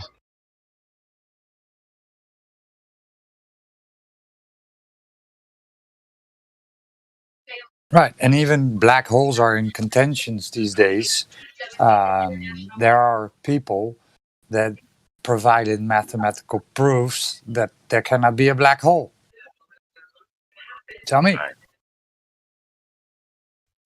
Yes, that's where you get into Einstein and like the Schwarzschild solution, or I think you get a black hole universe, or you get one. I'm not sure. I forgot, man. I gotta brush up on that stuff. It's very technical, stupid math. Like, it's just stupid. What is this? What is this? It's a joke, man. It really is. And talk about wasting the brightest minds we've got. Nobel Prize stuff right here, bro. What we're talking about. Yeah, don't waste your time refreshing up on the math of the globe model. I don't know about that, man. One big demonic joke. That's why the puzzles are called brain breakers. You know, they give them, you know, the people that do this black hole astronomical bullshit, they probably have a good set of brains, but they break them with illogical calculations. Yeah, they have potential and high ability, but they waste it on fallacy. Yeah, and it's a purposeful distraction. You know, you cannot ever end something that you cannot verify in measurement. So, you know, you're going to equate your whole life away. And, you know, that's a whole university full of idiots crunching numbers that could have been... They're in total la la land. Yeah. On a crazy tangent they can't come back from. They think that which is unfalsifiable is actually true, but that's not the case. If it is true, it is falsifiable. If it's not falsifiable, it's not true. We're lost in space, all right. It's may be the final frontier, but it's made in a Hollywood basement. Well, a cool way to think about it. I'm not sure if that guy is still in here. He liked Einstein. Okay, so if you have this ever-expanding stuff, right? This universe, these marbles, and these marbles are holding miniature marbles called atmosphere up against them by this gravity, okay? All right. Mm-hmm. Same Whatever time, that these is. marbles are moving away from each other, so that means the vacuum is increasing, right? Because Right. in like kinetic molecular theory, right, where gas molecules, if you have them in a volume, right, you increase the volume now, the pressure is going to decrease because this is a theory, right? You're decreasing the distance between the molecules, right? Mhm. It's not a bad theory. I like it. It works. Okay, sure. Flying ball theory, why not? It helps you kind of visualize. So we're just going to extrapolate. Universe, same thing. You got these Earth, marbles have miniature marbles. And at the same time, this vacuum of space is increasing because the distance is increasing. It's ever expanding. So it's like, how come the air, the atmosphere that's on these marbles does not disperse? Right? Right. Gravity. Where's the boundary thing, right? Well, that's the problem here. It's like, okay, now if you think about this thermodynamically, now we have this engine at the heart of Earth called gravity, grabbing everything with bungees. Okay, I'll give you that if you can provide me the source of this energy. You see? Because you can't break the first law. So where is this gravity stuff, this field force this wave, this whatever phenomena you want to call it, I don't care. What is powering it? Where's the power input coming from? If you think about it that way, it's a totalitarian, like, you know, the entire system. Like, you got these marbles spreading, but while they're spreading, they don't want to let go of what's on them. Ooh, it means they have a battery inside. Sure, you know what I'm saying? Like that. It does. That's how it is. You know, so dynamically, it has to be. So they tell you it's all initially from the seed, from the Big Bang, right? That's where it had the most heat, and we're losing heat. So they're saying, of course, heat and all this is going to cause all that. We know they're alibi, which they have proven. Again, they've never dug. They don't know if that shit is true. Never. It's like, what the fuck is this, man? It's like... Damn, I didn't know that. Big Bang, heat dissipating over time. Because supposedly we're in a global warming crisis. We're cooling and warming at the same time. That part is true. It does dissipate. Like, in nature, that's just how it is. Heat flows out to cool. That's the slope. And if you want to make it go the other way, you have to spend money, which is called AC or refrigeration, where you're pushing it, you know, from the bottom of the slope up the slope. It's like, okay, you're getting rid of these cubes called heat. In order to do that, you spend energy. The devil really is in the details. They got to define gravity. Like, I'm a chill guy. I chill. Like, I don't get irate and gaslighted. But I do have pet peeves, like anybody. And so when I am talking to someone and they just defiantly refuse to stop responding with fallacy, no matter what I say and how I say it, don't irritate anybody. So yes, my volume increased and my blood pressure rose. Then you go talk to somebody else, right? Like, Well, let's move on from it. how do you convince a sophist that they're using sophistry? Right. Well, you don't need to convince them because they already know. That's why they're a sophist. But if they're casuistrous, then that would be different. If they're under the effects of mind control, how would they know it? Right. That's the whole point of mind control. Right? If they come in, tonight, the dawn. You can do. They come in on with that chip on their shoulder. There's nothing you can do at that moment. Maybe They're not coming. You're right. They're not coming to explore the topic. They're coming here to evangelize, if not just for war. Right, evangelize or just beat down. Then they'll just laugh and chuckle at, oh, you flat earthers believe that this and this. After you just now got breaking down very articulately why their point was wrong, you know, it just becomes obvious that there's nothing you can do for them. Nothing. Well, you're taking their over to a debased mind. You're taking their magic away. If you take their globe away, that's like they're taking. It's like that's them. Hello. It's like it's part of their magic. So sophistry is a form of magic. Yes. It's that kid earlier, he was sticking with us for the Black Swan. He was understanding measurements, distance, and then once I think it set in, he short-circuited like a robot, and he just started spiraling. It was like the cog disc just screamed out. Like an exorcist.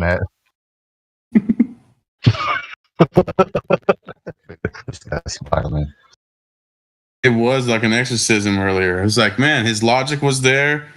I even got him to agree. It really was like The Exorcist because the girl in the movie, she was cussing up a storm. So was he. Yeah. I was like, you agree? I said, so if we go on Google Maps, for example, and measure the distance, the 9.41 miles, would you accept that? Or would you need something more than that, like some actual surveying? He said, no, I'd accept that. So we were getting to the point where he understood the point being made, but then started talking about molecules and he just short-circuited, man. Yeah, magic is real. Magic is real. bio. He said something funny. I was far away from my phone. I just cracked up. Said biologically chemistry wrong. He said you guys are biologically chemistry wrong. It's like, bro, those are like. I mean, there is. I'm like, no. Why can we see 10 miles of water when we should only see 1.2 miles of water? He's like, the chemistry in the. I'm like, why can we see 10 miles of water? It's molecules. Because molecules, and it's not air. Fuck you mean? That's all the question is. That reminds me of a certain scene where it was a robot, and it was a robot, and he was a kiss-ass robot, but the robot would do whatever his master would tell him to, but the master is telling him to do things that are against the robot's well-being. You see, and then after a while, the robot just started spouting numbers and letters, and it just exploded. It's like Johnny Five is alive. You agree with me? You agree with me, which disagrees with you. You agree with me? You agree, which disagrees with you. I agree with him. I don't agree. I agree with him. I don't agree. Numbers chemistry. That kid even said too. He said because of the moisture in the air, you can't see forever. It's like, oh shit. What? Yeah, man. There's stuff in the air, man. Does my critique make sense? When another flat earther was debunking the Earth curve calculator, and he only took into account perspective. He didn't add the the Globus critique of that was it's a univariate calculator. If I remember correctly, is univariate such and such, and their critique was that it's wrong because you're not factoring in multiple variables. You're not factoring all the variables. It's only univariable. It's only univariate. Therefore, your refutation of the Earth curve calculator is false. But then my critique of their critique was your demand for the multiple variables is moot, because whether those variables are present or absent, what matters is the observer and the ball that he's supposedly standing on. Yeah, and if there's variables that can change the apparent horizon, welcome to flat Earth. Right. I mean, the curvature of the Earth itself is a distortion of your perspective, supposedly, right?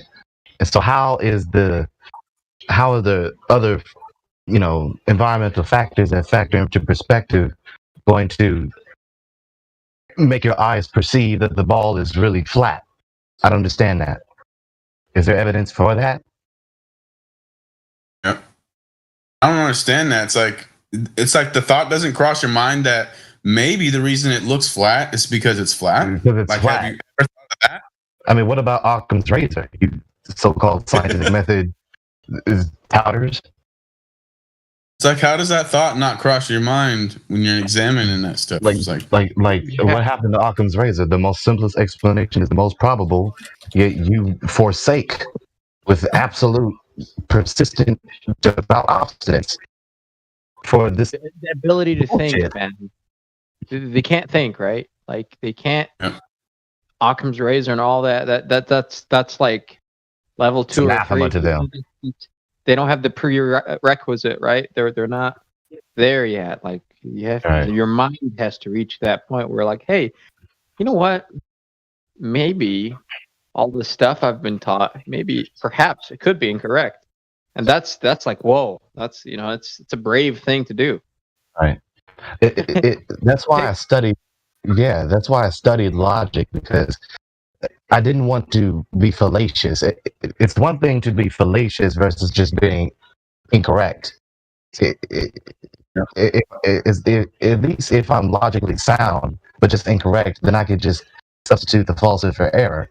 But if I'm fallacious, then I'm not thinking correctly. And so I'm not going to correctly think and be able to recognize the difference between truth or falsehood, valid or invalid. Nice. Yeah, You shouldn't need a 10-minute explanation for why something looks flat. I've seen people do that, like on Modern Day Debate and all that. Like, they'll just go into this total mental gymnastics and the Earth and this and that and the molecules this and then how to. It's like, dang, dude, you just went through all of that. All of that. What really pissed me off is when they repeat back to you. It would really piss me off, and this is quite really the last ditch effort. They repeat your argument back to you in disagreement with you. Yeah. Yeah. It's like, what the hell? Oh, yeah. Like, you are coming to the exact antithetical conclusion based on what you just said and what you just heard me say to you. Yep. Like that kid earlier saying, because of the moisture in the air, you can't see forever. Like, no shit. That's what we were saying earlier when you're trying to ask why we can't see every star in the sky from everywhere on Earth. Now about the stars, right? You cannot see forever. You can't even see forever in the hotel hallway. If he needs to use the argument, then it's valid, right? Because he's the globe side. And the problem is the intention. Like, they hop in here to correct us. We're lost. We're lost in this world. Poor fucking souls, you know. It's like we need guidance. The priest or the high priest is coming to minister to the laity. Yeah. Yeah.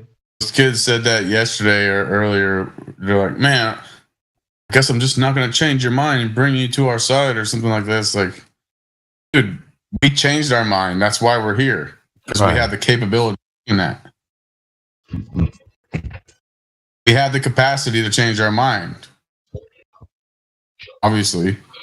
And the only reason we were capable of doing that because our mind wasn't warped enough for us to be unable to recognize the falsehood and the fallacy we've been taught. Yep. For me, I just ignored it for a while. When Flat Earth was popping up about 5-6 years ago, or 5 years ago, I think I first heard it. I was focused on Freemasonry and this, that, and the other, and didn't look into it. I didn't troll nobody on it. Once I looked into it, it was over. In my research, I just knew what was needed. I knew what proof was needed. The Globers never know what proof is needed. They just perpetually demand proof, which is one of their many chants. There's no evidence. There's no evidence. There's no evidence. There's no evidence. There's no evidence. Or you don't understand. You don't understand. You don't understand. You don't understand. And on and on and on and on. And then they'll chant your arguments back to you, like I said earlier, in disagreement with you. But what I knew was what is necessary to prove the Earth is flat is whether we see the Earth curve or not. That's it. That's the curve. Yeah, they make 1,000 claims. We make one. And it's like, we've already proved our one claim. Now, how about proof of one of your 1,000 claims? Our only claim is that water generally lays flat. We're not even saying the Earth is flat. We're saying that the water's generally flat, and it's like 70% of the Earth. Well, Wing Glover was trying to argue one of his supposed proofs, which was really just pseudo proof. Showing me a photo of him trying to detect, quote, the dip, right, of the horizon. The dip of the horizon. Contradiction in terms. The dip of the horizon with these water level, containers with red liquid inside it. And the irony is he's using liquid to measure. Container. No, he's using these liquid containers in front of the camera to measure the supposed dip of the Earth while pointing the camera at the sea. Oh yeah, I saw that. Like, there's your water level. Where his camera height is, right? doesn't know he didn't know his camera height, and then he just didn't want to consider the possibility maybe it's just misaligned, and maybe my camera is just misaligned. Maybe just the whole photo is just misaligned. And if your camera's close to that little glass of water, it can be a lot. It would only have to be off by just millimeters. Right. He was trying to prove that you can see you see the horizon dipping. I guess the further away you go, the further away. Something I can't remember. He's trying to prove the dip of the supposed dip of the horizon using these little containers of liquid. But the irony is he's using these little containers of liquid while neglecting the entire body of liquid in front of him. And he's not leveling the surface of that glass of liquid with his camera, probably. Why don't you go to your room? Say that, buddy. Yes. Say that, buddy. I tried to explain it to my parents, but they're boomers, so it didn't go very well because we lived next to a lake. So I'm like, hey, in the lake right there, if the bottom of that lake is shaped like a pyramid, would the surface of the lake be a pyramid, or would it be flat? It just couldn't get through to them. Like, it doesn't conform to what's underneath it. If you had a curved dome under that lake, it's not, the surface of the lake's still going to be flat. Flat. Yeah, give them some time to digest it. You know, I went through the same thing with my parents. And, you know, they'll keep it on their mind. They'll contemplate it. They'll come back after this question all the time. I'll be right back. Be right back. So I saw Papa Bear lit up there for a second. You have more questions, man? I saw you were here earlier today talking about the globe. What's up, Papa Bear? Hi, I know. I'm just listening right now.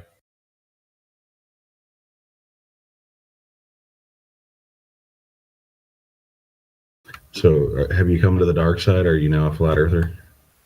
Are you fitting in here rather nicely? No, I'm just looking through the evidence you guys got right now. Not 100% convinced, but on my way. There you go. Burden of proof, like we were talking about a minute ago, our only general claim is that the surface of water is flat, right? And we've proven that. So the globe makes many claims. It claims a sphere with 3959 radius. It claims how far the sun is. It claims that there's a molten iron core. There's many, many claims, and we need to see evidence of those claims. So you'll hear that a lot with these debates in the flat earth versus globe, where they'll try to shift the burden of proof. It's like, okay, we've proven our one claim, which is a general description, and we need to see some proof of the molten iron core. Where's proof of the curvature of this sphere, you know? Yeah, the problem is that, right? Most of us aren't 150 years old, so we were born into a society where everybody's saying it's a globe. So when someone says flat earth, we think, oh, that's a positive claim. What's your proof of it? It's like, no, the globe earth was never proven. That's the problem. If you were born a few hundred years ago, you'd be asking, where's the evidence of the globe? And there's another very easy thing which they deny you at school.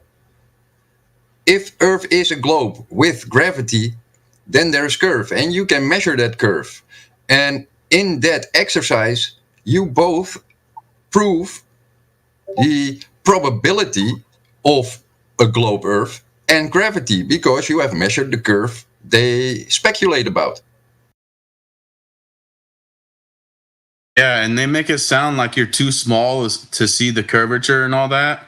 Then they tell you nonsense about boats going over the horizon. And really, if you're 6 feet tall, or your eyes are 6 feet above the shore, you should only be able to see 2.97 miles of water. That's seeable. That's not like make it sound like, oh, you're way too small to ever comprehend it. It's like, no, you're not. You can actually go measure it. You can go somewhere where there's a 10-mile span and do a laser test and debunk what they're claiming. It's like he just said, you can actually go and measure it. So it's not like what we're saying can't be backed up. Like anybody can go replicate it. Their claims of a molten iron core and all this stuff can't be replicated. They've never even demonstrated it. All this NASA stuff, we can't replicate it. Yeah, and the refutation to many of their arguments is as simple as, well, that's unfalsifiable, especially the supposed incapability to perceive the Earth curve because we're so small. But that's an unfalsifiable claim. If you have to make that argument, then your argument is unsubstantiated, therefore there's no reason to believe this model, or at least that claim. In real science, you can test for a null or alternative hypothesis. You can see. You can suppose actually it's an unfalsifiable claim. It has to be falsifiable. Its existence. Like you can't see the Earth curve because we're too small. Well, that presumes the existence of the Earth curve. How do you know we're too small? You have to see it in order to know we're too small. Yeah, and it's a ridiculous claim, right? Because they give you the defined measurements of the Earth. So it's not an undisclosed size, it's a disclosed size. So the measurements are calculatable and you are able to test it. In other words, you can't see around a curve. You can't see around a corner. So if we can measure how long that corner is supposed to be and where something becomes hidden behind that corner, we can go out and look at that. And if we can see it, that means it's not around the corner, unless we're Superman and have some kind of superpowers or something. And even then, can't see around a corner. Greenwood, I gave you the superpower of embedding and posting images. Okay. So don't spam like every other flat earther, because that's something mods like to do. Yeah, I'm not in the habit of doing that. Thank you kindly. And that's what did it for me very quickly, because for me, I understood the fundamentals of power and how power works. And I already knew that NASA in the space, I knew that space was a Freemasonic endeavor. I knew that the moon landing was fake. So once I simply looked into flat Earth and saw the arguments, oh, that's interesting. But then once I began to verify it at a lake and other things, I was like, man, there's just no proof of this globe. Right. You've already not only open to the information, but you're already deeply aware of the possibility, if not existence, of a conspiracy to deceive not only the inhabitants of the United States, but the world at large. Yeah, because that's a fundamental obstacle for a lot of people who haven't looked in or don't believe or for the people that believe the globe to say, how could there be a conspiracy that big? But people who have generally broken that spell, whether it be through 9/11 or other things, where you realize that we're definitely being lied to on a big scale.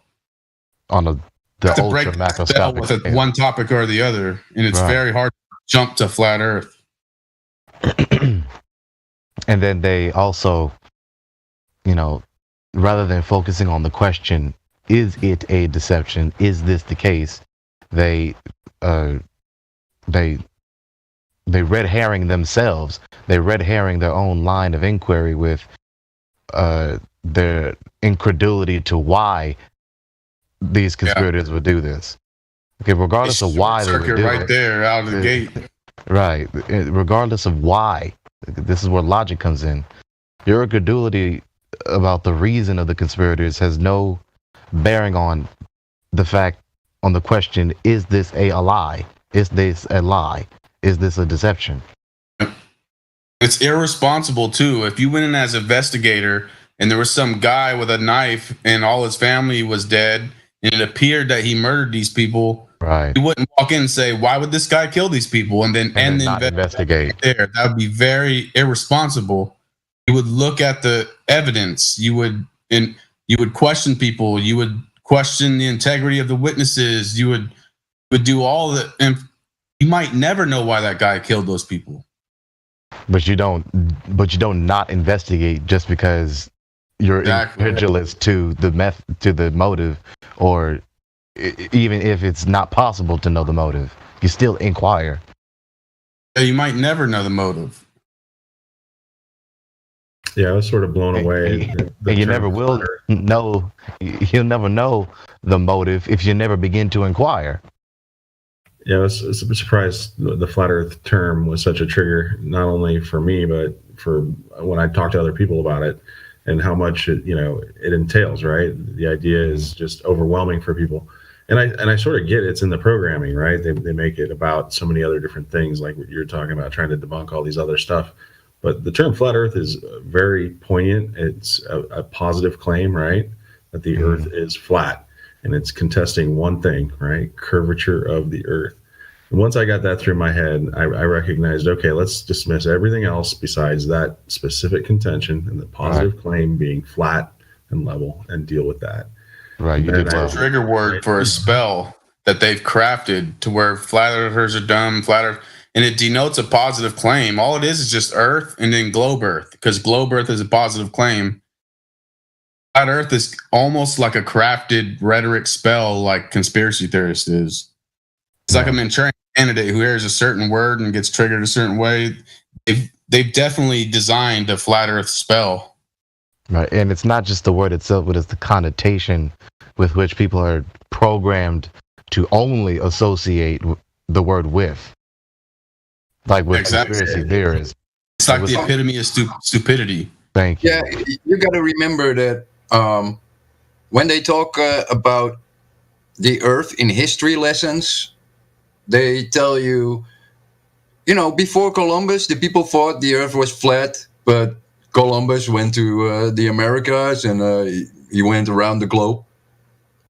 Right, and then just leap. Show the picture of the boat going over the edge. A ball. Yeah, and they immediately link, let's say, modern progression of society to intellectually being retarded before that moment. Everyone before the Enlightenment was an idiot. Right. This Darwinianism. Yeah. What did I say? Darwinianism?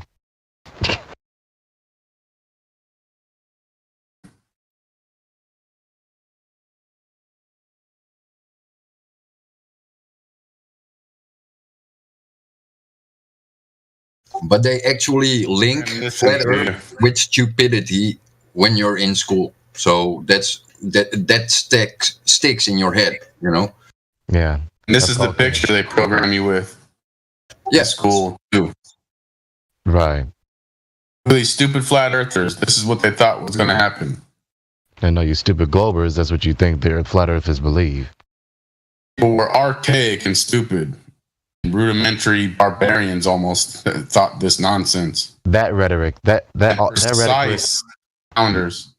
Yeah, that Darwinistic, evolutionistic rhetoric, that always put me off. That was always anathema to me. I always thought, well, given all these things that they accomplished, and then comparing that with your abilities now, they were far more able and thus more intellectual and smarter than you, yet you still hold to the position that you're smarter than them. Like you just believe this lie to the contrary of all this evidence. Well, the fun thing is that globers come in and they say, well, Eratosthenes measured the radius. And then you ask, hey, can you measure the curve for me and compare it to the globe model? No, I'm not a scientist. No, I'm not a priest. I'm not All a priest. All of a sudden, they're not an expert. But yeah, they can only recite what the experts say. They can't improve upon or deny it. One of the most interesting facts when exposing pseudoscience or science falsely, so called, as the Apostle Paul said in his second letter to Timothy, is the Babylonian basis of all these doctrines. Have y'all seen the what is it the Copernican Principle documentary? And it's all these, university graduate scholars who are, expressing their amazement with how identical or at least similar their doctrines, their physics theories are with Kabbalah and Zohar. It's not shocking at all. You say that now. Well, that's who created it. This so-called Pythagorean cult, these Gnostics who came from Babylon. Babel, Mitzrayim, Egypt, Rome. But Greece. those ancient societies, they did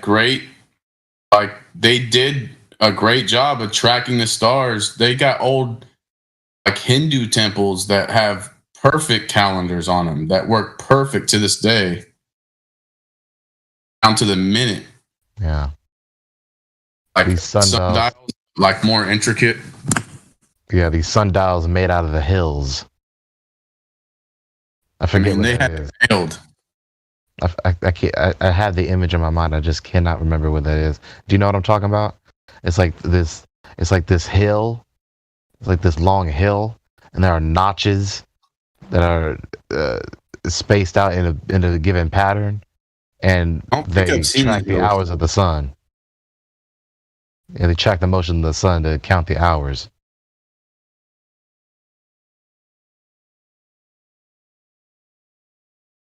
They had it nailed, man. They weren't morons. They would be better off sailing somewhere than any of us would be. I was just looking at your picture there, Mr. Anderson, in the live stream voice tech. And yeah, they say this is the edge of the earth idea, but actually I see them, that boat going over the curvature of the earth. And sometimes we get lost in the discussion of, what does that mean? The curvature of the earth, the physical geometric horizon, and how boats would actually go over it. And the mast would actually be at a different angle, and the back of the boat, the butt of the boat would be way up in the air. And that right. This is what you would experience at a relatively close distance, right? The irony. Physical. Hey there, guys. Yeah, the irony. And the buildings in Chicago wouldn't be perfectly straight, perpendicular to you. They'd be leaning away from you across the Great Lake. Hey there, guys. The implications of curvature actually blew me away. Not just the, geometric horizon and things disappearing, but the idea of things actually, leaning away from you. It's fascinating. Someone was trying to talk. Oh no, I was just because. Oh, you're just introducing yourself. Oh well, no, because Emerald Monkey asked me to join. How many Globers are in here? Oh, I'm trying to get the Flat Earth role. That's why I joined. Oh yeah, I was asking how many Globers are in here. I don't know, but I'm not one of them. Bullshit. So, I don't know who is, but I ain't it. Not me. Not I. Not I'll I. never be a Glober. Those wheels on that Hindu temple have little beads that you can calculate down to the minute time. Sorry, I heard my name, but I was in the kitchen making coffee. So. Oh yeah, all good. It's because you asked us to join here. Yeah. For Flat Earth roll, you have to participate. Same as for a Globe roll, we cannot give it on your first day. So, for those rolls, participate for a week. Have nice sets, good conversations, fun. And, then we do a somewhat formal interview. Mm-hmm. and you'll be granted a role. But you gotta survive the first week, like otherwise. And we had this in the past. People get the flat Earth role and then start spamming the shit out of us with anime titties. So we cannot do that. Start spamming you with what? Sounds good. Sounds good. What? Spamming Like, porn? No. Sounds good. Like, I mean, like, we're gonna stay for a week. We know what you said. I mean, like, we're gonna, like, engage and. Palermo, you know the radius? You know the radius of the Earth? Well, what I do know is that it doesn't add up for it to be round. Okay. Well, yeah. If you want to learn, so you want a globe roll or a flat Earth roll? Oh no, I want a flat Earth roll. Okay. I want a flat Earth roll. Why? Why is the Earth flat? Well, there's many reasons for that. I mean, I can give you one of mine. I mean, like, saying that gravity. Well, since gravity isn't a force, well, it wouldn't make sense. Well, I mean, I myself is in Australia, so I don't understand how we can be upside down and just like how do planes like. I've been on a plane many times across the world, and the planes never felt a dip or anything. Like if you're going across the world, you'd feel that, but it feels like a straight line. And then there was this video that I got sent to me on BitChute that I watched, which was pretty good. So what about the Earth? Well, the point planes is all fine and dandy, right? But doesn't prove the shape of the Earth. Yeah, true. Don't overthink I mean, the video of faking the landing on the moon doesn't prove the shape of the Earth. It does, because they were hiding. It just proves NASA's liars, but that doesn't necessarily mean Earth's not a sphere. And also the radius points and the coordinates and stuff like that. Yeah, well, I perceive the world to be flat. I don't see or feel the word spinning or any bends. There you go. And that is all that matters. Just keep it with you and your personal observations, because I as a flat earther, I can give you multiple documents about NASA telling us that the world is flat. I got plenty. So, reaching outside for an authority is not a way to prove things. You can only prove things to yourself. Otherwise, you will be convinced. And being convinced is being tricked into a belief.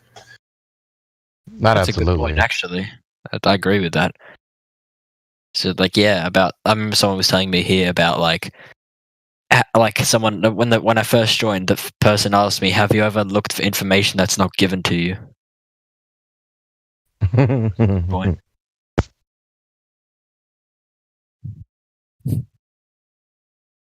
Are you aware of what you have not learned? Oh, I know there's plenty that I haven't learned yet. No, that was a rhetorical question. Oh, sorry. They say the truth is not to be told, it's to behold. Yeah. That's like asking me. That's like me asking you, are you aware of an unknown unknown? Fucking no.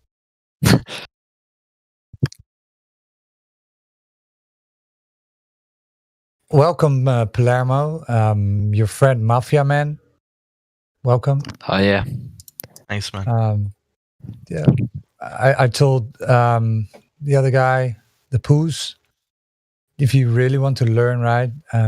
Maybe you have your ideas about what the shape of the Earth is, but if you really want to learn, taking the arguments, right? Hang around, listen, open your mind. That's the best thing you can ever do. We've all been thought the heliocentric model, right? They gave us the heliocentric model to all of us, and we all believed it until we looked into it and tried and test what they have told us. The best way for you to figure it out is to do your own observations. Go out and test, right? Go into the world and test what they have told you. It's the only way to really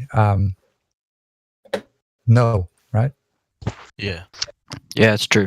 Anyways, guys, I gotta go for dinner. You guys have a good night or day. Good night. Good night. Good night. Or, yeah. See you Cheers. guys. Have a good dinner. I'm about to crash myself. Is this argument valid? Is it? If I can I is it valid for me to say I don't need to measure? I don't need to attempt to measure the Earth curve because my observations, I can clearly observe that there is no Earth curve. Is that valid?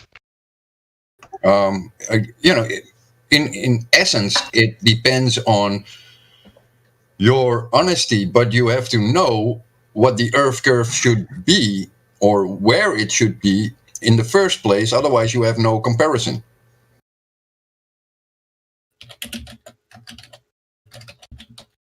Like if the circumference was 250,000 miles, it might not be so easy to just see that it's not curving. You know what I mean? You have to understand and have some sort of perspective as far as you be able to see and whatnot.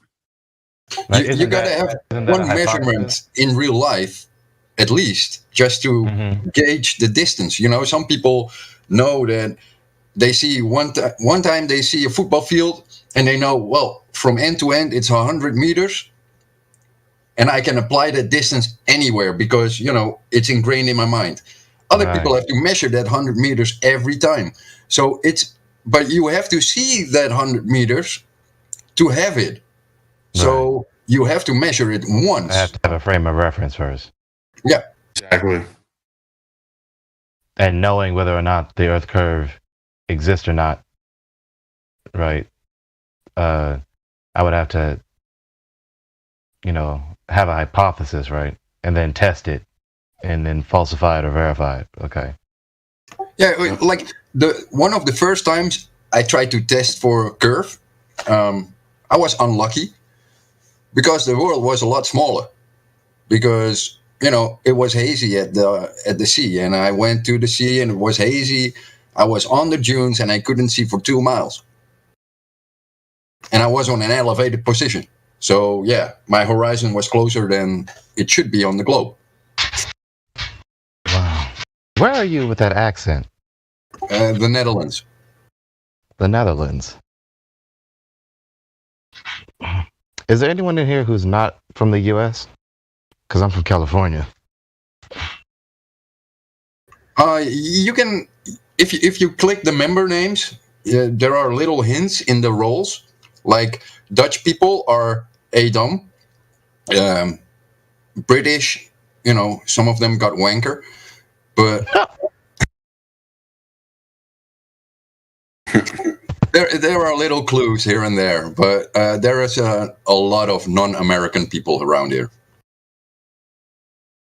You know, I never thought. I didn't think much about that. Flat Earth awareness in, you know, other sovereign states other than the United States. Of course. You understand that calling the United States a state is a fallacy because it's a union? Yeah. Yeah. I hate the name of the United States. The United States comprised of states. Yeah, well, you know, you're talking about British Columbia.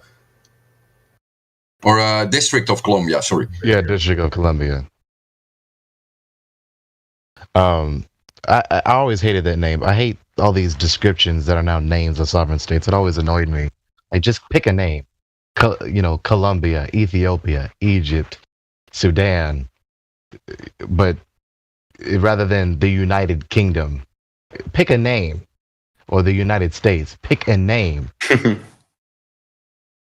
Yeah, but that's the whole point. They picked names and then they formed a union.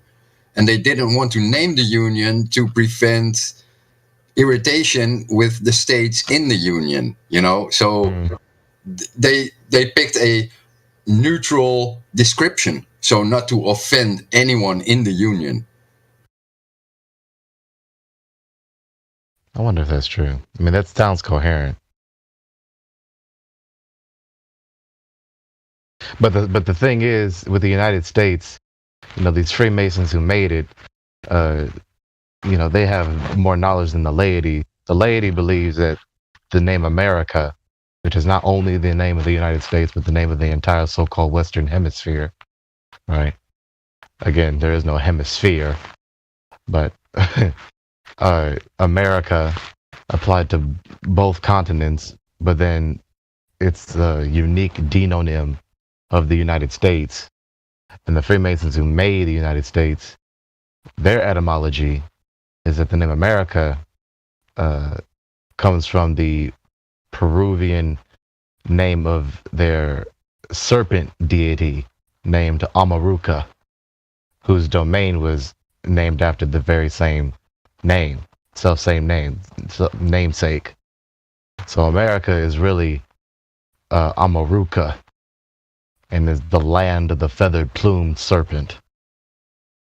Oh, that might be, but here in Europe, we get taught that the land mass of America was named after Amerigo Vespuccio. Yeah, that's the exoteric explanation. Are you aware of the occult and occultists? And yeah. So you know how they operate. They always have layers of lies above the truth, or at least what they believe to be the most precious true doctrine.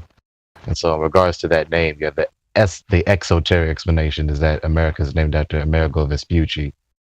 But the esoteric explanation is that America is named after Amaruca, the land of the feathered plumed serpent. More serpent worship. That old serpent in the garden, aka the devil, Satan. Yeah, you know, same as the Beatles with their apple, and the apple with the apple, and. Mm-hmm. Well, I mean, that's a symbol regarded in like mystical traditions too as knowledge. Yeah, don't kill me. I'm a follower of the serpent god, right?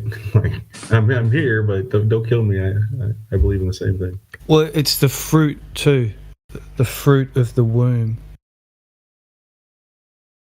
The serpent was the mystery school symbol, ancient symbol for wisdom and gnosis or knowledge later on in Greece and stuff. Yeah, which is a very ancient religion. And then when you have Genesis written, there's writing about the serpent and knowledge and showing the dangers of what knowledge can do. In my opinion, that's what it's saying. Well, it's the same in South America too, like the anaconda or the DNA, the double helix up the staff. It's all about wisdom and knowledge and information, the whole thing. And you got to take one thing in perspective. The serpents and the snakes, they are all representative of linear timelines. Symbolically, yeah. Yeah. And the immortal too. Like it's wisdom. There's always this cold association made with Satan and evil, that it's this cold-blooded reptile. But the snakes are very wise too. It's not all bad. Well, wisdom is, there's two kinds of wisdom. There's wisdom to do evil, and then there's wisdom to do righteousness. Exactly. Which ties into what you were saying before about magic. Magic can be used to harm or heal. You also got to understand that, like right now, we are in the process of living. So it is very hard to judge what you're doing. Like, you cannot say when you're making dinner that it is fantastic when you eat it, because it is not finished yet. But our programming or our behavior wants to make judgments prior to the moment of finishing it and being able to review it.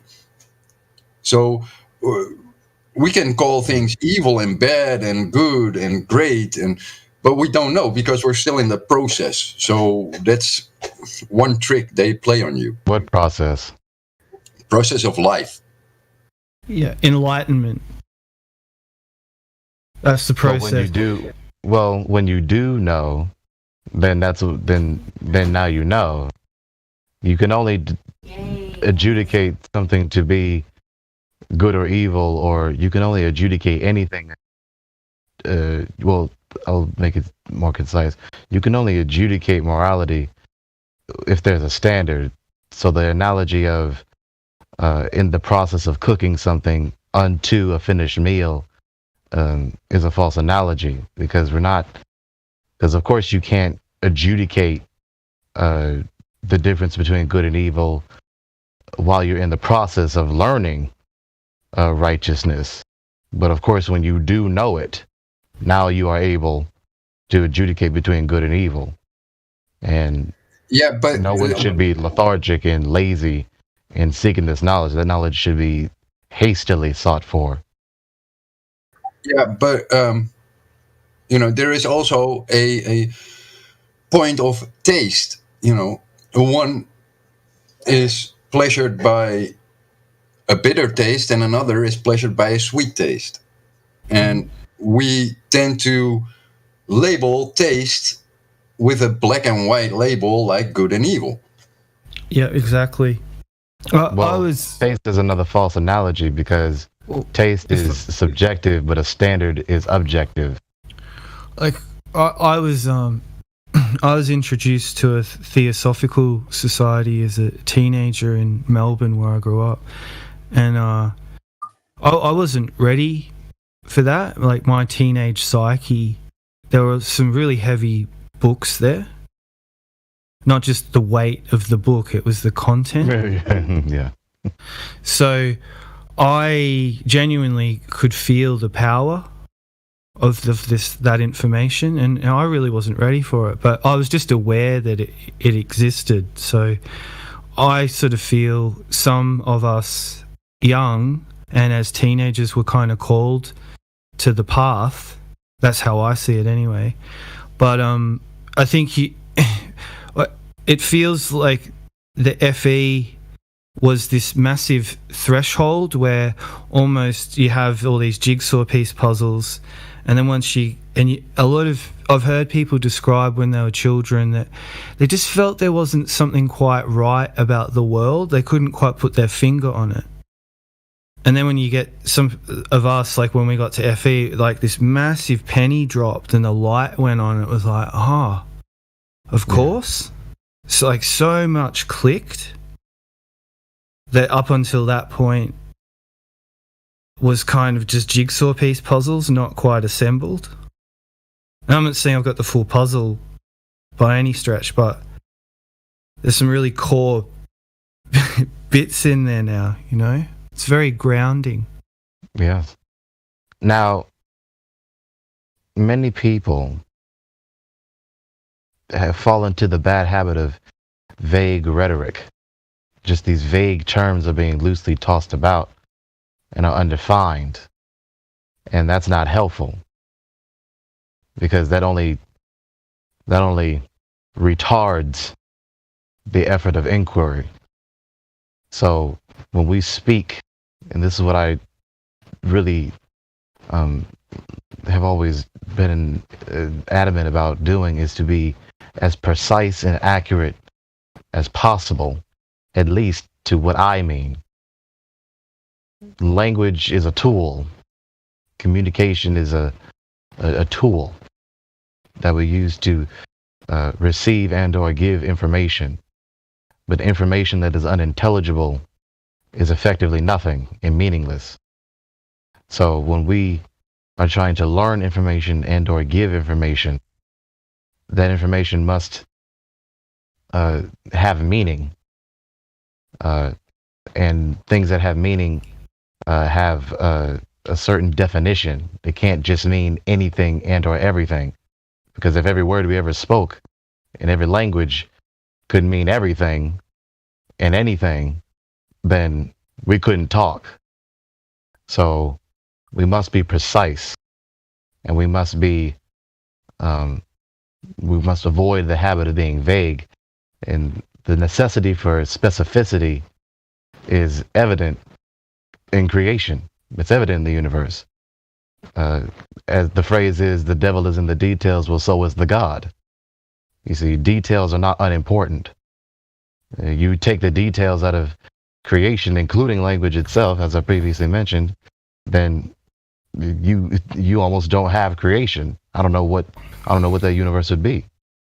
So details and specificity and accuracy is very, very necessary. Yeah, it feels full circle to what, when I first joined today, that's what I heard being discussed when I first entered the room, like the sophistry aspect, like and pointing out to a sophist that they're using it. So it took me a long time to realize that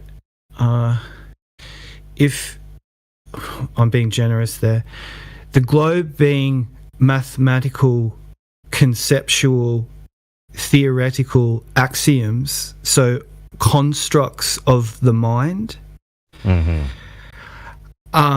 that is entirely language based with mathematical formulas that only work as formulas, right, and as axioms, like that. It works on paper, like it's just information, it's not reality.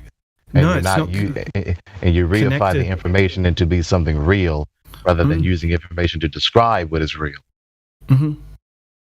It's like the word water or aqua or H2O, the language descriptors, it still needs to be connected to the substance, the liquid itself. Right. Is it a liquid? Because that's your normal perception. But it can be ice, it can be gas, it can be plasma, it can be anything. Fantastic. Right. If you're saying a liquid, then it is a liquid. But if you're saying a solid, then it is a solid. But if you see the gas or you feel the gas, then it is a gas. Yeah. Whereas, just not to blunt the point, but to just put the full stop, whereas a Higgs boson or a quark, I don't know what that's connected to. That is a mathematical description of a fantasy. Right, it's a description that they reify into something material, which is what I think you were there, Merlin, which is what I was constantly holding them to task of constantly, refuting them on, is that you are reifying what you admittedly say, explicitly admit is a description into something material. Yes. Yeah, it's a very powerful realization, and if somebody is using those language tactics and sophistry to either gaslight you or create a word salad picture, it with a confident voice and an assertive overtone and all those things, superiority rhetoric, right? And take the word globalism.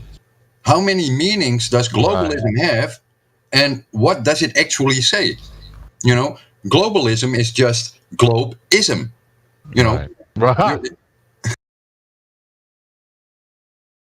It isn't anything. Globalism, heliocentrism, Copernicanism, globalism. That's good. Yeah, it's nothing more than that. It doesn't tell you anything about human society. It doesn't tell you anything about politics. It doesn't tell you anything about economics. But globalism is used for everything. Right. Connotatively used. Ties back to what I was saying. This vagueness when using words that have this absurdly wide spectrum of meaning, which stretches into meaninglessness.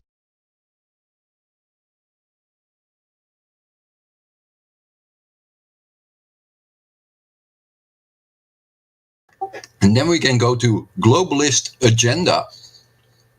And then the only part of the agenda is pushing the globe. All other stuff is secondary.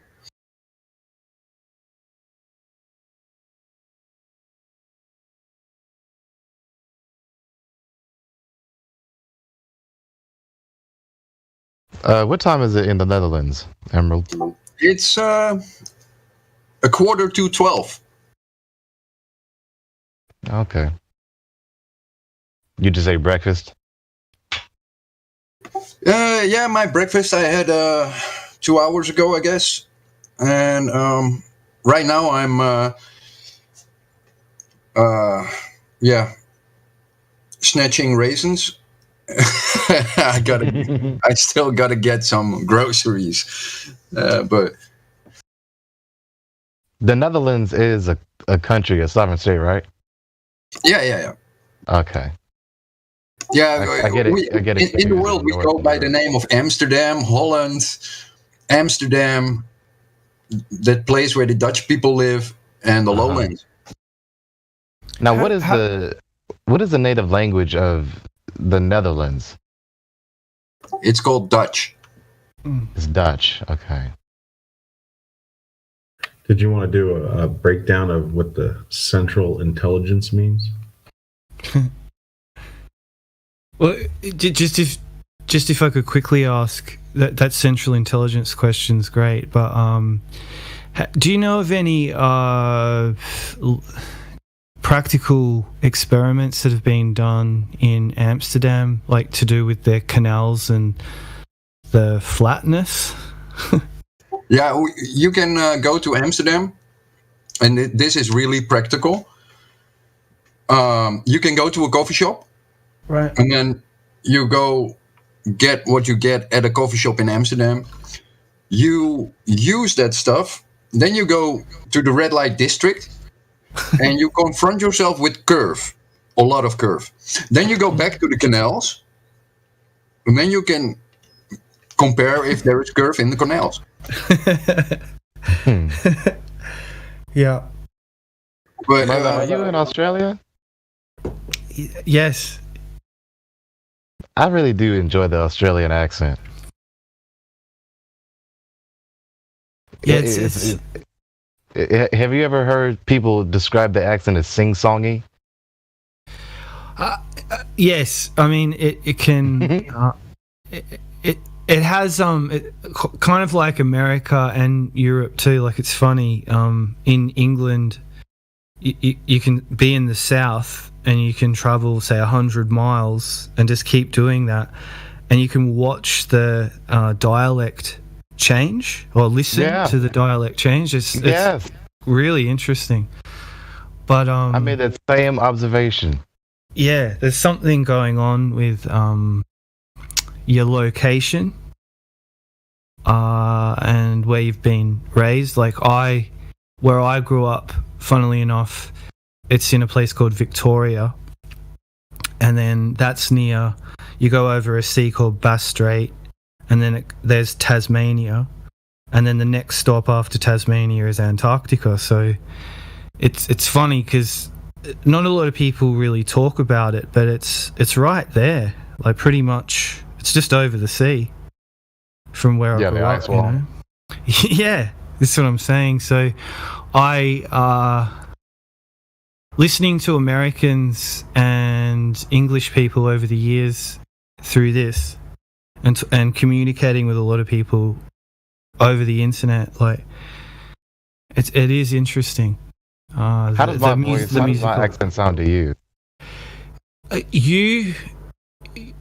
It's kind of like there's and I mean this with respect, there's like a caramel richness so there's thank you. I can hear when you speak sometimes that some people have like an eloquence, like they're actually, everything you're aspiring to is actually manifesting in your voice and your words.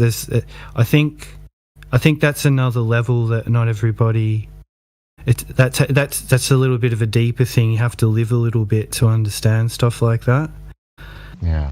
A lot of teenagers could miss that, if you know what I mean. It's subtle, but I can hear it. I can hear like when somebody means what they say. I guess that's the point I'm trying to make. Thank you. I mean, that's exactly what I say. I say what I mean and mean what I say. Yeah, I could see that with you yesterday. Like you had quite a long session in there, and I can see that means a lot. it means a lot to you, you know, to the quest for reality, the quest to be understood and heard, and it's one of those noble things. And I like it when I encounter that kind of thing, because I wasn't always I didn't, you know, I think I can be honest, before all this, I was just living. I very much thought I was in the universe on a planet, and it was what I'd been told, and I totally bought into those concepts and ideas. I'm not afraid to admit that. But it's had such a deep impact on me, all this. It's really changed me in that, without it being a cliche. Like, it's been quite profound. Yeah. And I wasn't expecting that. But yeah, it's just one of those things.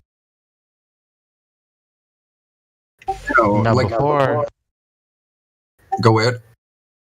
Before I ever got around to Flat Earth, when I was around 10 or 11, of course I'm going to keep this brief. I don't want to monologue and dominate the room.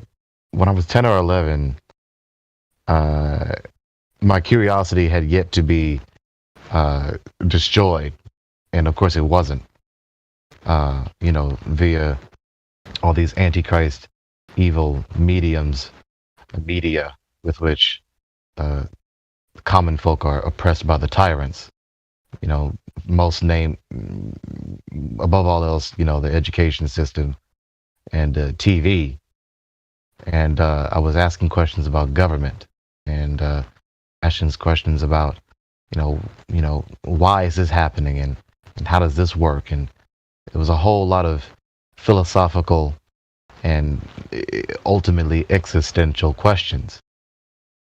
And of course, me and my tablet, I took advantage of the access to information that I had, and you know, and the rest was history, all the way unto me coming into the knowledge, learning about the existence of the God, and you know, particularly what caused the universe to exist, not only material but also immaterial, because it is an undeniable, self-evident fact that immaterial things exist. So, and I'm using that which is immaterial to express that. And so, you know, the philosophical truths behind that, going all the way back to the God. And then after learning that, I came to read the scriptures. I came to read the Bible. And then I chose to become a disciple of Yahushua HaMashiach, aka Jesus the Christ. And then continuing knowledge from there.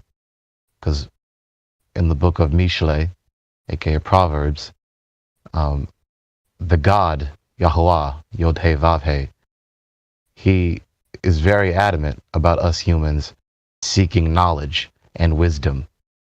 And he was very adamant to emphasize that wisdom begins with him, and that one cannot be wise without him, for he is the reservoir, the resource for wisdom, as it were. And it's not only enough to have knowledge, but to have wisdom to know the difference between the knowledge and what to do with that knowledge, and how to gain more knowledge and wisdom. So knowledge is useless and even dangerous without wisdom. All the way, which enables me to be able to see through deception, to see through the masks, to see through the veils, to see through the blinders being put over my eyes by the adversary. And of course, that includes tearing the veil of the false cosmos, the deception about the cosmos. They deceived us about the existence of the God. They deceived us about the cause of the universe. They deceived us about the cause of the existence of life. They deceived us about the cause of the existence of humans. So what the hell is it to them to deceive us about the nature, the natural structure of the universe and everything within it? You see? So I give all glory and credit to Yahweh in the name of his one and only Son.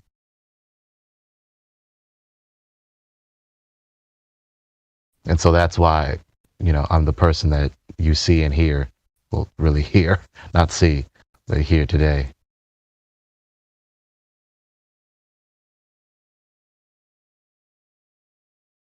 Tonight.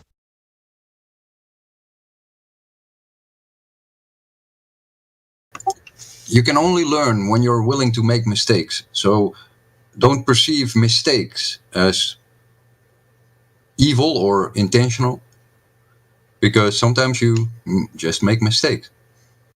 Well, it's right there, self-evident in the word, mistakes. You missed the take. See, you should have gotten it, but you didn't get it.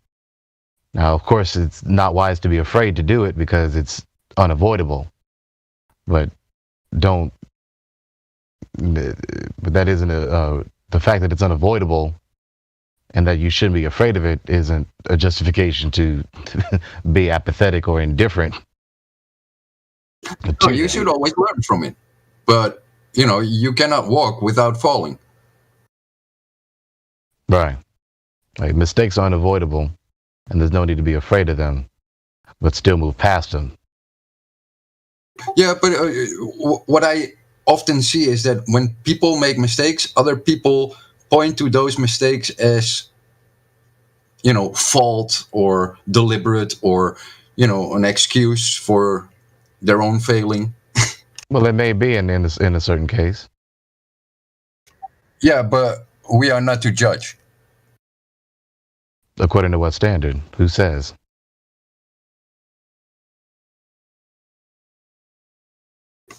Because you cannot, it's the same principle as not being able to know the motive of someone doing something. Not absolutely. It's not absolutely true. In every case. But according to who says we should not judge? And are they not making a judgment by saying that? I think that comes from your own book, and I don't believe those books, but from my Catholic mother, that's what's in the book. Yeah. Even Christians themselves supposedly worship the God who inspired the authors to write those texts. They do not quote the entire passage. The passage is, "Judge not, that you be not judged. For the judgment that you judge with, you will be judged by." Why do you try to get the speck out of your brother's eye while you have the log in your own eye? Get the log out of your own eye and then get the speck in your brother's eye. Judge righteously. That's the entire passage.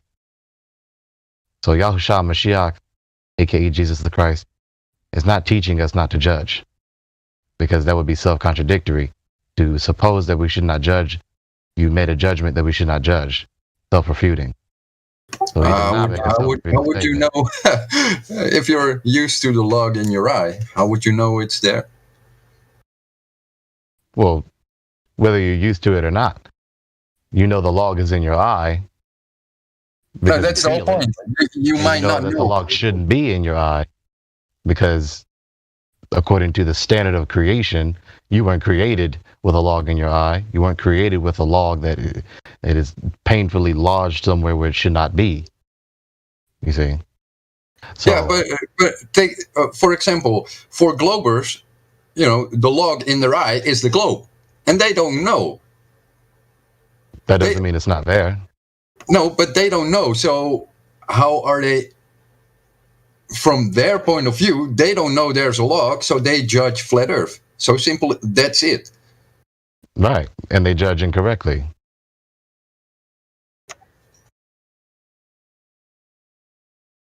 You see, they're guilty of judging incorrectly. The log in their eye is the false but cosmos. it's an honest mistake because they do not know. You cannot know what you don't know. Just because they don't know doesn't mean it's not a mistake. Just because you don't know you're doing what is unrighteous doesn't mean you're not doing what's unrighteous. Nor does it mean that the unrighteousness shouldn't be corrected. Yeah, and we should be the ones that should allow people to make mistakes so they can learn from it. Well, and not judge them on their mistakes. Well, it's not even in your power to allow or prevent someone from making mistakes. So we can't allow what we cannot prevent. You see? So it's not a matter of allowing people to make mistakes. It's about knowing what you should do and then doing it.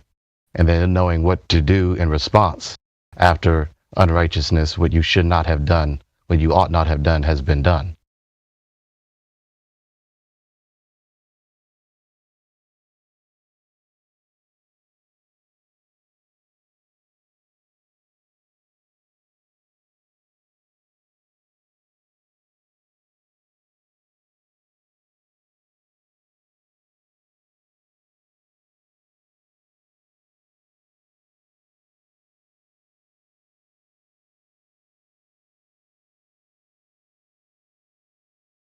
Well, I think the idea of judgment is sort of inevitable, right?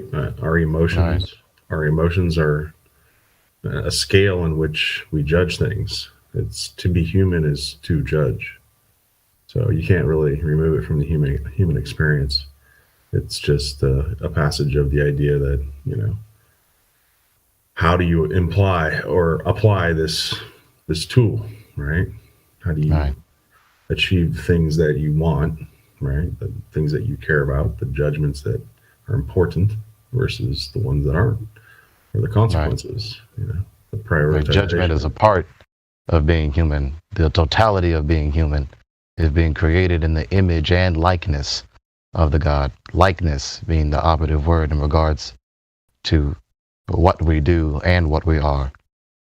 We think like the God, but we do not think on the same level, let alone superior to him. The creature is always inferior to the creator. But we have the ability to judge. We have the ability to think. We have the ability to ration. We have the ability to reason. We have the ability to use logic. We have knowledge. We have information. We have a mind. We have sentience because of him, via the breath of life being breathed into the first man, transferred to the first woman, and transferred to the children, all the way down to us alive today. We inherit that breath of life that gives us the animating power from the Lord so that we can know the truth and do the truth and teach the truth. And a part of that information being, what should we do?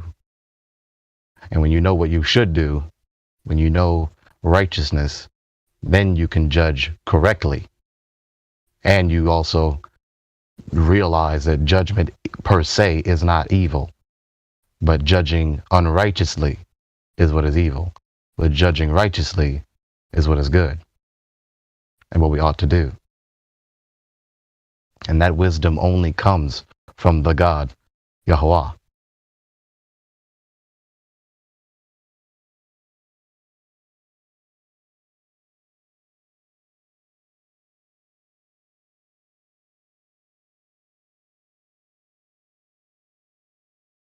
Yeah, who knew the curve of the earth would be so heavy, right?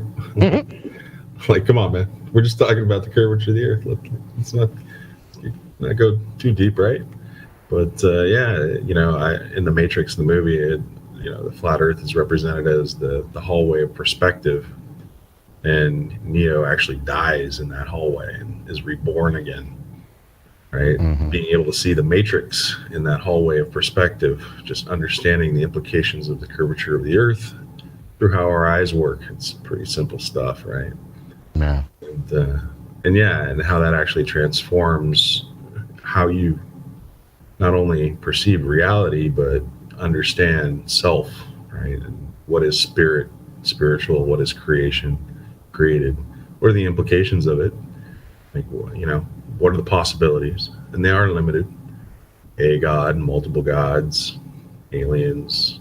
It's a finite thing when you recognize you're not dealing with chance, right? This isn't by chance, by any measure whatsoever. Right. So, and what is chance anyway? But, right, exactly. Literally no thing. It's a concept. Yeah, going back to the idea of zero, right? From zero came everything, you know, okay. Right.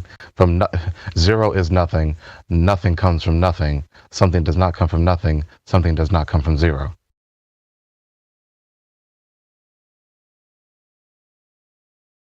But yeah, you find yourself in a whole different place when it comes to knowing, you know, there's no curve of the earth. Pretty cool. Now, the caveat to the movie The Matrix is that while it depicts analogously the veil pulled over our eyes, as it were, they erroneously, falsely teach the doctrine that behind the veil is your apotheosis. Because what happens with Neo at the end of the movie?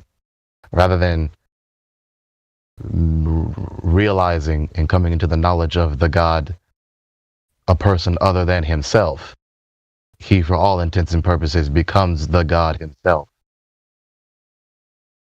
And there's the esoteric, self-deifying lie. Well, that's kind of interesting. I don't know if. How do you think he becomes the God himself? I think they live kind of open-ended when it comes to what happens to Neo, right? Because Neo confronts the source, the machine, right, and says, you know, hey, look, I can deal with your problem, basically. And he makes the sacrifice of himself to deal with the problem, right? We don't know what happens to him after that, as far as. But I get what you're saying as far as Zion deifying him. But yeah, I do question how he becomes.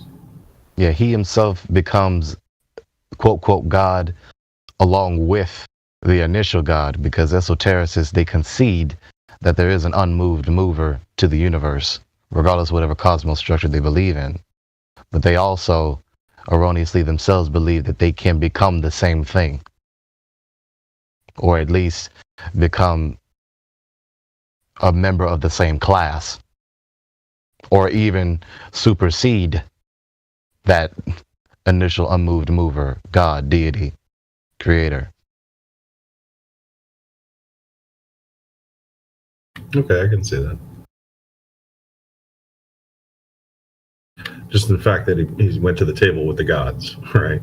Right. He tried to play, you know, with their game with them. Yeah, I got you. Right. And challenged him. But that is assuming that, well, yeah, I guess we can't say that anything but the source is, you know, source.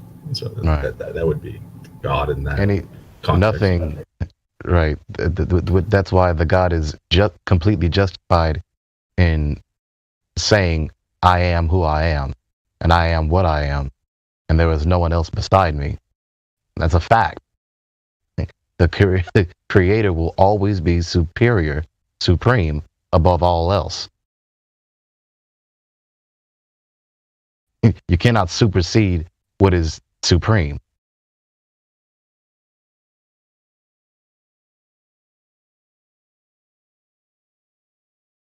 Hear a lot of talk about simulation these days too.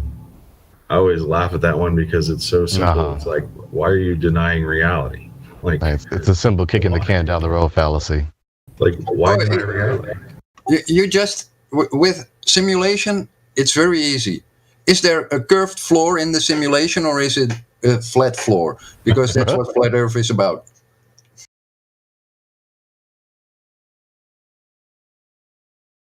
If they simulate a curved Earth, well, you know, they're globies. If they have a simulation on a flat Earth, they're flat earthers.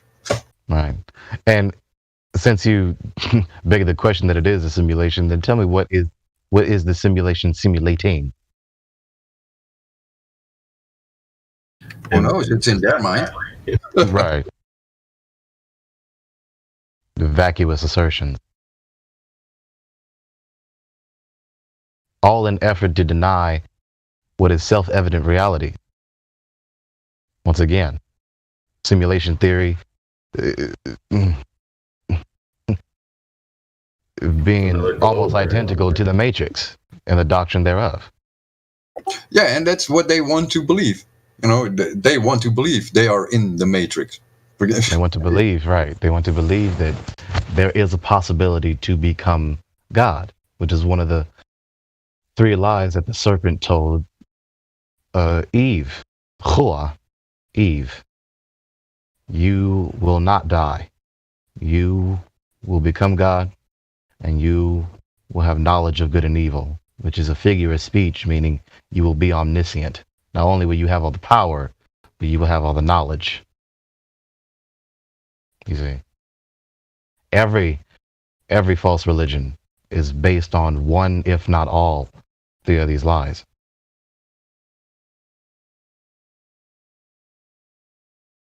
Yeah, there's a lot of similarities when it comes to the simulation in the globe, and one of the biggest, most present is that you're not in control of this reality. Is all, you know, it's all by chance, right? Like, it's all has no meaning, no purpose. There is, you know. Well, for simulation, you got to have someone who programmed the simulation. So they already created a creator for themselves that they cannot surpass because you already implied it, right? And then what is the nature of that creator? Right? You either, yeah, but it's the same as what is the shape of flat Earth? You cannot see the shape unless you are outside of the construct. And while you're alive, you're not outside of the construct. Right. But of course, you follow you exercise the assertion to its logical end, which this one being an absurdity. So what's the nature of this what's the name of what's the nature of the programmer? Is it also corporeal? Right? So then what caused that to exist? Is that also corporeal? What caused that to exist? Is that also corporeal? What caused that to exist? In this infinite, not regression, but what's the opposite of regression?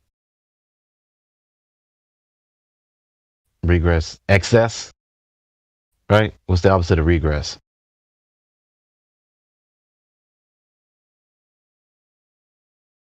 Continuous?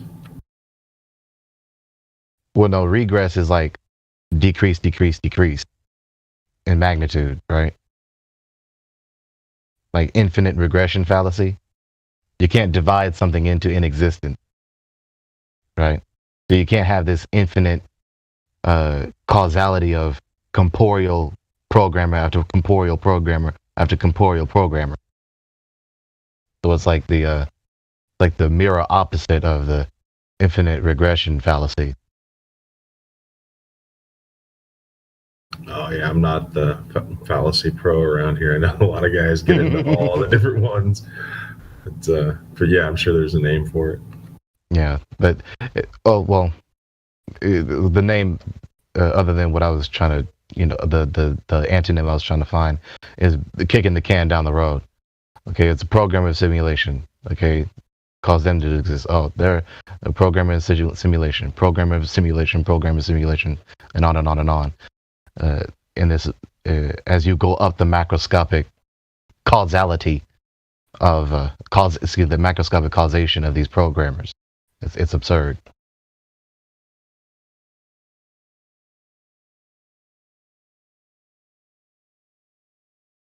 All in an effort to deny the existence of an eternal, all-knowing, all-powerful, omnibenevolent person, which is the definition of the God, which is what caused the universe to exist.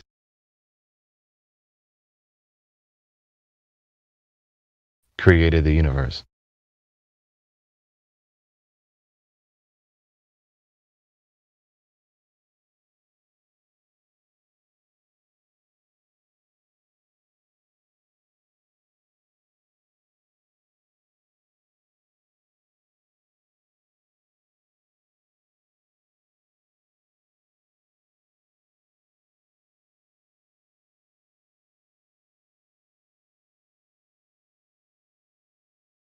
Deep philosophical stuff.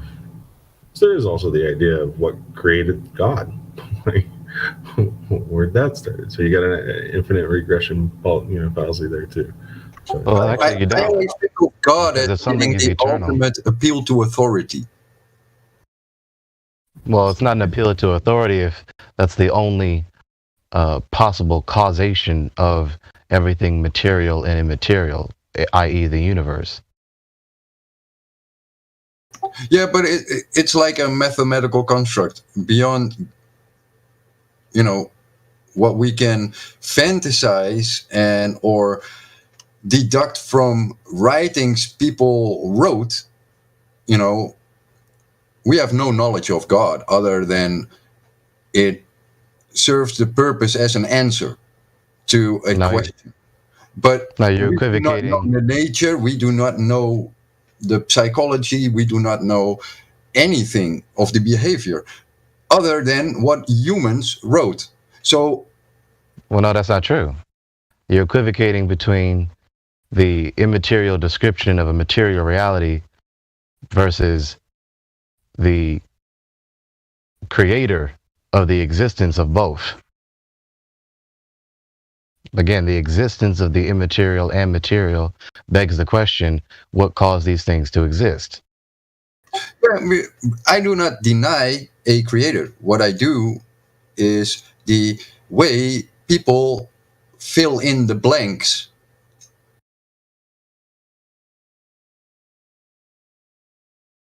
Right. The way people fill in the blanks is right or wrong according to what standard? How are you adjudicating that this person's way of filling the blanks is correct or this person's way of filling the blanks is incorrect? You're appealing to a standard. And where does that standard come from? Who does that standard come from? Well, and here's a practical application of it, right? It's like, how old is the earth? Like, this is a point of contention with religion as well. They describe it as a specific amount of time. Other philosophies include that always was, always will be, right? So philosophically, how do we actually use science to prove the age of the earth? I have no idea. Like, is this even possible? Well, again, you don't want to convolute things. You see, when you're talking about the God is incomparable to the material and immaterial universe. The God is above all these things. The God transcends any and everything. The God is the one who caused everything that exists to exist. But his own existence does not have a cause. You see, there must be an unmoved mover. Even the ancient Greek philosopher Aristotle, if I have it correct, recognized this. So philosophers then you go back from unmoved mover. Then you go back from Big Bang, nothing out of nothing. Again, you're equivocating. You're equivocating nothing from nothing with something that has never not existed and never will not exist. Those are two completely antithetical things.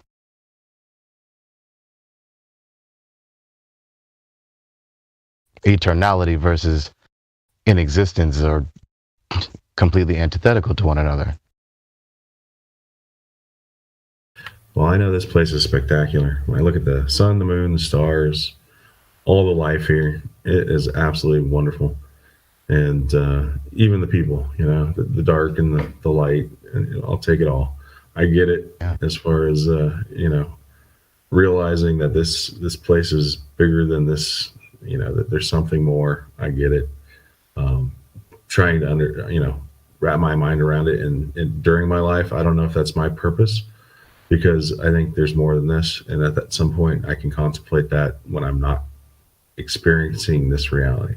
In experiencing this reality, I'm trying to evaluate the reality itself to appreciate the reality itself, right? Look at the stars and try to understand those, the moon, understand it, the sun, understand it, and see the beauty in these things and the organization and, just how special they really are. Are you trying to seek answers to existential questions, or are you waiting for some some future, an indefinite point in time. Well, I think that it's pretty obvious that some questions aren't meant to be answered in this dimensional reality, right? Says who? Well, says what's under the earth or what's outside this construct. No, it's a construct. No, material doesn't mean anything. Material doesn't mean anything. You said we're not meant to know these answers. That's how we define reality, as material, right? No. Reality is not only material. You're using immaterial things right now. You're using logic, you're using language, using words. You're evoking meaning and purpose. You're evoking morality. The immaterial, the existence of the immaterial is undeniable and self-evident. And they exist. And their existence begs the question, what caused them to exist? Which would only be speculation, right? Where does the soul come from? What does it mean? Not speculation. Speculation is unfounded assertion. But logical, but the way you answer these questions, the way you answer these questions is reasoning. And reasoning is the usage of logic, the usage of the knowledge of logic.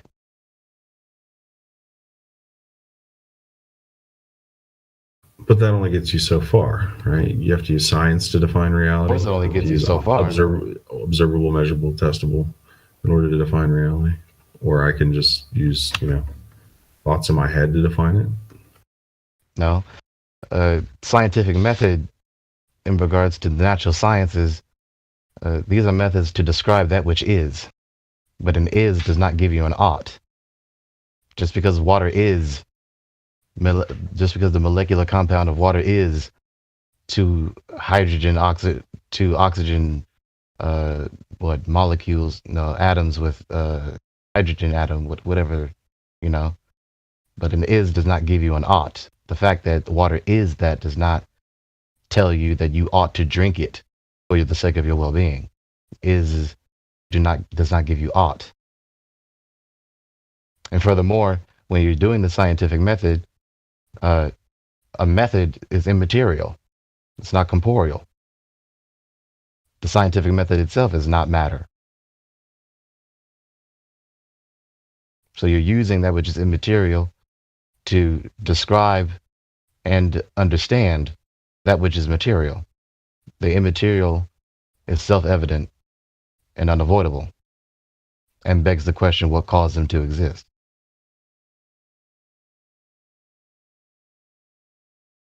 And you're saying there's only one logical conclusion. Yes. And I'm saying that there's more than one logical conclusion. According to what line of reasoning? What line of reasoning says there's only one logical conclusion? We only have two options for the cause of the existence, for the cause of anything, but particularly for the cause of the universe. In order for something to begin to exist, it must have a cause. And that cause must either be nothing or something. Well, nothing comes from nothing. So cross that out. So the only option left we have is something. Now, is this something merely matter, or is it mindful? You see, does matter that is not alive, not a person, doesn't have a mind, doesn't have consciousness, does not have free will, cannot make choices, cause anything to exist, let alone cause life to exist, let alone cause us, humans, who are conscious and sentient, to exist? How do you get that which is immaterial from material? So a purely material cause to the universe cannot explain the existence of the immaterial. So you cross that out. So the cause, so the only option you have left is not only something that exists, something, but someone who has the very same things that we have. I am slightly sorry to break this all down. We can, go deeper into the immaterial stuff and the spiritual and all the God talk in religious talks and in biblical talk, but I gotta steer this back to flat Earth That's and fine. I'm not the boss here. plain and simple material observations.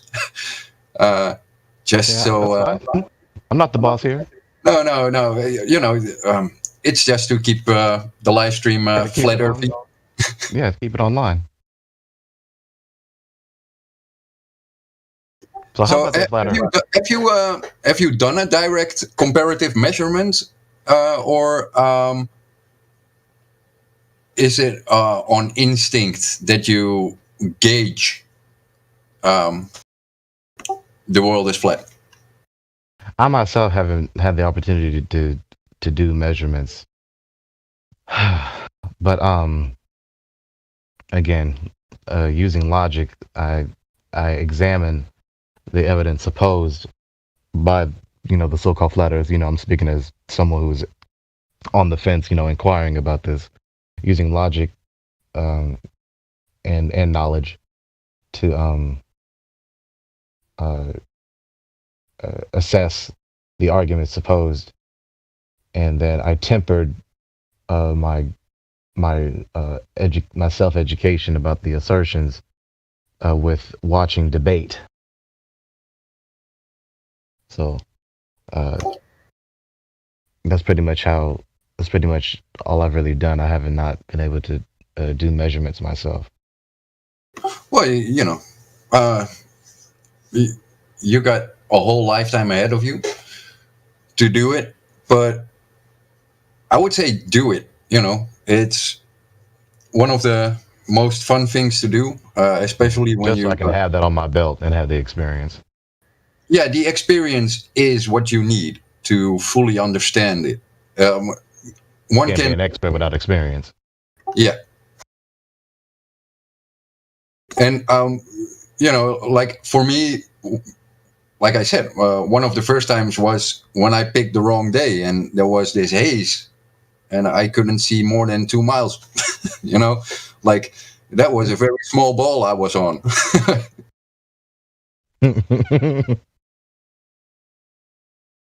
Talk about a small world. Yeah, so there are a lot of variations in the outcome, and that makes it interesting, and you will learn a lot about your surroundings in that. Indeed. Is everyone else just listening? Or are they just idle? Yeah, I'm listening in. Doing some stuff around the house, but just listening. What time is it? Yeah, most people sit here and listen. And we got the live stream on YouTube where people just tune in to listen to people conversating about the flat Earth. So yeah, there's a lot of listening going on, and sometimes there's a lot of talking going on, like too much talk and too little moderation. So is that what live stream 1 audio is in this tab right here? Yeah, that live stream is direct link to the YouTube channel.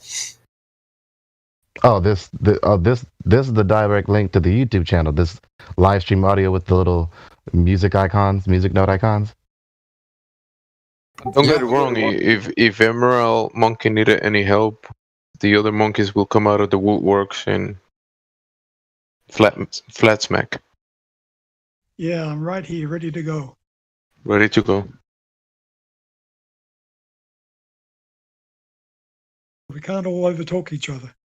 We're here. Yeah, we can sing together. We can't talk together. Yeah.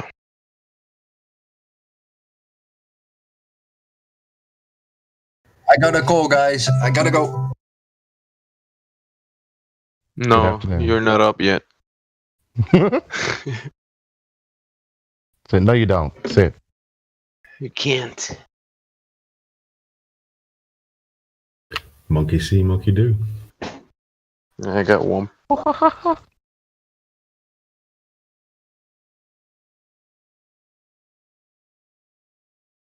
Any evidence of Earth curvature? What, like a hill?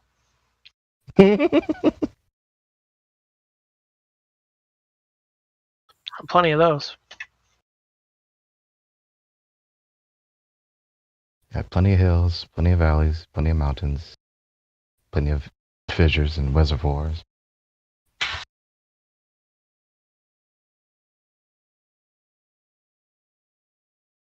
How does Nathan put it? Any observable evidence of Earth curve something? I'm missing a word. I'm missing a word in that. Physical Earth curvature. Physical Earth curvature. Or the geometric horizon, formerly known as physical Earth curvature. Okay. Got it.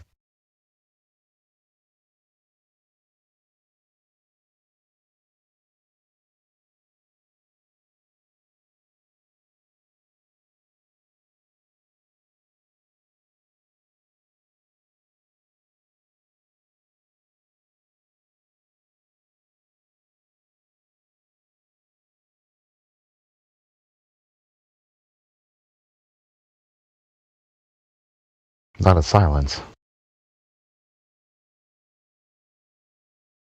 It's deafening.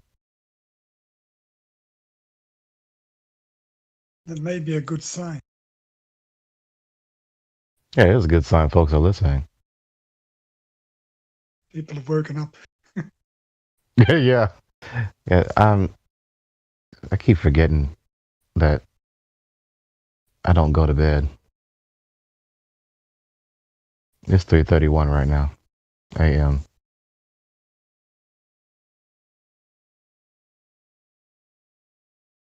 Eight 8:31. West Coast. 3:31.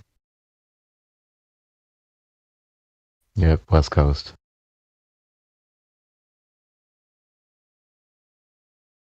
I'm on 20:31. Where are you? Sydney. Australia.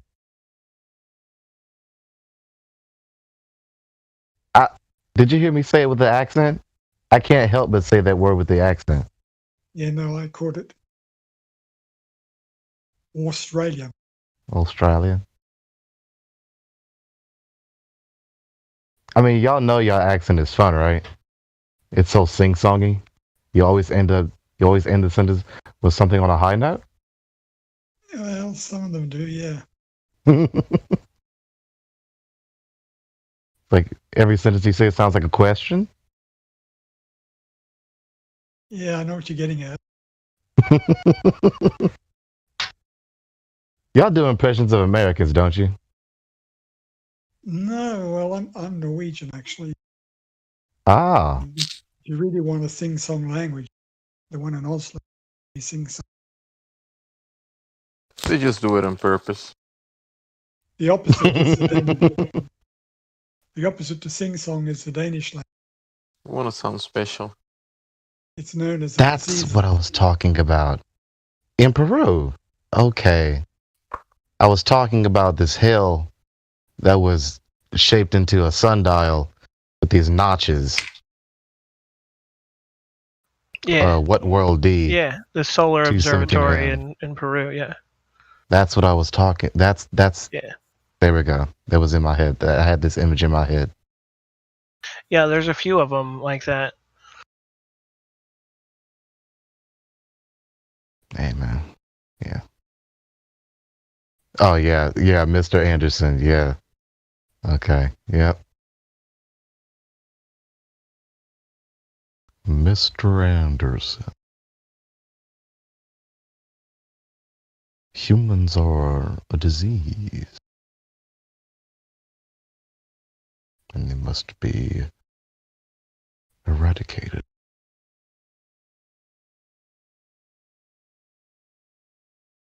Well, isn't that some predictive programming? A virus. Right. A virus wanting to kill. There you go. Murder.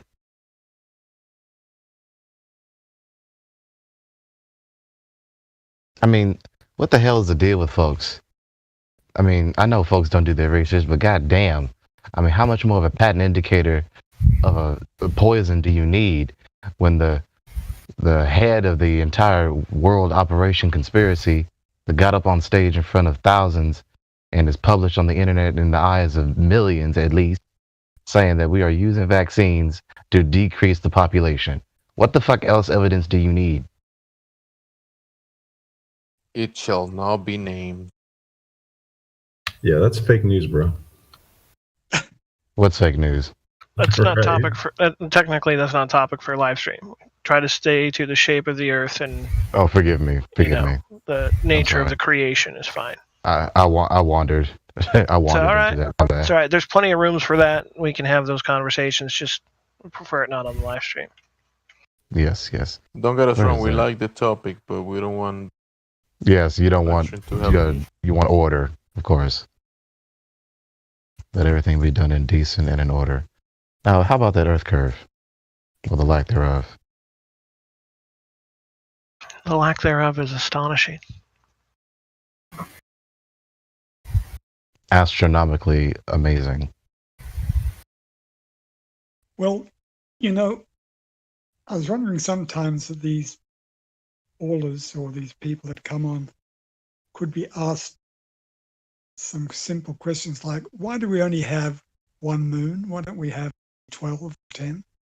How about 17? Why Yeah. aren't there moons around the moon? Well, yeah, I mean, you could, I mean, is it that we're supposed to know everything about the Earth, or is just what we can scientifically, using the scientific method, reproducibly verify? I mean, that people seem to have lost complete track of the fact there are things we can't know. Right. And just And there's accept nothing that. wrong- And there's nothing wrong with that. Right. There's nothing. In fact, I remember watching a debate. This is in regards to the universe, right? I remember watching a debate between Kent Hovind and 3 atheists. And the atheists, one of their counter arguments was just a complete denial. They denied Kent's argument about, I think, something in regard to the Earth, the creation of the Earth. And they said, they don't like the conclusion that God exists and caused the Earth to exist, because then there's no more science to do. When first of all, that conclusion is not even necessary. That's a leap in logic. And so what? So because now your your never-ending line of inquiry is finally answered, that means you reject. That means that justifies your rejection of the truth? No. So the conclusions you want is prioritized above the conclusions that are necessary or warranted given the evidence.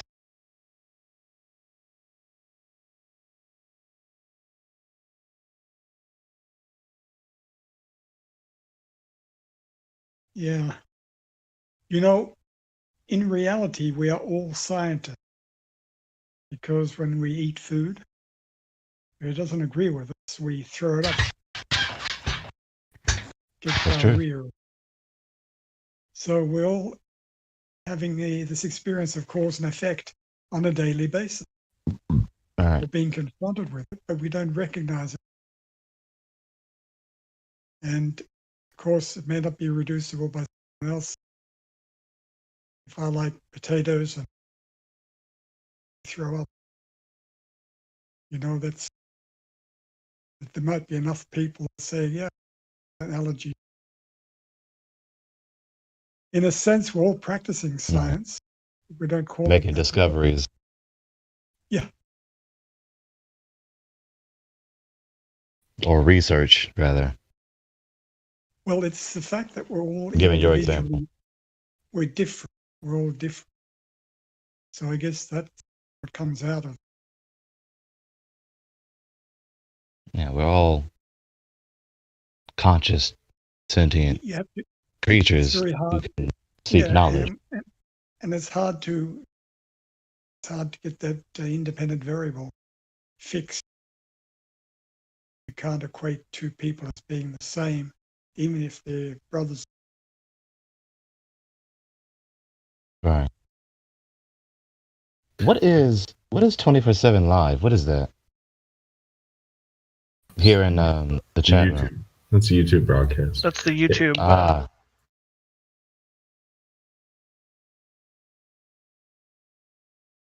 Broadcaster. Sick research. Yeah, I like that word science. It gets thrown around a lot, right? Like science says science, bro. It's because of the science. Science. That's what scientists. You see, scientists. Yeah, I mean, what Dave was saying. That was the way he used science. That was coherent. But the way they use science, and the way they call themselves scientists, I've essentially decrypted the rhetoric. Scientists are the ideologues of scientism. The ideology is science. So they think they can just invoke the name God, invoke the name of their deity, science, and think, oh, that's it. That's all I need to do to validate my position. But there's monetary reward attached to that. That's the big distinction. Right. That's the blessings from their God, from the priest. Yeah, exactly.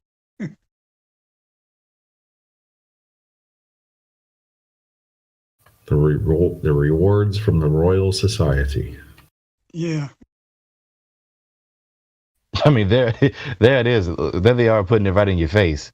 The Royal Society, which are the priests, the high priest clergy of scientism. Didn't Musk get himself a membership? Wasn't he inducted into the Royal Society? You're a bit choppy, Dave. But say your question again. I think Elon Musk is a member of the Royal Society. That's right.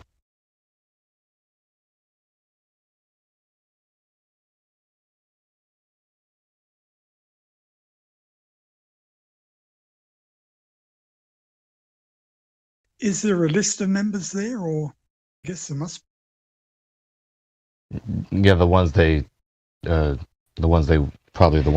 willing to publish, of course. Yeah.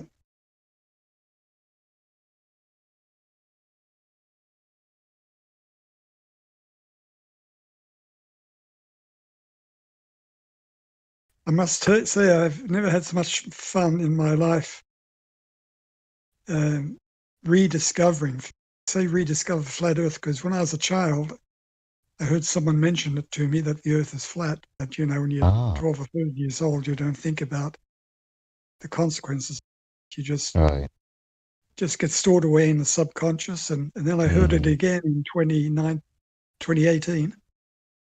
And I thought, shit, there's going to be something in this. Right. Don't know how to appreciate it, but now you do. Well, wow, I think it answers so many questions. It answers the questions of why I can't see, Japan from here, and how the sun works. I just found that amazing. And the horizon, and start thinking about all the things that you've never really thought about because you were never taught anything. Right. You weren't taught anything. You were just conditioned. Well, yeah. I mean, you never question anything. You just sort of repeat after me, write this on your test, and then you're done. And you're conditioned to want more conditioning to the point that you become a conditioner. Exactly.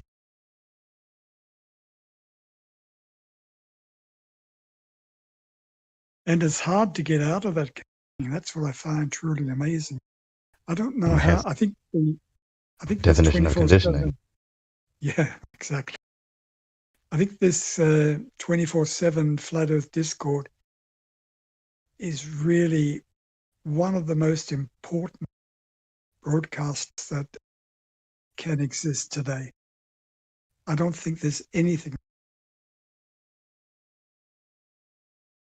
and I'm so excited about it. And I think that once you crack this conditioning just a little bit, then people will start to say, well, what else am I being like? All right. Then the floodgates open, and the dam of deception crumbles, and the waters of truth pour forth. Exactly. And I think also people will start to realize, wait a second,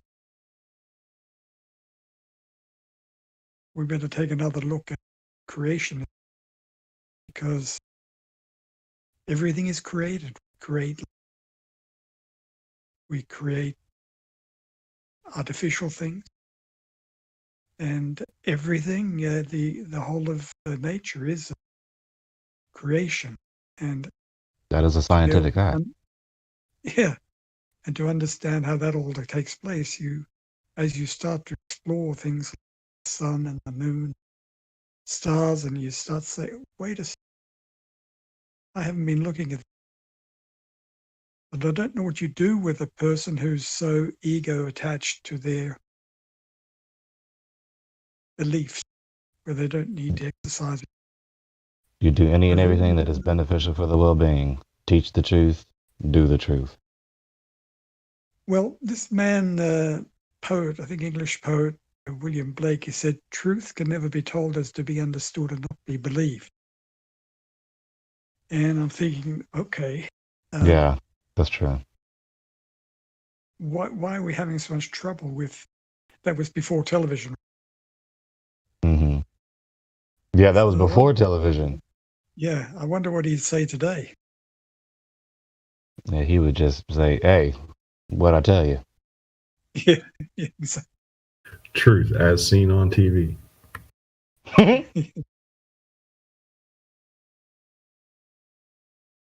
We will know that our operation has been successful when everything the Americans believe is false. From a director of the CIA. And that is the key word there is belief, right? Well, yeah. How do you get people to exit belief? So, okay, I'm going to. How do you get everyone to do that? Because he said every American. I don't think that. Do you think that's even possible? Of course, it's not possible for them, but that's their goal. The superlative. Yeah, even they know it's not possible, but if they can achieve it, as long as they're able to try to achieve it, they're going to go for the Hail Mary. Well, I'm wondering, what percentage do you think they're on right now? Yeah, they have to be at least well past 50. I'll tell you that. Well, I was going to say 80, but yeah, maybe it's a bit more conservative to say 50. It is past 50. That's at least 50. Yeah. Well, I'll be more accurate than that. Right? Got to be, 60, 70. Well, you got to be specific to the topic, right? Unless you're being in a broad sense, like everything. I think that flat Earth. Oh no, it ties into scientism. Yeah, it ties into scientism about the Earth. Yeah, the Earth included in the everything in that quote. Well, I mean, I think this director of the CIA was referring to space, the moon landing, mm-hmm. all of the you call those psychological operations that mm-hmm. are blatantly not true. But right. They get people to believe things that are completely and totally false. I mean, the things that we can verify to be true, I don't think they are worried about. How many times have any of you people been to space? I ain't. Not I.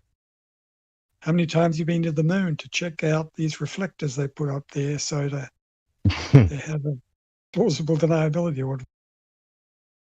Not I. How many of us have been and checked out the solar system by, doing a Superman flight through the whole area. Not I. I mean, how many of us have been to the Van Allen radiation belts? You mean they real? No. I don't know. I mean, you can make up any story, and people will go and repeat it and repeat it, and repeat it. No, even those who have you seen the footage of Bart Sibrel's movie? Even those who have don't remember or didn't even realize that they did. Yeah, Go Fish. What's the movie called? A Funny Thing Happened on the Way to the Moon. Oh yeah, Bart I've seen that. Sibrel. Yeah, Yep. it's a while ago. He's fantastic. He's great. What a hero. I mean, really. I mean, he really took one for the team. Really, from Buzz Aldrin. Yeah, he did. And I don't know, how's he getting on these days? Is he being hassled at all, or? Bart, I think he's in a calmer place because he's much older now, ain't he? He's in like his middle ages, 50s, 60s. Yeah.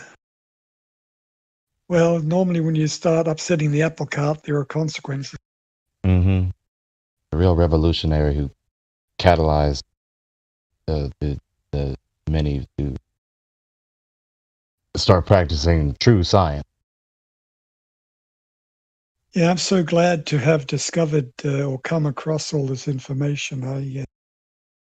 I think it's made my thinking really robust, because now I don't fear questioning all these so-called pseudoscientists.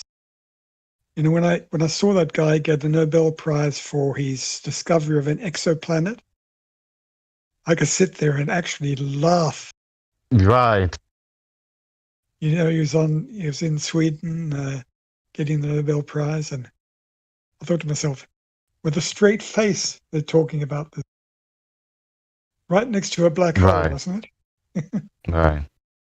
Did you not piss your pants? Did you not piss your pants with laughter when they started talking about the Mars rover landing? Oh yeah, I thought, wow, with a parachute, and I mean, I reckon that was pretty game that they put that one out, because that's so far out there. Yeah. But you know what I think a lot they of don't have many cards left, do they?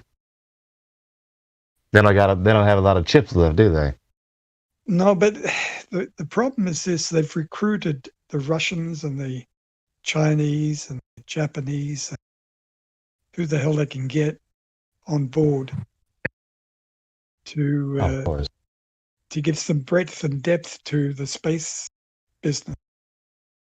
And international effort to reimburse the deception. Yeah, exactly. I think that works, doesn't it? Or it's working. It's working, but for how long? You know, I guess. Yeah. The devil has but a short while. But let's not get off topic, all right? Yeah. I was gonna say something. You ever thought you just had it as clear as day, and then boom, it's gone?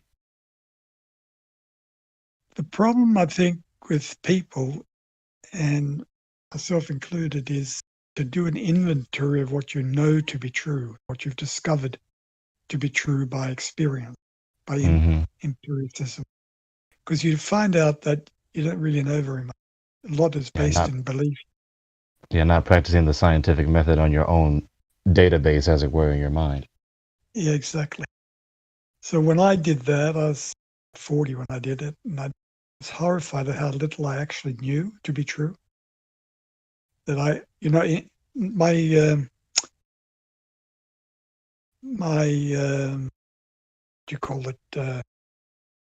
criteria for acceptance was that if someone put a gun to my head and asked me the question, is this true or is this not true?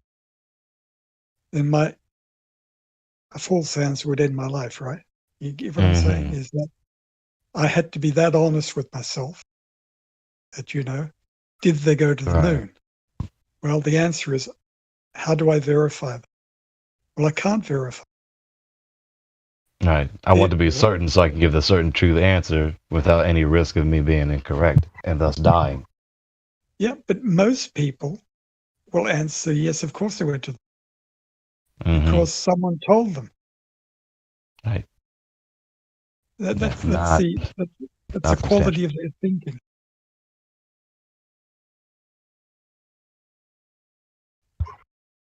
Hello. Could that be introduced somehow as a topic in Flat Earth questions? Why? Would you put your life on the? Would you give your life that what you're saying now is true, that they did go to the moon? And I think you'll find that would cause people to think again. Yeah. Kind of like Pascal's wager.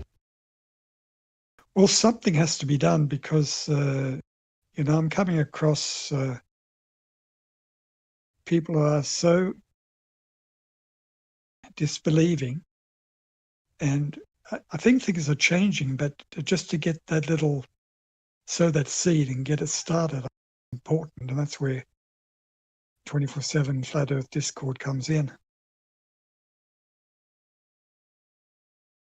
Yeah. Okay, hey, what are your points on Elon Musk going to Mars and all? He's never going to that place. He's staying down here where everybody is. I can't go somewhere that doesn't exist. Yeah, how are you gonna go to Narnia? Yeah, but he has made so much investments. He's built up SpaceX and all. So what about all that money? No, the thing is that if you get a lot of money to go somewhere, but then all you do is make videos and you say you spend this much money on, going to space, going here and going there. It's just pocketing the money, basically, and giving you cartoons and CGI and simulations. And people are like looking on their screens and say, "Oh, we're going to space one day." Yeah, but all the ISRO, NASA, and the SpaceX, all are believing that. The belief is false. Okay, so what's the proof? Proof of what? That the belief is false? Yes. Okay, let me ask you something. How do you have gas pressure without a container? What? How do you have gas pressure without a container? Mm-hmm.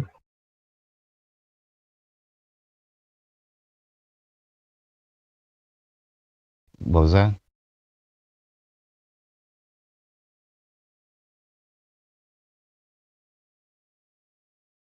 He may have ejected.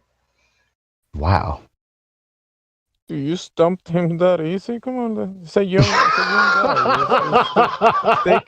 Take it easy on the young one.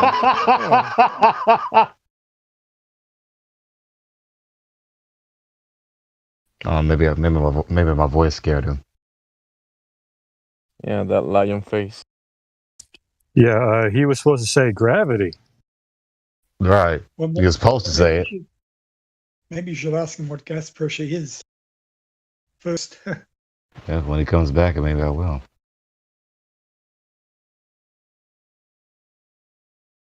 Well, that's one for the YouTube records.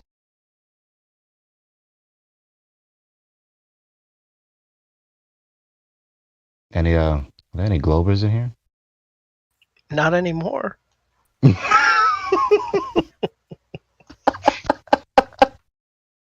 He left quick, fast, and in a hurry. I mean, I thought he was thinking about the answer. He said, "Mm-hmm," and then left. Yeah. Yep.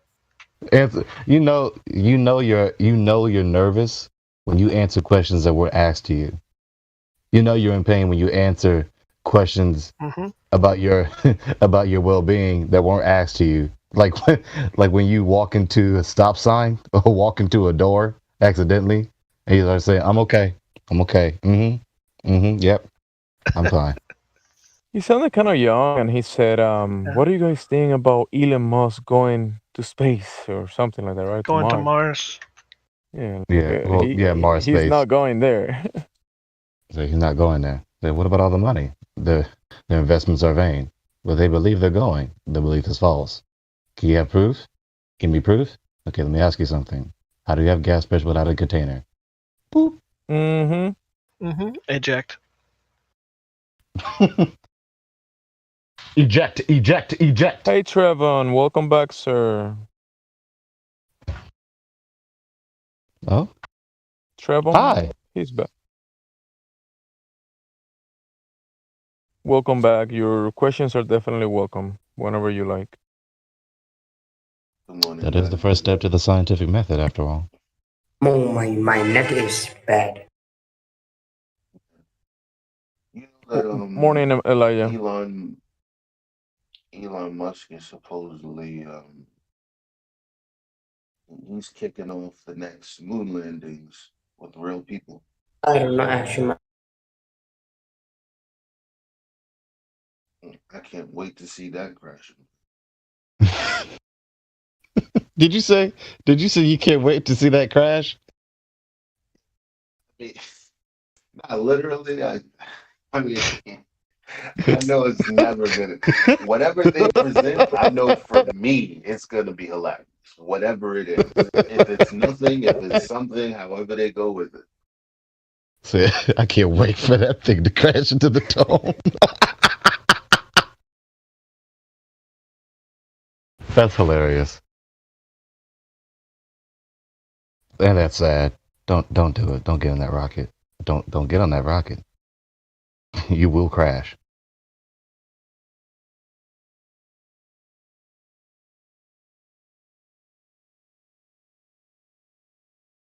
Just a bunch of silent flat earthers taking a solemn of silence and agreeance.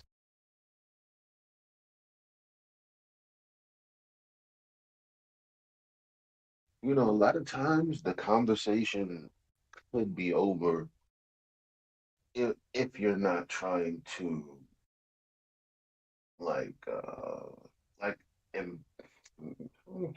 if you're not trying to embarrass someone, or if you're not like genuinely asking them something that you know that they're answering, there's no reason to get to the point of frustration with someone that you know is full of shit. Like, especially if you know. I mean, I agree. The thing is, I agree with you, and I fell into that trap.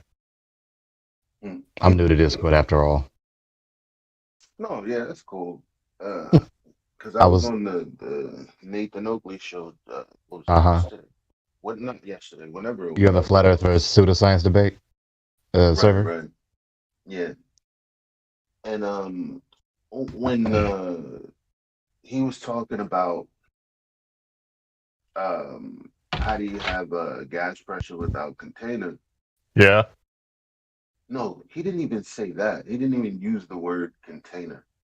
He said, well, your story is that the air we breathe is next to an area of space. Right, a sky vacuum. Right. Can you demonstrate that that's like what?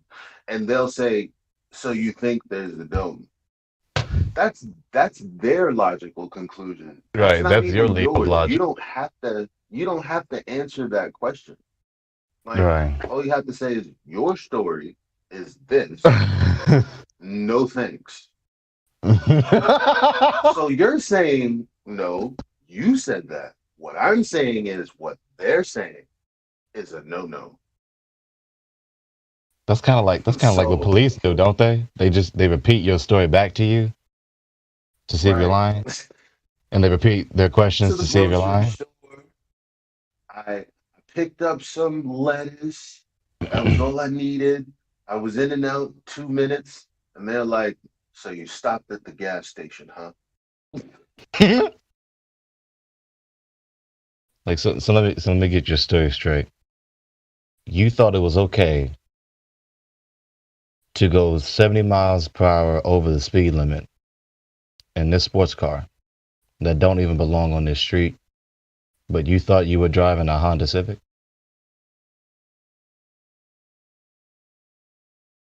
You know, I blame like detective shows and shit. Like this is probably one of the mechanisms that fuck up people's cognitive skills. Oh yeah, TV is and Hulu. Have you seen the Hulu ads? Hulu admits it. Remember the Hulu ads? Look them up. They are telling you, these Antichrist tyrants in their Antichrist evil medium of TV, they're telling you TV rots your brain. But Hulu, oh, it'll melt it. That's the gist of their commercial. Wow, that's crazy. I'm definitely gonna check it out. And then they end the commercial with Hulu, an evil plot to destroy the world. What? Yeah, you heard me. You heard me right. Oh my God. There's nothing wrong with your television set. That's hilarious. I'm like, That's what I'm saying. when I saw that, In these son of a the bitches. event in this whole thing, and it's like I'm not taking the avenue others have taken. Like this shit becomes more bizarre and hilarious the more in reality I ground myself. Right. Like when I'm looking at Google, when I'm on my phone and like all of the shit pops up, like and it's like half half space stuff. And it's like a guaranteed laugh. It's a guaranteed butt gut buster. A guaranteed knee slapper. Matter of fact, hold on. I'm always screenshotting some shit, and I know I screenshotted some shit like last week. Give me a second. It reminds me of the image they just put out of the rainbow on Mars.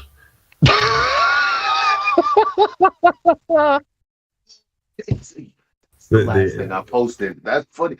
Yes, the rainbow on no, and then they said it's not a rainbow. It's a fucking lens flare. You're telling me that thing I'm looking at that looks like a rainbow is a lens flare? Okay, brother. Okay. You know that it's like, you know, that shit won't even hold up in their courts. Taking a picture. Like their lies in their courts won't even hold up in their courts. Their own judges will be like, really, nigga? Have you ever taken a picture where there was a rainbow in it in which you didn't actually take a picture of a rainbow? And it wasn't actually there? That's what I'm saying. Like, who the fuck are you talking to? Oh yeah, full-fledged rainbow that, you know, is not really there. I've taken lots of pictures of those. Lens flares. Yeah, I laughed my ass off. Oh.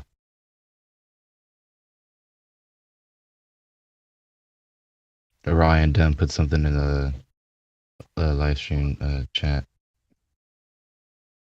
Yes, this is what I'm talking about. This is what I'm talking about, Ryan. Back. And unfollow this account. Yes. Elijah, do you follow Eyes on the Right 3.0 on IG? Find out. Huh? TV star, air quotes.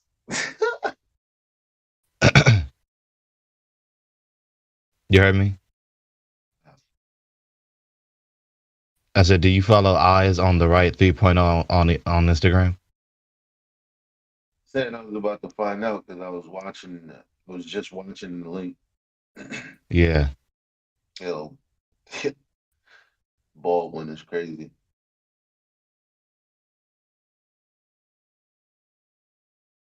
All them celebrities is crazy.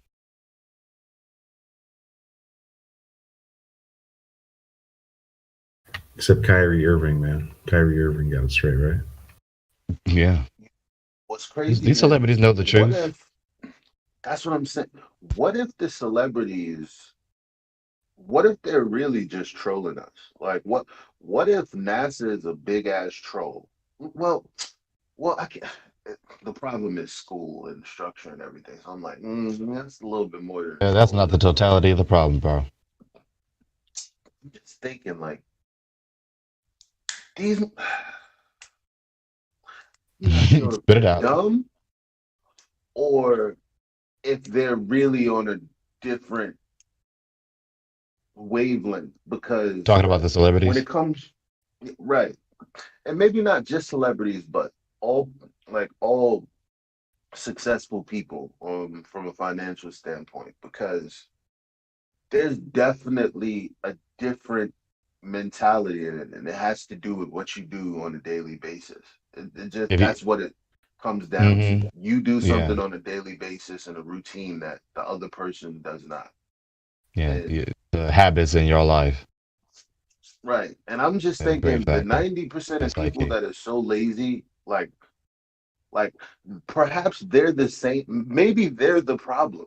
Because okay, we're flat earthers, right? Like, let's say we had the power and the leverage to tell everyone, like, we got the biggest media megaphone, and we're like, yeah, it's flat. Here's the black swan. Here's where the horizon should be. Here's where it is. What's going on? But like, at that point, nothing would change. Even if they did, because they wouldn't know it. They would believe it because we said it. Right. They wouldn't have a substantial understanding of what we're saying. They just believed it just because they saw it on TV, believing it without good reason. Yeah, that. The majority would do that. But then, of course, there's always a minority who is doing what they ought to do. Exactly. And I'm like, it can't be. I, I I don't know how not to make a parallel where it's like, okay, well, I know for a fact, like, a lot of problems that people have are placed on them by themselves. Not all, but most of it, and they do nothing about it. Now here we are in a whole ass world that doesn't exist in the way it does in most of our minds, and we, the people who woke up, are kind of saying, well, it's their fault. Is it? You know what I mean? Partly. Like, Partly. I put that on myself. Yeah, in a partly. sense. Because they got you when it wasn't your fault. But then you got to a point where you are now responsible. Then it becomes your fault. They did it to all of us. That's why they start as early as possible. You see, it's on the responsibility of the teacher in regards to adult to child. It's the responsibility of the teacher to guide the child and train them in the way that they should go. And then once they reach a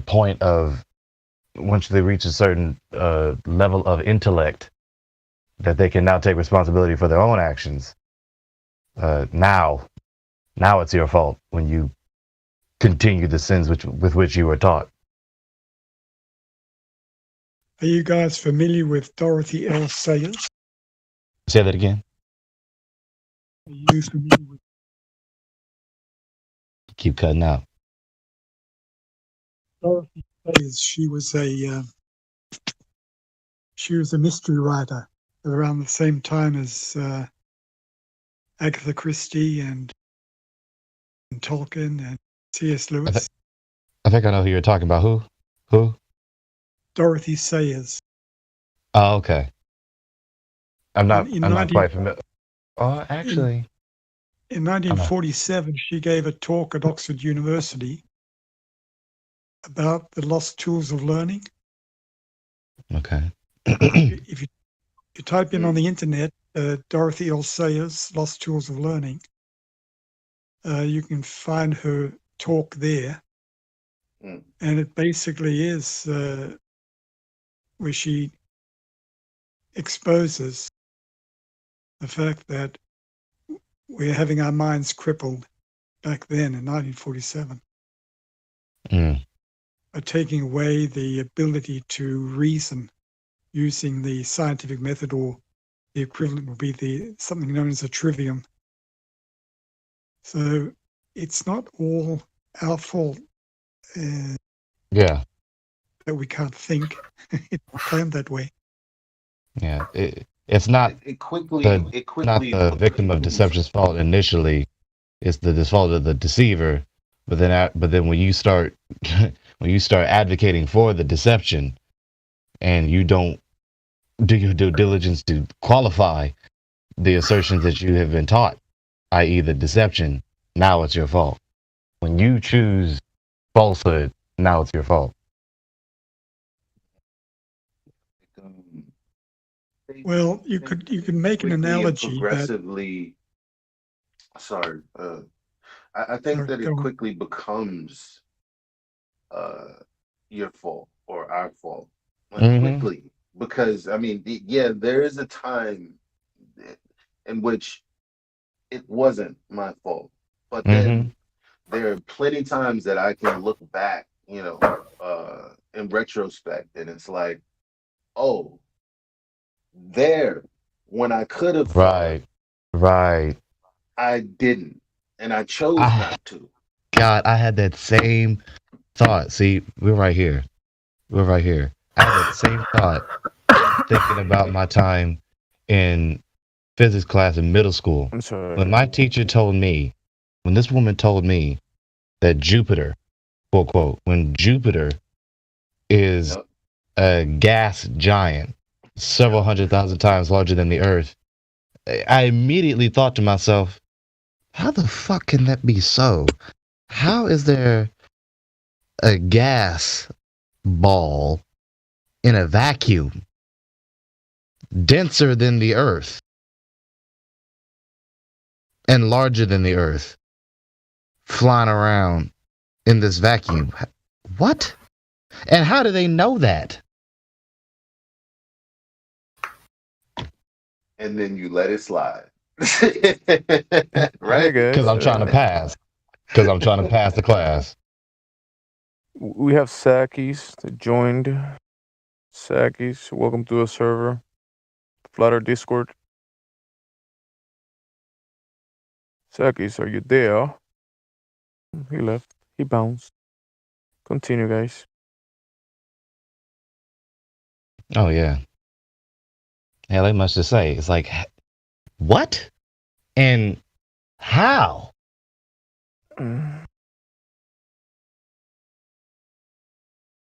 Like, how, Sway? And then some people. Then we flatter to say you ain't got the answers. I guess at some point you forget,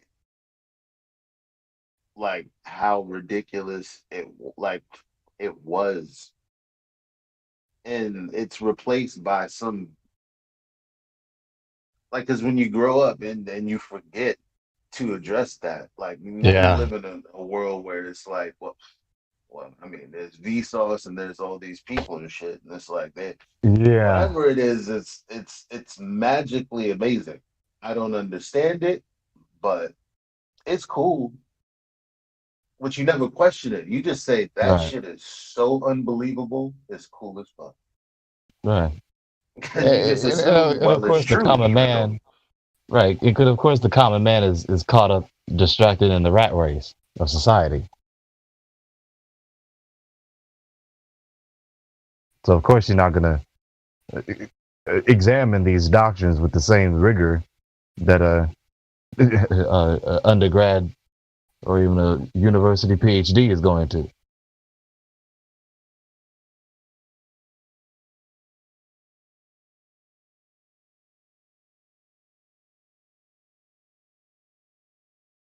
And you got forget the people that have money. You got the people who had to really get it in the mud.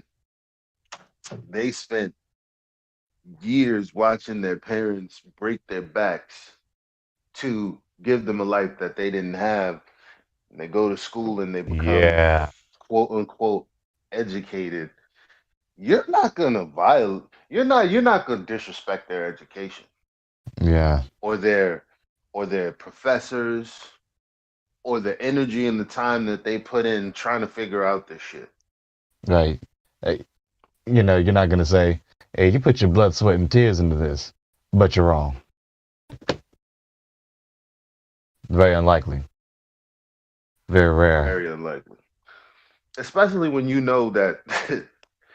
But what Especially the consequences the world of as it doing stands today, you just you know what? The earth is flat. Like all of your brothers, your sorority connections, anybody you know from in this world is going to attempt to cast you out because of your thoughts. You're not going to become that person.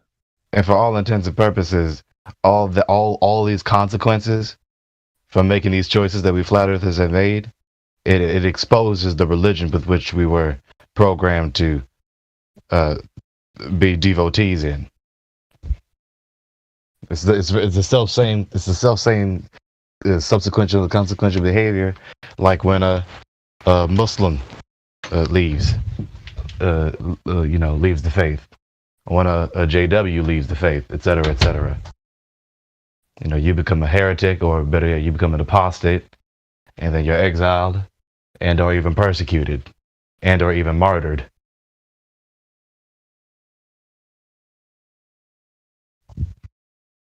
Which exposes how weak the foundation of the ideology is. Very reminiscent of what Malcolm X was talking about when he was like, yo, you could take my cars, you could take my house, you can take everything that you've given me. I don't care about any of that shit. All I want to be able to do is defend my name on the platform that you spend all this time tearing me down on. No, like, nope. We can say whatever the fuck we want, and no, you will not be able to. And that's exactly how I feel now. It's like, okay, well, they're just gonna take us off YouTube, and while they're doing that, have all these motherfucking videos talking about how flat Earth is just like wrong, stupid. Yeah, Malcolm X was the flat earther of the Nation of Islam. Exactly. And when I realized that, I was like, wow, that's what it's about. If that's your first and only response to just questioning, let alone a refutation, then you've exposed the lack of substantiation of your religion.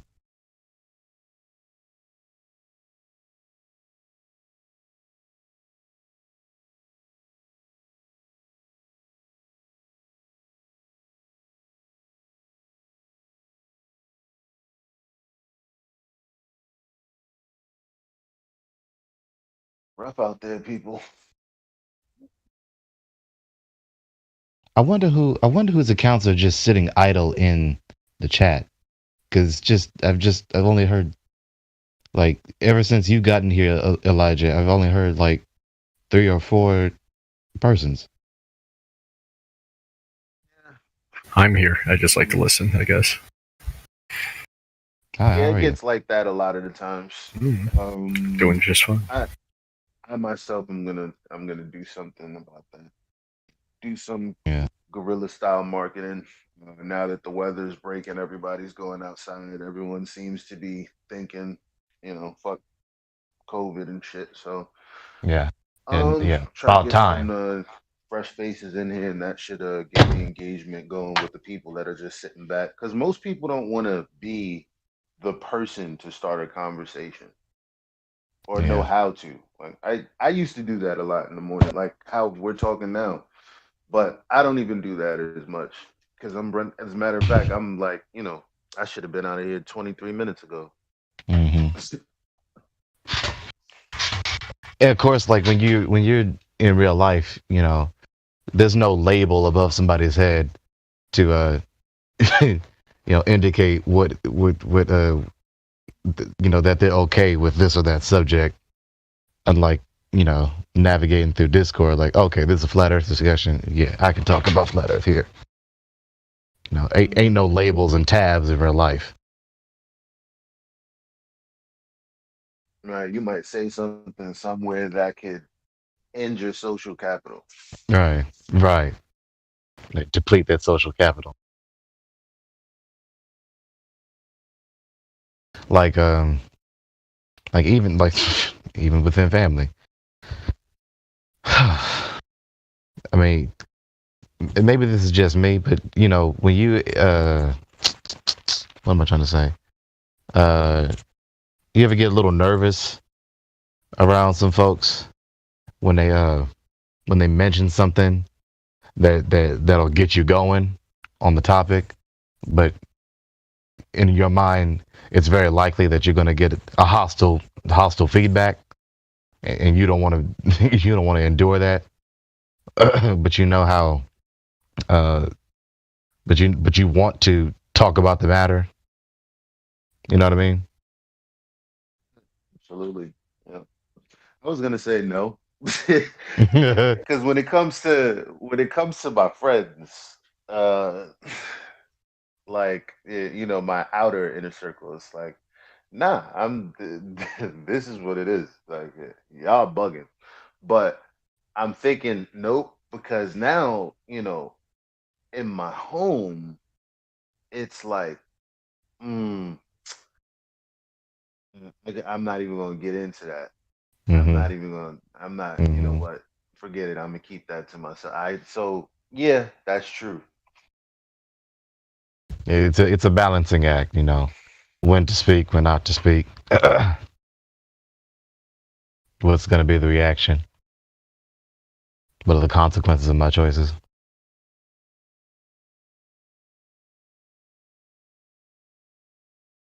Yep.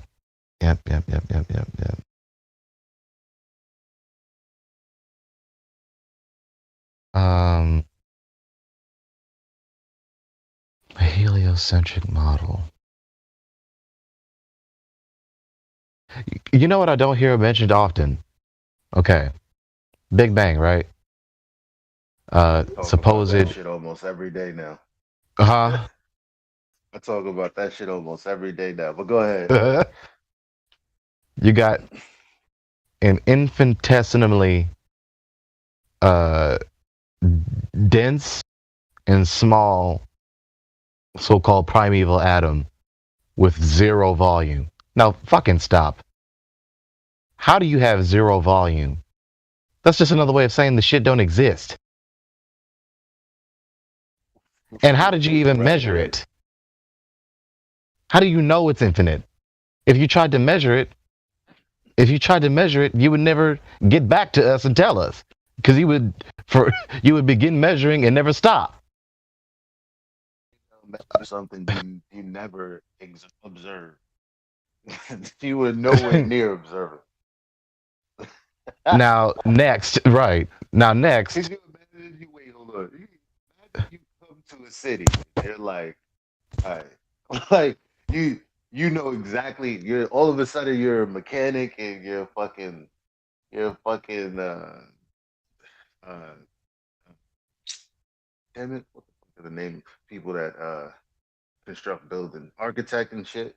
Like, but you don't. How do you know who built what it is, what's going on? How do you know?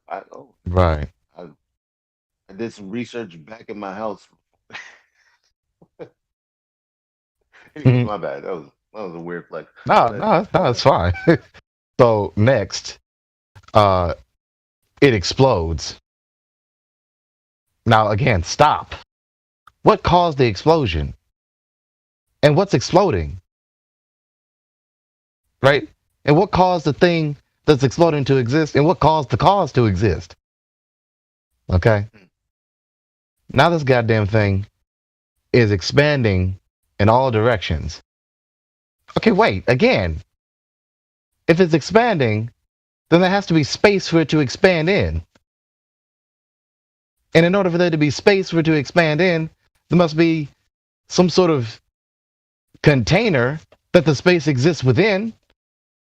So What caused that goddamn container to exist? If there's no space, it can't expand. So there's that. What the fuck is up with that? As weird as all that is, it's even worse. And this is where I come in, because I've thought about all of that, and I'm like, most people don't give a fuck about that because this is the part of the religion that they advocate the most for. Like, they'll straight tell you, oh, we don't know that. Right. That part oh, we don't know that. Don't demand us that we answer that question. Stop. No, but the problem, see, so that's why I skip right by that. And it's almost like the Black Swan, where I'm kind of the opposite. I'm gonna lay on it until you address it. Like, no, you're not gonna go forward. I mean, I'm okay with letting it go that many steps. Because I'm trying to destroy. Like, let's just go with that thing. Right. Yeah. Let's say that's true.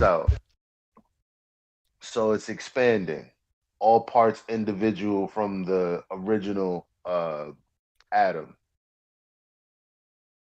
Expanding in all directions.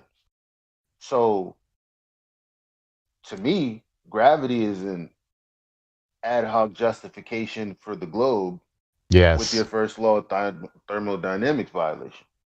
That's a first law violation. Where did the energy come from for all of these particles that are expanding into a frictionless nothingness? Nothing. They're losing no energy, no reason to stop. And all of a sudden, they're collapsing in on themselves into space. Right. No. Fuck no. Fuck and why didn't the whole thing just collapse back in on itself? Why did they collapse into clunks? Exactly. And on top of that, it happened so fast that the universe is flat. Get the fuck out of here. Expanding in all directions, expanding in all directions, but the universe is flat. Get out of here. That's get out. I said they're trolling. Because I think the person who knows, like, you know how you can tell a child anything? That's why I say nah. It was my fault. Because that's pretty fucking stupid. You know what I mean? Like, if you accept my friend request, I'm gonna tell you. If you accept my friend request, I'll tell you who the troll is. But I don't want to get off topic in this live stream. Hold on, let me. But yeah, the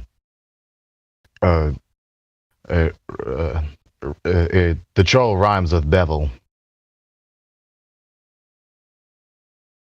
Yeah. Because the humans who actually believe it, the troll rhymes with bacon. But the humans who believe it, they really believe what they're saying. Because when you do research on the origins of these theories, the origins of these doctrines, the origins of the ideologies, you see it goes back to Kabbalah and Zohar in the occult and mysticism and Hermeticism. You know what? That's a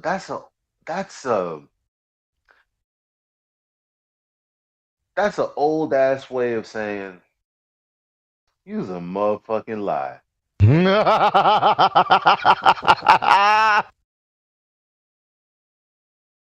You's a goddamn lie. That's the world we live in, right? Like, okay, for instance, what would you rate yourself on a scale of 1 to 10? Now, a lot of people will just go for the lazy answer, and they'll say, well, beauty is in the eye of the beholder. Beauty is subjective. Yeah. But we all agree on some, like, there's still some there's a law underneath where we're all like, no, obviously, I could be ugly. Yes. They could be ugly. But we as a community of ugly motherfuckers can accept and understand why Pam Grier someone is on the cover of a magazine.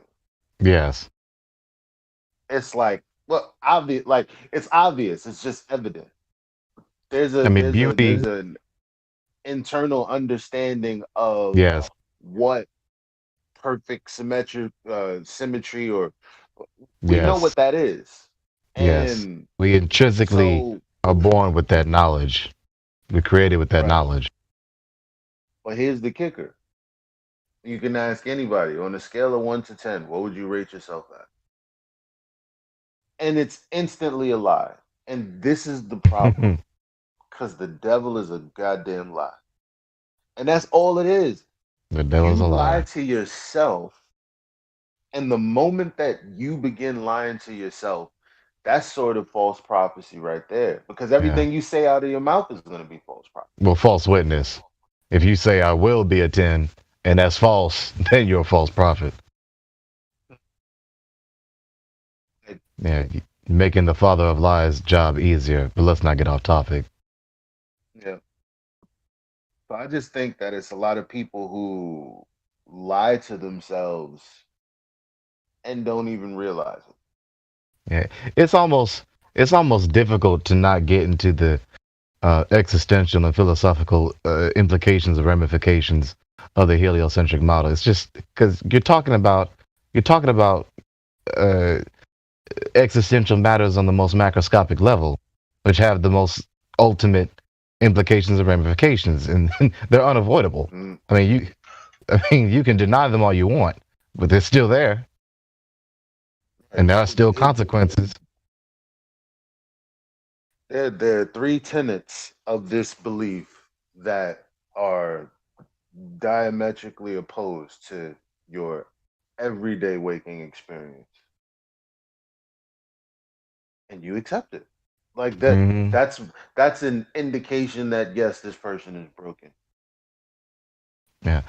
We say terms such as mind control or conditioning or brainwashed, but the ancients, who were of course smarter, they would immediately recognize it as, oh, you're bewitched. You're bewitched. You're cursed. You are under a spell. Someone cast a spell on you. Yeah. So deep. Because now they're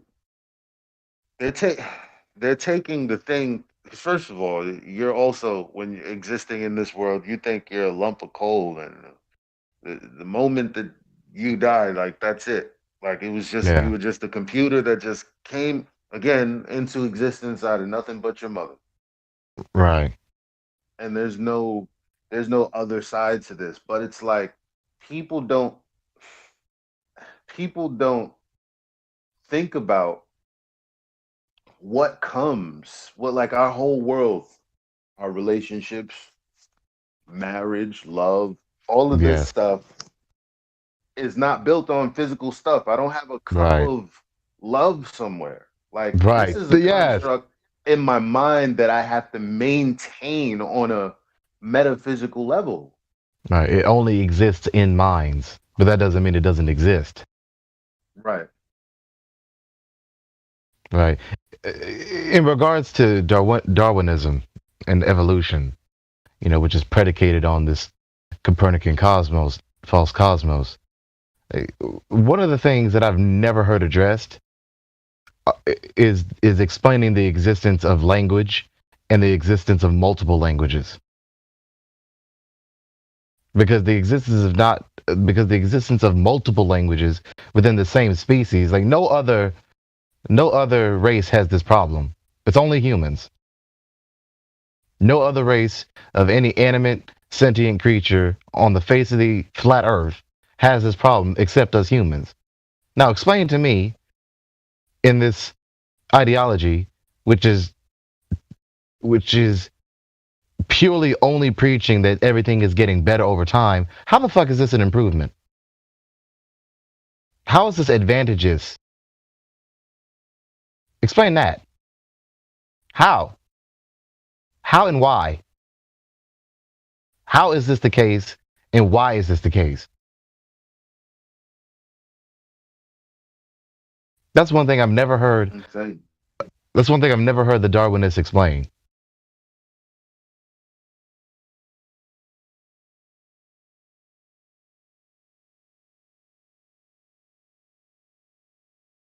And then I can see it now. They will equivocate the branches they will equivocate the branches of the languages with the supposed branches of the evolution of life. Okay, that's an equivocation because one is not advantageous. There's actually there's no benefit in one race not being able to communicate within itself versus the existence of different animals. These are not the same.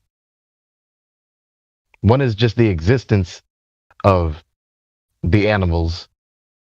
One, and another is the existence of the code with which they communicate with. Not the same. So you can get a peek into my psyche, how I can make a counter argument against myself and then argue against it and spiral out of control.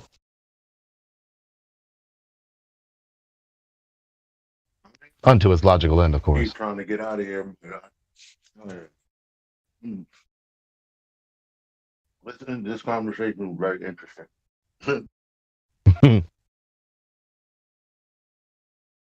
know it is. Come on, guys. Help us out. Help us. Open your mics and just have an interesting conversation. Open your mic. Open your voice. Show your voice with the world.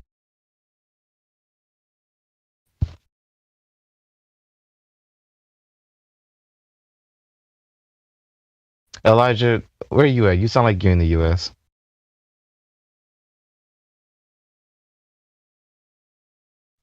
Yep. Is he East gone? Coast, New York City.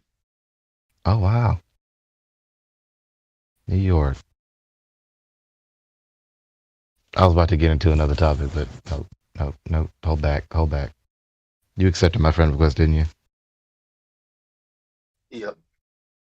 All right.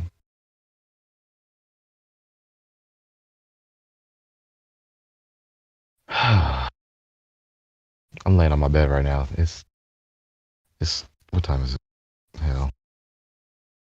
It's 20 minutes close to It's time for 20 coffee. minutes plus 5 a.m.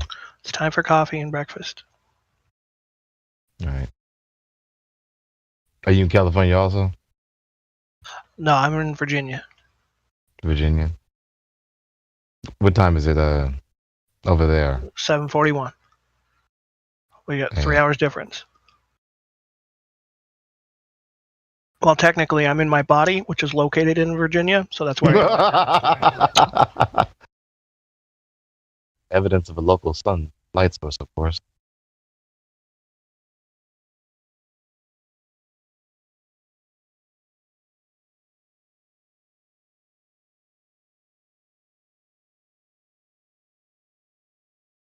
The topic about beauty is very interesting. I thought, because are we told what beauty is, or can we, as individual, really define it our own self? The first, Miss America was not beautiful in today's standards, but back then, was it even about beauty? Caca, you're beautiful. Now, here's the thing. Of course we know what beautiful is, but you can't validate it in any material way, so people lie. Subjective. No, people just lie. I'm quite sure people just lie. Yeah, but you have some people with insecurities, right? So, most of them will probably degrade themselves a little lower than maybe somebody that's, good looking, more confident. I spent my life saying, I am not one of the more beautiful looking individuals. I am, and that is fine because what the fuck? I mean, Yeah, I like, you know, someone who is quote unquote beautiful. Well, I can't say quote unquote, but someone just who's get beautiful has opportunity. Like it's just different. Like Yeah. it's you have to know what game you're playing. It is what it is. Like you're gonna get mad. Imagine a tree is like, damn, why couldn't I be that blade of grass? what Like I cut out. I cut out. What last did y'all hear from me?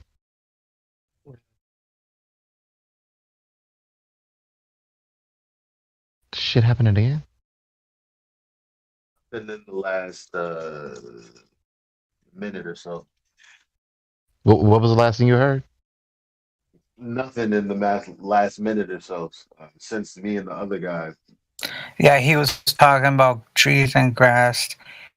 And the tree doesn't say, want to be like the grass. But if you were talking, we couldn't hear you because shit. I was muted or something. Yeah, the shit disconnected. Damn technology.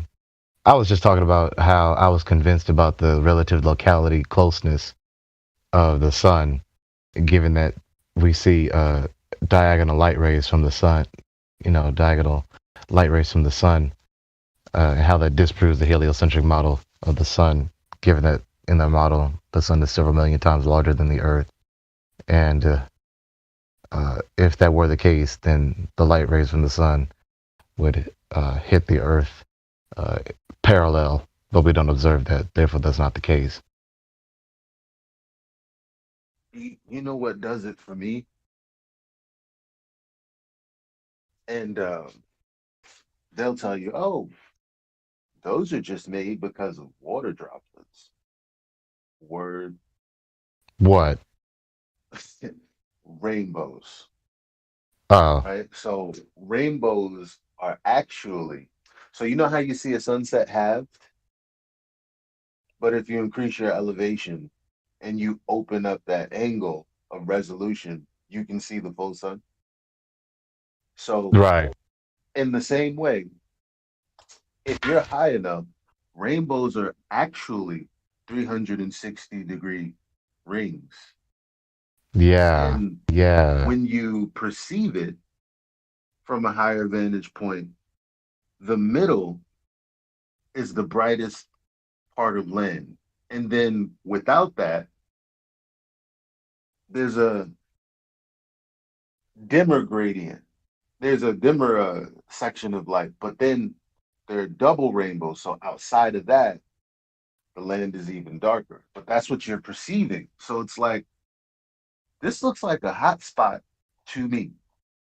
Yeah. How would you would that be right. fucking happen? Man, like what I'm looking at right now, how do you get that with parallel rays? Because a cloud's not making it. It's just my angle to the sun that's doing that. Mm-hmm. Yep. The 5 Ds of the 5 Ds of ball believers: deceive, deny, dismiss, delude, disguise. Right. And you know what? Think about it. Like because as far as prismatic effects are concerned, like we know how that happens. But when you see it in the sky, again, what does this heliocentric model lead you to conclude? Oh shit, China got artificial suns in the sky. It's fucking ridiculous.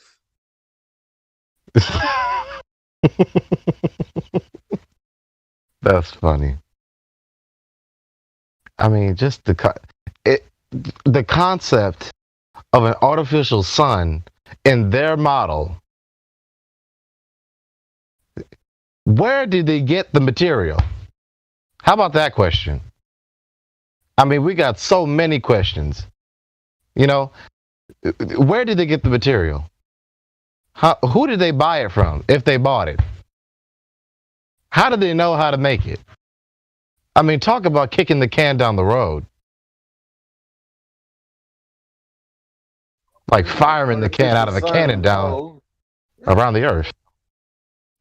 It's like, oh, word, that's an artificial sun, so it's a ball of plasma. Then no, oh, okay. So then yeah, what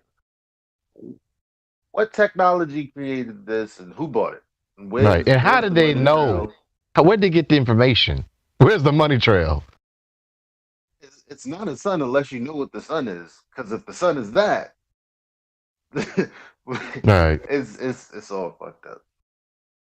Like, and how the fuck they keep that a secret? How you keep that a secret?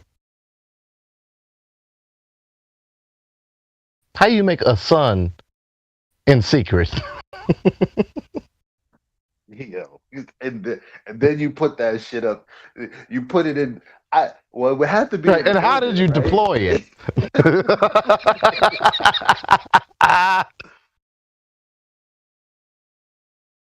Man. Oh man. You shouldn't have mentioned that. That was hilarious. You look up the multiple just to demonstrate the absurdity that the conclusions entail.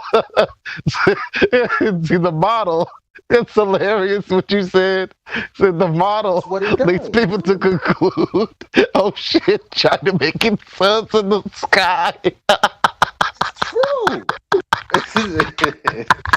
It's hilarious. But that's true. Like that's what I'm saying. Like, people are thinking, they're thinking, well, you know what? And this is where they lied. Either they're lying or they just don't understand. No, they're deceiving themselves. Yeah, because they believe it. There's a moment where you're like, hell no. But I'm thinking in terms of where I live, which is on a ball in space. Right. So therefore, and that's how it happens.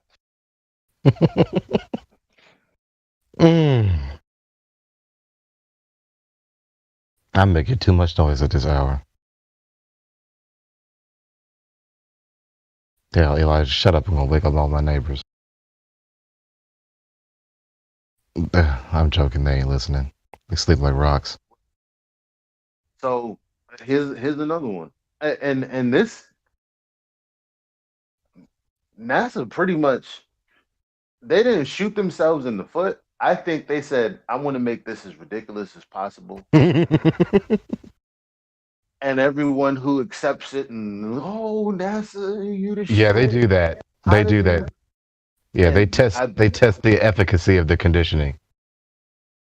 Like with the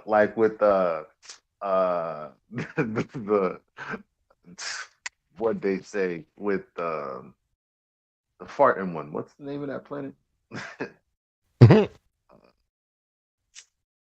What's the name of that planet?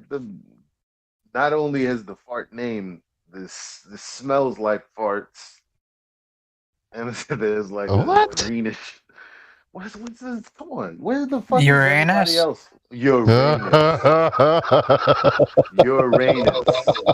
That's what I was thinking. The gas is coming from, but it's being secreted from But that's not ridiculous for me.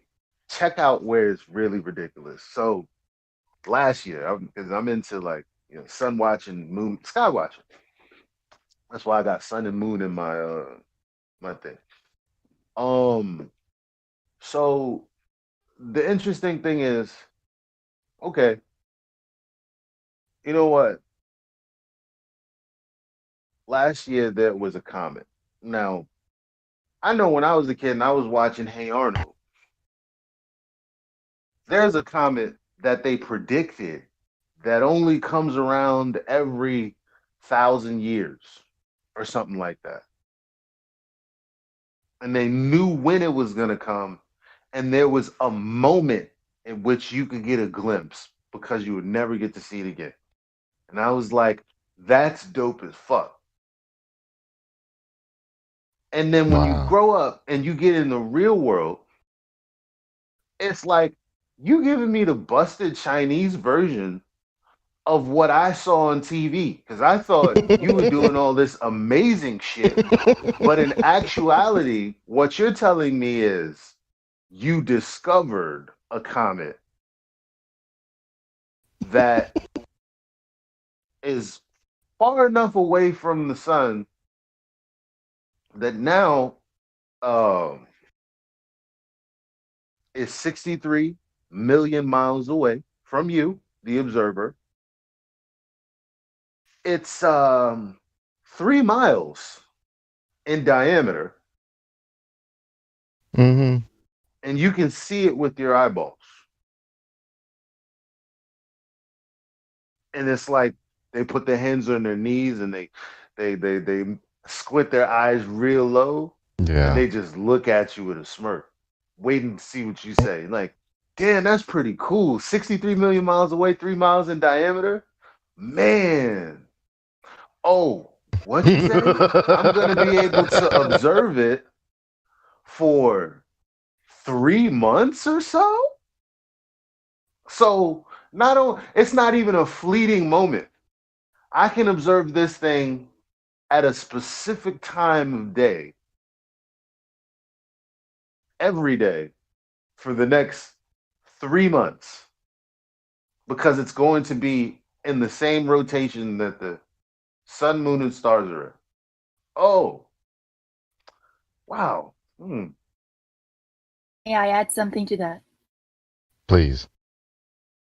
The ancients, Egyptians, considered a comet, they called it prophet stars.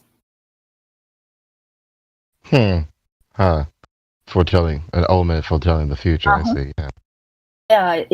When they appear, great transformations take place culturally. What culture was this? Egyptian. Uh-huh. I know you don't think highly of Hermetic philosophies.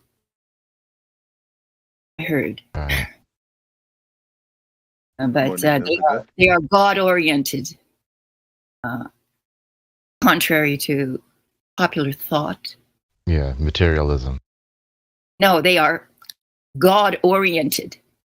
No, yeah, in what you said earlier, contrary to what is now being materialism. Well, yes, and also the misunderstanding what Hermeticism is and what the philosophy actually says. It's not a materialistic philosophy, nor is it simply mythology. Right. It's not just a fable. No, it's not just a fable. It's a grasp of the nature of reality and our own nature, which I think supersedes much of which has come afterwards in its scope and its authenticity. Yeah. Yeah, I don't need to beat that dead horse. You know, I see idiocy of materialism. You see, I see religions as progressive philosophies. And some are. Yeah, they are. And they can be looked at as developments of consciousness, conscious awareness. Yeah, learning. Yes, comprehending yourself and your environment. And attempts at that are what religions are. They're doctrines of how things are. What should you be learning? Some religions aren't doing that. Some religions are just stagnant. This is what I believe. I'm not going to learn anymore, and I'm not going to inquire about what I know. Tools of control, mind control. Say it again. They've been turned into tools they've been turned into tools of mind control. Yeah. Yeah, many have. Most. You know what else is I mean it all begins to, like, when Neo wakes up and he sees the Matrix for what it is. Like, there are all these different factions, all these different labels for the same thing to me, like, because I can see patterns. Now with religion, just like the heliocentric model, people don't know shit about what their book says. Whatever tenets of their religion is, that they don't really know, because they were told it. And many were guilty. Many are guilty of that. And they then get it interpreted to them. Exactly. And they never actually go to what's actually said and apply it in a rigid way, because that's being touted as truth. So if it's true, you can only think of it from that standpoint, but people make shit up. So just like they make shit up for the Bible, they make shit up for the heliocentric model too. Yes. Well, you presume that the authors makes things up for the Bible. Say again? I say you presume that the authors make things up. No, I mean, like, when you haven't read it, you'll say something in a context that has nothing to do with anything related to the Bible. Yeah, that's not right. But you did that, you know. They say that it's easier to fight for your principles than to actually live by them. So it's the same way that someone will say, well, gravity holds gas. And it's like, well, show me where it says that in your whatever you think is your model. But they'll never produce it. They'll just spend all day telling you what they believe. Yeah, even if you go to the it kind of reminds me. High priests, they can't provide that to you either. They've already explicitly told in public, when asked the question, "What is gravity?" What does priest Neil deGrasse Tyson say? We have no idea. Next question. It kind of reminds me of what the Pharisee did, with Jesus, right? Yeah. They knew what, because back then, they just told, eye for an eye, or, you just have to go with it. Mm-hmm. And they didn't really question it, Like, but does it really mean that? I mean, if you lose the sheep, aren't you gonna go find it? You know what I mean? Right. But they were still strict with, the teaching, rather than questioning it. Strict to the letter, rather than trying to ascertain the meaning, or in other words, the spirit that communicated this message with a certain meaning. Yeah, and like Elijah said about the gravity, we're not questioning about gravity. We're just accepting it. Oh yeah, of course, gravity. Poor. And then the kicker is, I guess. The kicker is they're not even sticking to the letter of that doctrine. That's what I'm saying. Like, these words are magic. Like, okay, so I'm gonna give you the example that I did before, gravity, and then I'm gonna go into refraction, because these are the two main gorilla glues, right? So you have gravity, and like I said, if you set it up in this way, within your creation story, the Big Bang, the Earth is the first law of thermodynamics violation itself. And gravity is the justification for it. Mm-hmm. But you have to think this. You have to think this if you accept the story is true. Right. Because the Earth is here, you can't say, well, it doesn't exist. It's here already. So now your fantasy necessitates ad hoc explanation. Just like the whole China sun thing. So Now, refraction, everyone spends time like trying to really argue them down. I'm not into that anymore because here's the thing. Yeah, that's exhausting. If I Google and fruitless. If I Google how to calculate the distance to the horizon, if I Google how a captain knows the distance to the horizon or anything related to any Earth-based geometry, they'll simply tell you, well, it's 1.2 times the square root of the observer's height in feet. That's what'll give you the distance to the horizon. And you'll see all of the calculations that are made, like if that were the case. Right.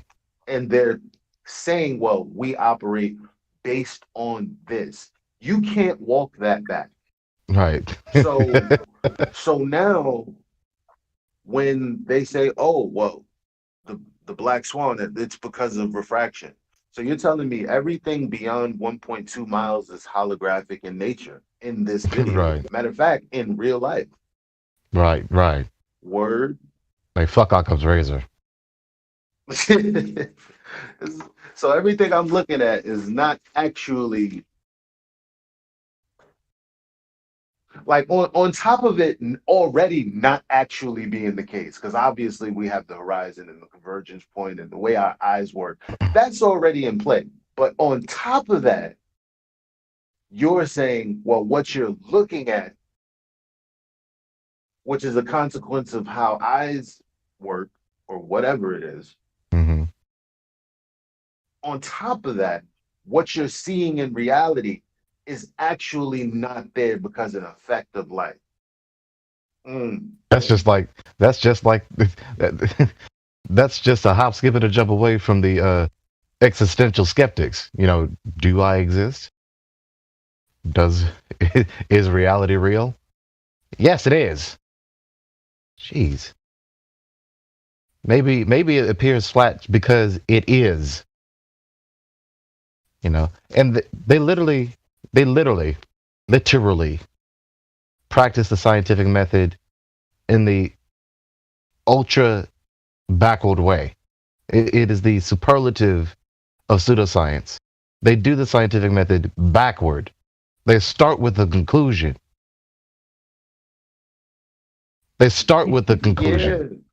Yeah. What the fuck? Of course if you start with the conclusion, you're gonna reach the fucking conclusion. You already started with it.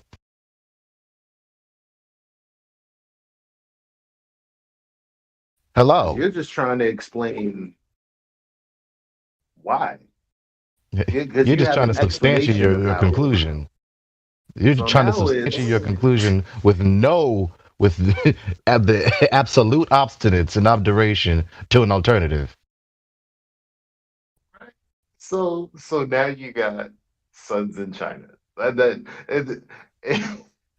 hence artificial sons in China. This is a good talk right here. We got to clip this shit out.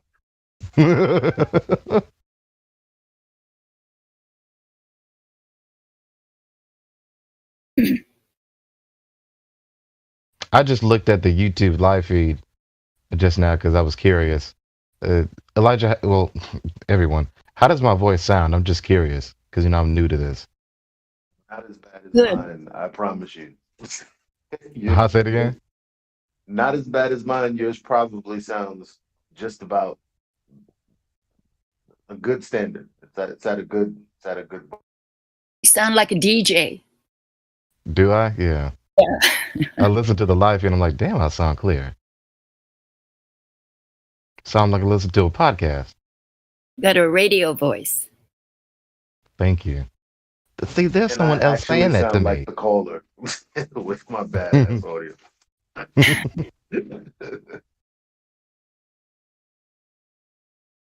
It's how I agree with both of you. I've always been appalled, absolutely appalled, at the tactics by which those who are in control use to suppress humanity and to suppress human potential by robbing us, first of all, of the belief in our own senses and our own reason. Right. Handing us doctrines. Neglect our senses. Yes, handing us doctrines that explain everything so that we don't have to engage our reason or our senses. Yes. Don't think for yourself. We'll do that for you. This is done by religion. You know, I know it's done by science, but people deny that it's also done by their religion. That's false dichotomy. Which gives them the stories, which gives them the conclusion, as you say. So if I've got the conclusion already, why in the world would I have to investigate anything? Right. Well, that's a false dichotomy you made between science and religion. You see, science, the English word science, deriving from the Latin word scientia, literally meaning knowledge. So science is literally just knowledge, which is why it irritates me, and it's incorrect for people to say, especially for the Globers, to just invoke science. I'll get on that tangent later. So no, I'm saying that science and religion are identical in that respect, but they are in respect of their methods of control. Yeah, yes. It's the same thing. It's the method of in your reference to the method of control, the personnel in the organization. It's no different, you know. No different. The personnel in the organization trying to minister, or at worst case scenario, force feed a given person or population a certain ideology for the sake of the indoctrinators and their agenda, at worst, their conspiracy. But what I was trying to explain. A human being has an enormous potential, an enormous curiosity, enormous capacity to reason. Right. And they are robbed of that by being given ad hoc, whatever it is that they want to give you. Right. Unsubstantiated ideologies, yes. It's like what Elijah... Sorry, it's like what Elijah said. People are just being told without doing the research. So it's so easy to accept, then it's harder to understand. You see what I'm saying? Like, I can't explain you why the moon is up in there, right? You know, what's keeping it up there. So it's easy for me to tell you can't explain this unless you have this I know more education and training and tools. I know more than you. I went to school, and like, you know, she said that, you know, indoctrinating me, so I know the answer already without even understanding what I'm saying. And that's, you know, that's why Elijah is perfectly said that we as individual have to interpret it ourselves. So when we see, so it's just same with, like she said, religion. It's the same thing. No, you can't say that. You can't say that. Like, why can't I say that? I'm using my own mind to interpret it. Right. But we must understand what science is and what religion is. That's why I was trying to explain that science literally is knowledge. That's what it is. Knowledge, information. And there are many branches thereof. That's why there isn't just science. There are sciences. The natural sciences, the social sciences, the formal sciences, you see, and the branches thereof that. Of this categorization. So there is not only one science, but branches of science, hence the sciences. Then you have religion, which every comparative religion scholar will tell you after years of trying to define it, because you would think it would be easy to define this word, but those who have dedicated their life in a professional career to just define this word in order to then practice the discipline of comparing religions, you got to know what a religion is in order to compare them. If you don't know what the religion is, you can't compare nothing. So they're trying to define religion, and their ultimate conclusion is simply a religion is a worldview, a belief system. Well, it's that simple. Can you not? You know what? May I ask him something? So your definitions of religion and science being knowledge, knowing, and religion being faith. No. Worldview, a belief system. Well, yes. So if one were to be given free rein to also use one's senses to discern God, isn't that the pursuit of knowing God? Knowledge? I say yes. Yes. Yeah. And not only your senses, but more so your mind more than your senses. Your mind in tandem with your senses. Your mind all more that than you are. Everything that your consciousness is put to the task of knowing God.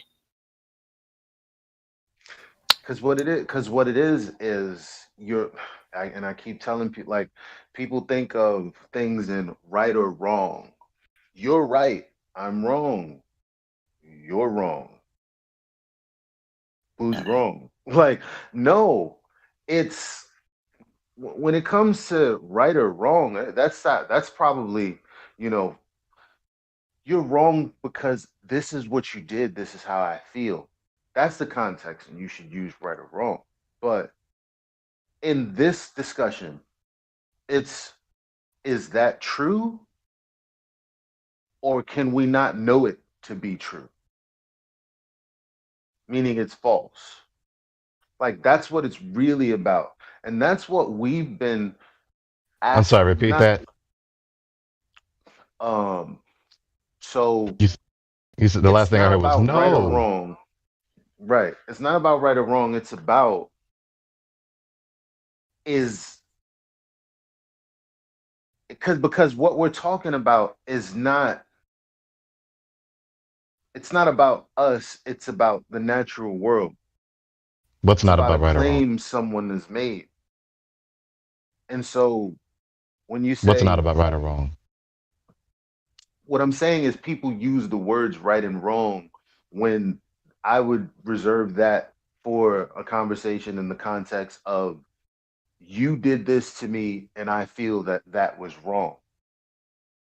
But in the sense of this debate, it's more about, is this true? Or yes. Can it be known to be? Can it be known? Is it known or is it not? Right. If you know it's true, then it is known. And then it can be known. And that's everything is about, is it true or not? Because when you're answering this question like that's you're dealing with God's creation. That's what you're talking about. Mm-hmm. And is it true or not? This should never be compared to a ledger of what is true or not for you. So I can't be inside of you, but I can be inside of me. So it's subjective. Totally subjective. Yeah. No. True is true. True is true, but it depends. It depends on how you set up. But if you start comparing, start worrying whether my truth, that which I am, is to be put to a court. I didn't understand what you just said. What? A court, like a judicial court, mm-hmm. where my experience of myself is to be put to a judicial court of religion. So what I experience has to correlate with religious doctrine. You see, that's the tyranny of it. That's what I'm saying. I'm not quite understanding what the meaning is. What I'm saying is that when it comes to the investigation of God, mm-hmm. which you can only do subjectively, the objective world gives you material clues that make you go inside to discover him subjectively. Well, to describe the inquiry as subjective is unnecessary. It's just, are you inquiring, or are you not inquiring? Well, yes, exactly. But what I'm saying the error is when you rush out to the books, the doctrines, to compare your experience of you. Yeah, wisdom is knowing the difference. I mean, you can tell me, how something works, but, if I'm not using my own wisdom of it, I'm just going to have to accept it. If what someone is telling, I get where you're at. If what someone is telling another is true, I'm sorry. Yeah, no, I get you saying right and wrong, right? Okay, go ahead. So I guess we're at different points in the conversation. Whereas I'm talking about how you establish like what God is and who God is, and when I get right down to it, it's truth. Yep. And there, once you discover the truth, your mind is open to what's underneath the surface, and that's where things get wooey. And I think that's where you were talking about subjective, which I guess I agree with. Yeah, but I was talking about, like, you can't get there without accepting what's true or false. You can't. But you can't get to the truth without logic. And who set up those? The truth is the thing. The truth is the thing you're trying to attain. It's not the process itself. How you get to the truth is logic, with which we are all born with, and who set given that up? The God. But people lie, and that's why they can't achieve this higher self, or this.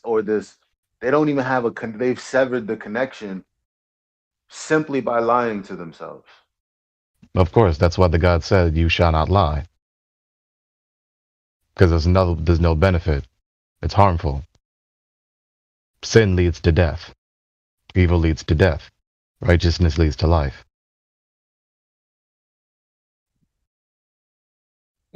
I was saying, like, people know this intrinsically, but they don't think about it. Like, for instance, like, if I step in front of a Mack truck, I know that if it's going anything, it could 30 miles above, 20 probably, well, definitely like 30. I'm gone. I'm gone, right? It's not going to end well. There's no person that's going to survive that. This is a law. But unless a miracle be done. Obvious. This is something that no one can deny. Right? So well, you can deny it. You just can't disprove it. yeah. So now, when it comes to the more subtle things, it's the exact same understanding.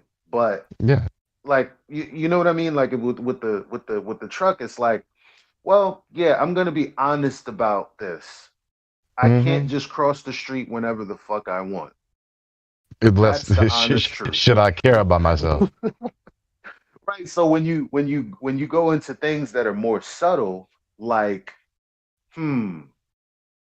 should I eat this? It becomes a little more complex, because now you're like, well, it doesn't matter. But if you take it, if you sat there and ate for 2 hours straight, you die.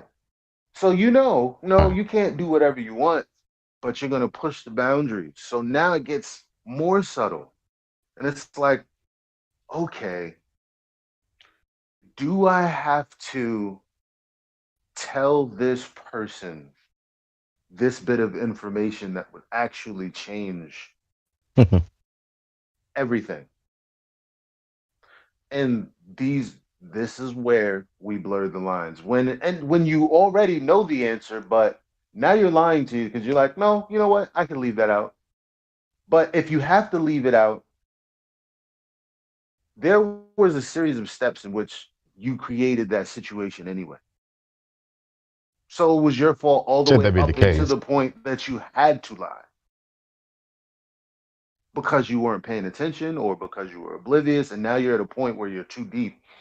And now your conscience is picking up on, oh shit, I have to be untruthful here.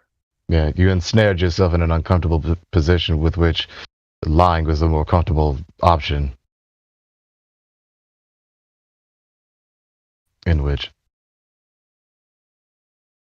Once you do that, God's not, that's because that God itself, himself, itself, whatever, is how we operate. Like, because we're not inanimate. Yeah, the standard by which we operate, at least should. Most don't do that. Most don't even try. Even though we all should.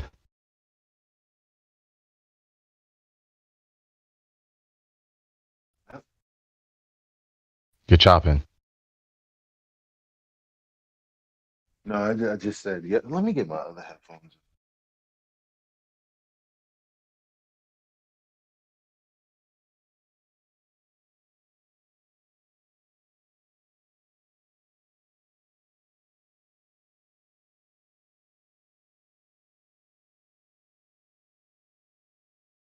I'm surprised. I guess that moderator isn't here, because that moderator would have been what pushed us back in line with the designated subject matter of this chat room. No, I think this counts in a major way because this deals with the mental health. Yeah, but yeah, I mean, I agree with you, but the moderator was saying, just stick to the physics of the earth. I know that we say that. No, the moderator in this room. That's what he was saying. Yeah, I know. I'm just surprised he didn't do it.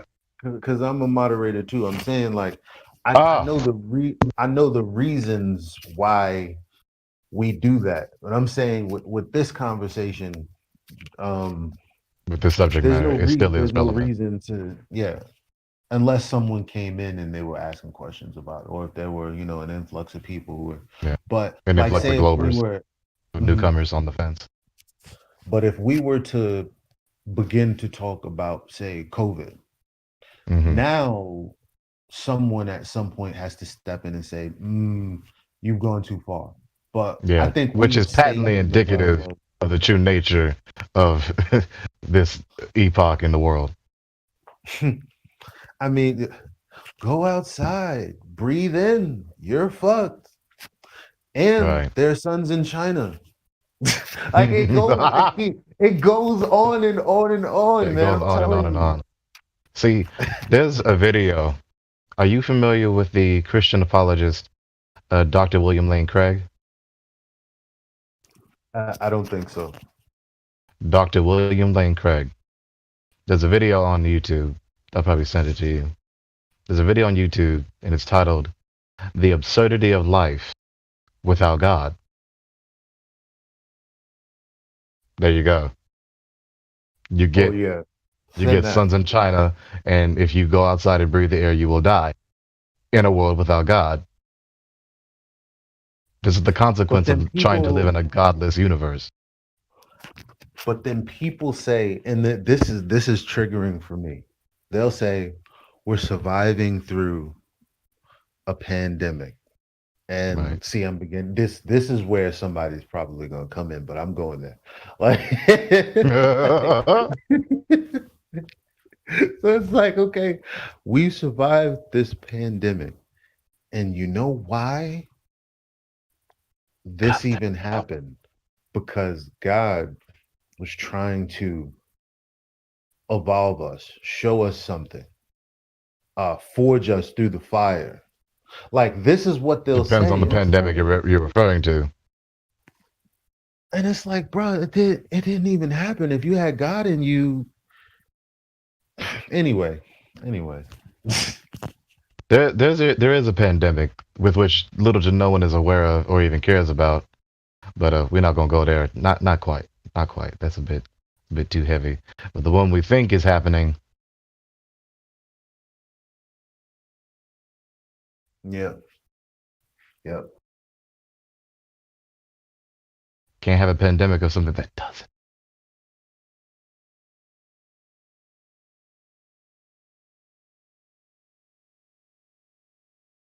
But how about that Earth curve, or the lack thereof? That's what is it? Like that's the thing. The only thing someone should be concerned about is what I'm looking at when I look out into the world. Okay, it's just not that difficult. Because when you're somewhere with mountains and shit, you're like, okay, whatever. But the moment you're on a coast and you're like, what's that? That should lead you to the answer rather quickly. Oh, it's this, except it's not.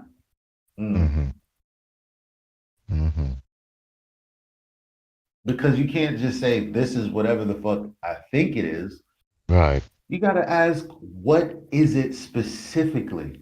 Right. It's not. It isn't so because you believe it to be so. That's what I don't know. I don't know how to give that to people. How to stop people from starting with the conclusion. Don't even try it. You cannot force anyone to do anything. You can only do what is best for their well-being, which includes telling them the truth and doing what is right for them, to them, or by them, or with them. I wish I knew, because I still haven't read the Bible. I'm not even close. Like, I've read more of the picture Bible that my mom got me than the Bible itself. But there's a sentiment in which I think Jesus says he feels for the people that just ain't gonna make it, because it's gonna be most. Yes. Weep not for me, but weep for your children. And I'm not. I wish if North Star was here, he'd be able to help me out. But like, the whole point is, like, someone told it to me when I was saying, it's so simple. Like, the truth is right here. Why can't the majority just take it in? And they're like, well, this is a problem that Jesus was also sad about. So you're not going to be solving it anytime soon. And I was like, damn. Yeah, basically like the pearls to the swine. No. They're just casting pearls. They're not accepting it. Yahusha, aka Jesus. And that's why, Yes, he taught about the good soil, the thorny bushes, and the good foundation. The parable of the good soil, the thorny bushes, and the rocky ground, specifically in reference to the gospel. But this is still applicable to truth because the gospel is true. So the apostles are the farmers, right? The disciples, the apostles, the evangelists of the gospel.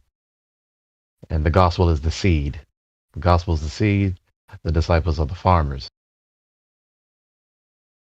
The parable is a farmer goes out and throws seed to the earth.